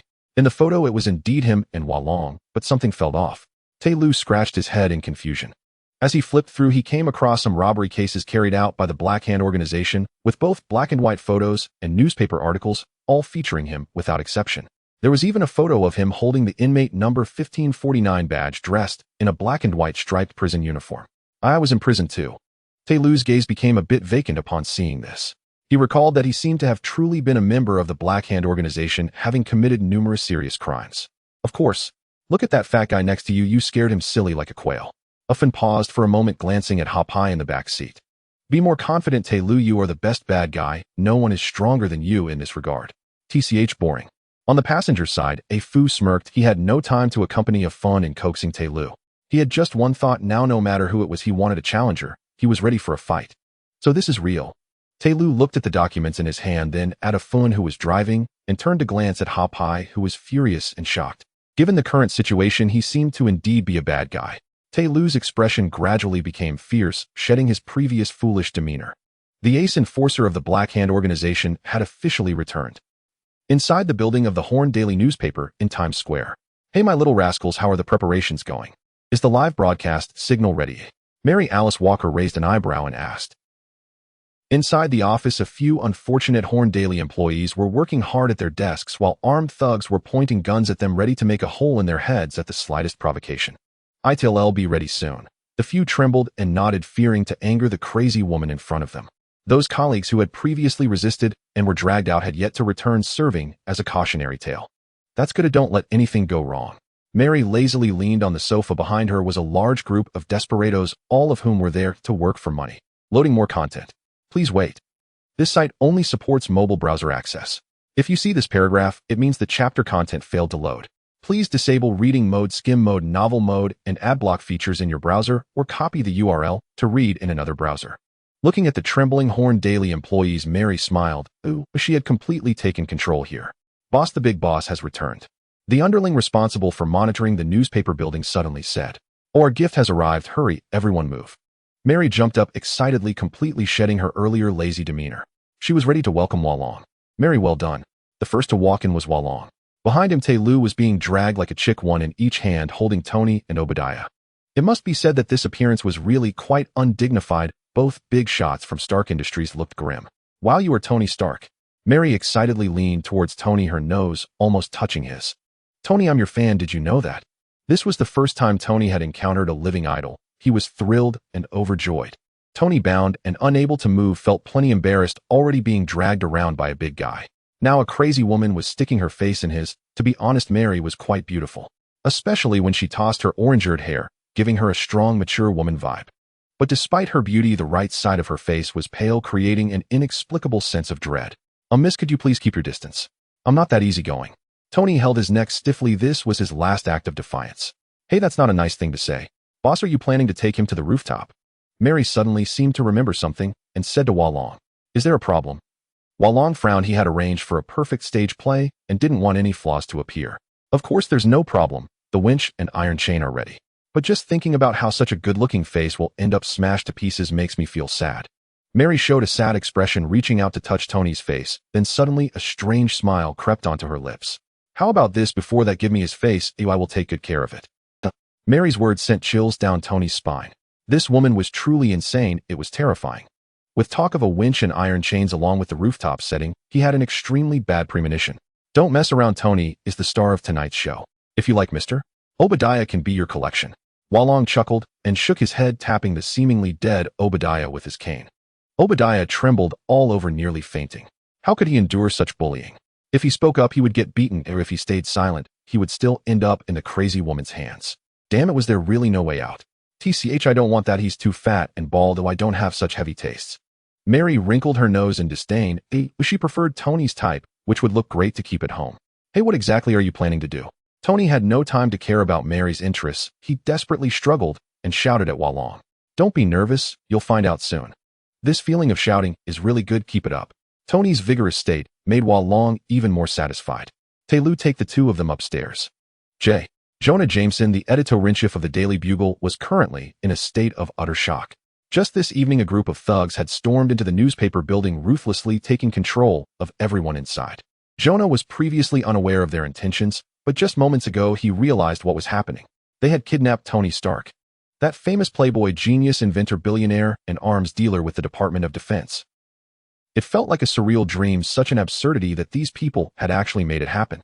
Oh my God, not only have they kidnapped Tony, but they also beat him up severely. Jonah felt a dryness in his mouth. The playboy was in a terrible state, being handled like a helpless chick. His hair was disheveled, his face bruised, and there were even stains of alcohol on him, clearly having been thoroughly beaten. The kidnapping was outrageous enough, but to also abuse the hostage. The criminal organization was truly crossing the line. Jonah felt that tonight he would witness a murder, and it wouldn't be the playboy who died, but the currently arrogant Valon. Daring to touch Tony Stark, the military would not let Valon off the hook. The criminal organization was doomed. Besides Tony, another person, Mr. Obadiah, was also familiar to Jonah. He had previously interviewed Obadiah and had even dined with him, considering him a familiar friend. Unfortunately, now Obadiah was tied up like a pig with a rag stuffed in his mouth and could only be described as battered and bruised. He was even beaten to the point of looking plump. It was truly pitiful. After years in journalism covering countless deranged criminals, Jonah thought he would never be shocked again. But now he was at a loss, unable to comprehend that there were truly madmen in this world. Jonah Jameson's shock at the criminal organization garnered a small amount of red jade. Ray's eyes lit up. This was already the third red jade ATM. Keep it up. The red jade explosion was just around the corner. Thinking of this, Reizu rolled up his sleeves and planned to give Jonah a few hits to test the waters. Reizu, don't act foolishly. Valon stopped Reizu's actions. They were about to go live, and the host couldn't get into any trouble. He was just about to head to the rooftop when the prompt refreshed and Valon suddenly remembered Jonah. Please wait. This site only supports mobile browsers. If you see this paragraph, it means the chapter content failed to load. Please disable reading mode, skim mode, novel mode, and ad blocking features, or copy the URL to read in another browser. Valon's steps paused as he approached Jonah, sizing him up before raising an eyebrow and saying, "You must be the famous Jonah Jameson. It seems Mary treated you well before." Valon smiled. Given Jonah's loud mouth, he was surprised he hadn't said a word after being brought in with Tony. It seemed Mary had definitely followed his instructions and dealt with this guy appropriately. Valon, I know you. I reported on the Four Seasons hotel case before. Jonah stared at Valon, observing the man in a tailored suit with silver hair. It was hard to imagine that beneath such a gentlemanly exterior lay someone capable of such heinous acts. Oh, then I am truly honored. Valon smiled nonchalantly. I don't feel honored at all. A madman like you will surely meet a bad end. Jonah twirled his mustache, glaring at Valon. You don't need to worry about my fate, but if you don't cooperate, your end is coming soon. Don't worry, I won't make things difficult for you. After all, I've heard of your reputation. Even the most ruthless criminals in New York can't make you shut your mouth. So just say whatever you want later. Don't be polite with me. Are you sure? Jonah looked at Valon in confusion, unable to understand what this man meant. Of course. Valon looked at Jonah with satisfaction. Look, doing journalism requires a spirit of giving up everything. He really liked this point. Make a scene, the bigger the better. The news has to be hot. Valon wanted the headlines, and no one could stop him. Jonah looked at Valon momentarily at a loss for words. Valon had overturned his previous understanding of criminals. Jonah didn't care what Valon thought. He asked Mary, let him tidy up. Is the news studio ready? No problem. Behind Mary stood two henchmen. One of them was brandishing a firearm, glaring at Jonah. The other was arranging the live broadcast setup, which was basically completed. They were just waiting for Jonah, the news anchor, to arrive. The connection is also set up. I found professionals, but absolutely won't be intercepted by the New York Police Department. Mary was full of confidence. She had done a lot of preparation. Her purpose was simple. She was a madwoman who liked madmen, so her mind was filled with how to drag Valon into bed. Along with that, she was also there to make money, since Valon's offer was high enough to make it worth her while. It doesn't matter. However, Valon waved his hand dismissively. Tell them if the live broadcast is cut off, Tony dies. A simple ransom tactic, and Valon was quite adept at it. Cough, cough. With Valon's words, Jonah nearly choked. Someone actually dared to threaten Tony Stark's life. Was there anything more insane than this in the world? Most importantly, this man was serious. He truly would go through with it. Jonah had encountered various criminals over the years, and clearly sensed Valon's sincerity in making that threat. He was definitely not joking. If the live broadcast was cut off, Valon would really kill someone. On the rooftop, True had finished the preparations. Tony and Obadiah stood trembling on the ledge, one on each side. Their chains were linked to the winch on the rooftop, and the steel cable in the winch was long. If fully released, they would surely fall heavily. Don't be nervous. We are all people of status. Oh, what kind of storms haven't we seen? It's just a little game. It'll all be over in the blink of an eye. Am I right, Tony? Valon walked slowly to Tony's side, reaching out to pat him, before finally pulling out Tony's phone from his right pocket. More content loading. Please wait. Wow, this is quite advanced, far better than my old junk. Valon glanced at the phone and then pushed it in front of Tony. Here, make a call. Oomph. Tony scoffed, unwilling to engage with Valon. In his view, the New York Police Department was on the way, and the military on roadside would also respond. At that point, Valon would have nowhere to run. Tony, you seem to still not grasp the situation, Valon said as he walked up to Obadiah. What do you want to do? If you have guts, come at me. Don't touch Obadiah, Tony shouted excitedly, already predicting what this scoundrel Valon was about to do. Don't panic, Tony. Before he finished speaking, Valon gently pushed Obadiah. Woo! Obadiah gagged, was enjoying the thrill of free-falling, his face pale, eyes rolling back. He's doomed.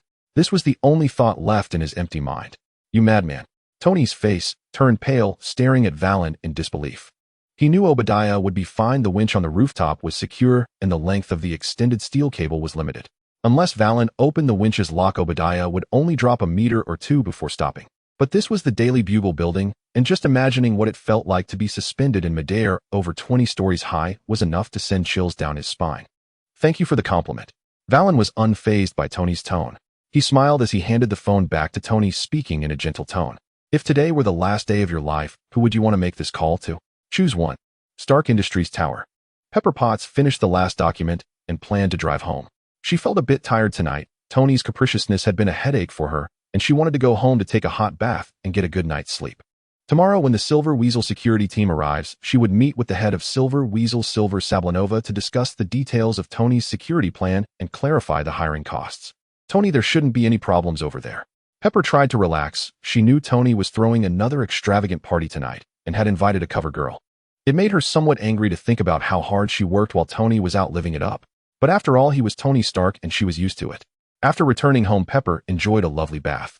Just as she wrapped herself in a towel and was about to apply a face mask to hydrate her skin, the phone on her nightstand suddenly vibrated. How strange who would call her so late. She wasn't Tony, who liked to discuss business at odd hours. Shaking her head, Pepper picked up the phone. Moi. It's Tony. Seeing the caller ID, Pepper revealed a smile. What was he calling her for at this hour? Shouldn't he be busy with someone else? Was he aware he had been rude earlier and wanted to call to appease her? Or did he already prepare a birthday gift for the day after tomorrow and wanted to give her a little surprise? Perhaps it was just the aromatherapy oil she used in the bath that had her mind racing. Pepper felt a little excited. Suppressing her enthusiasm, she answered the call. Tony, it's so late. Just as Pepper spoke half a sentence, she froze. The figure on the screen was not Tony, but a man in a green suit with silver hair. Who is this? Where is Tony? Would that playboy be with another man at this time? Please hold. This site only supports mobile browsers. If you see this paragraph, it means the chapter content failed to load.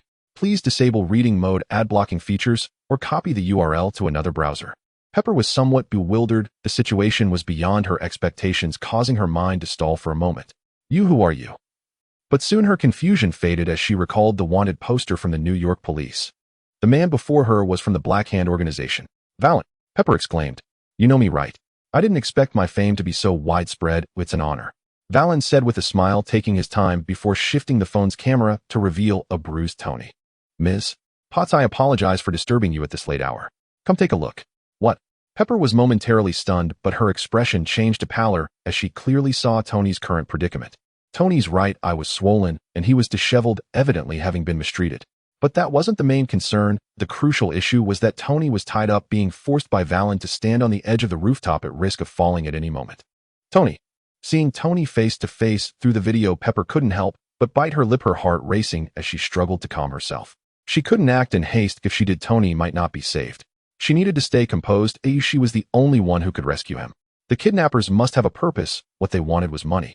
And Stark Industries certainly had no shortage of money. With this in mind, Pepper calmed herself. Mr. Valon, as long as you guarantee Tony's safety, we can discuss whatever conditions you have.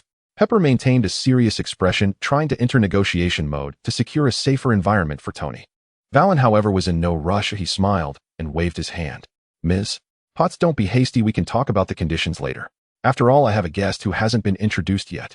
Valon stepped to the right of True, standing on the edge of the rooftop, extending his arm to point the phone's camera at Obadiah Stane, who was hanging in midair. This is Mr. Stane. Now Pepper's face truly changed. She had tried to call Obadiah on his private phone, but no one answered. Evidently, he had already fallen into Valon's hands at that time. Moreover, given the current situation, it was clear that Obadiah had been pushed, as she didn't believe he would jump on his own. Now hanging down there, what if Tony were to be pushed down as well? Pepper was beginning to panic. Obadiah could hang there, but if Tony fell too, just the thought of it made her feel suffocated. I'm sorry, Pepper.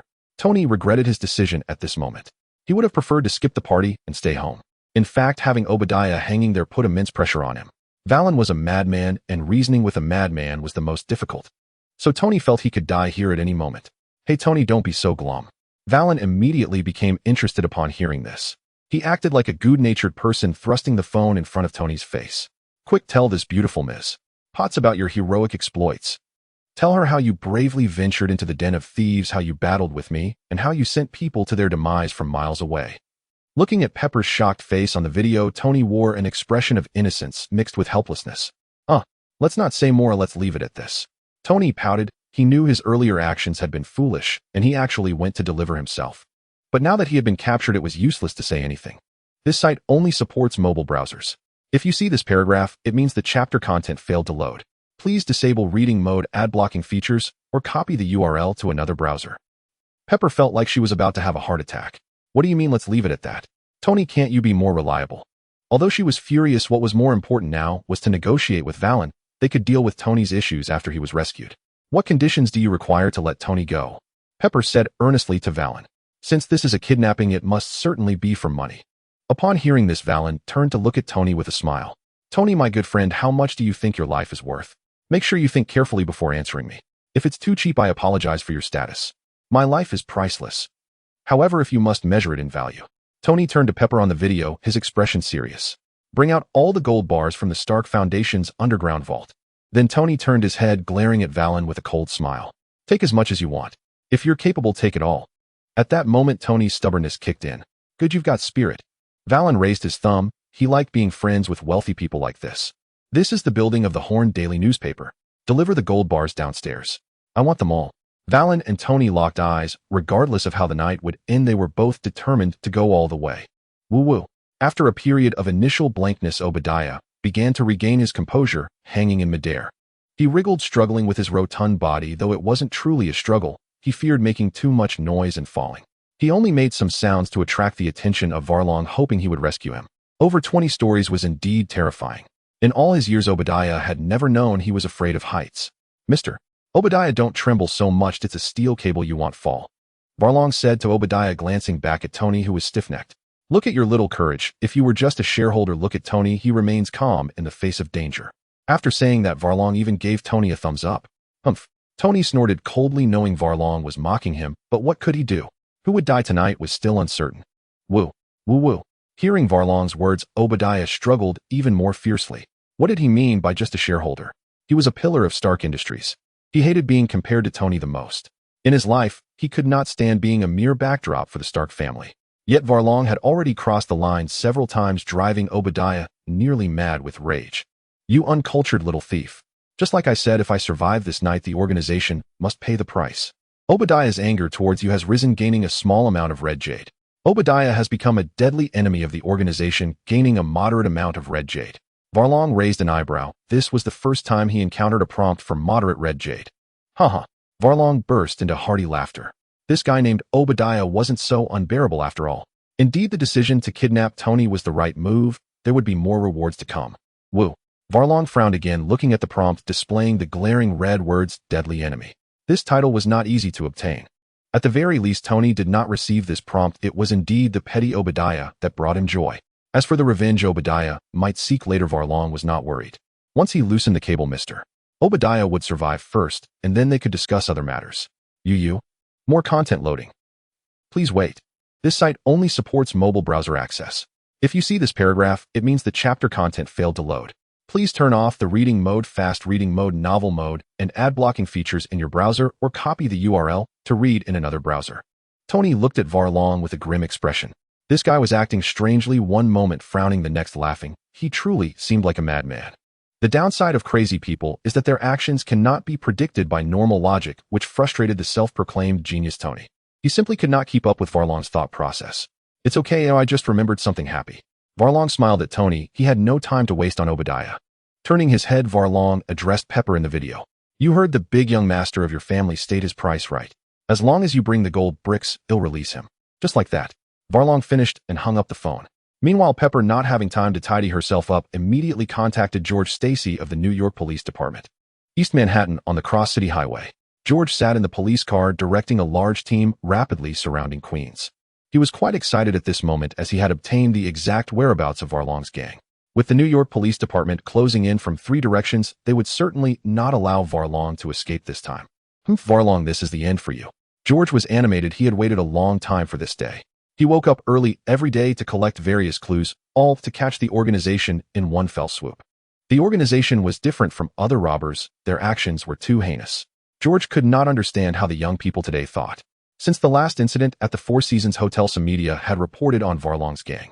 Dressed in a suit with silver hair, Varlong had even gained fans online. Can you believe that?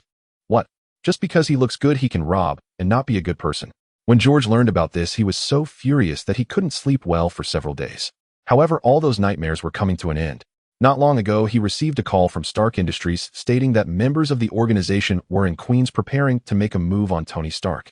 Although George wasn't sure what that playboy was doing in Queens at night, it didn't hinder his ability to make arrests. With the New York Police Department launching from 3 directions, Varlong's gang was undoubtedly going to be trapped. Just when George thought this time was secure, his phone suddenly lit up. He took it out and saw it was labeled Stark Industries Pepper Potts. Was she worried about Tony Stark's safety? No problem, they had already surrounded Queens. The mere organization was nothing to worry about. George smiled slightly and answered the call. Ms. Potts, don't worry, we have entered Queens and are heading to Rockaway Street. The entire New York Police Department is mobilized. Of Varlong's gang is definitely trapped. What is happening? What are you all doing in Queens? Varlong is clearly at Times Square playing bungee with Tony and Obadiah. To be honest, at this moment, Pepper's mindset was somewhat breaking. However, her years of professional experience helped her maintain her composure. Varlong is not in Queens. He's at Times Square at the headquarters of the Horn Herald. He has kidnapped Tony and Mr. Obadiah. Mr. Obadiah is currently hanging high up. The situation is very dangerous. What? Director George was stunned. They had surrounded Queens only to learn now that Varlong had long since escaped the encirclement. He felt like he had been slapped hard. He was actually being played by a criminal. Old George felt somewhat embarrassed. Rest assured, we will head to Times Square immediately. The rescue operation will begin right away, and he certainly won't come to harm. Pepper fell silent. Then I'll trouble you with this. She didn't know what else to say to George. After saying this, she hung up the phone. To be honest, you don't even know Varlong's location. This is genuinely worrying. After hanging up, Pepper sat on the bed, her head spinning. Just thinking about Tony standing on the rooftop, potentially being forced to jump down by that madman Varlong, made her feel sick to the point of tears. But she couldn't cry. The New York Police Department was unreliable, and she had to find a way to save Tony herself. Silver Security, I can only rely on you. Pepper steadied her emotions and dialed Silver's phone number at Silver Security Company. Pepper, don't worry. I'm all set on my end. Silver answered the phone, suddenly thinking it was Pepper, worried about not having enough personnel, so she spoke cheerfully upon connecting. Isn't the situation there urgent? More content loading. Please wait. This site only supports mobile browser access. If you see this paragraph, it means the chapter content failed to load. Please turn off the reading mode, fast reading mode, novel mode, and ad blocking features in your browser, or copy the URL to read in another browser. Tomorrow morning, everyone will be gathered. Pepper's heart was weary. Indeed, it was supposed to be like that. But how could she know that Tony would be so cunning as to deliver himself to Varlong? There was a little accident. I received a kidnapping call, and Tony has already been kidnapped. The address is Times Square at the Horn Herald building. You all hurry, you must save Tony. Silver also fell silent. Rich people are really interesting. It was fine to call in the evening, yet he was caught so quickly. This playboy was quite fast. I will lead the team to set off immediately and ensure we bring him back. Silver hung up the phone and immediately began to gather people. There was no time to wait until tomorrow. Just as she accepted the commission, the employer was already kidnapped. If this gets out, can Silver Security Company still operate? This matter concerns money and honor. They must take action. Moreover, she didn't believe anyone in New York could withstand her wild warband. And the gold, make sure the gold is ready. They couldn't just rely on Silver. If a peaceful resolution was possible, that would be best, although Pepper knew in her heart it was unlikely. But the gold bricks still had to be transported first. She couldn't let Varlong find an opportunity to make things difficult for Tony. As long as Tony was safe, losing some gold wasn't a big deal. She needed to dispatch a few transport vehicles to deliver the gold bricks. Pepper's mind was a jumble as she arranged various matters and hastily tidied herself up, planning to head to the Stark Foundation's underground vault. Suddenly Pepper froze as she had forgotten someone. Road. The military would be far more reliable than the New York Police Department at this time. Tony has been kidnapped. The criminals are at Times Square at the Horn Herald building. Thinking of this, Pepper dialed Rhodes' number. In the briefing room of the Strategic Homeland Intervention Enforcement and Logistics Division, commonly known as SHIELD, located within the airborne mothership, Agent Coulson stood before a curved conference table surrounded by various blue projections. Ladies and gentlemen, let's first watch a segment of a weather report. Coulson brought one of the projections closer, and a news clip began to play. Early this morning, the observatory reported an unusual lightning phenomenon near Manhattan attributed to the influence of cold air pressure, according to experts. Furthermore, this cold air mass will continue to push forward, bringing clouds and rain soon. The date displayed was from just a short while ago, a rather ordinary weather forecast for New York. So what does this mean? It's cold, wear more clothes. Natasha Romanoff, the renowned legendary spy, was seated at one of the positions around the curved table. She had abandoned her original investigation and was urgently called back. She had thought something significant had occurred, only to find it was about an expired weather forecast. If that's the case, you could have just called me. I thought there would be something more important. Nothing is more important than this. Someone has summoned lightning from the sky. Coulson was not joking in the slightest. He pressed a button in his hand, and the blue projection in front of him switched, playing a segment of footage. First, there was a video from a high-altitude perspective showing a hazy morning rain on a dimly lit street devoid of pedestrians, when suddenly a blinding flash appeared in the sky, followed by a thunderbolt striking down. The scene shifted, changing to a wide-angle view of the street where an Eastern Taoist and a Japanese shrine maiden appeared. What is this? Is this the latest promotional clip for an Eastern exorcism movie? Clint Barton tapped the table, somewhat confused. Unfortunately, this is not a movie trailer. This footage was obtained 6 minutes after the lightning incident in Hell's Kitchen, retrieved from the dark web by our tech department. The original video was too blurry. This is the clarified version after restoration. Coulson provided a brief explanation. So what you're saying is, a Taoist summoned the lightning and then fought with a shrine maiden. Aren't they supposed to be on the same side? More content is loading. Please wait. Barton wasn't particularly knowledgeable about Eastern mysticism, but as an excellent agent, he did understand these basic concepts. The Taoist and shrine maiden were both representative figures of exorcism, akin to exorcists, priests, or fathers. So did the exorcist and the father have a falling out? What a modern magical plot. Barton pressed his temple, suddenly feeling a bit lost in this world. The exact reason is still unknown. Coulson shook his head. The investigation had been too brief, and merely obtaining the video footage was a challenge. More internal intelligence would need to be uncovered. Is it possible that this was achieved by some kind of technology? Natasha spoke up at this moment. Although in the video the Taoist used a long knife to summon lightning, which was reasonable from the perspective of Eastern mysticism. However, as a staunch materialist, Natasha did not believe in such mystical nonsense. She had even studied Norse mythology. Was Thor also a real figure? The tech department has also raised this point, suggesting that the long knife in the Taoist's hand might be a special lightning rod device. Coulson shrugged. He had considered the possibility of advanced technology, but their director seemed to think otherwise. Given the current situation, we should start our investigation from the perspective of mysticism.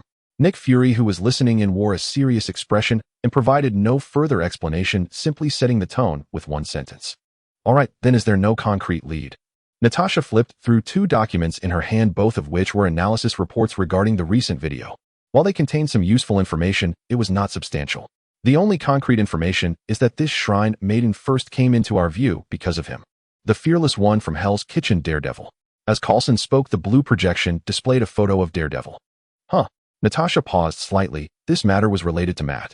She was aware of Daredevil's true identity due to some missions, and she had crossed paths with Matt for a period of time. If one were to put it that way, they could be considered friends. Natasha, the reason for your recall this time is that we want you to check on an old friend. Daredevil probably knows quite a bit about the issues in Hell's Kitchen. Nick Fury turned to Natasha.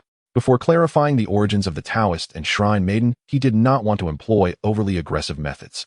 Having Natasha approach Daredevil could effectively elicit intelligence. All right, I understand. Natasha said, little more, nodding in comprehension. What about me? Barton asked, pointing at himself.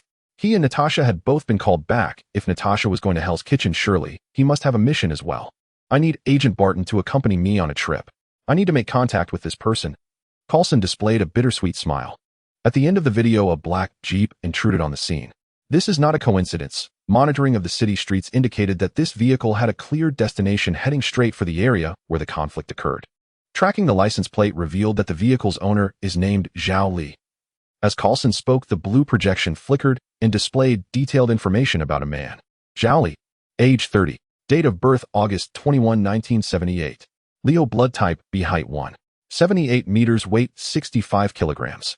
All of his documentation is in order and his personal information is quite complete. Notably, he possesses considerable assets. Is there a problem?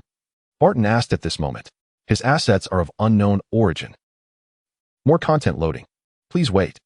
No, quite the opposite. His assets are very legitimate, perhaps even too legitimate. Coulson's tone grew heavier as he continued. A month ago, Mr. Tom, a shareholder of a dairy factory, passed away during surgery due to a gastrointestinal illness. He had no wife or children and left a bequest agreement naming Zhao Li as the beneficiary. 2 weeks ago, a board member of an entertainment company, Mr. Aldridge, died. His wife had passed away 3 years prior, and he also had no children. He left a will similarly bequeathing his assets to Zhao Li. 4 days ago, is it suspected that he used some special means to harm these individuals in order to seize their wealth? At this point, Natasha tapped the table. Currently, these individuals all died unexpectedly or due to illness, and both the hospital and police department have relevant records indicating that there is no evidence of foul play, but Coulson did not elaborate further, yet the situation fell off as soon as one thought about it. Isn't it dangerous to contact him so rashly? Barton spoke to Nick Fury at this moment. That's why we brought you back. You and Coulson will act together to make a tentative contact. Nick Fury understood the risks involved. However, the only well-documented lead available was Zhao Li. As a potential breakthrough, they had to give it a try even if it was dangerous. For now, this is the situation. Nick Fury began to summarize. Coulson and Barton will work as a team, while Natasha will act independently, aiming to confirm their intentions, backgrounds, and assess potential dangers as quickly as possible. Wait. Nick Fury's sentence was interrupted as an urgent call came in. He reached for his earpiece and froze for a moment. Coulson and the others were unclear about what was happening, but they could see that Nick Fury's already dark expression had turned stormy. After a moment, Nick Fury hung up the call, remained silent for a moment, and then said, "The previous operation is postponed. There are more important matters at hand. Tony Stark has been kidnapped. Times Square, the building of the Horn Daily News. Boss, everything is ready. We can start at any time." Mary looked at Jonah Jameson, who had been educated again for his non-cooperation, and a hint of excitement appeared on her face. She had been a mercenary for some years, witnessing many thrilling scenes. But tonight was different. Mary vowed with her career that this would be the craziest night. Valon, that handsome man, was crazy enough to make her like him. At this moment on the rooftop, Mary's affection for you has increased, gaining a small amount of red jade. Valon paid no attention to the prompt before him.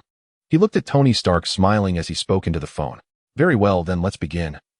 Night fell.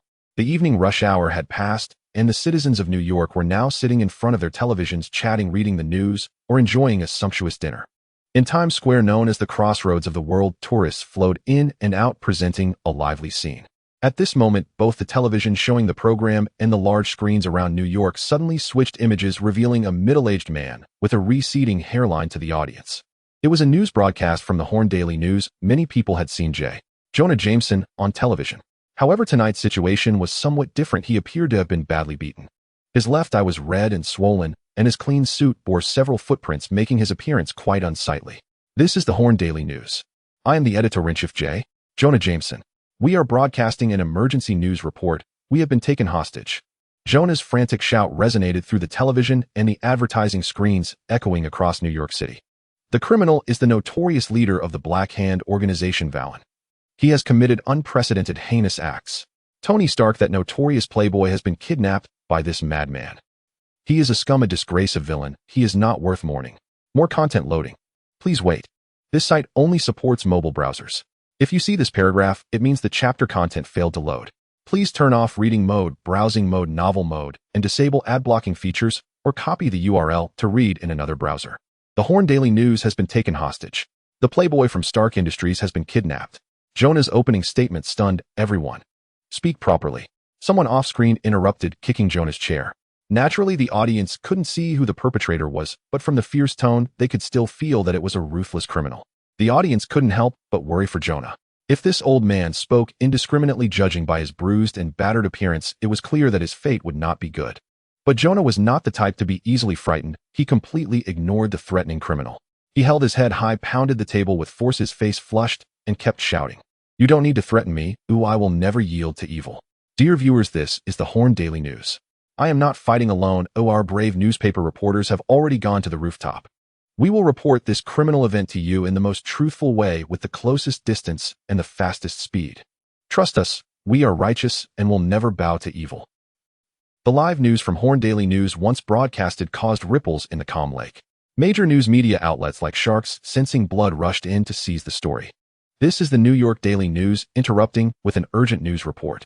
Just now, Horn Daily News sent out a shocking message. A group of insane individuals has kidnapped Tony Stark, the famed playboy. This is Fox News. Just moments ago, Tony Stark was kidnapped by the Black Hand organization. Currently reporting live from the crime scene is Mr. Jonah Jameson. Let us applaud his fearless spirit. This is Washington. It can be said that at this moment various news channels, including independent media reporters, were rushing to the Horn Daily News building at full speed. They rushed headlong into the battlefield in hopes of obtaining first-hand information. Tony Stark had been kidnapped. The emergence of this news brought tears of excitement to all the journalists. Tonight the news industry is celebrating. This is the century-defining news they had been eagerly awaiting. Damn it, why weren't they the ones taken hostage by the Black Hand organization? What kind of luck is old Jonah having? It's simply enviable. The only thought in every reporter's mind was to rush to the kidnapping scene, and then it would be time to boost the ratings. Charge. Seize the headlines, it's a must. Mary's professional team was rapidly typing on their keyboards. They were spreading the live broadcast signal at an incredible speed. Online, the live broadcast of Horn Daily News shot straight to the top of the rankings. In the live chat room, netizens were flooding in. Valon is so handsome. I've been following him since the Four Seasons Hotel incident. The silver-haired suit is really stunning. It feels like we're filming a TV drama. How could the New York police possibly catch Lord Valon? The most elegant criminal, Lord Valon, I love you the most. I'm going to the scene to support Valon. A girls who wants to go with me. Let me quietly say I have a support light sign for Valon at home. A group of crazy folks supporting a kidnapper. Ugh, disgusting. What's the New York police doing? Are they just passing time? With a lunatic like this, shouldn't they have dealt with him sooner? Deservedly, so Tony Stark, always so arrogant. I heard that the cover girl of Vanity Fair has been to bed with him. Who knows if it's true? It's good that he gets caught. Ugh, they're all trash. The comments were flying quickly. Keyboard warriors in front of their computers happily typed away, filling the live chat room with a joyful atmosphere. More content loading. Please wait. This site only supports mobile browsers. If you see this paragraph, it means the chapter content failed to load. Please turn off reading mode, browsing mode, novel mode, and disable ad blocking features, or copy the URL to read in another browser. At this moment, one street away from the Horn Daily News building, George Stacy was anxiously awaiting the support of helicopters. In this urgent moment, George saw the electronic screen in Times Square, which was broadcasting the live news from Horn Daily News. The impact of Tony Stark's kidnapping was too severe. If it was all broadcasted, the image of the New York police would plummet. George nearly shouted, calling to his subordinates. What the hell is going on? What does that damn Valon want? Hurry up and find a way to cut the live broadcast signal. Just then, Jonah's face suddenly enlarged several times on the screen. He was almost pressed against the screen, red-faced, shouting with all his might. If there are any New York police officers watching the live broadcast, remember, do not cut the broadcast. Of Valon will kill him. He is a madman. I'll remember my words, you fools of the New York police. Valon is a madman. He can do such things. Do not cut the broadcast. If the broadcast stops, Tony Stark will die. Damn it. Damn Jonah Jameson, who are you calling a fool? Valon is scum. You are not a good person either. It drives me crazy. Huff. George breathed quickly, feeling he was about to lose his temper. Boss, is the live signal still cut? At this moment, one of George's subordinates leaned over to ask. Cut it my ass. Hurry up and find out why the helicopter hasn't arrived yet. I will personally go up and catch that bastard Valon. I'm sorry, I'm not accepting interviews right now, George said with a stern face indicating his refusal, but the reporters paid him no heed. Flashes from cameras struck George's face, and old George felt his composure beginning to crumble. I am a reporter from Time magazine. What are your thoughts on the recent kidnapping case of Tony Stark? I am a reporter from the New York Times. Is there a connection between this shocking kidnapping case and the long-standing inaction of the New York Police Department? I am.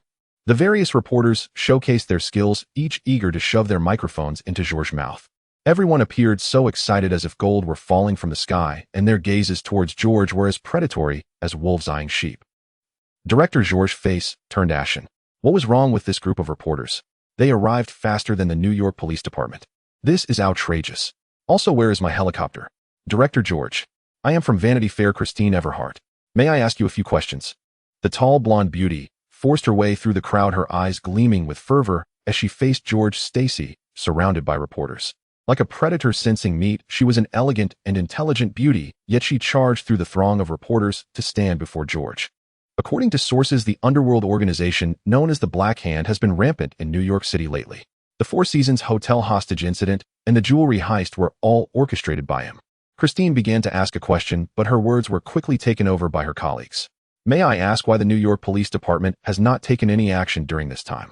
Can we interpret that as the New York Police Department turning a blind eye which has led to the emergence of such brazen criminals? The reporters looked excitedly at George. They had a premonition that if they published this story, it would undoubtedly explode globally. The opportunity to become renowned media figures was right before them. It felt exhilarating. Praise the Black Hand, praise Tony Stark. They were about to go viral. Rumor has it that the New York Police Department received intelligence last week regarding the Black Hand's imminent kidnapping of Mr. Tony Stark. Is there any truth to this? After such ample preparation facing the criminals' arrogant proclamations, the New York Police Department has shown no effective action. This has led to a series of dire consequences for the victim, Mr. Tony Stark and Mr. Obadiah Stane, who is hanging from the rooftop. What does Director George have to say about this? The reporter's questions grew increasingly pointed. George's expression darkened further. If he allowed this group to continue their nonsense, his lifelong career could be tarnished because of that scoundrel Valon. Who let these reporters in? Where is everyone? Get them out. What are you all doing? Can't you handle this little matter? Director George scolded the agents beneath him. This group of reporters seemed intent on creating chaos. If they broadcasted these images, wouldn't the reputation of the New York Police Department plunge to new lows? It was simply intolerable. Meanwhile, Christine was unfazed by George's protests. She excitedly beckoned her cameraman. Quick, it's upstairs, zoom in. The cameraman understood her unspoken command, adjusting the focus to capture Obadiah, hanging from the 22nd floor. Mr. Obadiah Stane, a shareholder of Stark Industries, the CEO and one of the founders. He is currently suspended high above the 22nd floor with no protective measures below. The situation is extremely dangerous. We can clearly see that the only safety device he has is a steel cable placed on the rooftop. If the cable breaks, the consequences are unimaginable. In the face of such ruthless criminals and such severe consequences, can the New York Police Department provide us with a satisfactory answer? Mr. Tony Stark, such a prominent playboy, a billionaire backed by the military forces of the Department of Defense, has encountered such misfortune. What about us, ordinary people? How can the safety of New York citizens be guaranteed? If this continues with such an action, we cannot help but question and worry, where exactly is our taxpayer money going? What role does George Stacy play? Has he engaged in embezzlement? Should he not be involved in more investigations? Does he still have the capability to remain in the position of police chief in New York? Where is the bright future for us New Yorkers? Is the future nothing but bleak? This is Christine Everhart from Vanity Fair reporting live. George's nose was twisted with anger. This group of reporters was relentless, and their words were piercing. He was currently waiting for the helicopter to negotiate with Valon. He had no time to waste with their nonsense. Hurry up, the reputation of New York is about to be ruined by these damned reporters. George shouted incessantly into the phone. Under normal circumstances, he could cut off the live broadcast before things escalated, but now, Valon was about to make a move. That madman could do anything. At the entrance of the Stark Foundation, a crowd of reporters surrounded the area. Miss Potts. Coulson, dressed in a suit with a badge on his left chest, approached Pepper Potts. Pepper was worried about Tony's safety and had no time to deal with the persistent reporters. She knew how these reporters could twist the truth. So even though she was anxious, Pepper forced a smile. Can I say a few words? Coulson politely inquired. No, I am not here to hold a press conference, and I am leaving soon. Pepper replied in a formal manner. She had no intention of accepting any interviews. After saying a casual remark, she attempted to send Coulson away. I am not a reporter. I am Phil Coulson from the Strategic Homeland Intervention Enforcement and Logistics Division. I am here for Tony Stark. Coulson smiled helplessly and extended a prepared business card to Miss Potts. Oh, that sounds quite chaotic. Pepper paused and reached out to take the card. Yes, we are trying to simplify it. Coulson chuckled, knowing that the name was indeed overly lengthy. We have already informed the Department of Defense about this matter. Pepper looked at Coulson, having never heard of this lengthy logistics division. The scene was already chaotic enough, but she did not wish to add more trouble. We belong to a different system that specializes in these matters. Trust me, I am a professional. If that's the case, fine. Pepper nodded after a moment of silence. The priority was to save Tony, as she refused to get embroiled in any arguments. She didn't want to waste time here, and if Coulson insisted on following her, she would not refuse. She arranged for personnel to transport the gold bars from the underground vault, while Pepper boarded the helicopter with Coulson heading to the Daily Bugle building. Now she needed to check on Tony's situation. On the helicopter, Rhodey's phone rang. The special ops team has entered and will arrive at the scene shortly. Due to the uncertainty regarding the Black Hand situation, I have applied to my superiors for heavy weaponry deployment, but military mobilization takes time, and we still need to evacuate the crowd. There are too many people gathered at Times Square, which is not conducive to our offensive. Offensive? Is that really okay? Wouldn't there be a risk of hurting Tony during the assault? Pepper felt a twinge of worry at this point. The focus should be on setting up safety measures and rescuing Tony first. I have arranged for transport vehicles to deliver the gold bars. I hope the military can assist in setting up rescue facilities in advance. We absolutely cannot allow any harm to come to Tony. Oh, and there's Mr. Obadiah. I understand, don't worry. Oh, I will make the arrangements. Rhodey said before hanging up the phone. The Black Hand clearly knew that the Department of Defense stood behind Tony Stark, yet still proceeded to kidnap him. What a preposterous situation, and they succeeded. Now they were broadcasting it live, spreading the news widely. The military was going crazy if it weren't for the fact that this was Times Square with its massive crowds. And it was Tony Stark who had been kidnapped. They were even planning to deploy fighter jets for an airdrop. These bastards, not one of them will be spared. The Black Hand cannot be allowed to remain, and Tony must not be harmed while also restoring the Department of Defense's image. The pressure from above was immense, and Rhodey's expression darkened further. Times Square, the Horn Herald building. 7 or 8 helicopters hovered above the rooftop, maintaining a distance neither too far nor too close. These were several wealthy television stations that, upon learning about Tony Stark's kidnapping, immediately dispatched teams of reporters. Several searchlights illuminated the rooftop as brightly as day. As the protagonist of the Hand Valon leaned on his black gold cane facing a visibly pale Tony. Tony had made headlines many times before with scandals and genius reports, but this particular headline truly tempted him to jump off the building. However, jumping was out of the question. After all, 20+ floors was indeed quite high. Tony was trying hard to maintain a composed demeanor. Valon wore a smile, and the system notifications in front of him began to flood the screen, showcasing a continuous influx of red jade income. Not far behind him, the reporters and photographers from the Horn Herald shook with anxiety. They were directly held hostage and were not like the reporters outside, who were merely spectating. Those guys love the chaos. Let them be held at gunpoint and see if they still dared to shout the slogans of free journalists.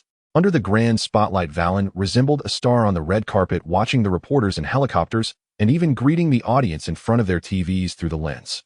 Suddenly outside the rooftop, the roar of helicopters thundered, signaling that a helicopter was approaching with George holding a megaphone at the cabin door.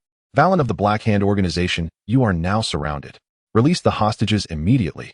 Surrender. George naturally sensed that the surrounding reporters were pointing their long guns at him. Old George knew that his moment to shine had come. Regardless of everything else, he had to save face for the New York Police Department. With determination, he raised the megaphone. Mr. Stark, don't be nervous. The New York Police Department is here. We have surrounded the Horn building. No one from the Black Hand organization can escape. Meanwhile, we have also received communication from the military. Please don't worry. We will bring the criminals to justice. Loading more content. Please wait. This site only supports mobile browsers. If you see this paragraph, it means the chapter content failed to load. Please turn off reading mode, skim mode, novel mode, and disable ad blocking features, or copy the URL to read in another browser. At this moment in Hell's Kitchen, Wilson Fisk, the infamous Kingpin, leaned back on the sofa, comfortably watching the live broadcast on TV, swirling a glass of red wine, and occasionally taking a sip. George's angry shouts echoed from the television, while Valon held his black gold cane with his hands elegantly crossed on top, resembling a nobleman. Behind him sat a massive, imposing figure cross-legged on the ground. To his left stood a pale-faced Tony Stark at the edge of the rooftop. To his right hung Obadiah Stane, having been pushed off, dangling 22 floors in the air. Wow. Wilson raised an eyebrow, feeling quite impressed. The young people nowadays are quite bold. He actually managed to pull it off. Impressive. This fat guy is something. He seems very strong. Compared to Valon, he actually admired that fat guy more. Wilson himself was a muscular fat man, so he had a certain natural affinity for Trull. Especially since Trull was also a bad guy, he really wanted to recruit such talent under his wing. I like a fat guy who is this strong nowadays. Everyone is skinny like a monkey. What's the point? Upon hearing this, in the corner, Bullseye's expression darkened, and he glared at the fat man on the television, his eyes revealing a hint of murderous intent. Bullseye was Kingpin's trusted confidant and top assassin. Neither Erica nor anyone else could steal Kingpin's attention. That was absolutely not allowed. This Black Hand organization is too arrogant. Should I go and take them out? Bullseye stepped forward. Every time he spoke, it was filled with bloodlust, making it seem like he knew nothing but killing. But it seemed that was indeed the case. A psychopathic killer, aside from helping Kingpin kill, he had no other life or entertainment. Hey, we are good citizens. What does this have to do with me? Wilson shrugged nonchalantly, spreading his hands, utterly unconcerned. Who was he? The Dark Emperor of the underworld? No. He was a prominent businessman in New York, a practical man, a renowned philanthropist, Mr. Wilson Fisk, who was waiting to participate in the New York mayoral election in a few years. But with the kidnapping incident happening, it wouldn't be right not to get involved with such an important matter. Hurry up, contact the New York Police Department, and tell them I want to donate money and goods. Oh, we must rescue Mr. Stark and absolutely cannot let such criminals get away with it. I will not coexist with criminals. Loading more content. Please wait. At this moment within the Magia gang, Hammerhead also saw the news, and his expression immediately turned sour. Seeing an enemy face to face was always very intense. Even through the television, it was the same. Every time he saw Valon, he remembered the last time he was tricked into drinking poison. Although he was fine, he had to rest in bed for over a week. He felt sick at heart for not avenging this grudge. However, Hammerhead furrowed his brow, a trace of worry in his eyes. I didn't expect he actually caught that playboy. Now the whole of New York is in chaos because of him. The military is here. What should we do? Hammerhead was planning a surprise attack, waiting for the military to react while his people took over the entire city of New York. Unless the military completely abandoned this place, it would be impossible to use large-scale weapons in New York City. Hihimoriya laughed with a wide grin. With him attracting attention over there, it will be even easier for the zombie army to land. We are about to take over New York. Don't mind these little troubles, hehe. Loading more content. Please wait. This site only supports mobile browsers. If you see this paragraph, it means the chapter content failed to load. Please turn off reading mode, skim mode, novel mode, and disable ad blocking features, or copy the URL to read in another browser. With her golden hair casually cascading down, May Parker, slender and fiery, with a black and white striped bodysuit, leaned on the sofa eating a low-fat salad while watching a family drama. Desperate Housewives, the most popular soap opera of the season. May was naturally deeply engrossed watching it every night on schedule.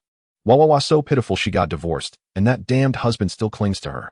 So being a housewife is truly not easy. Just then the television suddenly emitted a harsh static sound, followed by the screen turning to snow. What's wrong with this? This TV has only been used for a few years. How can it break now? The quality of appliances nowadays is really subpar.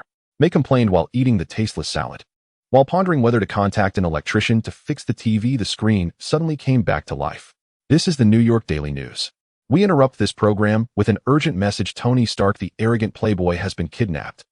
We can see that the area has begun to disperse the crowd, but with the heavy flow of people in Times Square, the results are not ideal as too many are rushing towards the Horn Herald.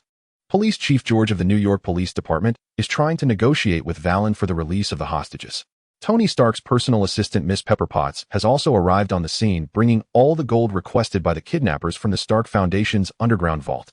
Will this cooperation satisfy the greedy kidnappers? Will Valon release the hostages as promised? All of this remains unknown for now. Let's have our expert explain. A bearded man appeared on screen, shouting enthusiastically, spewing saliva. Personally, I don't think so. Scum like this who are insane and ruthless are not to be trusted. May watched the excited expert pounding the table, his face red and neck bulging, and silently stood up. Peter Parker and his classmates were organizing a barbecue party in the wild tonight. New York City was already in chaos. This was no longer party time. She needed to call Peter and ask when he would be back. Don't go crazy and be unaware of everything. In Brooklyn at Prospect Park, Peter Parker was savoring the barbecued meat in his hand, the special barbecue from Yukihira Soma. It was delicious. Absolutely delightful. To be honest, he had never tasted such exquisite barbecue in his life. The flowing juices and bubbling appetite intertwined, prompting him to instinctively want to chew frantically. The tenderness and silkiness of the meat with a robust flavor left one longing for more. Here lies the dignity of premium. This was no ordinary barbecue. It showcased the strength of the cow. This is too delicious. Peter chewed heartily, tears streaming down his face. Next to him, Mary Jane was also enjoying this dish. She wasn't as embarrassing as Peter, who was crying from eating. That was quite detrimental to one's image. The barbecue melted in her mouth, and involuntary moans escaped her lips, her legs trembling uncontrollably. She felt as though she was immersed in an ocean of meat juices, rising and falling, flowing with the current. The clamoring and tremors emanating from her bones felt like a touch piercing through her soul, dancing on her tongue. Mary Jane, her face slightly flushed, exhaled a warm breath, her eyes sparkling as she gazed at the barbecue before her. Although she had previously tasted the desserts made by Soma, what about barbecue stir-fries, desserts, and drinks? What else could he not do? No wonder Soma had quickly seized the title of the most popular student after transferring here. This mouth-watering delicacy was simply over the top. Swish! A flash of the knife. Everyone felt as if streaks of afterimages passed before their eyes. Next, the entire beef tenderloin was sliced into thin pieces, neatly falling from the air onto the plate, looking as pristine as a work of art. Bang! Meanwhile, the sound of crackling charcoal erupted as the iron plate was heated to a fiery red.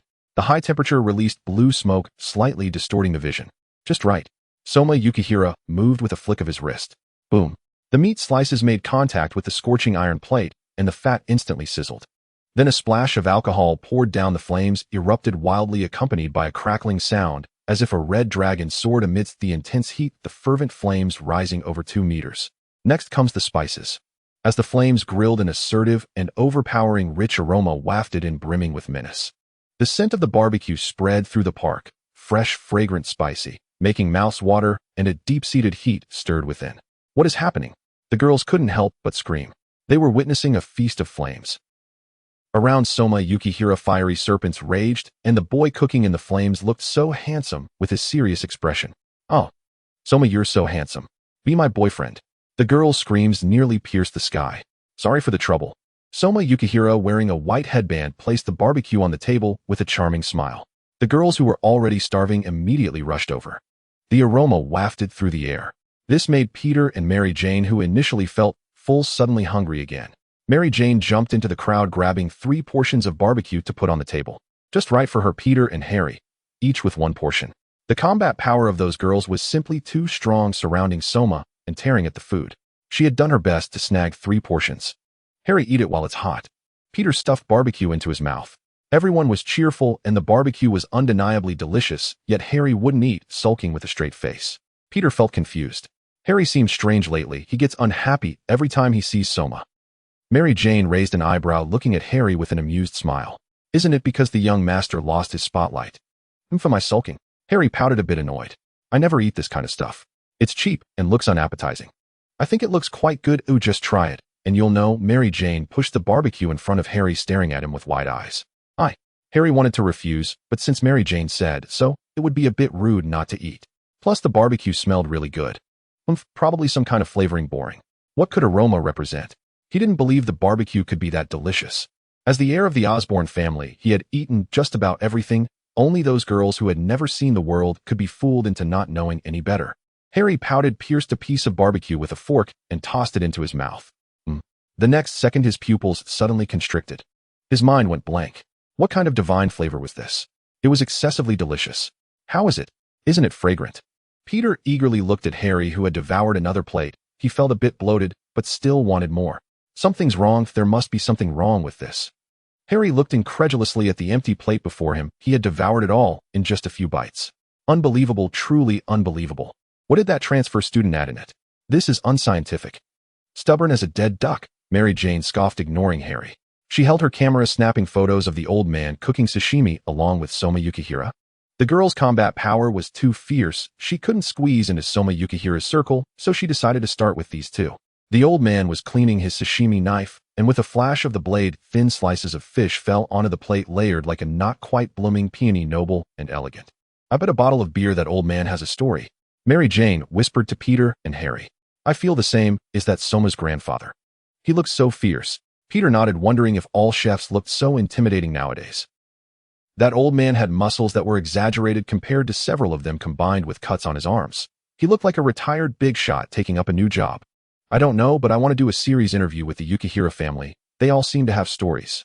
Mary Jane, holding her camera, had already started her imagination. The handsome young man, the mature uncle, the fierce old man. A diner operating in Hell's Kitchen. Could this be the legendary Gakudo culinary team? Hey, insignificant sick cat Parker.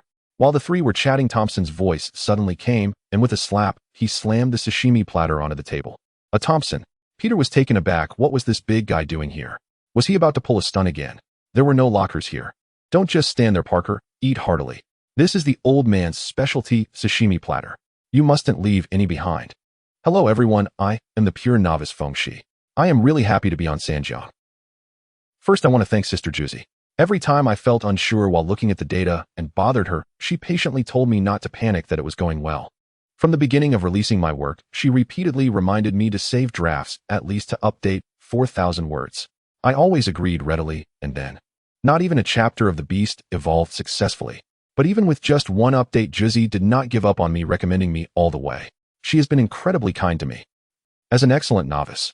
This is my first time publishing, and I don't understand many rules, such as needing to update on time at least 2 chapters in the morning and afternoon. Well, I didn't manage to do that applause. Due to the reason of the one update beast, I haven't received a single welfare monthly ticket.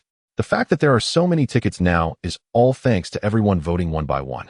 Also to those who made donations and voted for recommendations, over 2,000 tickets in a week, something I never even dreamed of before.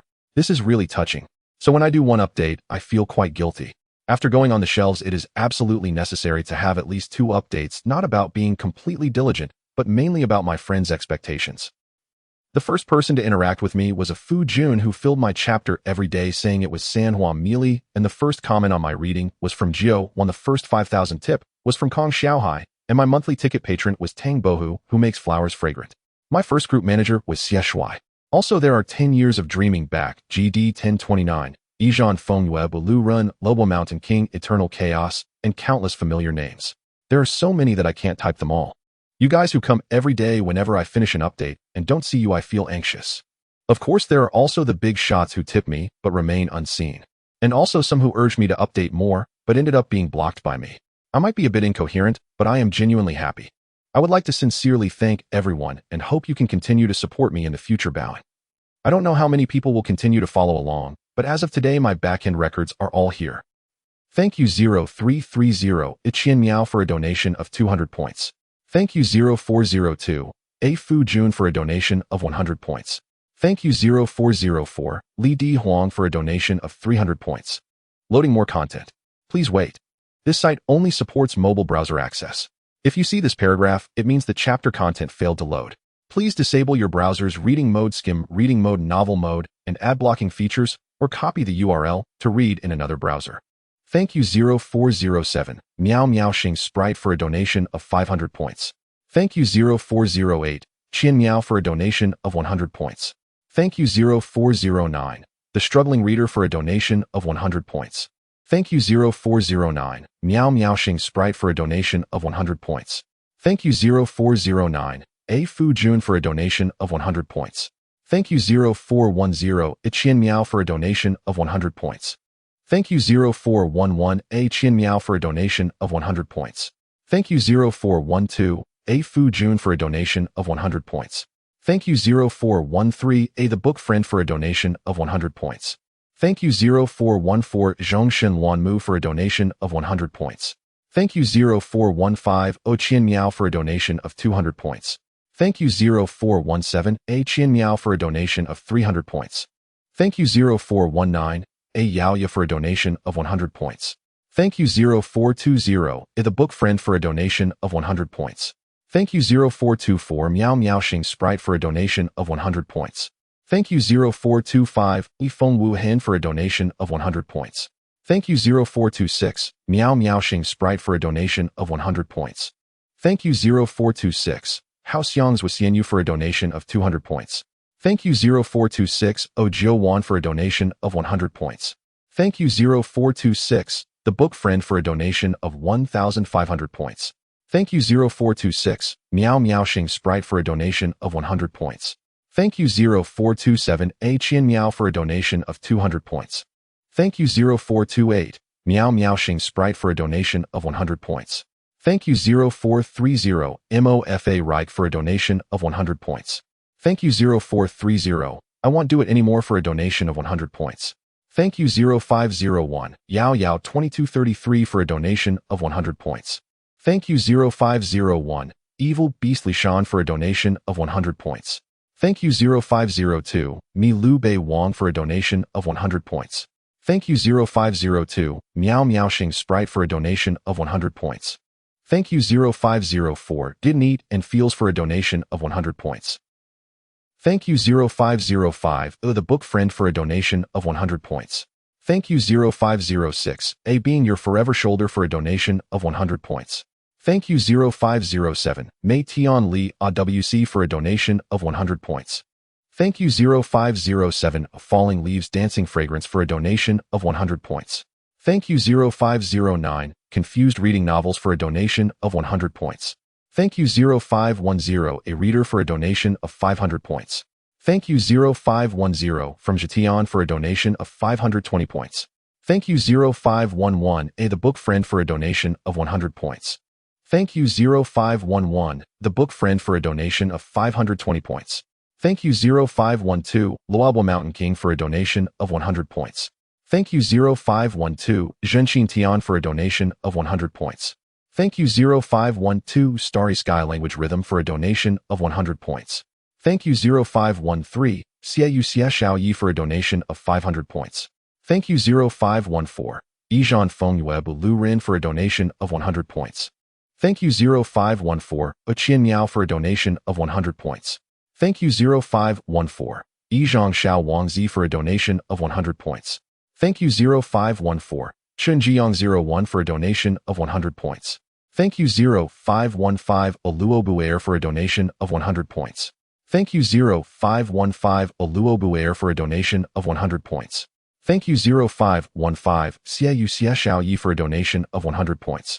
Thank you 0515, Falling Leaves Dancing Fragrance for a donation of 100 points. Thank you 0515, The Book Friend for a donation of 500 points. Thank you 0516, Miao Miao Xing Sprite for a donation of 100 points. Thank you 0516, Xiaoyu Xia Xiaoyi for a donation of 130 points. Thank you 0517, Yizhan Fengyue Lu Rin for a donation of 100 points. Thank you 0517, 10 Years of Dreaming Back for a donation of 500 points.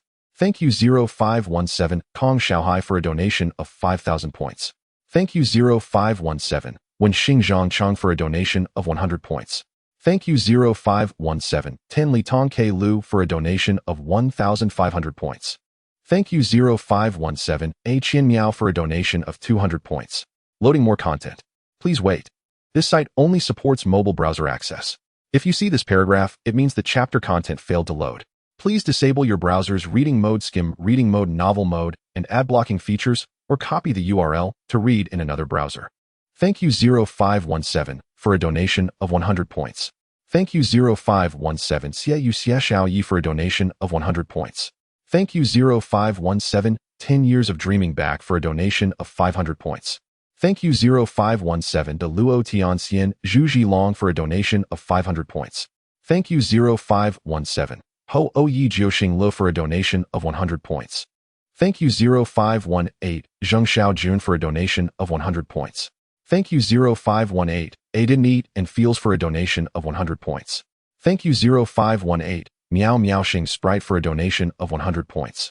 Thank you 0518 The Book Friend for a donation of 500 points. Thank you 0518 The Book Friend for a donation of 100 points. Thank you 0519 Xiaoyu Xia Xiaoyi for a donation of 170 points. Thank you 0520 Miao Miao Xing Sprite for a donation of 100 points. Thank you 0520 Zhuang Zhoming Dai Q for a donation of 100 points. Thank you 0520 The Book Friend for a donation of 100 points. Thank you 0520 Yizhang Xiao Wangzi for a donation of 100 points. Thank you 0520 Iran Ruyu for a donation of 100 points. Thank you 0520 for a donation of 100 points. Thank you 0520 Xiaoyu Xia Xiaoyi for a donation of 100 points. Thank you 0521 Miao Miao Xing Sprite for a donation of 100 points. Thank you 0521 A The Book Friend for a donation of 100 points. Thank you 0522 10 Years of Dreaming Back for a donation of 500 points. Thank you 0522 Night's Footsteps for a donation of 1,500 points. Thank you 0522 Air Yu De Qingjio for a donation of 500 points. Thank you 0522 Xiaoyu Xia Xiaoyi for a donation of 100 points. Thank you 0522 Xiaoyu Xia Xiaoyi for a donation of 100 points. Thank you 0523 Xiaoyu Xia Xiaoyi for a donation of 100 points. Thank you 0523 Miao Miao Xing Sprite for a donation of 100 points. Thank you 0523 Xiaoyu Xia Xiaoyi for a donation of 120 points. Thank you 0523 for a donation of 100 points. The automatic Jade machine has been activated. The constant barrage of system notifications made Kohei Shuma's smile deepen. The action of grilling meat paused as he glanced at a gang and Peter who were gathered outside the circle of girls. Each of them is so generous with the Jade. It seems everyone is enjoying the food. Parker, what are you zoning out for? You're fortunate to taste the sashimi made by our old man. That's a blessing you earned in your past life. Peter was pinned to the table by Thompson. In front of him was the grilled meat brought by a gang along with the sashimi from Old Man Nijirai. The meat rolled in the fierce flames. Its domineering aroma was as oppressive as a dragon's might. The thinly sliced freshwater fish sashimi paired with an exquisitely beautiful presentation promised an ultimate taste experience just by looking at it. However, Peter had barely stopped eating since the beginning, and now he was feeling a bit full, or rather very stuffed. Even if the smell was tempting, it was impossible to eat everything. I'll wait," Peter awkwardly said to Thompson, who's not giving me any face. Thompson and Peter butted heads, displaying a threatening expression. He had come with good intentions today and did not want to bully anyone. But that guy Peter Parker was clearly asking for trouble. How could he refuse such delicious food? It was obviously looking for a fight. Thompson felt he couldn't indulge Peter, otherwise this kid would turn the tables on him. Instinctively, he began to look for a storage room to stuff Peter into. Or perhaps the grill would do. "I say, you guy." Harry's temper flared, rolling up his sleeves ready to fight Thompson. Seeing the situation escalate, a gang quickly pulled Thompson away. "Thompson, don't cause trouble. Quickly come with me, let's help Kohei. You guys take your time eating." The Kohei prepared a lot. A gang awkwardly scratched his head. Thompson wasn't really a bad person, though his usual demeanor was a bit too domineering. Of course, most of the time, he only targeted Peter, just like how little boys might tease little girls. "Thompson, how childish are you? TCH, what's that big-footed guy acting all high and mighty for? What does the sashimi made by the old man have to do with him?" Harry's face turned dark with anger. If it weren't for Peter and Mary Jane holding him back, he would have exploded. Bullying Peter right in front of him, Thompson clearly didn't take him seriously. Can he really tolerate this? If he doesn't step up now, he's not a man. "Harry, don't say it like that." Good-natured Peter chimed in, always smoothing things over. "Thompson is nice too, he just wants us to eat more. I heard from a gang that the ingredients for this party were all provided by his family. Imported Matsuba crabs, Sri Lankan giant crabs, blood eel, and whatnot. A lot of good stuff was prepared. What's the big deal, eh?" "Uffed." Harry scoffed, unimpressed. "Haven't I eaten those before? I have plenty at home." Just look at Thompson's attitude. "Peter, come home with me later. I'll have the chef prepare a seafood feast for you." "Harry, it's not that I want to undermine you," Mary Jane, who was watching the fun, said with a grin. "Your family's chef doesn't make it taste like this." Mary Jane's words nearly choked Harry, the young master. "Doesn't your family chef have any pride? It's not like you said it doesn't taste good. You didn't say that when you came to my house before." "All right, you shouldn't always be angry. Kohei has a good temper, cooks well, and is handsome. Isn't it normal for him to be popular? Isn't it just stealing your spotlight? Be a bit more magnanimous, temperamental young master, Harry." Harry clutched his chest, terribly upset. He couldn't refute that. Damn it, he and Kohei Shoma must not be compatible. Absolutely not. Looking at Harry's sullen face, Mary Jane stuck her tongue out, seemingly provoking Harry again. "Speaking of which, there are quite a few people from Kuhia's family." Mary Jane's gaze shifted to three old gentlemen sitting together drinking tea not far away. They had formed an old man's group. Next to the old man's group sat Zhao Li, dressed in black leather, munching on skewers while scrolling through his phone.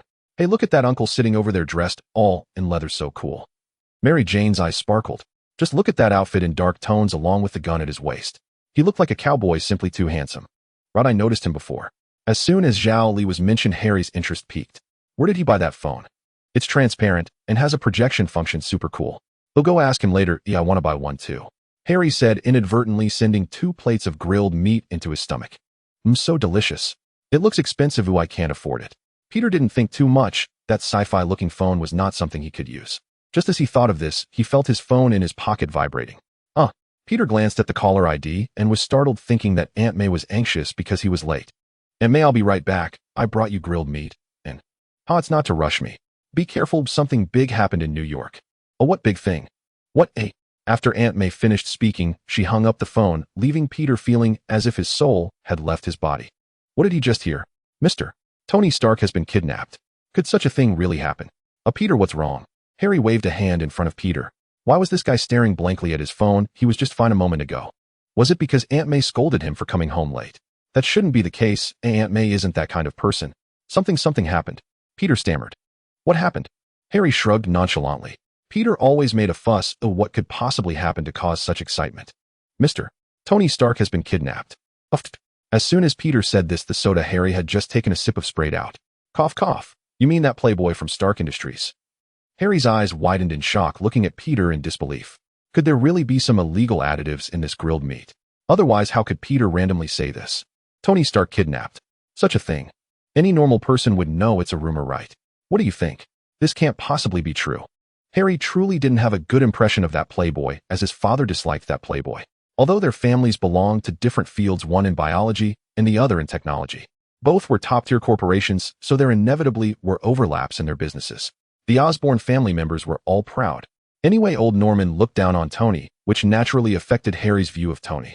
But no matter how much he despised him, Harry knew what Tony Stark represented. How could someone like that be kidnapped? Really?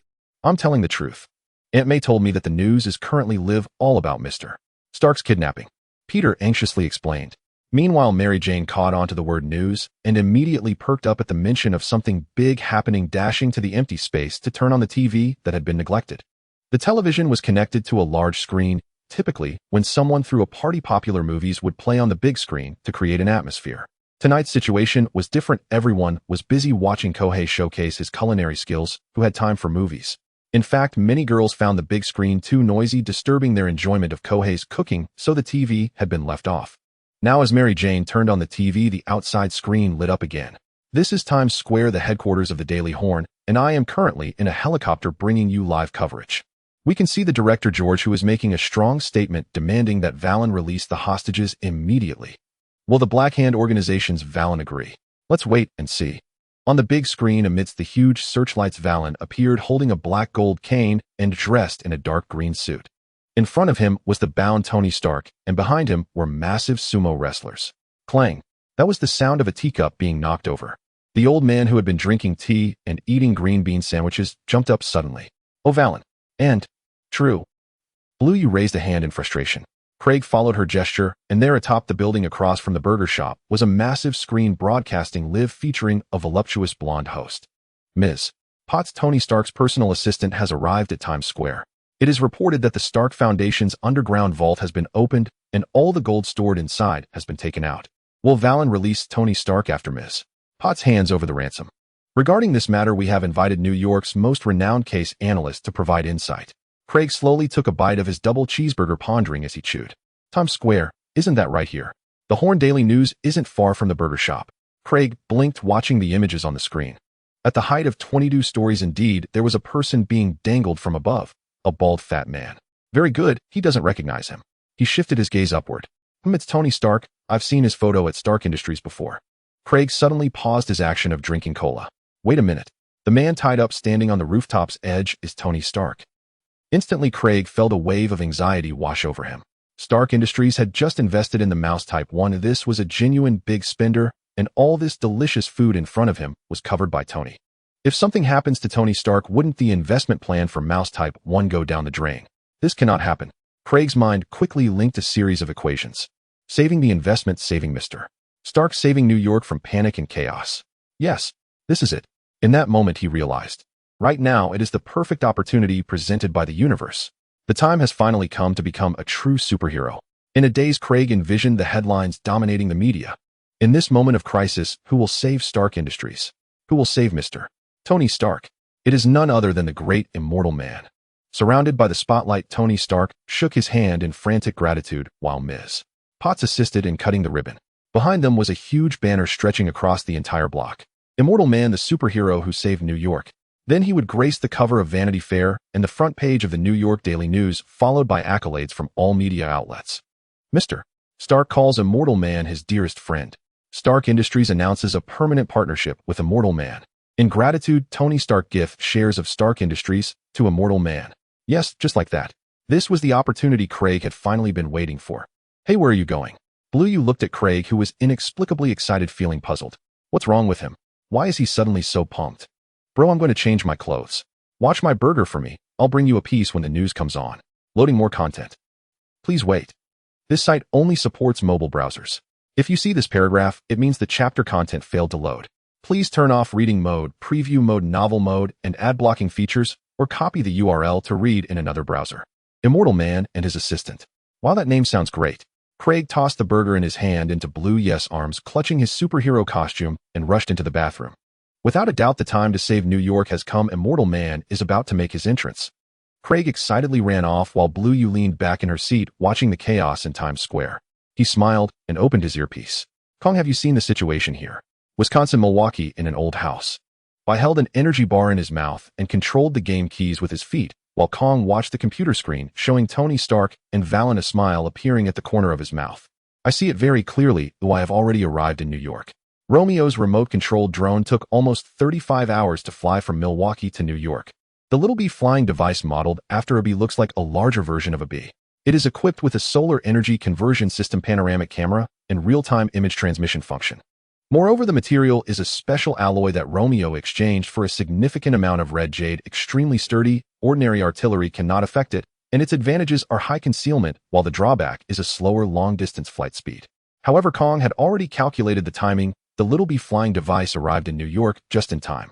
These tiny devices, referred to as B1 by Romeo, would transmit the captured images back to the terminal backstage in real time, ultimately compiling them on the 6 computer screens in front of Kong. This way, Kong and Bai could stay at home without needing to go out and still observe the situation in New York. "Hey, are you listening?" At the same time, Blue Yes' helpless voice came through the headset. "That guy Craig is excitedly changing clothes and ready to rush out. What are you thinking? You don't need to worry about him for now. I'll let Craig do whatever he wants. He'll have his moment to shine." Kong glanced at the faction channel. It's like a strategic card game where Valon has played a card. Tony Stark, a trap card capable of throwing the situation into chaos. "Do you need me to take action?" Blue Yu raised an eyebrow, unsure of Kong's plans, but currently Valon was the only one making a scene in the faction. Just a kidnapper, what's there to be proud of? To be honest, he doesn't think the small mess in front of him requires his intervention. If he were to use the divine tokens now, once he donned the Mad God mask and unleashed full firepower, it would only take him 3 seconds to clear Times Square completely. There's no way, as the closest existence to 100 million player in the game, once he activated the game character Lantian Jade mode, he truly has no rivals. Thus, the adept are always solitary. He is this lonely. No need, it's not time yet. Oh, just sit back and relax. Kong smiled, looking at a split-screen image on the computer. The small B1 was perched on a black SUV, its concealed camera capturing everything clearly. Through the car window, the driver was a frowning middle-aged man with 3 old men in the back seat. Valon will naturally be dealt with by someone. Rules, premises, stakes, psychological state, ability, levels, timing, physical condition. These countless invisible variables determined the outcome of the game before it even began. There was nothing accidental about it. As long as it's not a game that cannot be won in principle, there are no words like defeat. In that case, I'll listen to you. By the way, one more thing, the investment in Mouse Type 1 has already been finalized. Blue Yu looked up at the news broadcast where Obadiah Stane was twisting in the air, reminding him. "I know Romeo is very excited right now. He's working on his big mouse." Kong said. Laughter from Romeo could be heard from outside the room. "Oh, foolish humans, prepare to face the judgment of the Mouse King. Hurry up. The old man's group has set off." Mary Jane exclaimed as she saw the 3 old men get into the car, immediately feeling anxious and pulling Harry's arm to rush over. "What are you doing?" Harry struggled. "They are driving. Are you planning to run after them?" Deep down, he rejected Mary Jane's invitation, questioning why he would rush into danger. Didn't the news say they would storm the Horn daily? What if bullets started flying and he got killed? "I'm not going with you." Mary Jane paused, pouting. "You're the young master of the Osborne family, yet you don't even have a dedicated vehicle for outings. You really have no standards." "Who says I don't?" Harry widened his eyes. Ever since the incident at the Four Seasons Hotel, he always carried cash checks with him, and he had a dedicated car for his travels. The Osborne family members were all proud. He absolutely would not allow the scene where he was looked down upon by Veron to happen again. What's money anyway? As if no one else had it. What about Peter? Harry made one last struggle. Mary Jane turned to look at Peter Parker, who was talking with the gang, and waved her hand. "There's no time," she urged. "Besides, with Peter's small build, he probably can't run fast. Didn't you see the old man's group is almost out of sight? Hurry, keep up." Harry resigned himself to fate, picked up a slice of sashimi, and looked back at Peter in the distance with a tragic expression. "I hope I can come back alive tonight. Be quick about it." Mary Jane excitedly dragged Harry, who had sashimi in his mouth, away. In the open parking lot of the park. "I'm driving." Harry turned to look at Mary Jane, contemplating the possibility of taking a longer route while driving. He truly did not want to get involved in such matters. Kidnapping Tony Stark. Is this something normal people do? Let alone making threats about ransom. Veron was just a pure madman, and he wanted nothing to do with a lunatic. "You can't even speed. How can you keep up with them?" Mary Jane scoffed, looking at him with disdain. This well-behaved young master couldn't even speed. It was really embarrassing. How on earth did he manage to mingle in the playboy circle? "Time is tight. I'll take the wheel." Harry fell silent, his heart suddenly racing. "May I ask, do you have a driver's license?" "I just passed my test last week." Mary Jane exclaimed, a confident smile on her face. "I've been waiting for today." With that, she pressed the accelerator, and the sports car roared to life, accompanied by Harry's terrified screams. Times Square. At the Chick-fil-A burger joint, Craig was happily standing in line to order. Tonight, he was finally getting a taste of the bustling nightlife of New York City. Before coming, he had already checked the guide and knew this burger place was particularly famous, always having long lines. However, even with this mental preparation, he was still taken aback by the long queue in front of him. It was his first time seeing a line stretching halfway down the block. Wow, the people in this big city are indeed different.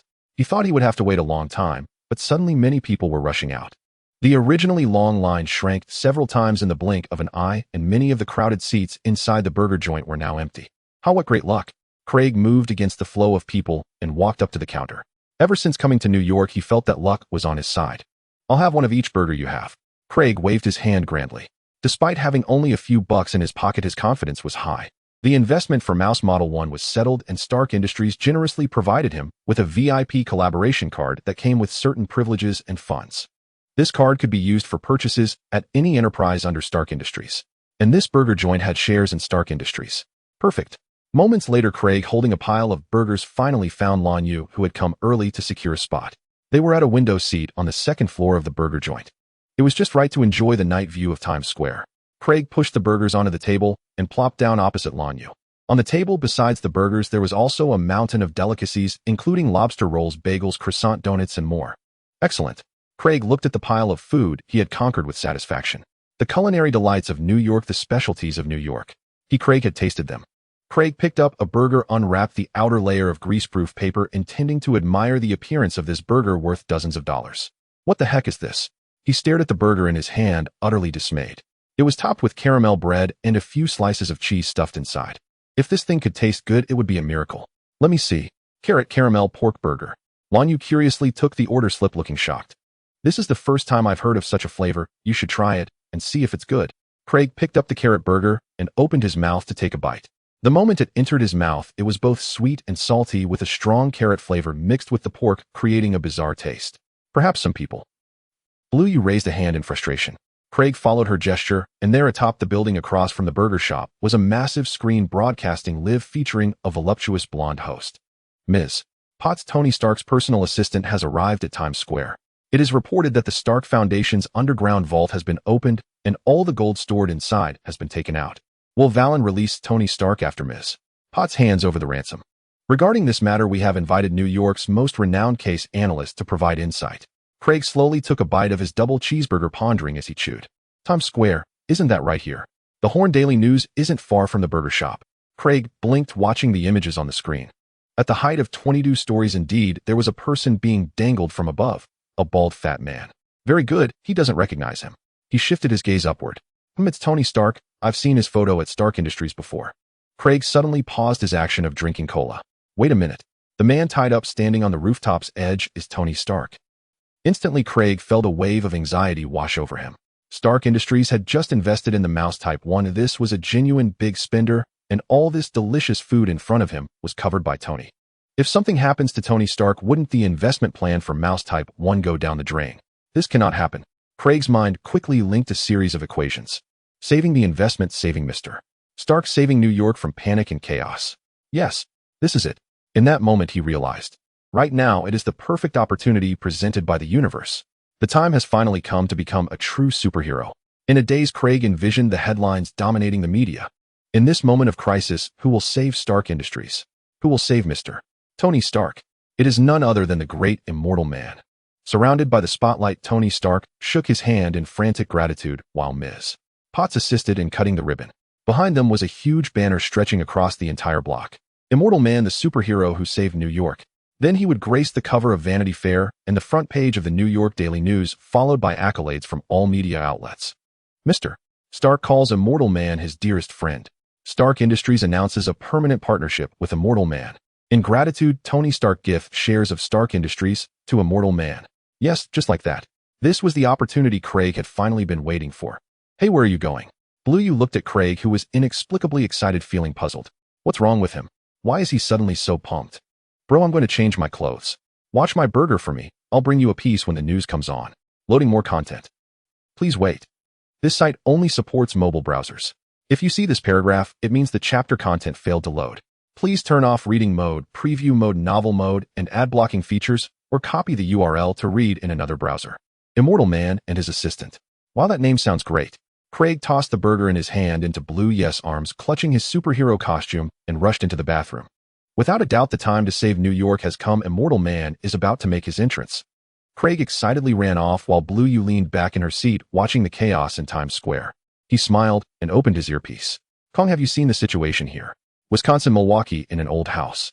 I held an energy bar in his mouth and controlled the game keys with his feet, while Kong watched the computer screen showing Tony Stark and Valon, a smile appearing at the corner of his mouth. I see it very clearly, though I have already arrived in New York. Romeo's remote-controlled drone took almost 35 hours to fly from Milwaukee to New York. The little bee flying device modeled after a bee looks like a larger version of a bee.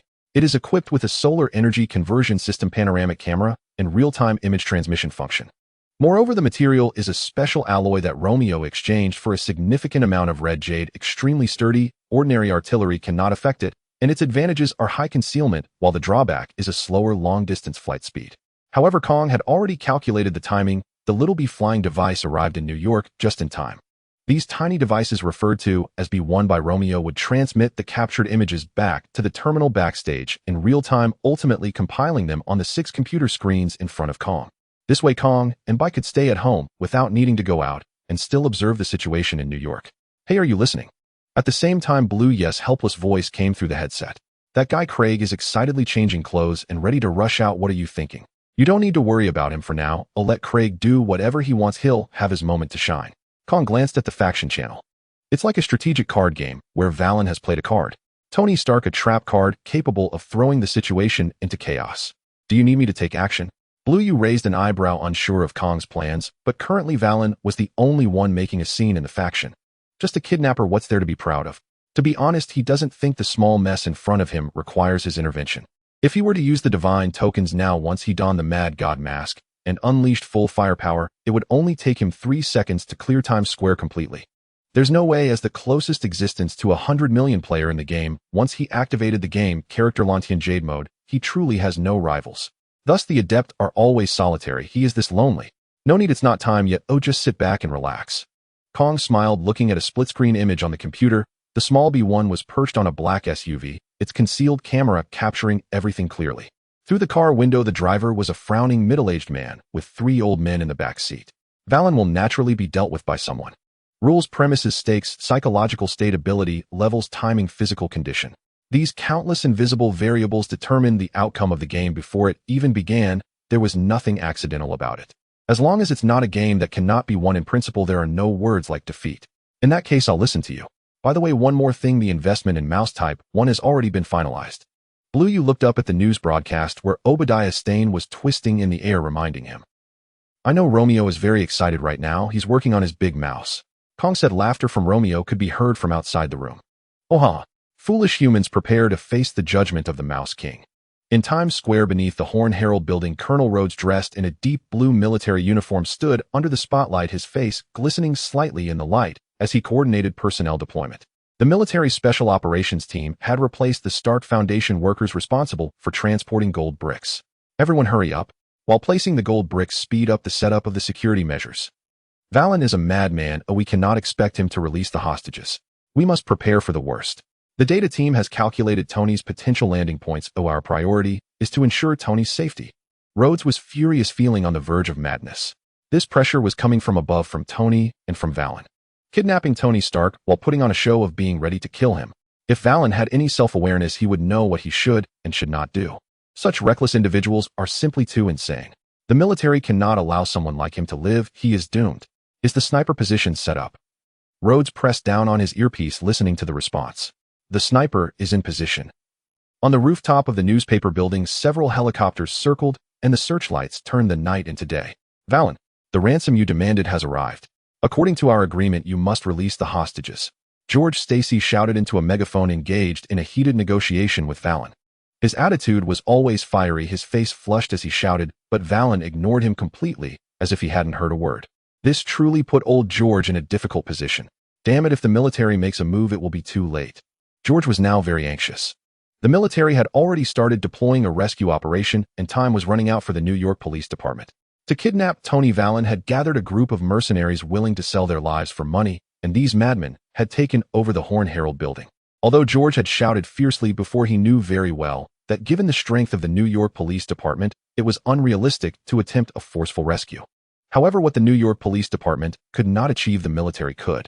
The special operations team was serious. Taking down a group of mercenaries was certainly feasible. The only concern for the military was Tony, who was in Valon's hands. A forceful assault could very well lead to collateral damage to this playboy, which the military could not accept. Now the military took advantage of the gold brick transport opportunity to begin setting up security measures beneath Tony. Once the security measures were ready, the military would likely launch a forceful attack aiming to eliminate the mastermind before rescuing him. As for Obadiah's fate, that was of no concern to the military. Clearly in the military's eyes, only Tony, the genius inventor and master weapons manufacturer, mattered.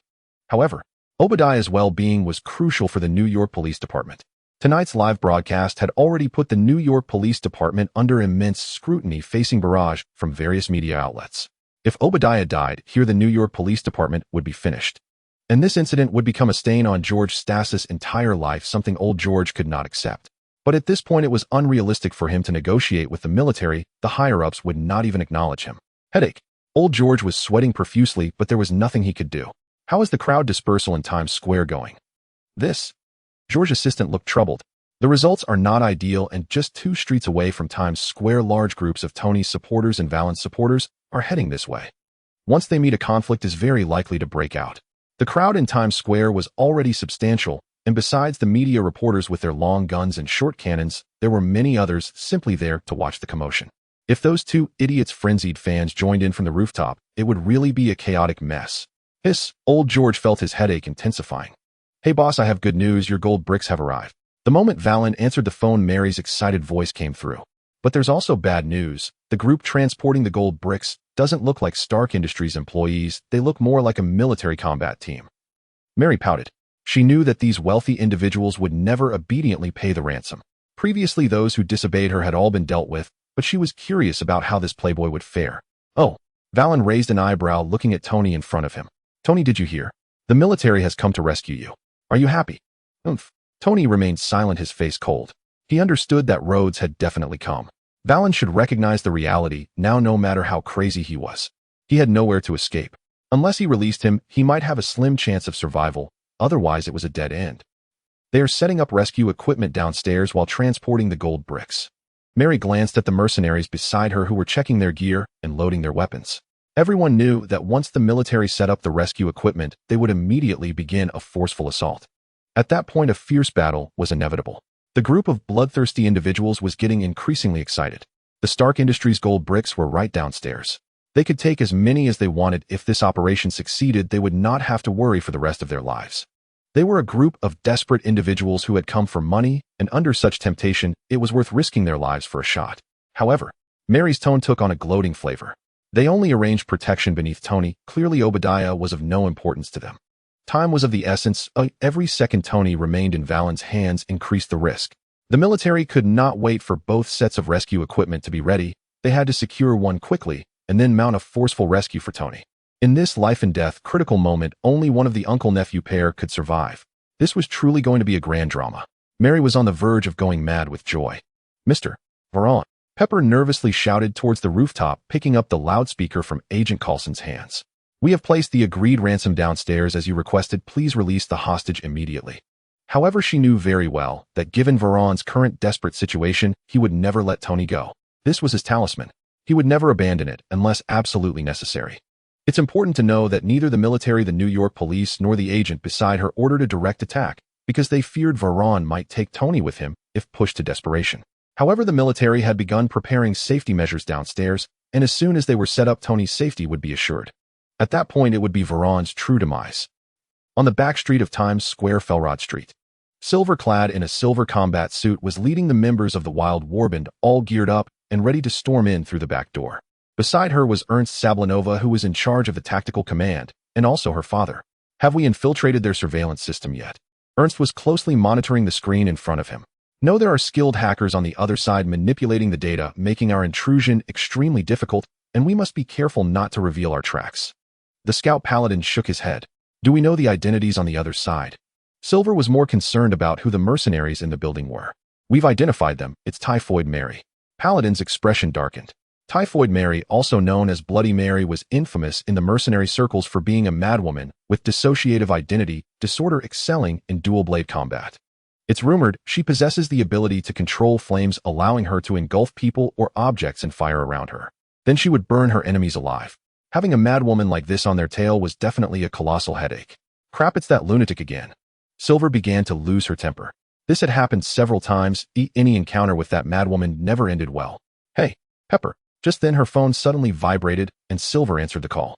We have reached the street behind the Horn newspaper, waiting for the military to finish setting up the safety equipment before we force our way into the building through the back door. The front door has been sealed off by the lunatics hired by Veron, and it will require the military to blast it open to enter. Of course, the client is king. He is my boss now. Don't worry, Pepper. I will ensure Tony's safety. After hanging up, Silver focused on the Horn newspaper building not far away, lying in wait and quietly anticipating the right moment. Loading more content. Please wait. This site only supports mobile browser access. If you see this paragraph, it means the chapter content failed to load. Please disable reading mode, preview mode, novel mode, and ad blocker in your browser, or copy the URL to read in another browser. On the helicopter, sitting next to Boz Carlson was frowning as he studied the information regarding Veron in his hands. This person had not previously drawn their attention. Since Tony Stark was the primary focus, the intelligence team at S.H.I.E.L.D. immediately reported upon receiving news about the kidnapping declaration from the Hand organization. However, that report had likely vanished without a trace. After all, a robber attempting to kidnap Tony Stark was nothing short of a fantasy. No senior agent would take this seriously, including Carlson. No one would give it much thought. Unexpectedly, this playboy was completely unpredictable. In the middle of the night, Tony voluntarily showed up to deliver himself. Who would believe that? Carlson felt like he was losing hair from worry. Now, as he rechecked the information on the Hand organization, he discovered that Veron was somewhat exceptional. The time when Veron appeared and began his crimes coincided precisely with a massive shooting incident on the interstate highway, and not long after the sorceress and priest made their appearances. The Emperor Foundation and the Nature's Return organization linked to him both appeared over a month ago, just like the Hand. Such coincidences could not help but make Carlson think more. Agent Barton, how's your situation over there? Carlson spoke into his earpiece. I've reached the apex and can snipe at any time. Natasha, I'm safely infiltrated and heading to the second floor. Very good. Everything is going smoothly. Carlson glanced at Obadiah Stane, who was suspended 22 floors up. If anything happened to this executive of Stark Industries, it would surely cause significant trouble. Rescuing Obadiah would be ideal. However, compared to Tony, it was clear that the latter was far more important. After all, they had to ensure Tony's survival. Damn. If he could survive this time, no, as long as he had a breath left. He would never let this group of bastards off. He would take revenge on everyone. Be it Rhodey Tony or the Hand organization. Every single one of them was on his revenge list. He would expose the military sponsorship and kickback list to Congress. If he suffered, then no one would escape unscathed. Obadiah swore fiercely in his heart. At this moment, Veron again picked up the phone on the rooftop. Hey boss, guess who I found? One of the White Fox's people. Mary sounded somewhat excited. Silver Mongoose Security is often hired by wealthy individuals to protect their safety, and coincidentally, these rich people are mostly targets of Typhoid Mary, resulting in frequent clashes between them. She and Silver could be considered old acquaintances with wins and losses on both sides. Every time they faced off, they would make each other's lives uncomfortable for a few days. It was clear that this time Silver was coming for Tony Stark, and Mary would not let her easily rescue him. Who is it? Veron raised an eyebrow. Silver Mongoose Security, likely coming for that playboy tied up on the rooftop. Oh, so they are also a wealthy bodyguard service. Veron suddenly realized. Huh. Upon hearing this, Tony felt a surge of confidence. With the military below and Silver Mongoose behind Veron, what was he compared to them? Not even having heard of Silver Mongoose Security, how embarrassing. Tony scoffed, looking utterly disdainful. Silver Sablinova from Silcaria, skilled in various combat techniques and weapon usage. What? Veron looked bewildered. Where was that place? He had never heard of it. Silcaria, somewhere in Europe. Haha, you don't even know that. Tony mocked. He had completely forgotten that when Pepper brought it up earlier tonight, he had the same perplexed reaction. Oh, that's not important. Veron wasn't angry. Instead, he smiled at Tony beside him. Your little assistant seems to care a lot about you. Seriously, what is your relationship? She seems quite worried about you. Veron scrutinized him disdainfully. However, I heard you're a playboy. What a jerk. Tony. He was just highly charming. At most, he was welcoming to everyone. What kind of jerk was that? Loading more content. Please wait. This site only supports mobile browser access.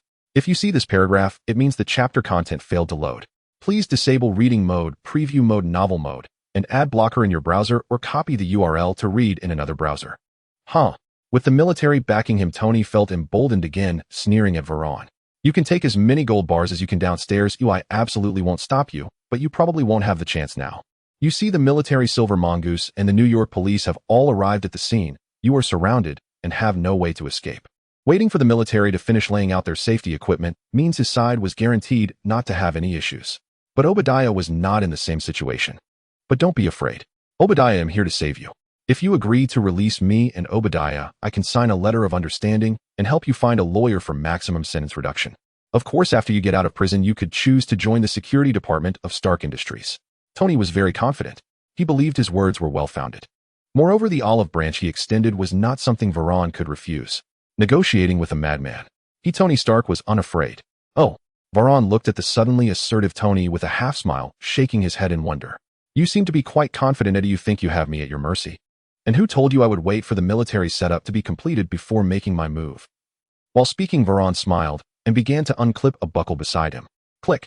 The seemingly slight sound made everyone instinctively gasp, holding their breath. Damn. Has this guy gone insane? George Stacy widened his eyes, holding the loudspeaker, yelling to Varon on the rooftop. Varon, what are you doing? Stay calm. You must remain calm. Don't do something you will regret. If anything happens to Tony, the New York police will truly be finished. Pepper and Coulson were also in shock. The buckle had been opened. The only safety device on Tony lost its function. If he fell, the consequences would be unimaginable. Natasha, Coulson urgently called out. What floor are you on? Just reached the 3rd floor, taking care of some minor issues. Behind Natasha, 2 fully armed mercenaries lay on the ground unconscious. Trouble. Coulson's mind went blank, leaving only these 3 words. Downstairs. Rhodey, who had been observing the movements above through binoculars, also noticed Varon's actions, and his eyelids were twitching madly. How's the safety equipment setup going? Rhodey shouted excitedly. Not good. Our team just finished moving the gold bars, and the setup just started with less than a third completed. Speed up, forget about the gold bars, and drag the safety equipment over here. Rhodey gritted his teeth. This damn madman wouldn't dare to. What are you doing? Tony's face turned pale as he forced himself to remain calm while questioning. Do you know what you're doing right now, eh? Of course. Varon nodded with a smile. They'll give you a chance to take one last look at your little lover, and then say goodbye to her. Before his words fell, Varon kicked Tony in the abdomen. Tony was thrown off the rooftop, and the chains on the rooftop winch rattled. This time, he wouldn't have Obadiah's luck. The chain was long enough for him to fall over 20 stories. Though his abdomen took a kick, Tony felt no pain. The sudden sensation of weightlessness made him numb all over. He had underestimated this madman of falling from this height. Would kill him. Tony pressed his lips together. He could not show weakness, could not falter. They were still live streaming, and everyone was watching. Tony Stark, could never disgrace the Stark family, even in the final moments. But, I'm sorry, Pepper. In midair, Tony turned his head and saw Pepper on the helicopter. No, Tony. Pepper froze for a moment, then burst into tears. Loading more content. Please wait.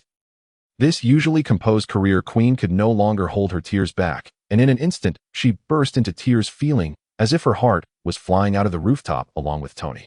Then he fell, ultimately shattering completely. Varon. Coulson was stunned. He never expected Varon to be so decisive. Tony was clearly his last bargaining chip for escape. Now the military would go insane, Pepper would go insane, and even their director would make Varon pay the price. Was this a choice a kidnapper would make? Such a madman truly could not be allowed to live. He kicked him off. Tony Stark was kicked off the rooftop. Jonah James shouted in shock, his mouth agape as he instinctively exclaimed this. His voice transmitted through the big screen, and the viewers watching the news live simultaneously witnessed this insane scene. Whether they were the media shouting about news hotspots, the audience eager to watch, or the military arranging a rescue preparing for a strong assault with the wild warband, everyone was stunned. Though they had been busy with their own tasks, they all shared the same expectation in their hearts. Tony would surely be rescued, and Varon would meet his death. But this sudden turn of events left everyone's minds blank. Varon, how dare he?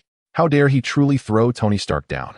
Surrounded by so many forces, he would still tear the important hostage apart. Such a person was not human. He was a monster. A madman. The prompts in front of him began to flood the screen at an unprecedented refresh rate. Varon, holding a black gold cane under the spotlight of the helicopter, was like the star of the stage, with all the supporting characters silenced. This was his most magnificent personal show. At this moment, the world seemed to fall silent. All the previously noisy people looked as if they had a lump in their throats. Only Varon laughed loudly. This laughter was incredibly arrogant and rampant. Perhaps many had forgotten who he was and what the Hand organization represented. A petty thief. No, the establishment of Area 13 was not due to any bullshit demon. But because of him, because of his hand. Once international crime around the world was orchestrated by the Hand organization, which once ruled the entire Dark World. Valon, the leader of the Hand, is the true Dark Emperor. However, the past was no longer important. After tonight, everyone would remember him again, remember the most terrifying criminal of this century, Valon the Hand. New York Times Square, a live broadcast of the century, is underway. The chairman of Stark Industries, the renowned playboy, billionaire, genius, inventor, and war profiteer. That Tony Stark, surrounded by countless accolades, was thrown off the Daily Bugle building by a madman. Question: how many seconds does it take to fall from the 20th floor? The answer is 3 seconds. It is this fleeting 3 seconds that will determine Tony Stark's fate. Is it really today, under the watchful eyes of the crowd, that this famous playboy will meet his end? Everyone held their breath, waiting for the final verdict. Bang! The sudden explosion was the sound of the iron chain being tightened. A massive hand suddenly appeared like a divine intervention, grabbing the rapidly descending chain. The chain scraped against the edge of the rooftop. The harsh sound resonated through the live broadcast, clear to everyone's ears. Tony felt himself plunging downwards. The speed of descent was so fast that he had no time to feel fear or reflect on his life. I haven't given Pepper her gift yet. I wish I had prepared it earlier. In that fleeting moment, this thought flashed through Tony's mind. Pepper's birthday is the day after tomorrow. The little mouse he promised her was not delivered. She would be disappointed. No, Tony. Despite the roaring wind, Tony still heard Pepper calling him. He turned his head with all his might and saw Pepper. She was crying. Tony couldn't remember ever seeing Pepper cry, as she always seemed so strong. I'm sorry. Tony opened his mouth to say something, but suddenly, bang! The chain on him suddenly tightened, followed by excruciating pain. The immense force of the fall was abruptly halted. Tony felt as if his abdomen was about to burst, or rather, it had already burst. He could feel pain coursing through his body, but this was good news. It meant he was still alive. Smack! The chain echoed against the building, just like being hit by a swing. Tony was slammed against the glass on the 6th floor. His entire body felt as if it had been run over by a car. The tearing pain made his face turn pale. But now there was no time to worry about that. He didn't die. Pepper, did you see? He didn't die. He's still alive. More content loading. Please wait. This is just too thrilling. The Tony who survived the ordeal had his lips trembling violently, not out of fear, but because his new life was about to begin. On the rooftop, a strong and burly figure stood at the edge. The one who saved Tony was him, True. He wrapped the chain around his arm, tightening all his strength to pull the chain to a halt. Finally, I made it in time. Truss' forehead was sweating. It was a relief that this playboy didn't die. This was a completely instinctive action. Saving someone was as natural as breathing. Although he accepted his role as a villain, he still felt something was off. Boss, are we just going to kick someone off like this? Then with a thud, this playboy would be splattered into a meat pie. That's too gruesome. Even as a villain, he shouldn't go this far. Moreover, more importantly, he was the one who brought Tony to the rooftop in the first place. If Tony died, it would be like he pushed him off. True simply couldn't imagine such a situation. The person was saved, but what about the boss? True cautiously glanced at the emotionless Valon beside him, his heart racing. True. Valon was also taken aback. Truss' intervention was not his command. He never intended to spare this playboy's life. However, under the watchful eyes of the crowd, Valon couldn't say much to maintain his persona, so he chose to ask through a private chat channel. Valon, True, what happened? True, this eye. True had a troubled look. He couldn't just say, he couldn't bring himself to do it. The boss would definitely get angry. True, boss, I think this is just too lenient on him. True, Hongyu only earned a bit. We should at least kick him a few more times to earn some more, Hongyu. Valon raised an eyebrow, glancing at the dramatic rise and fall of Tony's life. Quickly refreshing system notifications. Valon smiled with satisfaction. Valon, good job. Valon said this, but in his heart he knew that the master's amnesia potion might not be so reliable. Previously, True was led astray by that damned old man and practiced magic for a long time. Unlike the past, when he brainwashed True, now relying solely on the amnesia potion to make True completely forget the past seemed a bit impossible. After returning, he needed to clarify things with the master and stabilize Truss' condition. As for this time, Tony, if he didn't die, then so be it. He wasn't here to kill. For the sake of these Hongyu, he could reluctantly accept it. Stop. Valon's underling has caught the chain. Tony Stark is okay. Jonah Jameson's roar echoed. He had never been so excited. His shout pierced through the big screen, resonating in the skies of New York, lingering on.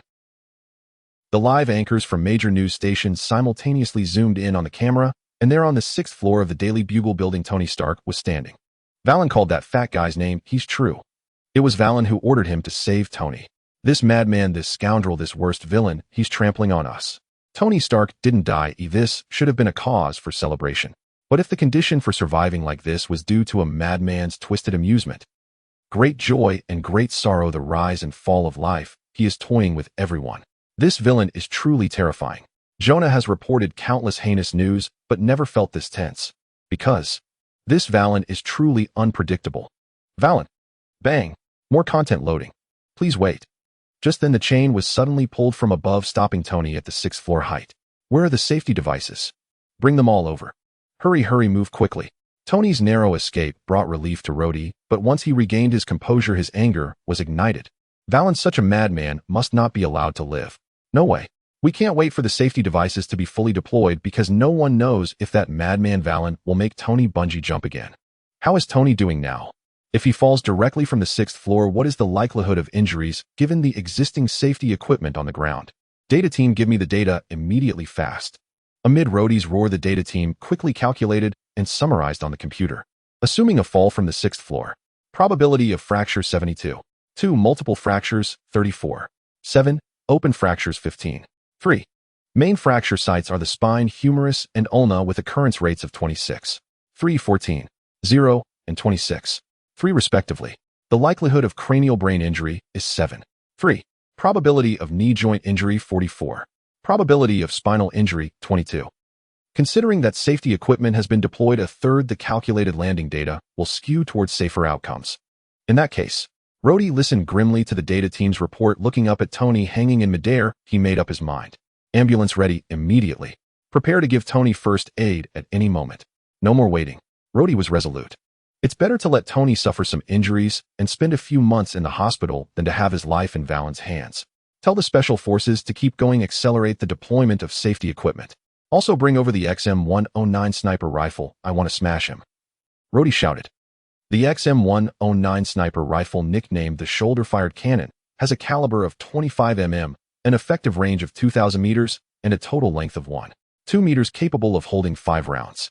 At its effective range, it can easily penetrate 5 centimeters thick steel plates, and has even pierced armored vehicles on the battlefield. Its power is so great that it can easily crush a human body. Tonight Valon is dead. Rhodey said even Jesus couldn't save him. Fuck, Valon is definitely insane. George Stas's mindset completely collapsed. In the past month, he had dealt with Valon quite a bit. The outside world called him the gentleman thief, for a reason. In all the cases he committed, there were injuries, but not a single instance of death. This fully demonstrated that Valon was only after money. Moreover, after kidnapping Tony, he directly demanded all the gold bricks from the Stark Foundation's underground vault. Thus old George came with hopes for a peaceful negotiation, striving to rescue both Tony and Obadiah successfully, and then capture Valon alive, arrest the entire Black Hand organization so that the New York police could turn the tide on negative sentiments. However, now Valon clearly demonstrated with his actions. Peace talks. What a joke. Get lost. Where are the people? Everyone get ready. The military is already preparing for a strong assault. He cannot fall behind. Gaining merit through wrongdoing is better than watching Tony die in front of him. If Tony dies tonight, George's career will be over, and he could even say he is completely sunk. Where's the sniper? Ready. Today either Valon or I must die. In the helicopter. Natasha, which floor are you on? Tony is right outside the 6th floor window. Do you have confidence in catching him? Very good. Barton, are you ready over there? Pepper, sitting beside Coulson, was overwhelmed with joy and tears covering her face, crying uncontrollably. Just now she almost lost the most important person in her life. Her current feelings were like being on a roller coaster, rising and falling, full of joy and sorrow. Silver. Pepper dialed Silver's number, gritting her teeth. At any cost, we must rescue Tony. She and Valon are sworn enemies. At this moment, in the back street of the Daily Bugle building, Silver received Pepper's call. They had known each other for many years, but it was the first time Silver saw Pepper break down and cry. Valon's actions had completely driven Pepper mad. To protect those important to her, she finally revealed her sharp claws. Pepper, don't worry. We will definitely rescue the boss safely, I guarantee it, in the name of the Wild Battle Team. After hanging up the phone, Silver picked up her silver dual pistols. Battle Star. Prepare to start the blast. This time we are going in to smash that damned madman to bits. Due to the high overlap of customers, conflicts with the feverish Mary had become more frequent over the years. But Silver was very confident. Her Wild Battle Team was a well-trained, strong force, unlike the disjointed group relying on money over at Feverish Mary. Let's take her down. Eliminate Valon. The reputation of the Silver Mongoose International Security Company will resonate across the globe. A massive explosion erupted, sending waves that shook the entire building. Jonah Jameson instinctively braced himself against the desk, his face flushed as he shouted towards the camera. The entire building is shaking. It's the sound of an explosion. The military has launched a full-scale rescue operation. Victory is within reach. That scoundrel Valon, that disgrace, he won't last long now. In the next moment, the scene shifted to Valon, his calm figure dominating the screen. Then, purple smoke rose, followed by a huge explosion. Boom. It was Barton's explosive arrows. Even if blocked, the miniature bombs would still cause a massive explosion. We can see a massive explosion occurring on the rooftop. It is the military's decapitation operation. Jonah was so excited that he nearly pressed his face against the camera. Valon, that bastard who views human life as worthless, he is doomed this time. Finally, at that moment, Jonah's pupils suddenly constricted. Wait, what is happening? Three figures appeared in front of Valon. Did they block the military's sniper fire? This is impossible. Jonah's scream echoed from the car radio, and Zhao Li frowned, a hint of surprise flashing in his eyes. Valon is playing it big. Zhao Li thought to himself, realizing he had underestimated this kidnapper. Initially, Zhao Li believed Valon's audacity depended on the support of his backer. It seemed to be someone called the Holy Master, whom he was not familiar with. After all, this Holy Master had only said a couple of words in the faction channel at the beginning and had not shown up since. Like a turtle hiding its head, he had heard this guy was quite powerful, but seemingly no one had ever seen him take action. He wondered where this rumor came from, perhaps from those three lackeys under Valon. Now it seemed that Valon's three lackeys were indeed capable of causing such a huge commotion. More content is loading. Please hold on. This site only supports mobile browser access. If you see this paragraph, it means the chapter content failed to load. Please close your browser's reading mode, browsing mode, novel mode, and disable ad blocking features, or copy the URL to read in another browser. TSK Tisk with some skills. Valon must be going crazy for this red jade now. While Zhao Li was thinking, suddenly a private chat prompt popped up in front of him. ACHA, look at others, look at yourself, feel ashamed. Zhao Li fell silent, pretending he hadn't seen it, continuing to drive. Effort is impossible. After all, that string of zeros can't be paid off, but he could still lie flat. A salted fish's essence will not turn over. The boss should give up. Orange skin, what kind of monster is this? Jonah was still wildly shouting on the car radio. Hey. Oh. The old man in the passenger seat was taken aback. Orange skin, burgundy hair. Sounds familiar. The old man pondered for a moment. The old man slapped his forehead as realization struck. His expression darkened in an instant. It's the Black Chi killer. Zhao Li, hurry up, speed up. The old man was anxious, sweat pouring down his white hair. How could the Black Chi killer appear here? Is that Dagger Dragon? Could that Black Chi wizard have come to this world as well? Oh no, the world is going to fall into chaos. The old man clenched his fists, feeling a headache coming on. If this Dagger Dragon teams up with Valon, it would be troublesome. The old man was supposed to bring Terra home, not to duel with the Black Chi wizard. And one more thing. To seal the Black Chi killer, Wei Zhang's jar is essential. The old man opened the system shop, glancing at the price, and saw a string of numbers displayed behind the jar. Oh no, too expensive. Along, where are you? The old man needs help. More content is loading. While the old man was fretting in the back seat of the big Jeep, Lin Jiao was holding a compass, his expression serious, with tightly furrowed brows. He could sense the overwhelming evil aura rising from the building ahead. Such pure evil energy did not seem to be emitted by ghosts, but rather like the most extreme and pure dark aura from the heavens and earth. He had just heard the old man exclaim that someone had actually used such evil power to become the Black Chi killer. This evil aura, this Valon, is not simple. No wonder the old man was so anxious. Someone like Valon must not be allowed to live. Upholding justice and eliminating evil is the duty of us cultivators and must not be neglected. Next to him, the second master was holding a shotgun, leaning back on the soft leather seat, squinting, his eyes resting. He couldn't be bothered with these matters. If that Valon really committed unforgivable acts, there would always be someone to take him down. Just like in the big forest, every place has its own order, and all will be well if left to nature. Meanwhile, due to the live broadcast of the scene, a wave surged across the internet. What happened? I suspect I was watching a sci-fi movie just now. This is a sci-fi movie, a playboy entertaining himself. Ooh, did you take it seriously? Exactly, Stark is so rich, playing a kidnapping script for fun. The rich really have it good. I just don't believe this isn't staged. If you have the ability, kill Tony Stark. These three, they must be aliens. With pointed ears like elves and the magic patterns on their bodies glowing faintly blue. Absolute stunners. Sister, I noticed it too. And those abs, wow, I want to lick the screen. So handsome. Aliens are finally attacking Earth. Ew, everyone is happy. I've been unhappy with this damn world for a long time. Wanna die? Quickly, don't drag us down. Disgusting. Compared to aliens, I think they look more like genetically modified humans. This is clearly human experimentation, brothers, trampling on human rights, disregarding morality. Such a person should be shot dead to atone. What nonsense are you talking? Valon can't do such a thing. We Dragon fans believe in him. Exactly, without knowing the full picture, don't judge. Oh, what do you know? This is just your one-sided guess. Do you have any solid evidence? If not, please shut up. Don't drag our Valon into this. Fuck, I think these people are hopeless. On the internet, everyone had their own opinions, creating a mess. At this moment, Times Square was bustling with crowds. Some reporters who arrived late and couldn't squeeze into the inner circle were rushing towards the Horn Daily. Meanwhile, the huge fans of Tony and Valon were crowded in Times Square, completely ignoring the officers with megaphones shouting for everyone to disperse. More content is loading. Please hold on. This site only supports mobile browser access. If you see this paragraph, it means the chapter content failed to load. Please close your browser's reading mode, browsing mode, novel mode, and disable ad blocking features, or copy the URL to read in another browser. These idiots who can't do anything are only useful at times like this. Usually they are of no use at all. Why bother with them? At that moment, these officers were also feeling quite frustrated. Their voices were hoarse from shouting, but it was of no use. The entire force the New York police could muster was there, but the problem was Times Square was so large, and they had only this little manpower to manage it. The military had the capability. However, all their personnel were busy rescuing Tony Stark, leaving no time to deal with such trivial matters. In the eyes of the military big shots, a mere kidnapper was not worth sealing off the scene. At most, they would just disperse the crowd. It wasn't even that much of an effort. What? The New York police can't even disperse the crowd. Haha, they're really useless. Charge. I knew Valon would be fine. Tony, don't be afraid, we're here to save you. Get lost, you money-obsessed kidnapper fans. Pa, I see you're the one obsessed with money. You're shouting so hard right now. What do you think Tony Stark will pay you after this is over? We have to go see it live. We mustn't let those media, those bastards, seal their ears. Seeing is believing, hearing is deceiving. Charge. The surging crowd surged from Times Square towards the Horn Daily. Creak. Zhao Li slammed on the brakes, stopping the big jeep. Hey, why are you stopping?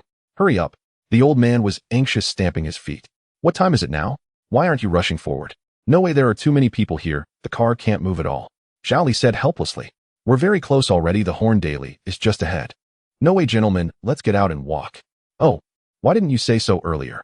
Upon hearing the car couldn't move, the old man wasted no time, opened the car door, and rushed out with Lin Jiao following closely behind. The second master was holding a shotgun, seemingly leisurely following them, but his pace was also quite quick. Hey, Zhao Li sighed, getting out of the car calmly. He locked the car door, tugging at it twice to confirm it was locked. With so many people around, what if two car thieves popped up? He had worked hard to exchange for his beloved Jeep with Red Jade, and he couldn't let it go. Hey. Just then Zhao Li looked up and saw the most eye-catching figure in the surging crowd. At this moment, this handsome guy was struggling valiantly in the crowd. He wore what looked like a very cheap blue bodysuit with a rectangular piece of white fabric sewn onto his chest and red gloves. What kind of strange aesthetic is this? Zhao Li felt momentarily blind. Among a group of normal people, this brother's outfit was so unique it had to be said. He was truly special from every angle. So special it was almost excessive. At that moment, Craig was trying to navigate through the crowd to reach the Horn Daily below. He never expected that the first step to saving the world would require crossing through the crowd. Oh, this was definitely a miscalculation. If he had known, he should have asked Romeo to invent some flying device before leaving. At that moment, Craig spotted a handsome guy standing next to a black Jeep in the crowd. Wow, black jacket, black trench coat. He even had a handgun holstered at his waist. So cool, but not as cool as me. Craig thought, confidently planning to get acquainted with this hero. Hurry up, why are you just standing here? You're really in the way. An impatient voice came from behind. Craig suddenly felt a force pushing him from behind. In the next moment, with a thud, he was pushed to the ground, landing in a mess. This isn't right. The script isn't like this. Craig quickly stood up, brushing off the dust from his chest. When he looked up again, he saw Zhao Li staring at him, their eyes meeting, creating an awkward silence. More content loading. Please hold on. This site only supports mobile browser access. If you see this paragraph, it means the chapter content failed to load. Please close your browser's reading mode, browsing mode, novel mode, and disable ad blocking features, or copy the URL to read in another browser. Oh, what should I call you? Zhao Li paused, deciding to break the awkward atmosphere. Why did he feel this big brother in front of him seemed a bit off? Mr. Immortal. Craig spun his arms around and crossed them over his chest, striking a pose he had practiced for a long time. The savior of New York, it is I. Nice to meet you, goodbye. Zhao Li nodded and turned to leave. Help. Mom always told me not to hang out with fools or I'd get infected. In the distance, three old men were running fast. and with Zhao Li delayed here they were about to disappear into the crowd. Hey, wait for me. Zhao Li hurriedly wanted to chase after them, but before he could take a step, bang. A dull sound suddenly came from behind. No way. He suddenly turned his head to look. He saw a sports car crashing into the rear of the big Jeep. Damn. My big Jeep, who the hell is driving that car? On the sports car, the airbag had deployed at the driver's seat and Mary Jane was trapped in her seat, struggling to get out. The back door opened. Harry stumbled out of the car, and the first thing he did was throw up. Everything he had eaten that night came up, not a single bit left. Harry had never been carsick until today when he experienced the thrill of speed. I finally made it here. Thank God. Thank you to Mary Jane's ancestors from 8 generations. Thank you. At this moment, Harry felt an unprecedented piety. At the Horn-Daly building, aboard a helicopter from the New York Police Department. George Stacy rubbed his eyes vigorously, his mouth agape, gazing incredulously at the scene before him. He doubted whether he was hallucinating. Although the New York Police Department was inferior to the military in terms of equipment and training. However, the snipers were also trained with great effort and had never missed a shot, having taken down numerous criminals. Why was today an exception? Pock. Old George spat vehemently. The fact that Valon was not dead had nothing to do with the sniper. Who on earth was that guy wearing yellow glasses? Was the weapon in his hand really a 3-section staff? A 3-section staff blocking bullets? Surely this couldn't be real. Yet such an unbelievable event was unfolding right before his eyes. Old George suddenly felt a bit confused. Should he really consider retirement? He felt as if the world he lived in was somewhat off-kilter, drifting toward a science fiction narrative. Pepper shared the same thoughts as George. Tony was not dead, which eased her emotions somewhat, yet witnessing the absurd failure of the assassination attempt on Valon was astonishing. Pepper felt as though her worldview was collapsing, even doubting whether she had truly woken up. In reality, Tony had not been kidnapped. He was happily tangled up with the cover girl, and she was too exhausted from work and having nightmares at night. How else could she explain the scene before her? Someone cutting bullets with a blade, that orange creature wielding a spinning blade, and it was even smoking. This was unscientific. What kind of monsters had Tony provoked? Pepper felt utterly defeated, her mindset completely shattered. Yet Coulson remained calmest of all. Seeing that large orange figure swinging a flaming hammer, effortlessly blocking Barton's explosive arrow and remaining unscathed amidst the subsequent explosion. Coulson knew that tonight's situation was beyond his ability to resolve. It was time for Director Fury to step in. At S.H.I.E.L.D. aboard the helicarrier. Director, I think we have a big problem. Coulson's communication call came through. I see it, Nick Fury replied, his expression grim as he watched the live broadcast. The situation had completely exceeded his expectations. The emergence of Valon's 3 superpowered subordinates escalated the entire affair. From an ordinary kidnapping case, it had evolved into a superpowered criminal case. He should have anticipated it. The timing of Valon's appearance was peculiar a month ago. That was precisely after the Cross-City Highway shooting incident, when 2 organizations surfaced, the Imperial Foundation and the Nature Returners. After so long of investigation, they had only obtained a few ambiguous leads. Frowning, Nick Fury scrolled through the screen information regarding the 2 mysterious organizations coming into view. This was a summary of the scant and vague records discovered in ancient texts of different eras and styles compiled by the intelligence team. Imperial Foundation, giant monsters, containment, nature returners, wild faction, world destruction. The more Nick Fury read, the darker his expression became. All were ambiguous terms that could not discern the truth from falsehood, with practically no useful information. Nick Fury scrolled the screen, more detailed content appearing before him. Loading more content. Please wait. This site only supports mobile browsers. If you see this paragraph, it means the chapter content failed to load. Please disable reading mode, skim mode, novel mode, and ad blocking features, or copy the URL to read in another browser. Then there was the Hell's Kitchen lightning incident. On the screen appeared a human head marked as a key figure labeled Sister and Taoist. Among this line, the clearest clue was Zhao Li. Thus, after a series of investigations, their focus shifted to Zhao Li, who had the most complete and suspicious information, and they recalled Natasha and Agent Barton to prepare for limited contact with Coulson. Just then, Valon, the audacious robber whom they had all overlooked, made his move. Nick Fury narrowed his eyes and immediately activated the internal data network of S.H.I.E.L.D.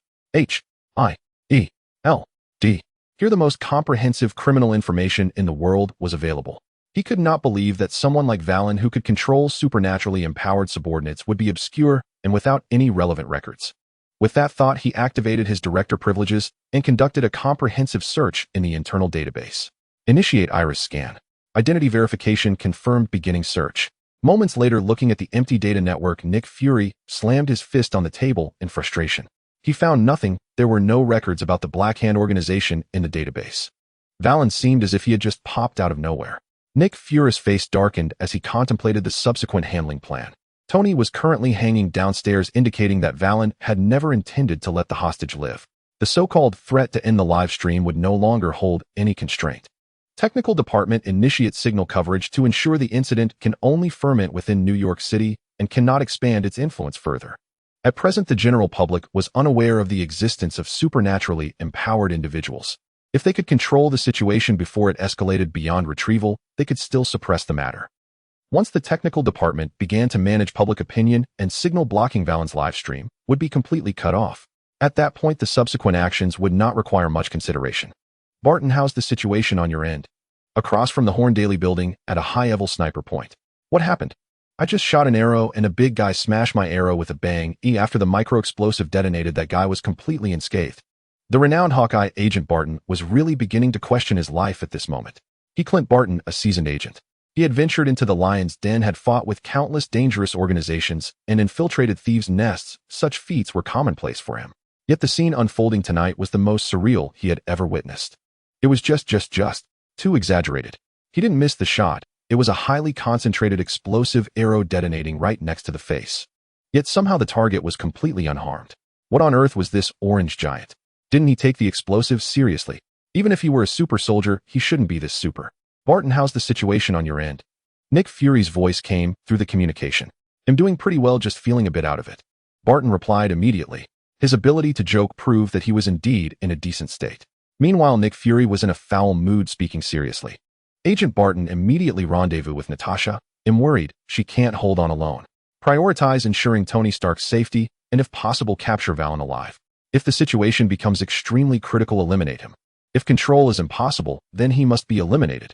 A lunatic with superpowered subordinates was simply too dangerous. At that moment, Nick Fury, utilizing his director's authority, accessed the S.H.I.E.L.D. database. Alexander Pierce, as a minister of the World Security Council, was a close companion of Nick Fury. His authority was naturally quite high. Whenever Nick Fury took action, he would immediately receive the news. On the surface, he appeared to be on S.H.I.E.L.D.'s side, but in reality, Mr. Pierce was the leader of Hydra. The infamous Hydra was far more prestigious than S.H.I.E.L.D. He was certainly aware of the uproar caused by the live broadcast orchestrated by Valon. However, it had nothing to do with him. With so many events occurring around the world every day, what did it matter if a playboy was kidnapped? Indeed, this playboy also held the title of a legendary weapons manufacturer. However, for the great cause of Hydra, it seemed rather unimportant. Moreover, didn't Nick Fury send someone to handle it? How could this playboy possibly be killed? With the head of S.H.I.E.L.D. concerned, there was no need for him as the deputy to worry. Hence, Alexander Pierce did not take Tony's kidnapping seriously. Yet unexpectedly, the situation suddenly shifted, turning into a case of superpowered crime. Upon seeing the three orange figures appear on the large screen, Alexander's eyes brightened. This cannot be delayed. He immediately contacted the captain of S.H.I.E.L.D.'s Rapid Response Special Forces, Brock Rumlow. This seasoned Hydra member, who had infiltrated S.H.I.E.L.D., was once a world-class mercenary. Crossbones. Rumlow, take your team and head to the scene immediately. The target is Valon and his super soldiers. Induce, capture, or even eliminate them without exposing yourselves if possible. There is only one requirement: Valon must not fall into Nick Fury's hands. On the rooftop, Gon 1 and Shui were energetically striking poses. In front, Gon wielded a 3-section staff that could transform into a 6-foot rod with blue mist faintly rising from it. To the right was one holding a shuriken resembling a windmill equipped with rotating blades amidst swirling smoke. To the left stood Shui, brandishing a massive warhammer engulfed in flames. The three formed a protective stance around the nonchalant Valon. In a corner, the photographer and reporter huddled together in fear, yet their professionalism compelled them to point their cameras at the nearby Hydra organization. Thanks to their efforts, the red jade in front of Lesu was rapidly refreshing on the screen. Offing, boss, we arrived just in time. Looking at the frantic notifications from the system, Offing felt quite satisfied. The amount of red jade they earned in such a short time was far quicker than what they had previously robbed. Offing smiled broadly. It had been a long time since he looked this cool. The former archaeologist had been utterly bothersome, but now in this world none of those annoying people were around. Their Hydra organization could finally spread its wings. at the Horn Daily downstairs. As Rod gazed at the dissipating purple smoke on the rooftop, he found it hard to accept. Suddenly 3 of Valon's subordinates jumped out, shattering the sniper bullets, and then a puff of purple smoke appeared and vanished again. They move like ghosts, elusive and unpredictable. Can a normal person perform such feats? What is the true nature of this Black Hand organization? Such advanced technology is not even available to the military. How does Valon have subordinates like this? This is simply outrageous. Just when he was lost in thought, the emergency contact phone he carried suddenly rang. This was a number known only to insiders of the military. Who could be calling at this moment? That one. Rod answered the call, puzzled. But as he recognized that familiar voice, his expression changed drastically. It's General Ross. At this moment, at the Air Force Base, General Ross was watching the grand live broadcast directed by Valon. He initially approached it with a sense of curiosity. After all, this was just an ordinary kidnapping case, and the identity of the kidnapped person was only special. Tony Stark, a genius weapon inventor. He developed smart weapons, anti-tank missiles, advanced robots, and satellite targeting systems. Tony's emergence has revitalized the arms industry and from certain perspectives has maintained stability. It has indeed ensured national security and interests worldwide. Such a presence is extremely important for the military. Despite everyone knowing Stark's connections to the military, Valon still audaciously kidnapped Tony. This infuriated the higher-ups of the military, so General Ross naturally knew about this incident. However, it had nothing to do with him. Compared to high-tech weapons, Ross was more focused on his super soldier program. He had always wanted to create another super soldier like Steve Rogers, but the experiments had been stagnant. After several years of failure, the higher-ups began to gradually abandon this plan and shifted to the Gamma Bomb project. Just thinking about it made General Ross furious. Such an important project was handed over to a civilian named Bruce Banner. The most disgusting part was that this silent, frail, and damn guy was even involved with his precious daughter. Ross could not accept this at all. He always hoped Betty would marry an officer, not a civilian, who popped up from who knows where. Although his super soldier program was temporarily obstructed, he would not give up.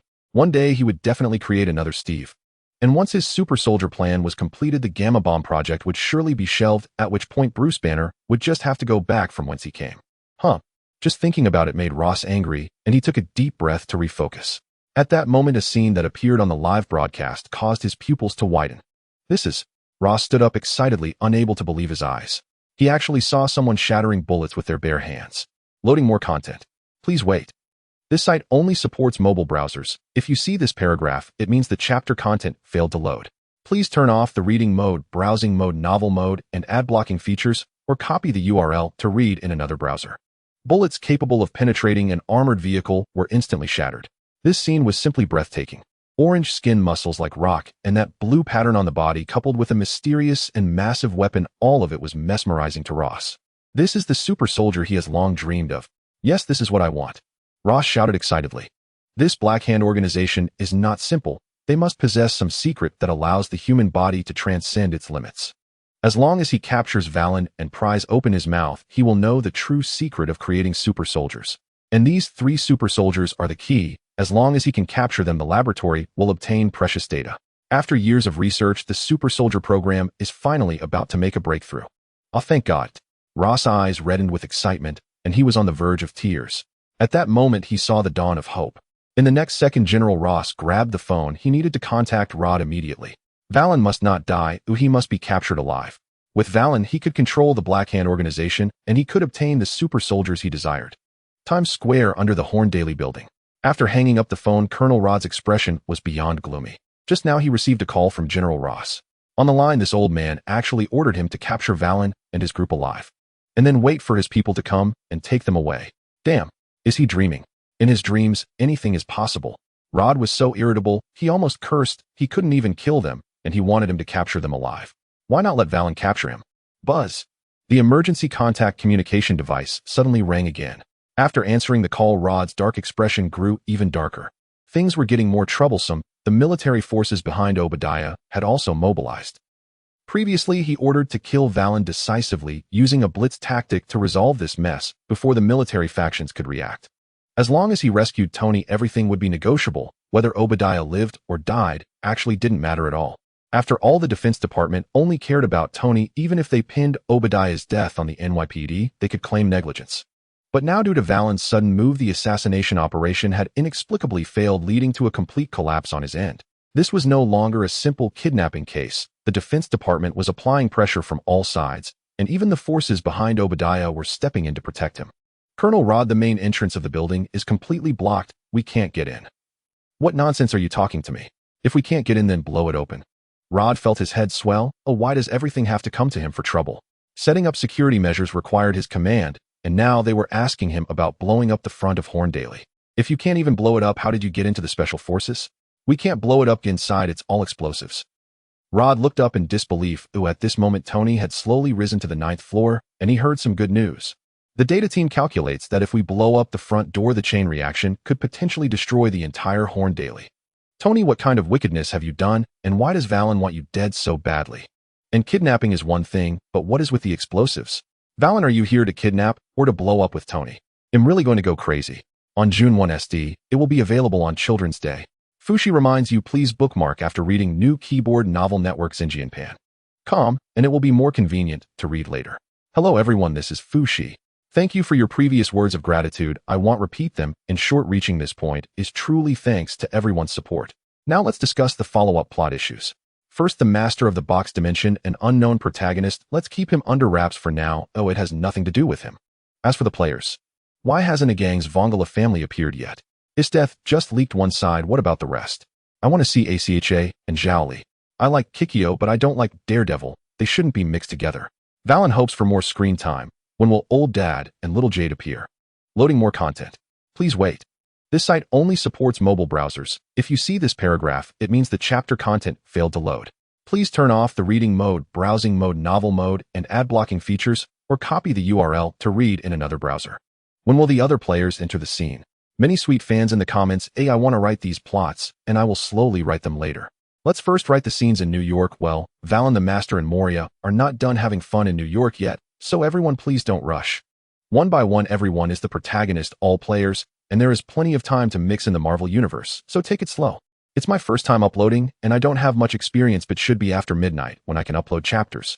As someone who has always been consistent, I can promise 5 chapters at least. After that I will post more if I can. I hope everyone can subscribe, and we can move forward together. Thank you all. Times Square, the Horndale newspaper building. Silver clad in a silver combat suit charged ahead, followed by members of the Wild Battle Group. Silver, something is off. The military sniper operation has failed. Suddenly Juliet, who was in charge of monitoring logistics, spoke through Silver's earpiece. What happened? How could it fail? Silver was taken aback, unable to believe it. After waiting for Juliet to clarify what happened on the rooftop, Silver was stunned. Damn, didn't the military say they were using a sniper cannon?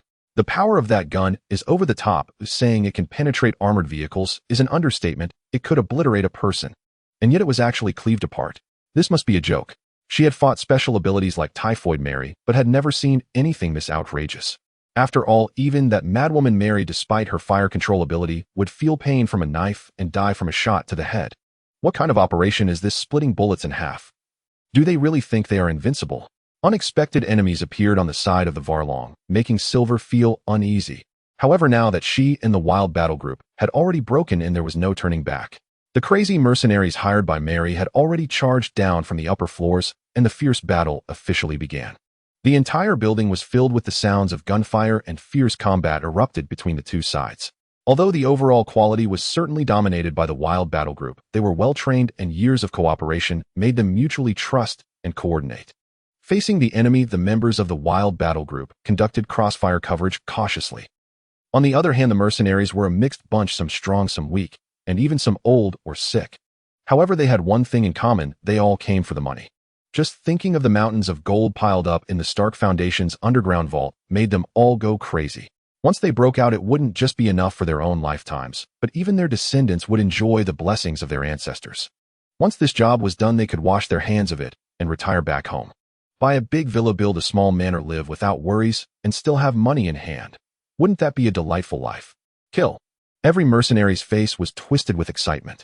They came out with their lives on the line, and they were here to exchange their lives for money, and today, they finally awaited this opportunity that could secure their fortunes for generations. Everyone was insane. In this situation, any accomplice who dared to hold them back would naturally be kicked aside. Get the hell out, don't delay me from drawing my gun. Do you believe I won't take you out first? Get out of my way. Who delays whom? Don't you have a clue? Despite their verbal sparring, spitting insults, and filthy language. But their shooting speed was anything but slow. One by one, they were wrapped in ammunition, and they even brought their own supplies, eager to unleash all their ammo in an instant. In stark contrast to these madmen, the Wild Battle Group was there to do their job. Their goal this time was to rescue Tony from the rooftop, not to play with their lives. Now they were no longer just a mercenary group. They were a security company earning salaries. Every month Silver was paying quite a bit, but no matter how much it was, it couldn't compare to Stark's gold bricks. They were here to save people, and it wasn't worth risking their lives. Thus, in terms of morale, they were thoroughly crushed. One side was frantic, while the other was cautious. Their combat qualities were uneven, yet their cooperation was perfectly synchronized. Because of this, the two sides actually fought to a standstill, and the battlefield instantly fell into a stalemate. Seeing this scene, Silver's heart sank. She had protected many wealthy individuals before and had naturally encountered her fair share of these madmen who valued money over their lives. The impact and kidnapping of the wealthy were driven by the promise of money, hence the endless motivation. Only by seriously injuring or killing these people could they be persuaded to leave. We need to take out their leader. In the next moment, Silver spotted the most distinctive figure in the crowd. A woman with a head of big wavy red hair and half a pale face. It was Typhoid Mary. That crazy woman had come out. Meanwhile, Mary naturally noticed Silver. "Hey, long time no see, White Fox, I've missed you so much." With a swift motion, Mary drew her twin blades, and under the reflection of the roaring flames, her pale face looked even more terrifying. Pock! Silver pulled out her twin guns and made a tactical advance, maneuvering around the mercenaries' gunfire to quickly approach her opponent. Kill her. At this moment, Silver and Mary shared an unexpectedly unanimous thought. The two exchanged a glance, coming to an unspoken agreement to ignore everyone else and focus on taking each other out. Bang! Silver took the initiative, twin guns firing.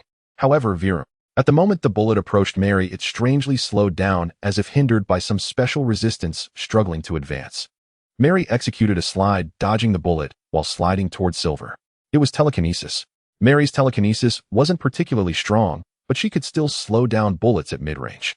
Hee, White Fox'll chop you up and roast you like a pig.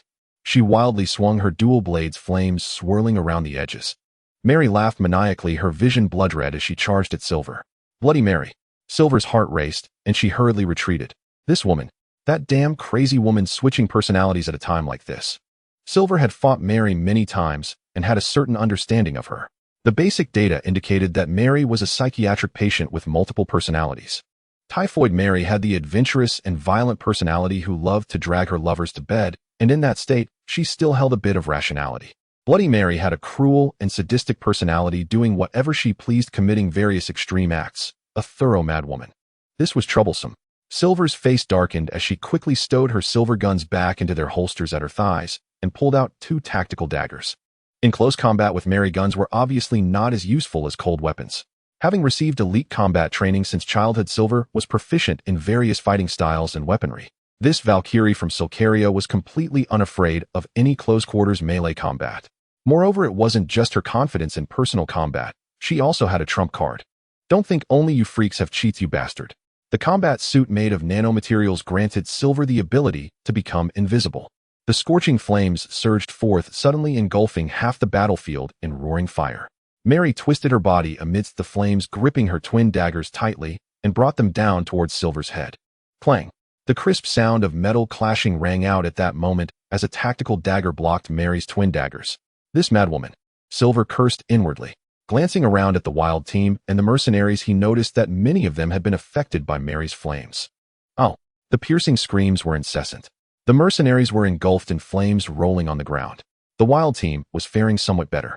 The members were well-trained, helping each other, and the flames on their bodies were extinguished in no time, appearing to have sustained few injuries. Are you ignoring your own people, eh? You lunatic! Silver scolded angrily. She had grown up in the environment of the team when the wild team was still a mercenary group. Everyone fought and lived together, led step by her father. Later she took over her father's position. The brothers in the team were as family to her, and Silver believed they were one entity. Thus she could never accept someone like Mary who disregarded everything, even the lives of her teammates. Lunatic! What are you talking about? This is such a joyous occasion, a moment worthy of celebration. Mary grinned, her face twisted. Did you see my man's performance just now, eh? Your man, Valon. If he caught your eye, then he's in real trouble. But thankfully he's doomed tonight. Silver scoffed. Valon was indeed not a good person, but that didn't stop Silver from feeling sympathy for him. Poor guy targeted by a madwoman. More content loading, please wait. This site only supports mobile browser access. If you see this paragraph, it means the chapter content failed to load. Please turn off reading mode, skim mode, novel mode, and ad blocking features, or copy the URL to read in another browser. Charge kill these trash. Stay coordinated, we can't let these bastards escape. The mercenaries and the wild team continued to shoot at each other while two women were engaged in a fierce battle. Hey, it can't be said like that. No matter the military or you guys, no one can kill him. Mary Eyes Bloodshot swung her twin daggers, each strike aimed at Silver's head. Haha, you're quite confident. Silver disdainfully snorted her dagger, never leaving Mary's vital points. Both were eager to find an opportunity to inflict a wound on the other. I've prepared a spectacular fireworks display for him. He will definitely love it. At that moment, he will surely fall for me. What fireworks? Silver raised an eyebrow, feeling a bit out of sync with this woman. The military outside must have gone crazy. They want to blow up the front door of the Horn Daily, right? And are you planning to block the live broadcast signal? Although we've already retreated from upstairs, I left two of my underlings behind, and I've already paid for their lives. As long as you dare to block the signal, it'll dare to blow up the entire building. The place is rigged with explosives enough to blow the whole building sky high in an instant. You son of a... Silver's pupils constricted violently. She cursed. Are you here to kidnap, or what? Can't you understand your own intentions? Aren't you supposed to ask for ransom when you kidnap someone? What do you want to blow up the building for? Did Horn Daily provoke you? Did Valon ask you to do this, say? Silver looked at Mary's expression. Her heart sank, and unease surged. Oh. Mary blinked slightly, then shook her head with a smile. It's not Valon. It's the explosives I prepared with the commission he gave me. Ooh, I want to give him a surprise. In front of everyone during this grand live broadcast, I will confess to Valon. How's my plan? Isn't it flawless? Opt. Mary spiraled into her mind's theater, seemingly envisioning Valon, moved to tears. She covered her face with one hand, her expression inexplicably flushed, while her other hand wielded the dagger fiercely towards Silver. You? Silver gritted her teeth. She knew that as soon as she encountered this madwoman, nothing good would come of it. Damn. She suspected that their destinies were fated to clash. Aren't you worried your man will go up and smoke too? No way. Mary was extremely confident. The man I've set my sights on this time is nothing like those previous weaklings. He is a perfect gentleman combining elegance, wisdom, and a host of other virtues. I believe he will understand me and be deeply moved. He will absolutely not die. A lunatic. A reckless lunatic. Silver and Mary were entangled without end. Juliet. Silver shouted at the top of her lungs. Immediately calculate an escape route. The entire building is filled with bombs, and everyone is his hostage. That damn lunatic Mary plans to blow everyone up. On the rooftop, Valon was enjoying the support from fans below. Indeed, the crowd below had been held back by the NYPD, who had increased their presence, and just outside the building hundreds of fans holding light signs and banners were shouting enthusiastically for Valon. He occasionally raised his hand to wave at the fan group, then smiled slightly. The sound of enthusiastic screams suddenly erupted throughout the venue. More content loading, please wait. This site only supports mobile browser access. If you see this paragraph, it means the chapter content failed to load. Please turn off reading mode, skim mode, novel mode, and ad blocking features, or copy the URL to read in another browser. Dragon can see me. I'm drunk. Want to get close to Dragon? Come join our Dragon battle team. I think Dragon has taken a liking to me. Ozzel. Nonsense, he's clearly looking at me. Just then a private chat channel suddenly popped up in front of Valon. Joe boss, we've just received some heavy news. Oh, an eyebrow raised, a bit puzzled. Joe, that madwoman Mary has filled the building with bombs. Oh, Valon was slightly bewildered. He hadn't authorized Mary to do this. Joe, she did it herself, as she revealed this when she went out to fight. Joe, we also just found out she gave a large sum for a settlement, leaving two underlings responsible for pressing the detonation button. Finn, she said it's a grand fireworks show for you, boss. I think she might have fallen for you. Lesu, congratulations, boss, second spring. Valon, get lost. Damn, I wondered why this madwoman was spamming. Valon, opened the system channel. Shanghan, Mary's favor towards you has increased, gaining a small amount of red jade. Shanghan, Mary's favor towards you has increased, gaining a small amount of red jade. Shanghan, Mary. Bloody Mary's favor towards you has increased, gaining a small amount of red jade. Wait a minute. Valon instinctively blinked. Why did she suddenly become Bloody Mary? And evolved? This woman really didn't know what to say? 7,017K. The Horn Daily has already become a battlefield with mercenaries and the Wild Battle Group engaged in fierce combat. Both the military and the New York Police Department are closely monitoring the situation, and it's not just these visible matters. Certain individuals lurking in the shadows are also paying attention to this century's grand live broadcast. In a private estate located in Manhattan, Wilson Fisk watched the live broadcast on television, sipping his drink and feeling quite pleased. If it were just a dragon along with a few of his subordinates kidnapping Tony Stark, he might think it was impressive. Alright, that's quite impressive and quite mad. After all, there aren't many who dare to go against the Department of Defense. It's much bolder than those pathetic figures like Hammer. Well done. The reason he wasn't concerned is that he didn't see Dragon as any threat. He was happily enjoying the spectacle, wanting to see how such an arrogant person would meet his end. However, things took an unexpected turn for Wilson. When Dragon stood on the rooftop showing disdain for the military, the New York police, and the Silver Mongoose Security Company, Wilson's gaze changed. He was familiar with Silver Mongoose Security. As one of the few major capitalists in New York City, he was very afraid of danger. What if he were to be robbed? So he had also hired Silver Mongoose. At the same time, due to certain events, his subordinates had clashed with Silver Mongoose multiple times. Thus, Wilson was well acquainted with Silver Mongoose. In a situation surrounded by so many forces where one could say it was a dead-end, Dragon could still kick Tony off the rooftop without changing his expression. He pulled the trigger. Jean Bing truly did not expect that Dragon would dare to pull the trigger. He saw a strong sense of déjà vu emanating from Dragon. This was the unique aura of a crime lord. It was something that the likes of Hammer's henchmen did not possess. Such an aura was enough to make Wilson take this person seriously. Moreover, the most crucial point is that a person as arrogant as Dragon causing such a ruckus would not be allowed to survive, especially after the military lost face. Sure enough, the sniper arrived, and 3 monstrous subordinates appeared. Bam! More content loading. With a sound of shattering, Wilson crushed the wine glass in his hand. The situation had completely changed. A Dragon had transformed from a petty robber into a crime lord with superpowered subordinates. Wilson felt a threat. I didn't expect I would underestimate him. A cold smile crept onto Wilson's lips. He did have individuals under him who were akin to super soldiers. Bullseye. As his top assassin, he was certainly not simple. Bullseye, how are you? Do you have confidence in dealing with them? Bullseye wore a gloomy expression, always looking serious. He probably only showed a twisted smile when killing. In short, this guy is a psychopath. Yet, even with his mental issues, one cannot overlook the fact that he is a weapons expert. Just by watching the live broadcast, one could discern that aside from the bullets from the New York Police Department, the military likely also employed heavy weapon sniper cannons, as well as some special sniper techniques that could produce explosions. Under such overwhelming firepower, suppression to emerge unscathed was clearly a deep understanding of oneself. If faced directly, the outcome would likely not be optimistic.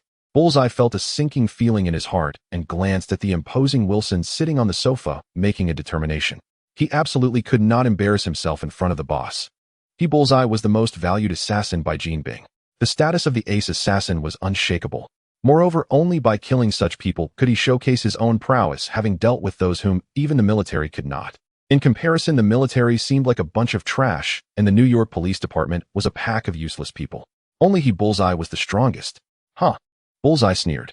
If it were me, I'd kill them all. Wilson nodded slightly. Perhaps Dragon had some escape route that allowed him to face the military threat without changing his expression. But he was doomed. Jean Bing said that no one could change that. The Osborne Group. After Norman Osborne received a call from his secretary, he hurriedly made his way back from the biological genetics laboratory. Due to what happened to Harry earlier, old Norman had been holding a grudge. His son wouldn't eat shrimp anymore. He had a psychological shadow. This matter was extremely serious. Everything was Dragon's fault. So he specifically instructed his secretary to report immediately upon receiving any news about Dragon. However, even so, when he returned and opened the live broadcast, all he could see was Dragon holding a black gold staff, standing gracefully on the rooftop, enjoying the spotlight and the cheers of the crowd. Such a robber, even as fans, what has this world come to? Norman's face darkened, clearly displeased. Boss, this is the previous content. The secretary quickly pulled up the footage. As a competent secretary, she needed to worry about what the boss worried about, and be happy about what the boss was happy about, reminding him of things he might not have considered. Though it was tiring considering the generous salary from the group, such trivial matters were not worth mentioning. As long as the money was in place, everything was negotiable. The initial content was fine. Old Norman remained calm. But when he saw Dragon kick Tony Stark off the building, without hesitation his demeanor changed entirely. Clutching his chest, gasping for breath, his face turned as dark as ink. Damn it. How dare that Dragon do such a thing? Boss, are you alright? Do you need me to contact a doctor? Old Norman took a sip of water, feeling a bit more settled, and waved his hand impatiently. After waiting for the secretary to leave, old Norman finally raised his hand and violently flipped the table in front of him. With a crash of shattering glass, he was so furious that he struggled to breathe. Although he looked down on Tony the Playboy, if old Howard were still alive, they might have had something to talk about. However, he looked down on Tony. Old Norman believed there was a generational gap between them, and he couldn't be bothered to pay attention to this young master who was always in the headlines. He always felt that this person was unproductive and tarnished the reputation of the previous generation. Yet whether it was the Osborne Group or the Stark Group, they were both major capitalists of equal standing with both conflict and cooperation. If Dragon could throw Tony down, he certainly wouldn't care about others. Especially after demanding all the gold bricks from Stark Foundation's underground vault. As ransom it proved, he would go after a second and a third.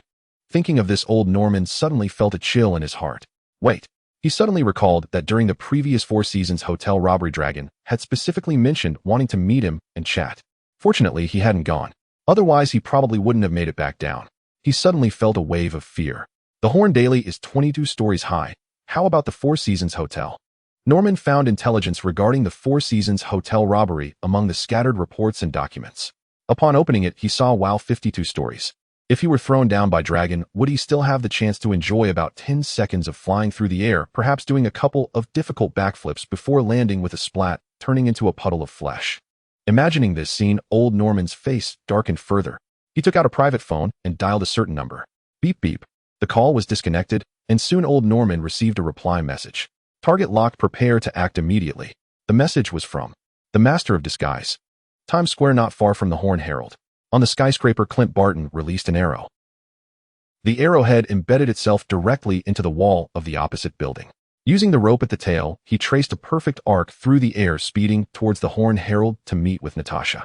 He looked down at the crowded and noisy crowd, his heart sinking. Previously, it was the New York Police Department responsible for evacuating people, but now they had all been replaced by military personnel who were aggressively driving everyone out. This was completely different from the military's previous indifferent attitude. Something was wrong. There might be trouble again. Barton quickly contacted Natasha.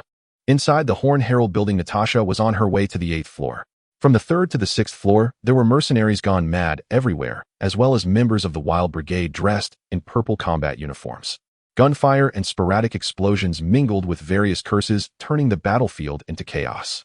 This forced her to slow down and carefully avoid the group of lunatics. Natasha did not want to be caught up in this fight. She was busy rescuing the renowned playboy. Thinking of this, she leaned out to look out the window. All right. Tony was now at a height close to the 10th floor. It was evidently hopeless to catch up with him. Shaking her head, just as Natasha was about to rework her plan, the angry shouts from downstairs made her pause abruptly. What did she just hear? An explosive in a building. These lunatics. Natasha's heart tightened, and she quickly contacted Coulson, but suddenly Barton's voice came through her earpiece. Natasha, the sniper failed. I'm on my way to meet you.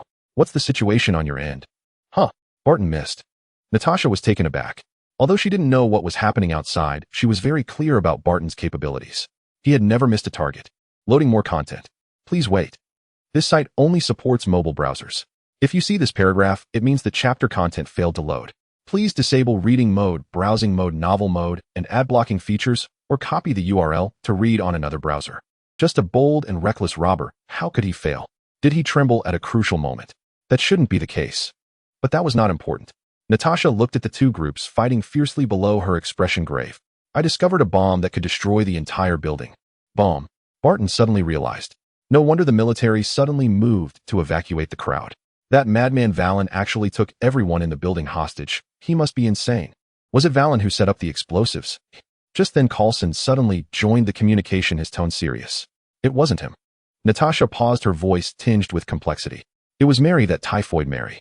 She said this is a declaration of love to Valon. What the hell? Barton was instantly bewildered. He doubted his ears. Blowing up the entire building, turning everyone into a bloody mess. Is this truly a declaration of love, not a threat? Good heavens. Even the most heinous criminals would likely reject such a declaration. Are you sure you don't want to consider a different approach? On the helicopter, Coulson was momentarily stunned. The next moment he used HIELD's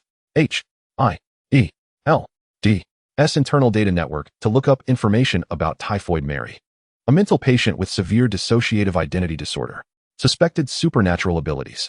Remembering the bombs filling the entire building, Coulson's expression darkened.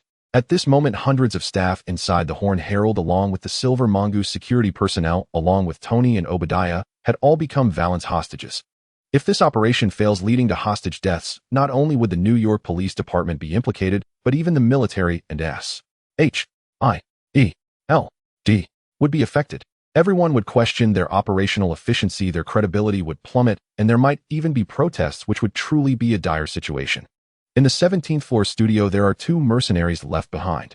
As long as the signal is interrupted or jammed, they will immediately press the remote control in their hands to detonate the bomb. Natasha's words made Coulson feel the situation was increasingly dire. Natasha resolved the bomb issue as soon as possible. Barton break the window and enter directly resolve the explosives issue first. They must not be given a chance to detonate. Natasha.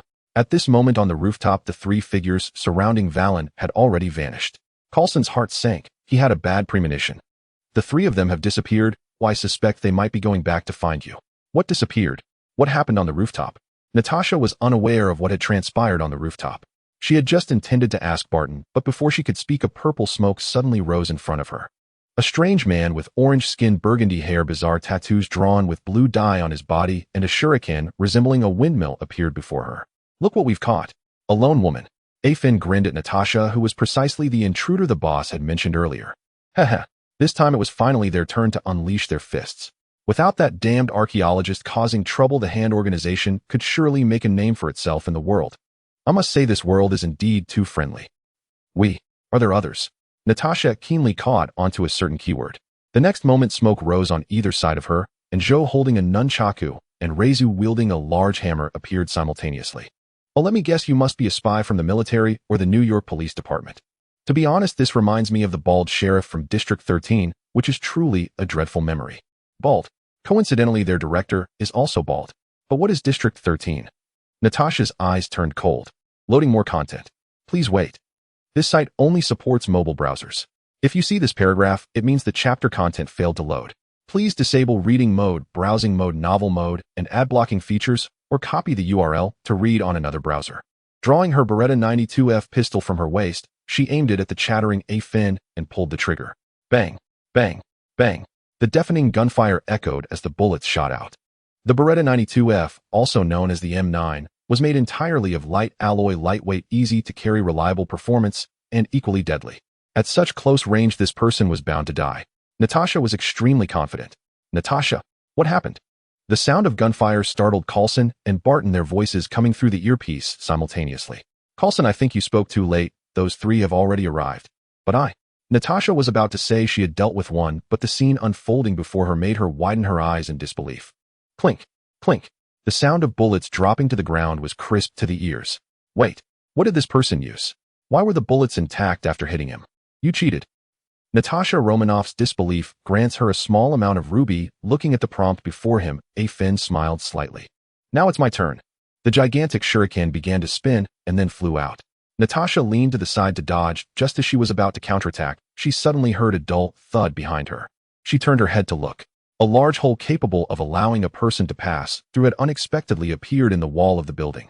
The shuriken smashed through the steel and concrete, tracing an arc in the night sky before returning to Afin's hand. Hey, beautiful, nice dodge. Want to play again? Afin said while Reizu and Zhou beside him displayed malicious smiles. 7,017K. In the night.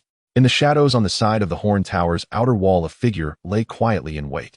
Everyone's attention was focused on the rooftop and the main entrance of the Horn Daily building, and no one noticed that there was actually another person hidden in the high-altitude shadows. His name is Anthony Masters, a renowned master of mimicry in the mercenary world. He was once a senior agent of S.H.I.E.L.D., and through the injection of a special serum, he gained the ability to replicate the combat moves of others. But now he is a cold-blooded mercenary and notorious assassin. Recently, he took on a new job. Norman Osborn paid a hefty sum for him to kill someone. Valon. After that, Masters investigated this person, discovering he was just an ordinary petty thief. During a wedding banquet at the Four Seasons Hotel, Valon foolishly bumped into Norman's son, leaving a significant psychological scar on that young man. As a result, Norman sought revenge. One must admit the wealthy can be quite petty. However, he would never turn down money. Thus, he continued his investigation, smoothly arriving at the Horn Daily before the military could get there. The reason for this smooth progress was all thanks to one person, Mary the Typhoid. Mary leveraged her connections to acquire a large quantity of explosives from the black market, which could serve as crucial leads for the investigation. Unlike Varlin's low profile, aside from various robberies over the past month, Marlin had no other identifiable information. However, Mary is different. This crazy woman is quite famous in the mercenary circles, always making a grand entrance. As a qualified killer and mercenary, Mary firmly believes that reputation is everything when out in the field. Therefore, she never conceals her whereabouts, fearing she might miss out on some big business. To be honest, Masters has a slightly changed impression of Varlon. Not everyone dares to kidnap Tony Stark, let alone threaten to kill him. From this perspective, Varlon could be considered the first of the new century among kidnappers. Impressive, especially when he saw Varlon decisively kick Tony off the roof. Witnessing this scene, Anthony suddenly understood. He realized why Norman wanted Varlon dead. He could understand it was excusable. Something's off. Anthony's expression changed as he suddenly sidestepped. Less than half a meter away from him, a massive blade burst through the wall, slicing through the air and then retreating. It seems Varlon's 3 henchmen have arrived. Over the years, he has encountered many unbelievable supercriminals, and the previous 3 who could split bullets are enough to prove they are no ordinary foes. For his assassination of Varlon, this posed an obstacle. But fortunately, this obstacle was held up by an old acquaintance. Natasha. Master's eyes slightly glazed over. He recalled the past, feeling a pang of nostalgia. However, he had no time for old memories now. Buzz. At that moment, his personal communication device suddenly vibrated, and looking down, he saw a message from Norman. This communication was a private account given to the employer after the deposit was paid to confirm the hiring relationship, which he changes every time. TSK. It seems the boss can't wait any longer. Anthony's eyes darkened as he replied, "I'll act immediately," and began to climb up along the edge of the outer wall. He moved incredibly fast. In the blink of an eye, he surpassed the gradually ascending Tony. Reaching the rooftop, Anthony crouched down and lay in wait in the shadows. He immediately spotted Varlon under the spotlight. Target locked. Varlon stood on the rooftop looking at the obviously cautious NYPD and military, his smile growing ever brighter. "Come on, get our mister. Obadiah up here too, don't leave him hanging. The wind is strong tonight." Varlon's brow raised. Soon Obadiah was pulled back onto the rooftop. The uncle and nephew stood side by side on the rooftop. Obadiah reported that he was in good condition. Although it had been thrilling and exciting, even causing his body to go numb from hanging there for too long, he was fortunate to be alive, especially when Tony had just zoomed past him and plummeted, nearly making Obadiah wet himself. It was terrifying. Fortunately, Varlon's target was not him, thanks to Varlon's ancestors. However, Tony's situation was not looking good. The lacerations on his body had yet to receive any medical attention, and his wounds were numerous bloodstains soaking through his clothing, making him appear quite pitiful. He now felt pain all over, wishing he could faint. At that moment, a head suddenly poked into view. Varlon wore a concerned expression. "Tony, my good friend. How's it going?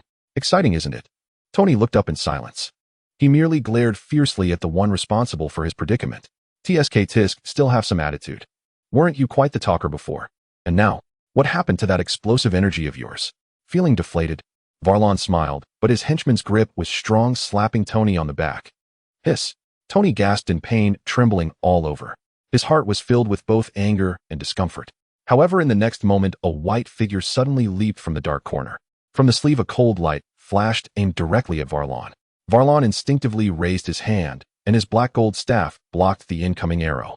Accompanied by the crisp sound of metal clashing, Masters lunged forward, his steel claws glinting with a chilling aura, and he clawed fiercely at Varlon's head. Bang! Varlon twisted and kicked. Masters barely blocked it, then flipped in midair, landing on the rooftop's open ground. Hey, I knew it. There are more than just a couple of kittens wanting me dead. Oh, let's see what I've caught. Varlon raised an eyebrow, a smile suddenly appearing on his face. Although he hadn't fought in a long time, he used to often spar with an archaeologist back in the day. Don't think he's weak. Masters felt a heavy sensation in his heart. As expected, he knew that if Varlon had such underlings, he himself was undoubtedly not a simple character. However, this would be the end of it. If Varlon was only this capable, he could tidy up and prepare to report to God. In the next second, Masters suddenly gathered strength, leaping from the ground, his blade flipping ready to strike at Varlon. Just then, elephant kick. A furious roar suddenly rang out. In Masters' shocked gaze, the rooftop was suddenly kicked in from below. A burly figure suddenly sprang from below. He grabbed Masters' right leg in midair and then slammed him down hard. Boom. Masters was pulled down from the rooftop, falling into the 22nd floor. Gazelle leap. Boom. Before he could get up, he felt a sudden heavy blow to his abdomen, causing his body to plunge down and crash through the ground into the 21st floor. Debris from the rooftop fell in a cascade amidst the swirling dust. Masters saw flame-like, deep red hair, dancing black eyes, sharp and fierce gaze. I am Black Tiger, if you prepare to die. The suddenly appearing enemy disrupted Masters' assassination attempt on Valon. The newcomer was strong. As he prepared to strike, he kicked the rooftop apart, capturing Masters while sending him crashing down, smashing through the floor of the 22nd floor and bringing him to the 21st floor. Masters lay on the ground, the floor beneath him shattered with debris continuously falling from above. The rooftop, the floor of the 22nd level, the floor of the 21st level. This suddenly appeared guy broke through 3 floors with just a kick and a grab. Such performance is simply exaggerated. Is this fierce character also one of Valon's subordinates like those 3 orange-skinned thugs? Masters felt he had been too hasty. If Valon could afford such a person, it was clear how vast his ambitions were. This assignment is difficult. If the price is too low, old Norman will demand more upon return. Masters rose from the floor, exhaling softly. His abdomen had just taken a heavy blow and a sharp pain was radiating through him. Pat, pat, pat. Just then footsteps approached. Masters looked up, and through the swirling dust a vague figure appeared, but he couldn't see the person's features clearly. Click. The hidden slot on his wrist opened, and in a flash 3 steel darts appeared in his hand. Whoosh, whoosh, whoosh. Through the dust, the sound of something slicing through the air could be heard as the 3 steel darts shot towards Afu's eyes, throat, and nose. As the dust settled, Masters saw the man holding the darts. Caught. Masters was proficient in the use of various weapons. Even with hidden weapons, he was at the level of a master. Yet the 3 darts he blindly shot through the dust, aimed at different vital points, were effortlessly caught by the opponent using just 2 fingers. Undoubtedly, the opponent's speed, eyesight, and reflexes were exceptionally high. I am Black Tiger, Afu, prepare to die. The voice was deep and resonant, echoing in the building like a tiger's roar. Very fierce, very oppressive. Black Tiger, Afu. Masters muttered, trying to recall if he knew this person. He couldn't remember. Clearly the appearance was distinctive, with fiery red hair and beard. Among the assassin circles, Masters couldn't have no memory of him. But this guy was an exception. Ding! The steel darts were thrown to the ground, creating a crisp sound of collision. The opponent was about to make a move. Masters' body tensed. He disliked fighting against completely unknown foes, as it put him at a disadvantage regarding intelligence, increasing the difficulty of completing the mission. However, wasn't it too late to think about gathering information now? Angry crow flying. Afu's strong body soared into the air, descending towards Masters. A crow. Masters seemed to see an illusion. He saw a black crow pecking, spreading its wings midair, its beak sharp, aiming to kill him. A master of bird-like boxing. This thought flashed through Masters' mind. Being pulled down by 2 strikes before was just his carelessness. If it was just a bird, then he would pierce it to death. Masters sprang up, drawing his hidden sword, ready to engage Afu in combat. Just then, lions greeting to heaven. The lion, the ferocious lion. The crow that came flying vanished, its fierce, killing intent unmistakably that of a lion hunting. Masters withdrew his upward tilted hidden sword and was about to retreat, just as he took a step back. Boom. At the moment Afu's feet landed, the floor exploded, fissures spreading everywhere. Rhino charge. With a stomp, the floor completely shattered. Before he could even fall from the 22nd floor, Afu was already in front of Masters. Bear paw strike. Masters instinctively took a defensive stance, but Afu's palms circled over Masters' chest, rising straight for his head. Double peak strike. Masters leaned back with all his strength, flipping his body to evade this strike. Bang! Afu's palms clapped together, creating a sound of air bursting. In just a brief moment of confrontation, Masters understood the seriousness of the situation. Unlike Valon's 3 orange-skinned thugs, the man before him was completely different.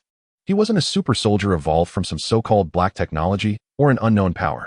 He wasn't a mercenary killer like himself who mastered cold weapons and various firearms. This guy was a genuine martial artist. In that brief confrontation, he encountered the black crow, the ferocious lion, the rhino, and the fierce bear. He was a master of the cine style, a practitioner who had integrated animal techniques into his martial arts, each move embodying the essence of the animals. He was not one of those who adhered strictly to their respective styles, where tigers acted like tigers and bears like bears. He was a man who combined everything, flowing freely, each move executed as if it were instinct. Snake step. Afu swiftly glided towards Masters.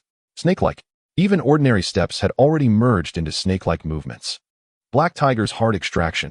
An extremely fierce tiger formed the tiger claw, aimed straight for Masters' heart. Bang! The alloy shield blocked in front of him. Feeling the tremors transmitted from the shield, Masters felt awed by the man's strength once again. And this was just the beginning.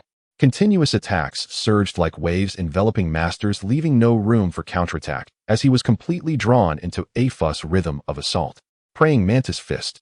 Scorpion palm. Lobster claw. Cobra. Giant axe chopping down trees. He hadn't felt this happy in a long time, though every move flowed perfectly, and the feeling of beating someone was simply exhilarating. He was different from Zhou Leisu and Afin. They followed Valon for money and trouble, while Black Tiger Afu was more pure. He just wanted to encounter more experts. Pursuing greater power, becoming stronger, and proving he was the strongest. This is Black Tiger Afu. Although he had just arrived in this world not long ago, his boss was still causing chaos, as usual. This time, he didn't have that archaeologist to play with him, so A-Fu had been waiting for an enemy worthy of his effort. The guy in front of him matched his expectations, wearing a skull mask clad in heavy armor with a hidden sword, steel claws, and hidden weapons. All sorts of weaponry clearly indicated he was a master of cold weapons. No. A-Fu noticed that masters had firearms at his waist. There should be various degrees of firearms on him. This was an all-professional master. But the other party clearly had no chance to strike now, as should he. Give him a chance, at least allow him to draw his gun. Flying elephant steps on mouse. A-Fu thought of this and took a step forward, stomping hard on Master's round shield. Bang! The shield roared, the tremendous force separating the two. It seems I've underestimated you. Masters stood firm, watching A-Fu before him, realizing that the opponent had let him out of the rhythm of attack to gauge his true capabilities. After mixing in the mercenary circle for so many years, it was truly the first time he encountered such an arrogant guy. Remember me, I am the master of imitation. Ooh, I acknowledge your strength, formidable fellow. People nowadays are too impatient. It's so convenient to kill with a gun, and at worst a knife can solve the problem, and honing one's fists and feet is simply not worth the effort. Masters rarely encountered such a strong person who diligently practiced their skills. Clang! He threw down his hidden sword, followed by the steel claws on his hands, the hidden weapons on his wrist, then the round shield on his back along with the guns and some explosives. All these would become his obstacles. Since he was to imitate, he would imitate completely. Unlike before, Masters would gather as much intelligence on the opponent as possible before a mission, perhaps video data or practical simulations. This would give him a greater advantage in battle. But facing the suddenly appearing Black Tiger, A-Fu Masters could only choose to accelerate his memory through the pain of his body. Now he had remembered quite a bit. A-Fu looked curiously at Masters before him, who suddenly introduced himself and then began to disarm. If you want to beg for mercy, strip down and crawl out. I can spare your life. Hey, did you just give up after 2 punches? Coward. A-Fu hated such garbage. No, I will defeat you using your own methods. He respected strong opponents. But that was no reason for him to fail his mission. Oh. A-Fu looked at Masters curiously, and suddenly, Masters leaped up, descending towards him. A-Fu's pupils trembled instantly. Angry crow flying. A-Fu instinctively took a step back midair. Lions greeting to heaven. Masters landed, and the floor exploded with a loud bang. Rhino charge. With a stomp, the ground cracked, and Masters was already in front of A-Fu. Bear paw strike. Bear paw strike. The identical moves of bear's paw striking out. A-Fu and Masters exchanged a palm strike, the force erupting between them, pushing both back. Sleeping bear awakens, hungry wolf advances. Sleeping bear awakens, hungry wolf advances. Lotus drifting. Lotus drifting. Oyster shell. Oyster shell. Flying elephant steps on mouse. Flying elephant steps on mouse. The two fiercely exchanged blows and tangled together, ultimately flying apart with a kick. Identical, truly identical. Hee ha. A-Fu looked at Masters before him, suddenly laughing. First with a soft chuckle, then unrestrained wild laughter. The master of imitation. This guy is simply incredible. He had never seen someone like this. Did he learn his own moves just by taking a beating? Masters silently watched A-Fu, this man laughing at him. He felt his limbs tingling. The other party's strength was somewhat overwhelming. Suddenly the two moved in unison. Elephant flying kick. Elephant flying kick. This was a technique where all the force gathered into the legs, capable of delivering a kick strong enough to shatter the rooftop. Not good. Masters sensed something was off the moment he kicked. The opponent's strength was immense. Techniques could be learned, moves could be imitated, but physical prowess remained unchanged. A-Fu's kick struck hard. Bang! Masters flew out, crashing directly into the wall collapsing and kicking up a large cloud of dust. Amid the dust, A-Fu shook his foot, revealing a maniacal grin. A-Fu flattened A-Fu. Upstairs, A-Fu is busy demolishing, while downstairs Indiao and Mary, along with their respective teams, are also tearing down the building. The entire Horn Daily is filled with the sounds of explosions and various booming noises, with smoke swirling around, creating an unsettling feeling that the building might collapse at any moment. That guy A-Fu is quite happy. Zhou looked up at the ceiling, wondering who was so unfortunate to have fallen into A-Fu's hands. That guy is different from them. They are here for money and fun, but A-Fu is a madman, a martial arts lunatic. Goodness, in the heat of battle, he could even kill his own people. There's no way he can be on the same side. Boom. Another explosion echoed from upstairs. At this moment, facing the 3 orange-skinned monsters before her, Natasha felt that the situation was somewhat tricky. She knew that it was no longer a matter of whether to save Tony. If she didn't deal with the enemies in front of her, they would all be doomed when the bomb exploded. After a brief encounter, Natasha had already verified the unbelievable intel that came from Coulson. The opponents had a peculiar physique that made them immune to gunfire. Bullets fired at them left no traces, not even a scratch, which seemed rather unscientific. Natasha recalled the situation on the rooftop. The military and the NYPD snipers had failed, and even Barton's explosive arrows returned empty-handed. Natasha understood that she was facing an opponent who was unbreakable. She wondered where Valon had found such subordinates. Did he really possess some kind of advanced technology? Was it genetic mutation technology? Or body modification? Natasha pondered various possibilities as she also heard the commotion from upstairs. Coulson informed her that someone had just stormed the rooftop targeting Valon, but before they could strike, they were captured by Valon's men, who broke through the rooftop and dragged them into the building. Currently, fierce battles were unfolding inside the building, and the identities of the two individuals were under investigation, with results expected soon. She needed to quickly address the bomb issue, save Tony Stark first, and then deal with Valon.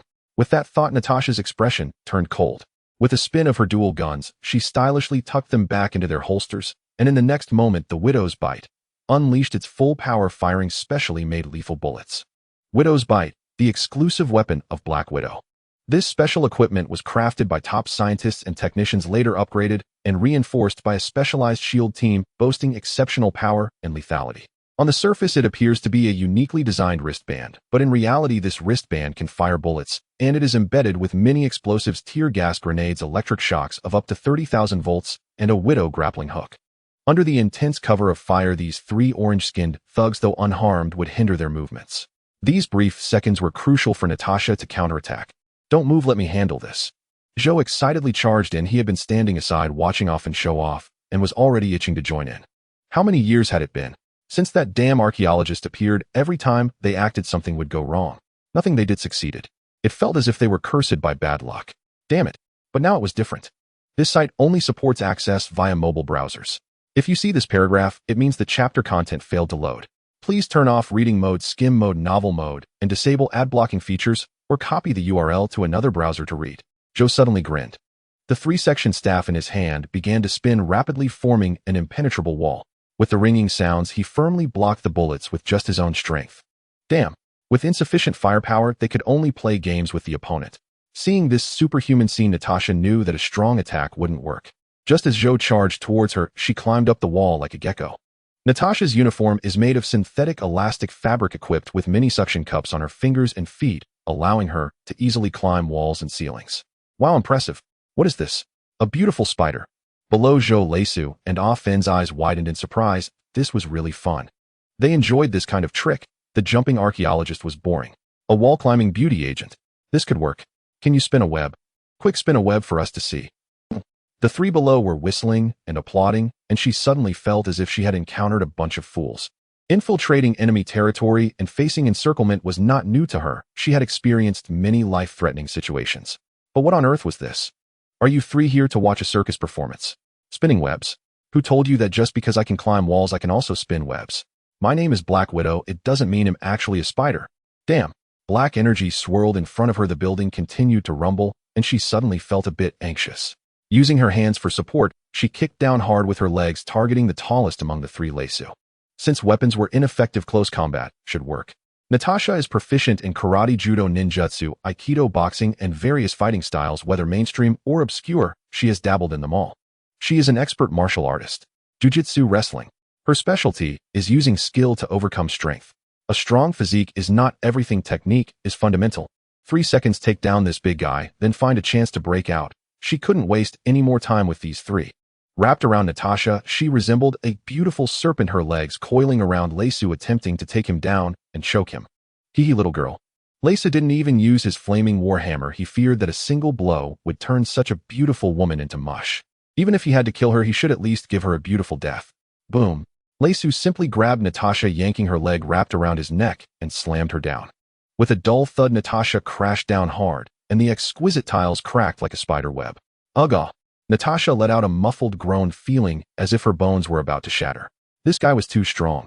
She bit her lip and rolled over from underneath. Using the momentum of her fall, her long legs clamped down on Leisu's waist, bending sharply, the immense force sending Leisu crashing down. Damn! Caught off guard, Leisu tumbled to the ground. Natasha stepped on him and landed safely. Oh, Leisu, you're so weak. So embarrassing. Zhou and Ah Fun, who were watching, spoke simultaneously, looking disdainful. If you guys are so strong, why follow Valon? Why not go solo? Even as mercenaries, you could earn more commission and not have anyone bossing you around. Wouldn't that be better? At this moment, Natasha suddenly spoke. Before Barton arrived, they couldn't win in a fight, but judging by how dim-witted these three seemed, they likely had useful information. Huh? What are you talking about? Often looked at Natasha in confusion. Our boss is different. Oh, we can live happily by following him. Yeah, at least he remembers our names, unlike that old bastard Knife Dragon. Ugh. We are not some Ganwen Shui, we are ourselves. Let that old bastard die. The Black Hand organization is our home. Zhou's expression was also agitated. They had followed many bosses, but the one they disliked the most was that Knife Dragon. That old bastard locked them up every day, summoned them at will, took away their freedom, and even stripped them of their names. Every time, they were beaten half to death, and all the benefits went to Knife Dragon. Ugh. Valon was better to them. They made money together, shared benefits, and the Black organization was the best. Knife Dragon. Black energy. What is that? Aren't they Valon's subordinates? Natasha narrowed her eyes, realizing she had obtained useful intel. Hey, you've successfully pissed me off. This site only supports access via mobile browsers. If you see this paragraph, it means the chapter content failed to load. Please turn off reading mode, skim mode, novel mode, and disable ad blocking features, or copy the URL to another browser to read. Lesa got up from the ground, shaking his massive hammer. After being mocked by his companions, his face turned red as he approached Natasha with the warhammer. At that moment, the window was suddenly kicked in from the outside, followed by an explosive arrow shooting out. Bang! The explosion echoed throughout the entire floor, and a wave of intense heat rushed in. Under such high-intensity explosive power, normally the opponents wouldn't even survive in one piece. Did I arrive late? Wearing a sleeveless black leather jacket, Barton charged into the battlefield in a heroic rescue pose, raising an eyebrow at Natasha. I must say the timing is just perfect. Natasha shrugged her shoulders. However, at that moment, the flaming warhammer suddenly appeared, crashing down in front of them with a fierce wind. You two think we are dead? Ugh. Flirting in broad daylight, how shameless. And this explosion so familiar. He had just received one. It was you who shot arrows at the rooftop just now. Finally caught you. Watch me smash you flat with one hammer. Lesu swung his warhammer with all his might and charged at Barton, while Natasha quickly grabbed Barton and leaped onto the ceiling. Boom. The wall facing the street was violently smashed by Lesu, and the hammer along with Lesu protruded halfway out. One street away, the military and NYPD personnel had teamed up to keep the curious crowd firmly at bay. Near a small door on the side of Horn Daily, a group of people seemed to be arguing about something. Ugh.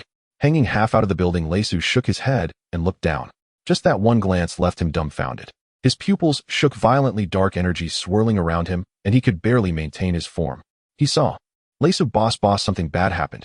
Lesu, the old man is coming. Lesu, and there are three of them. Valon.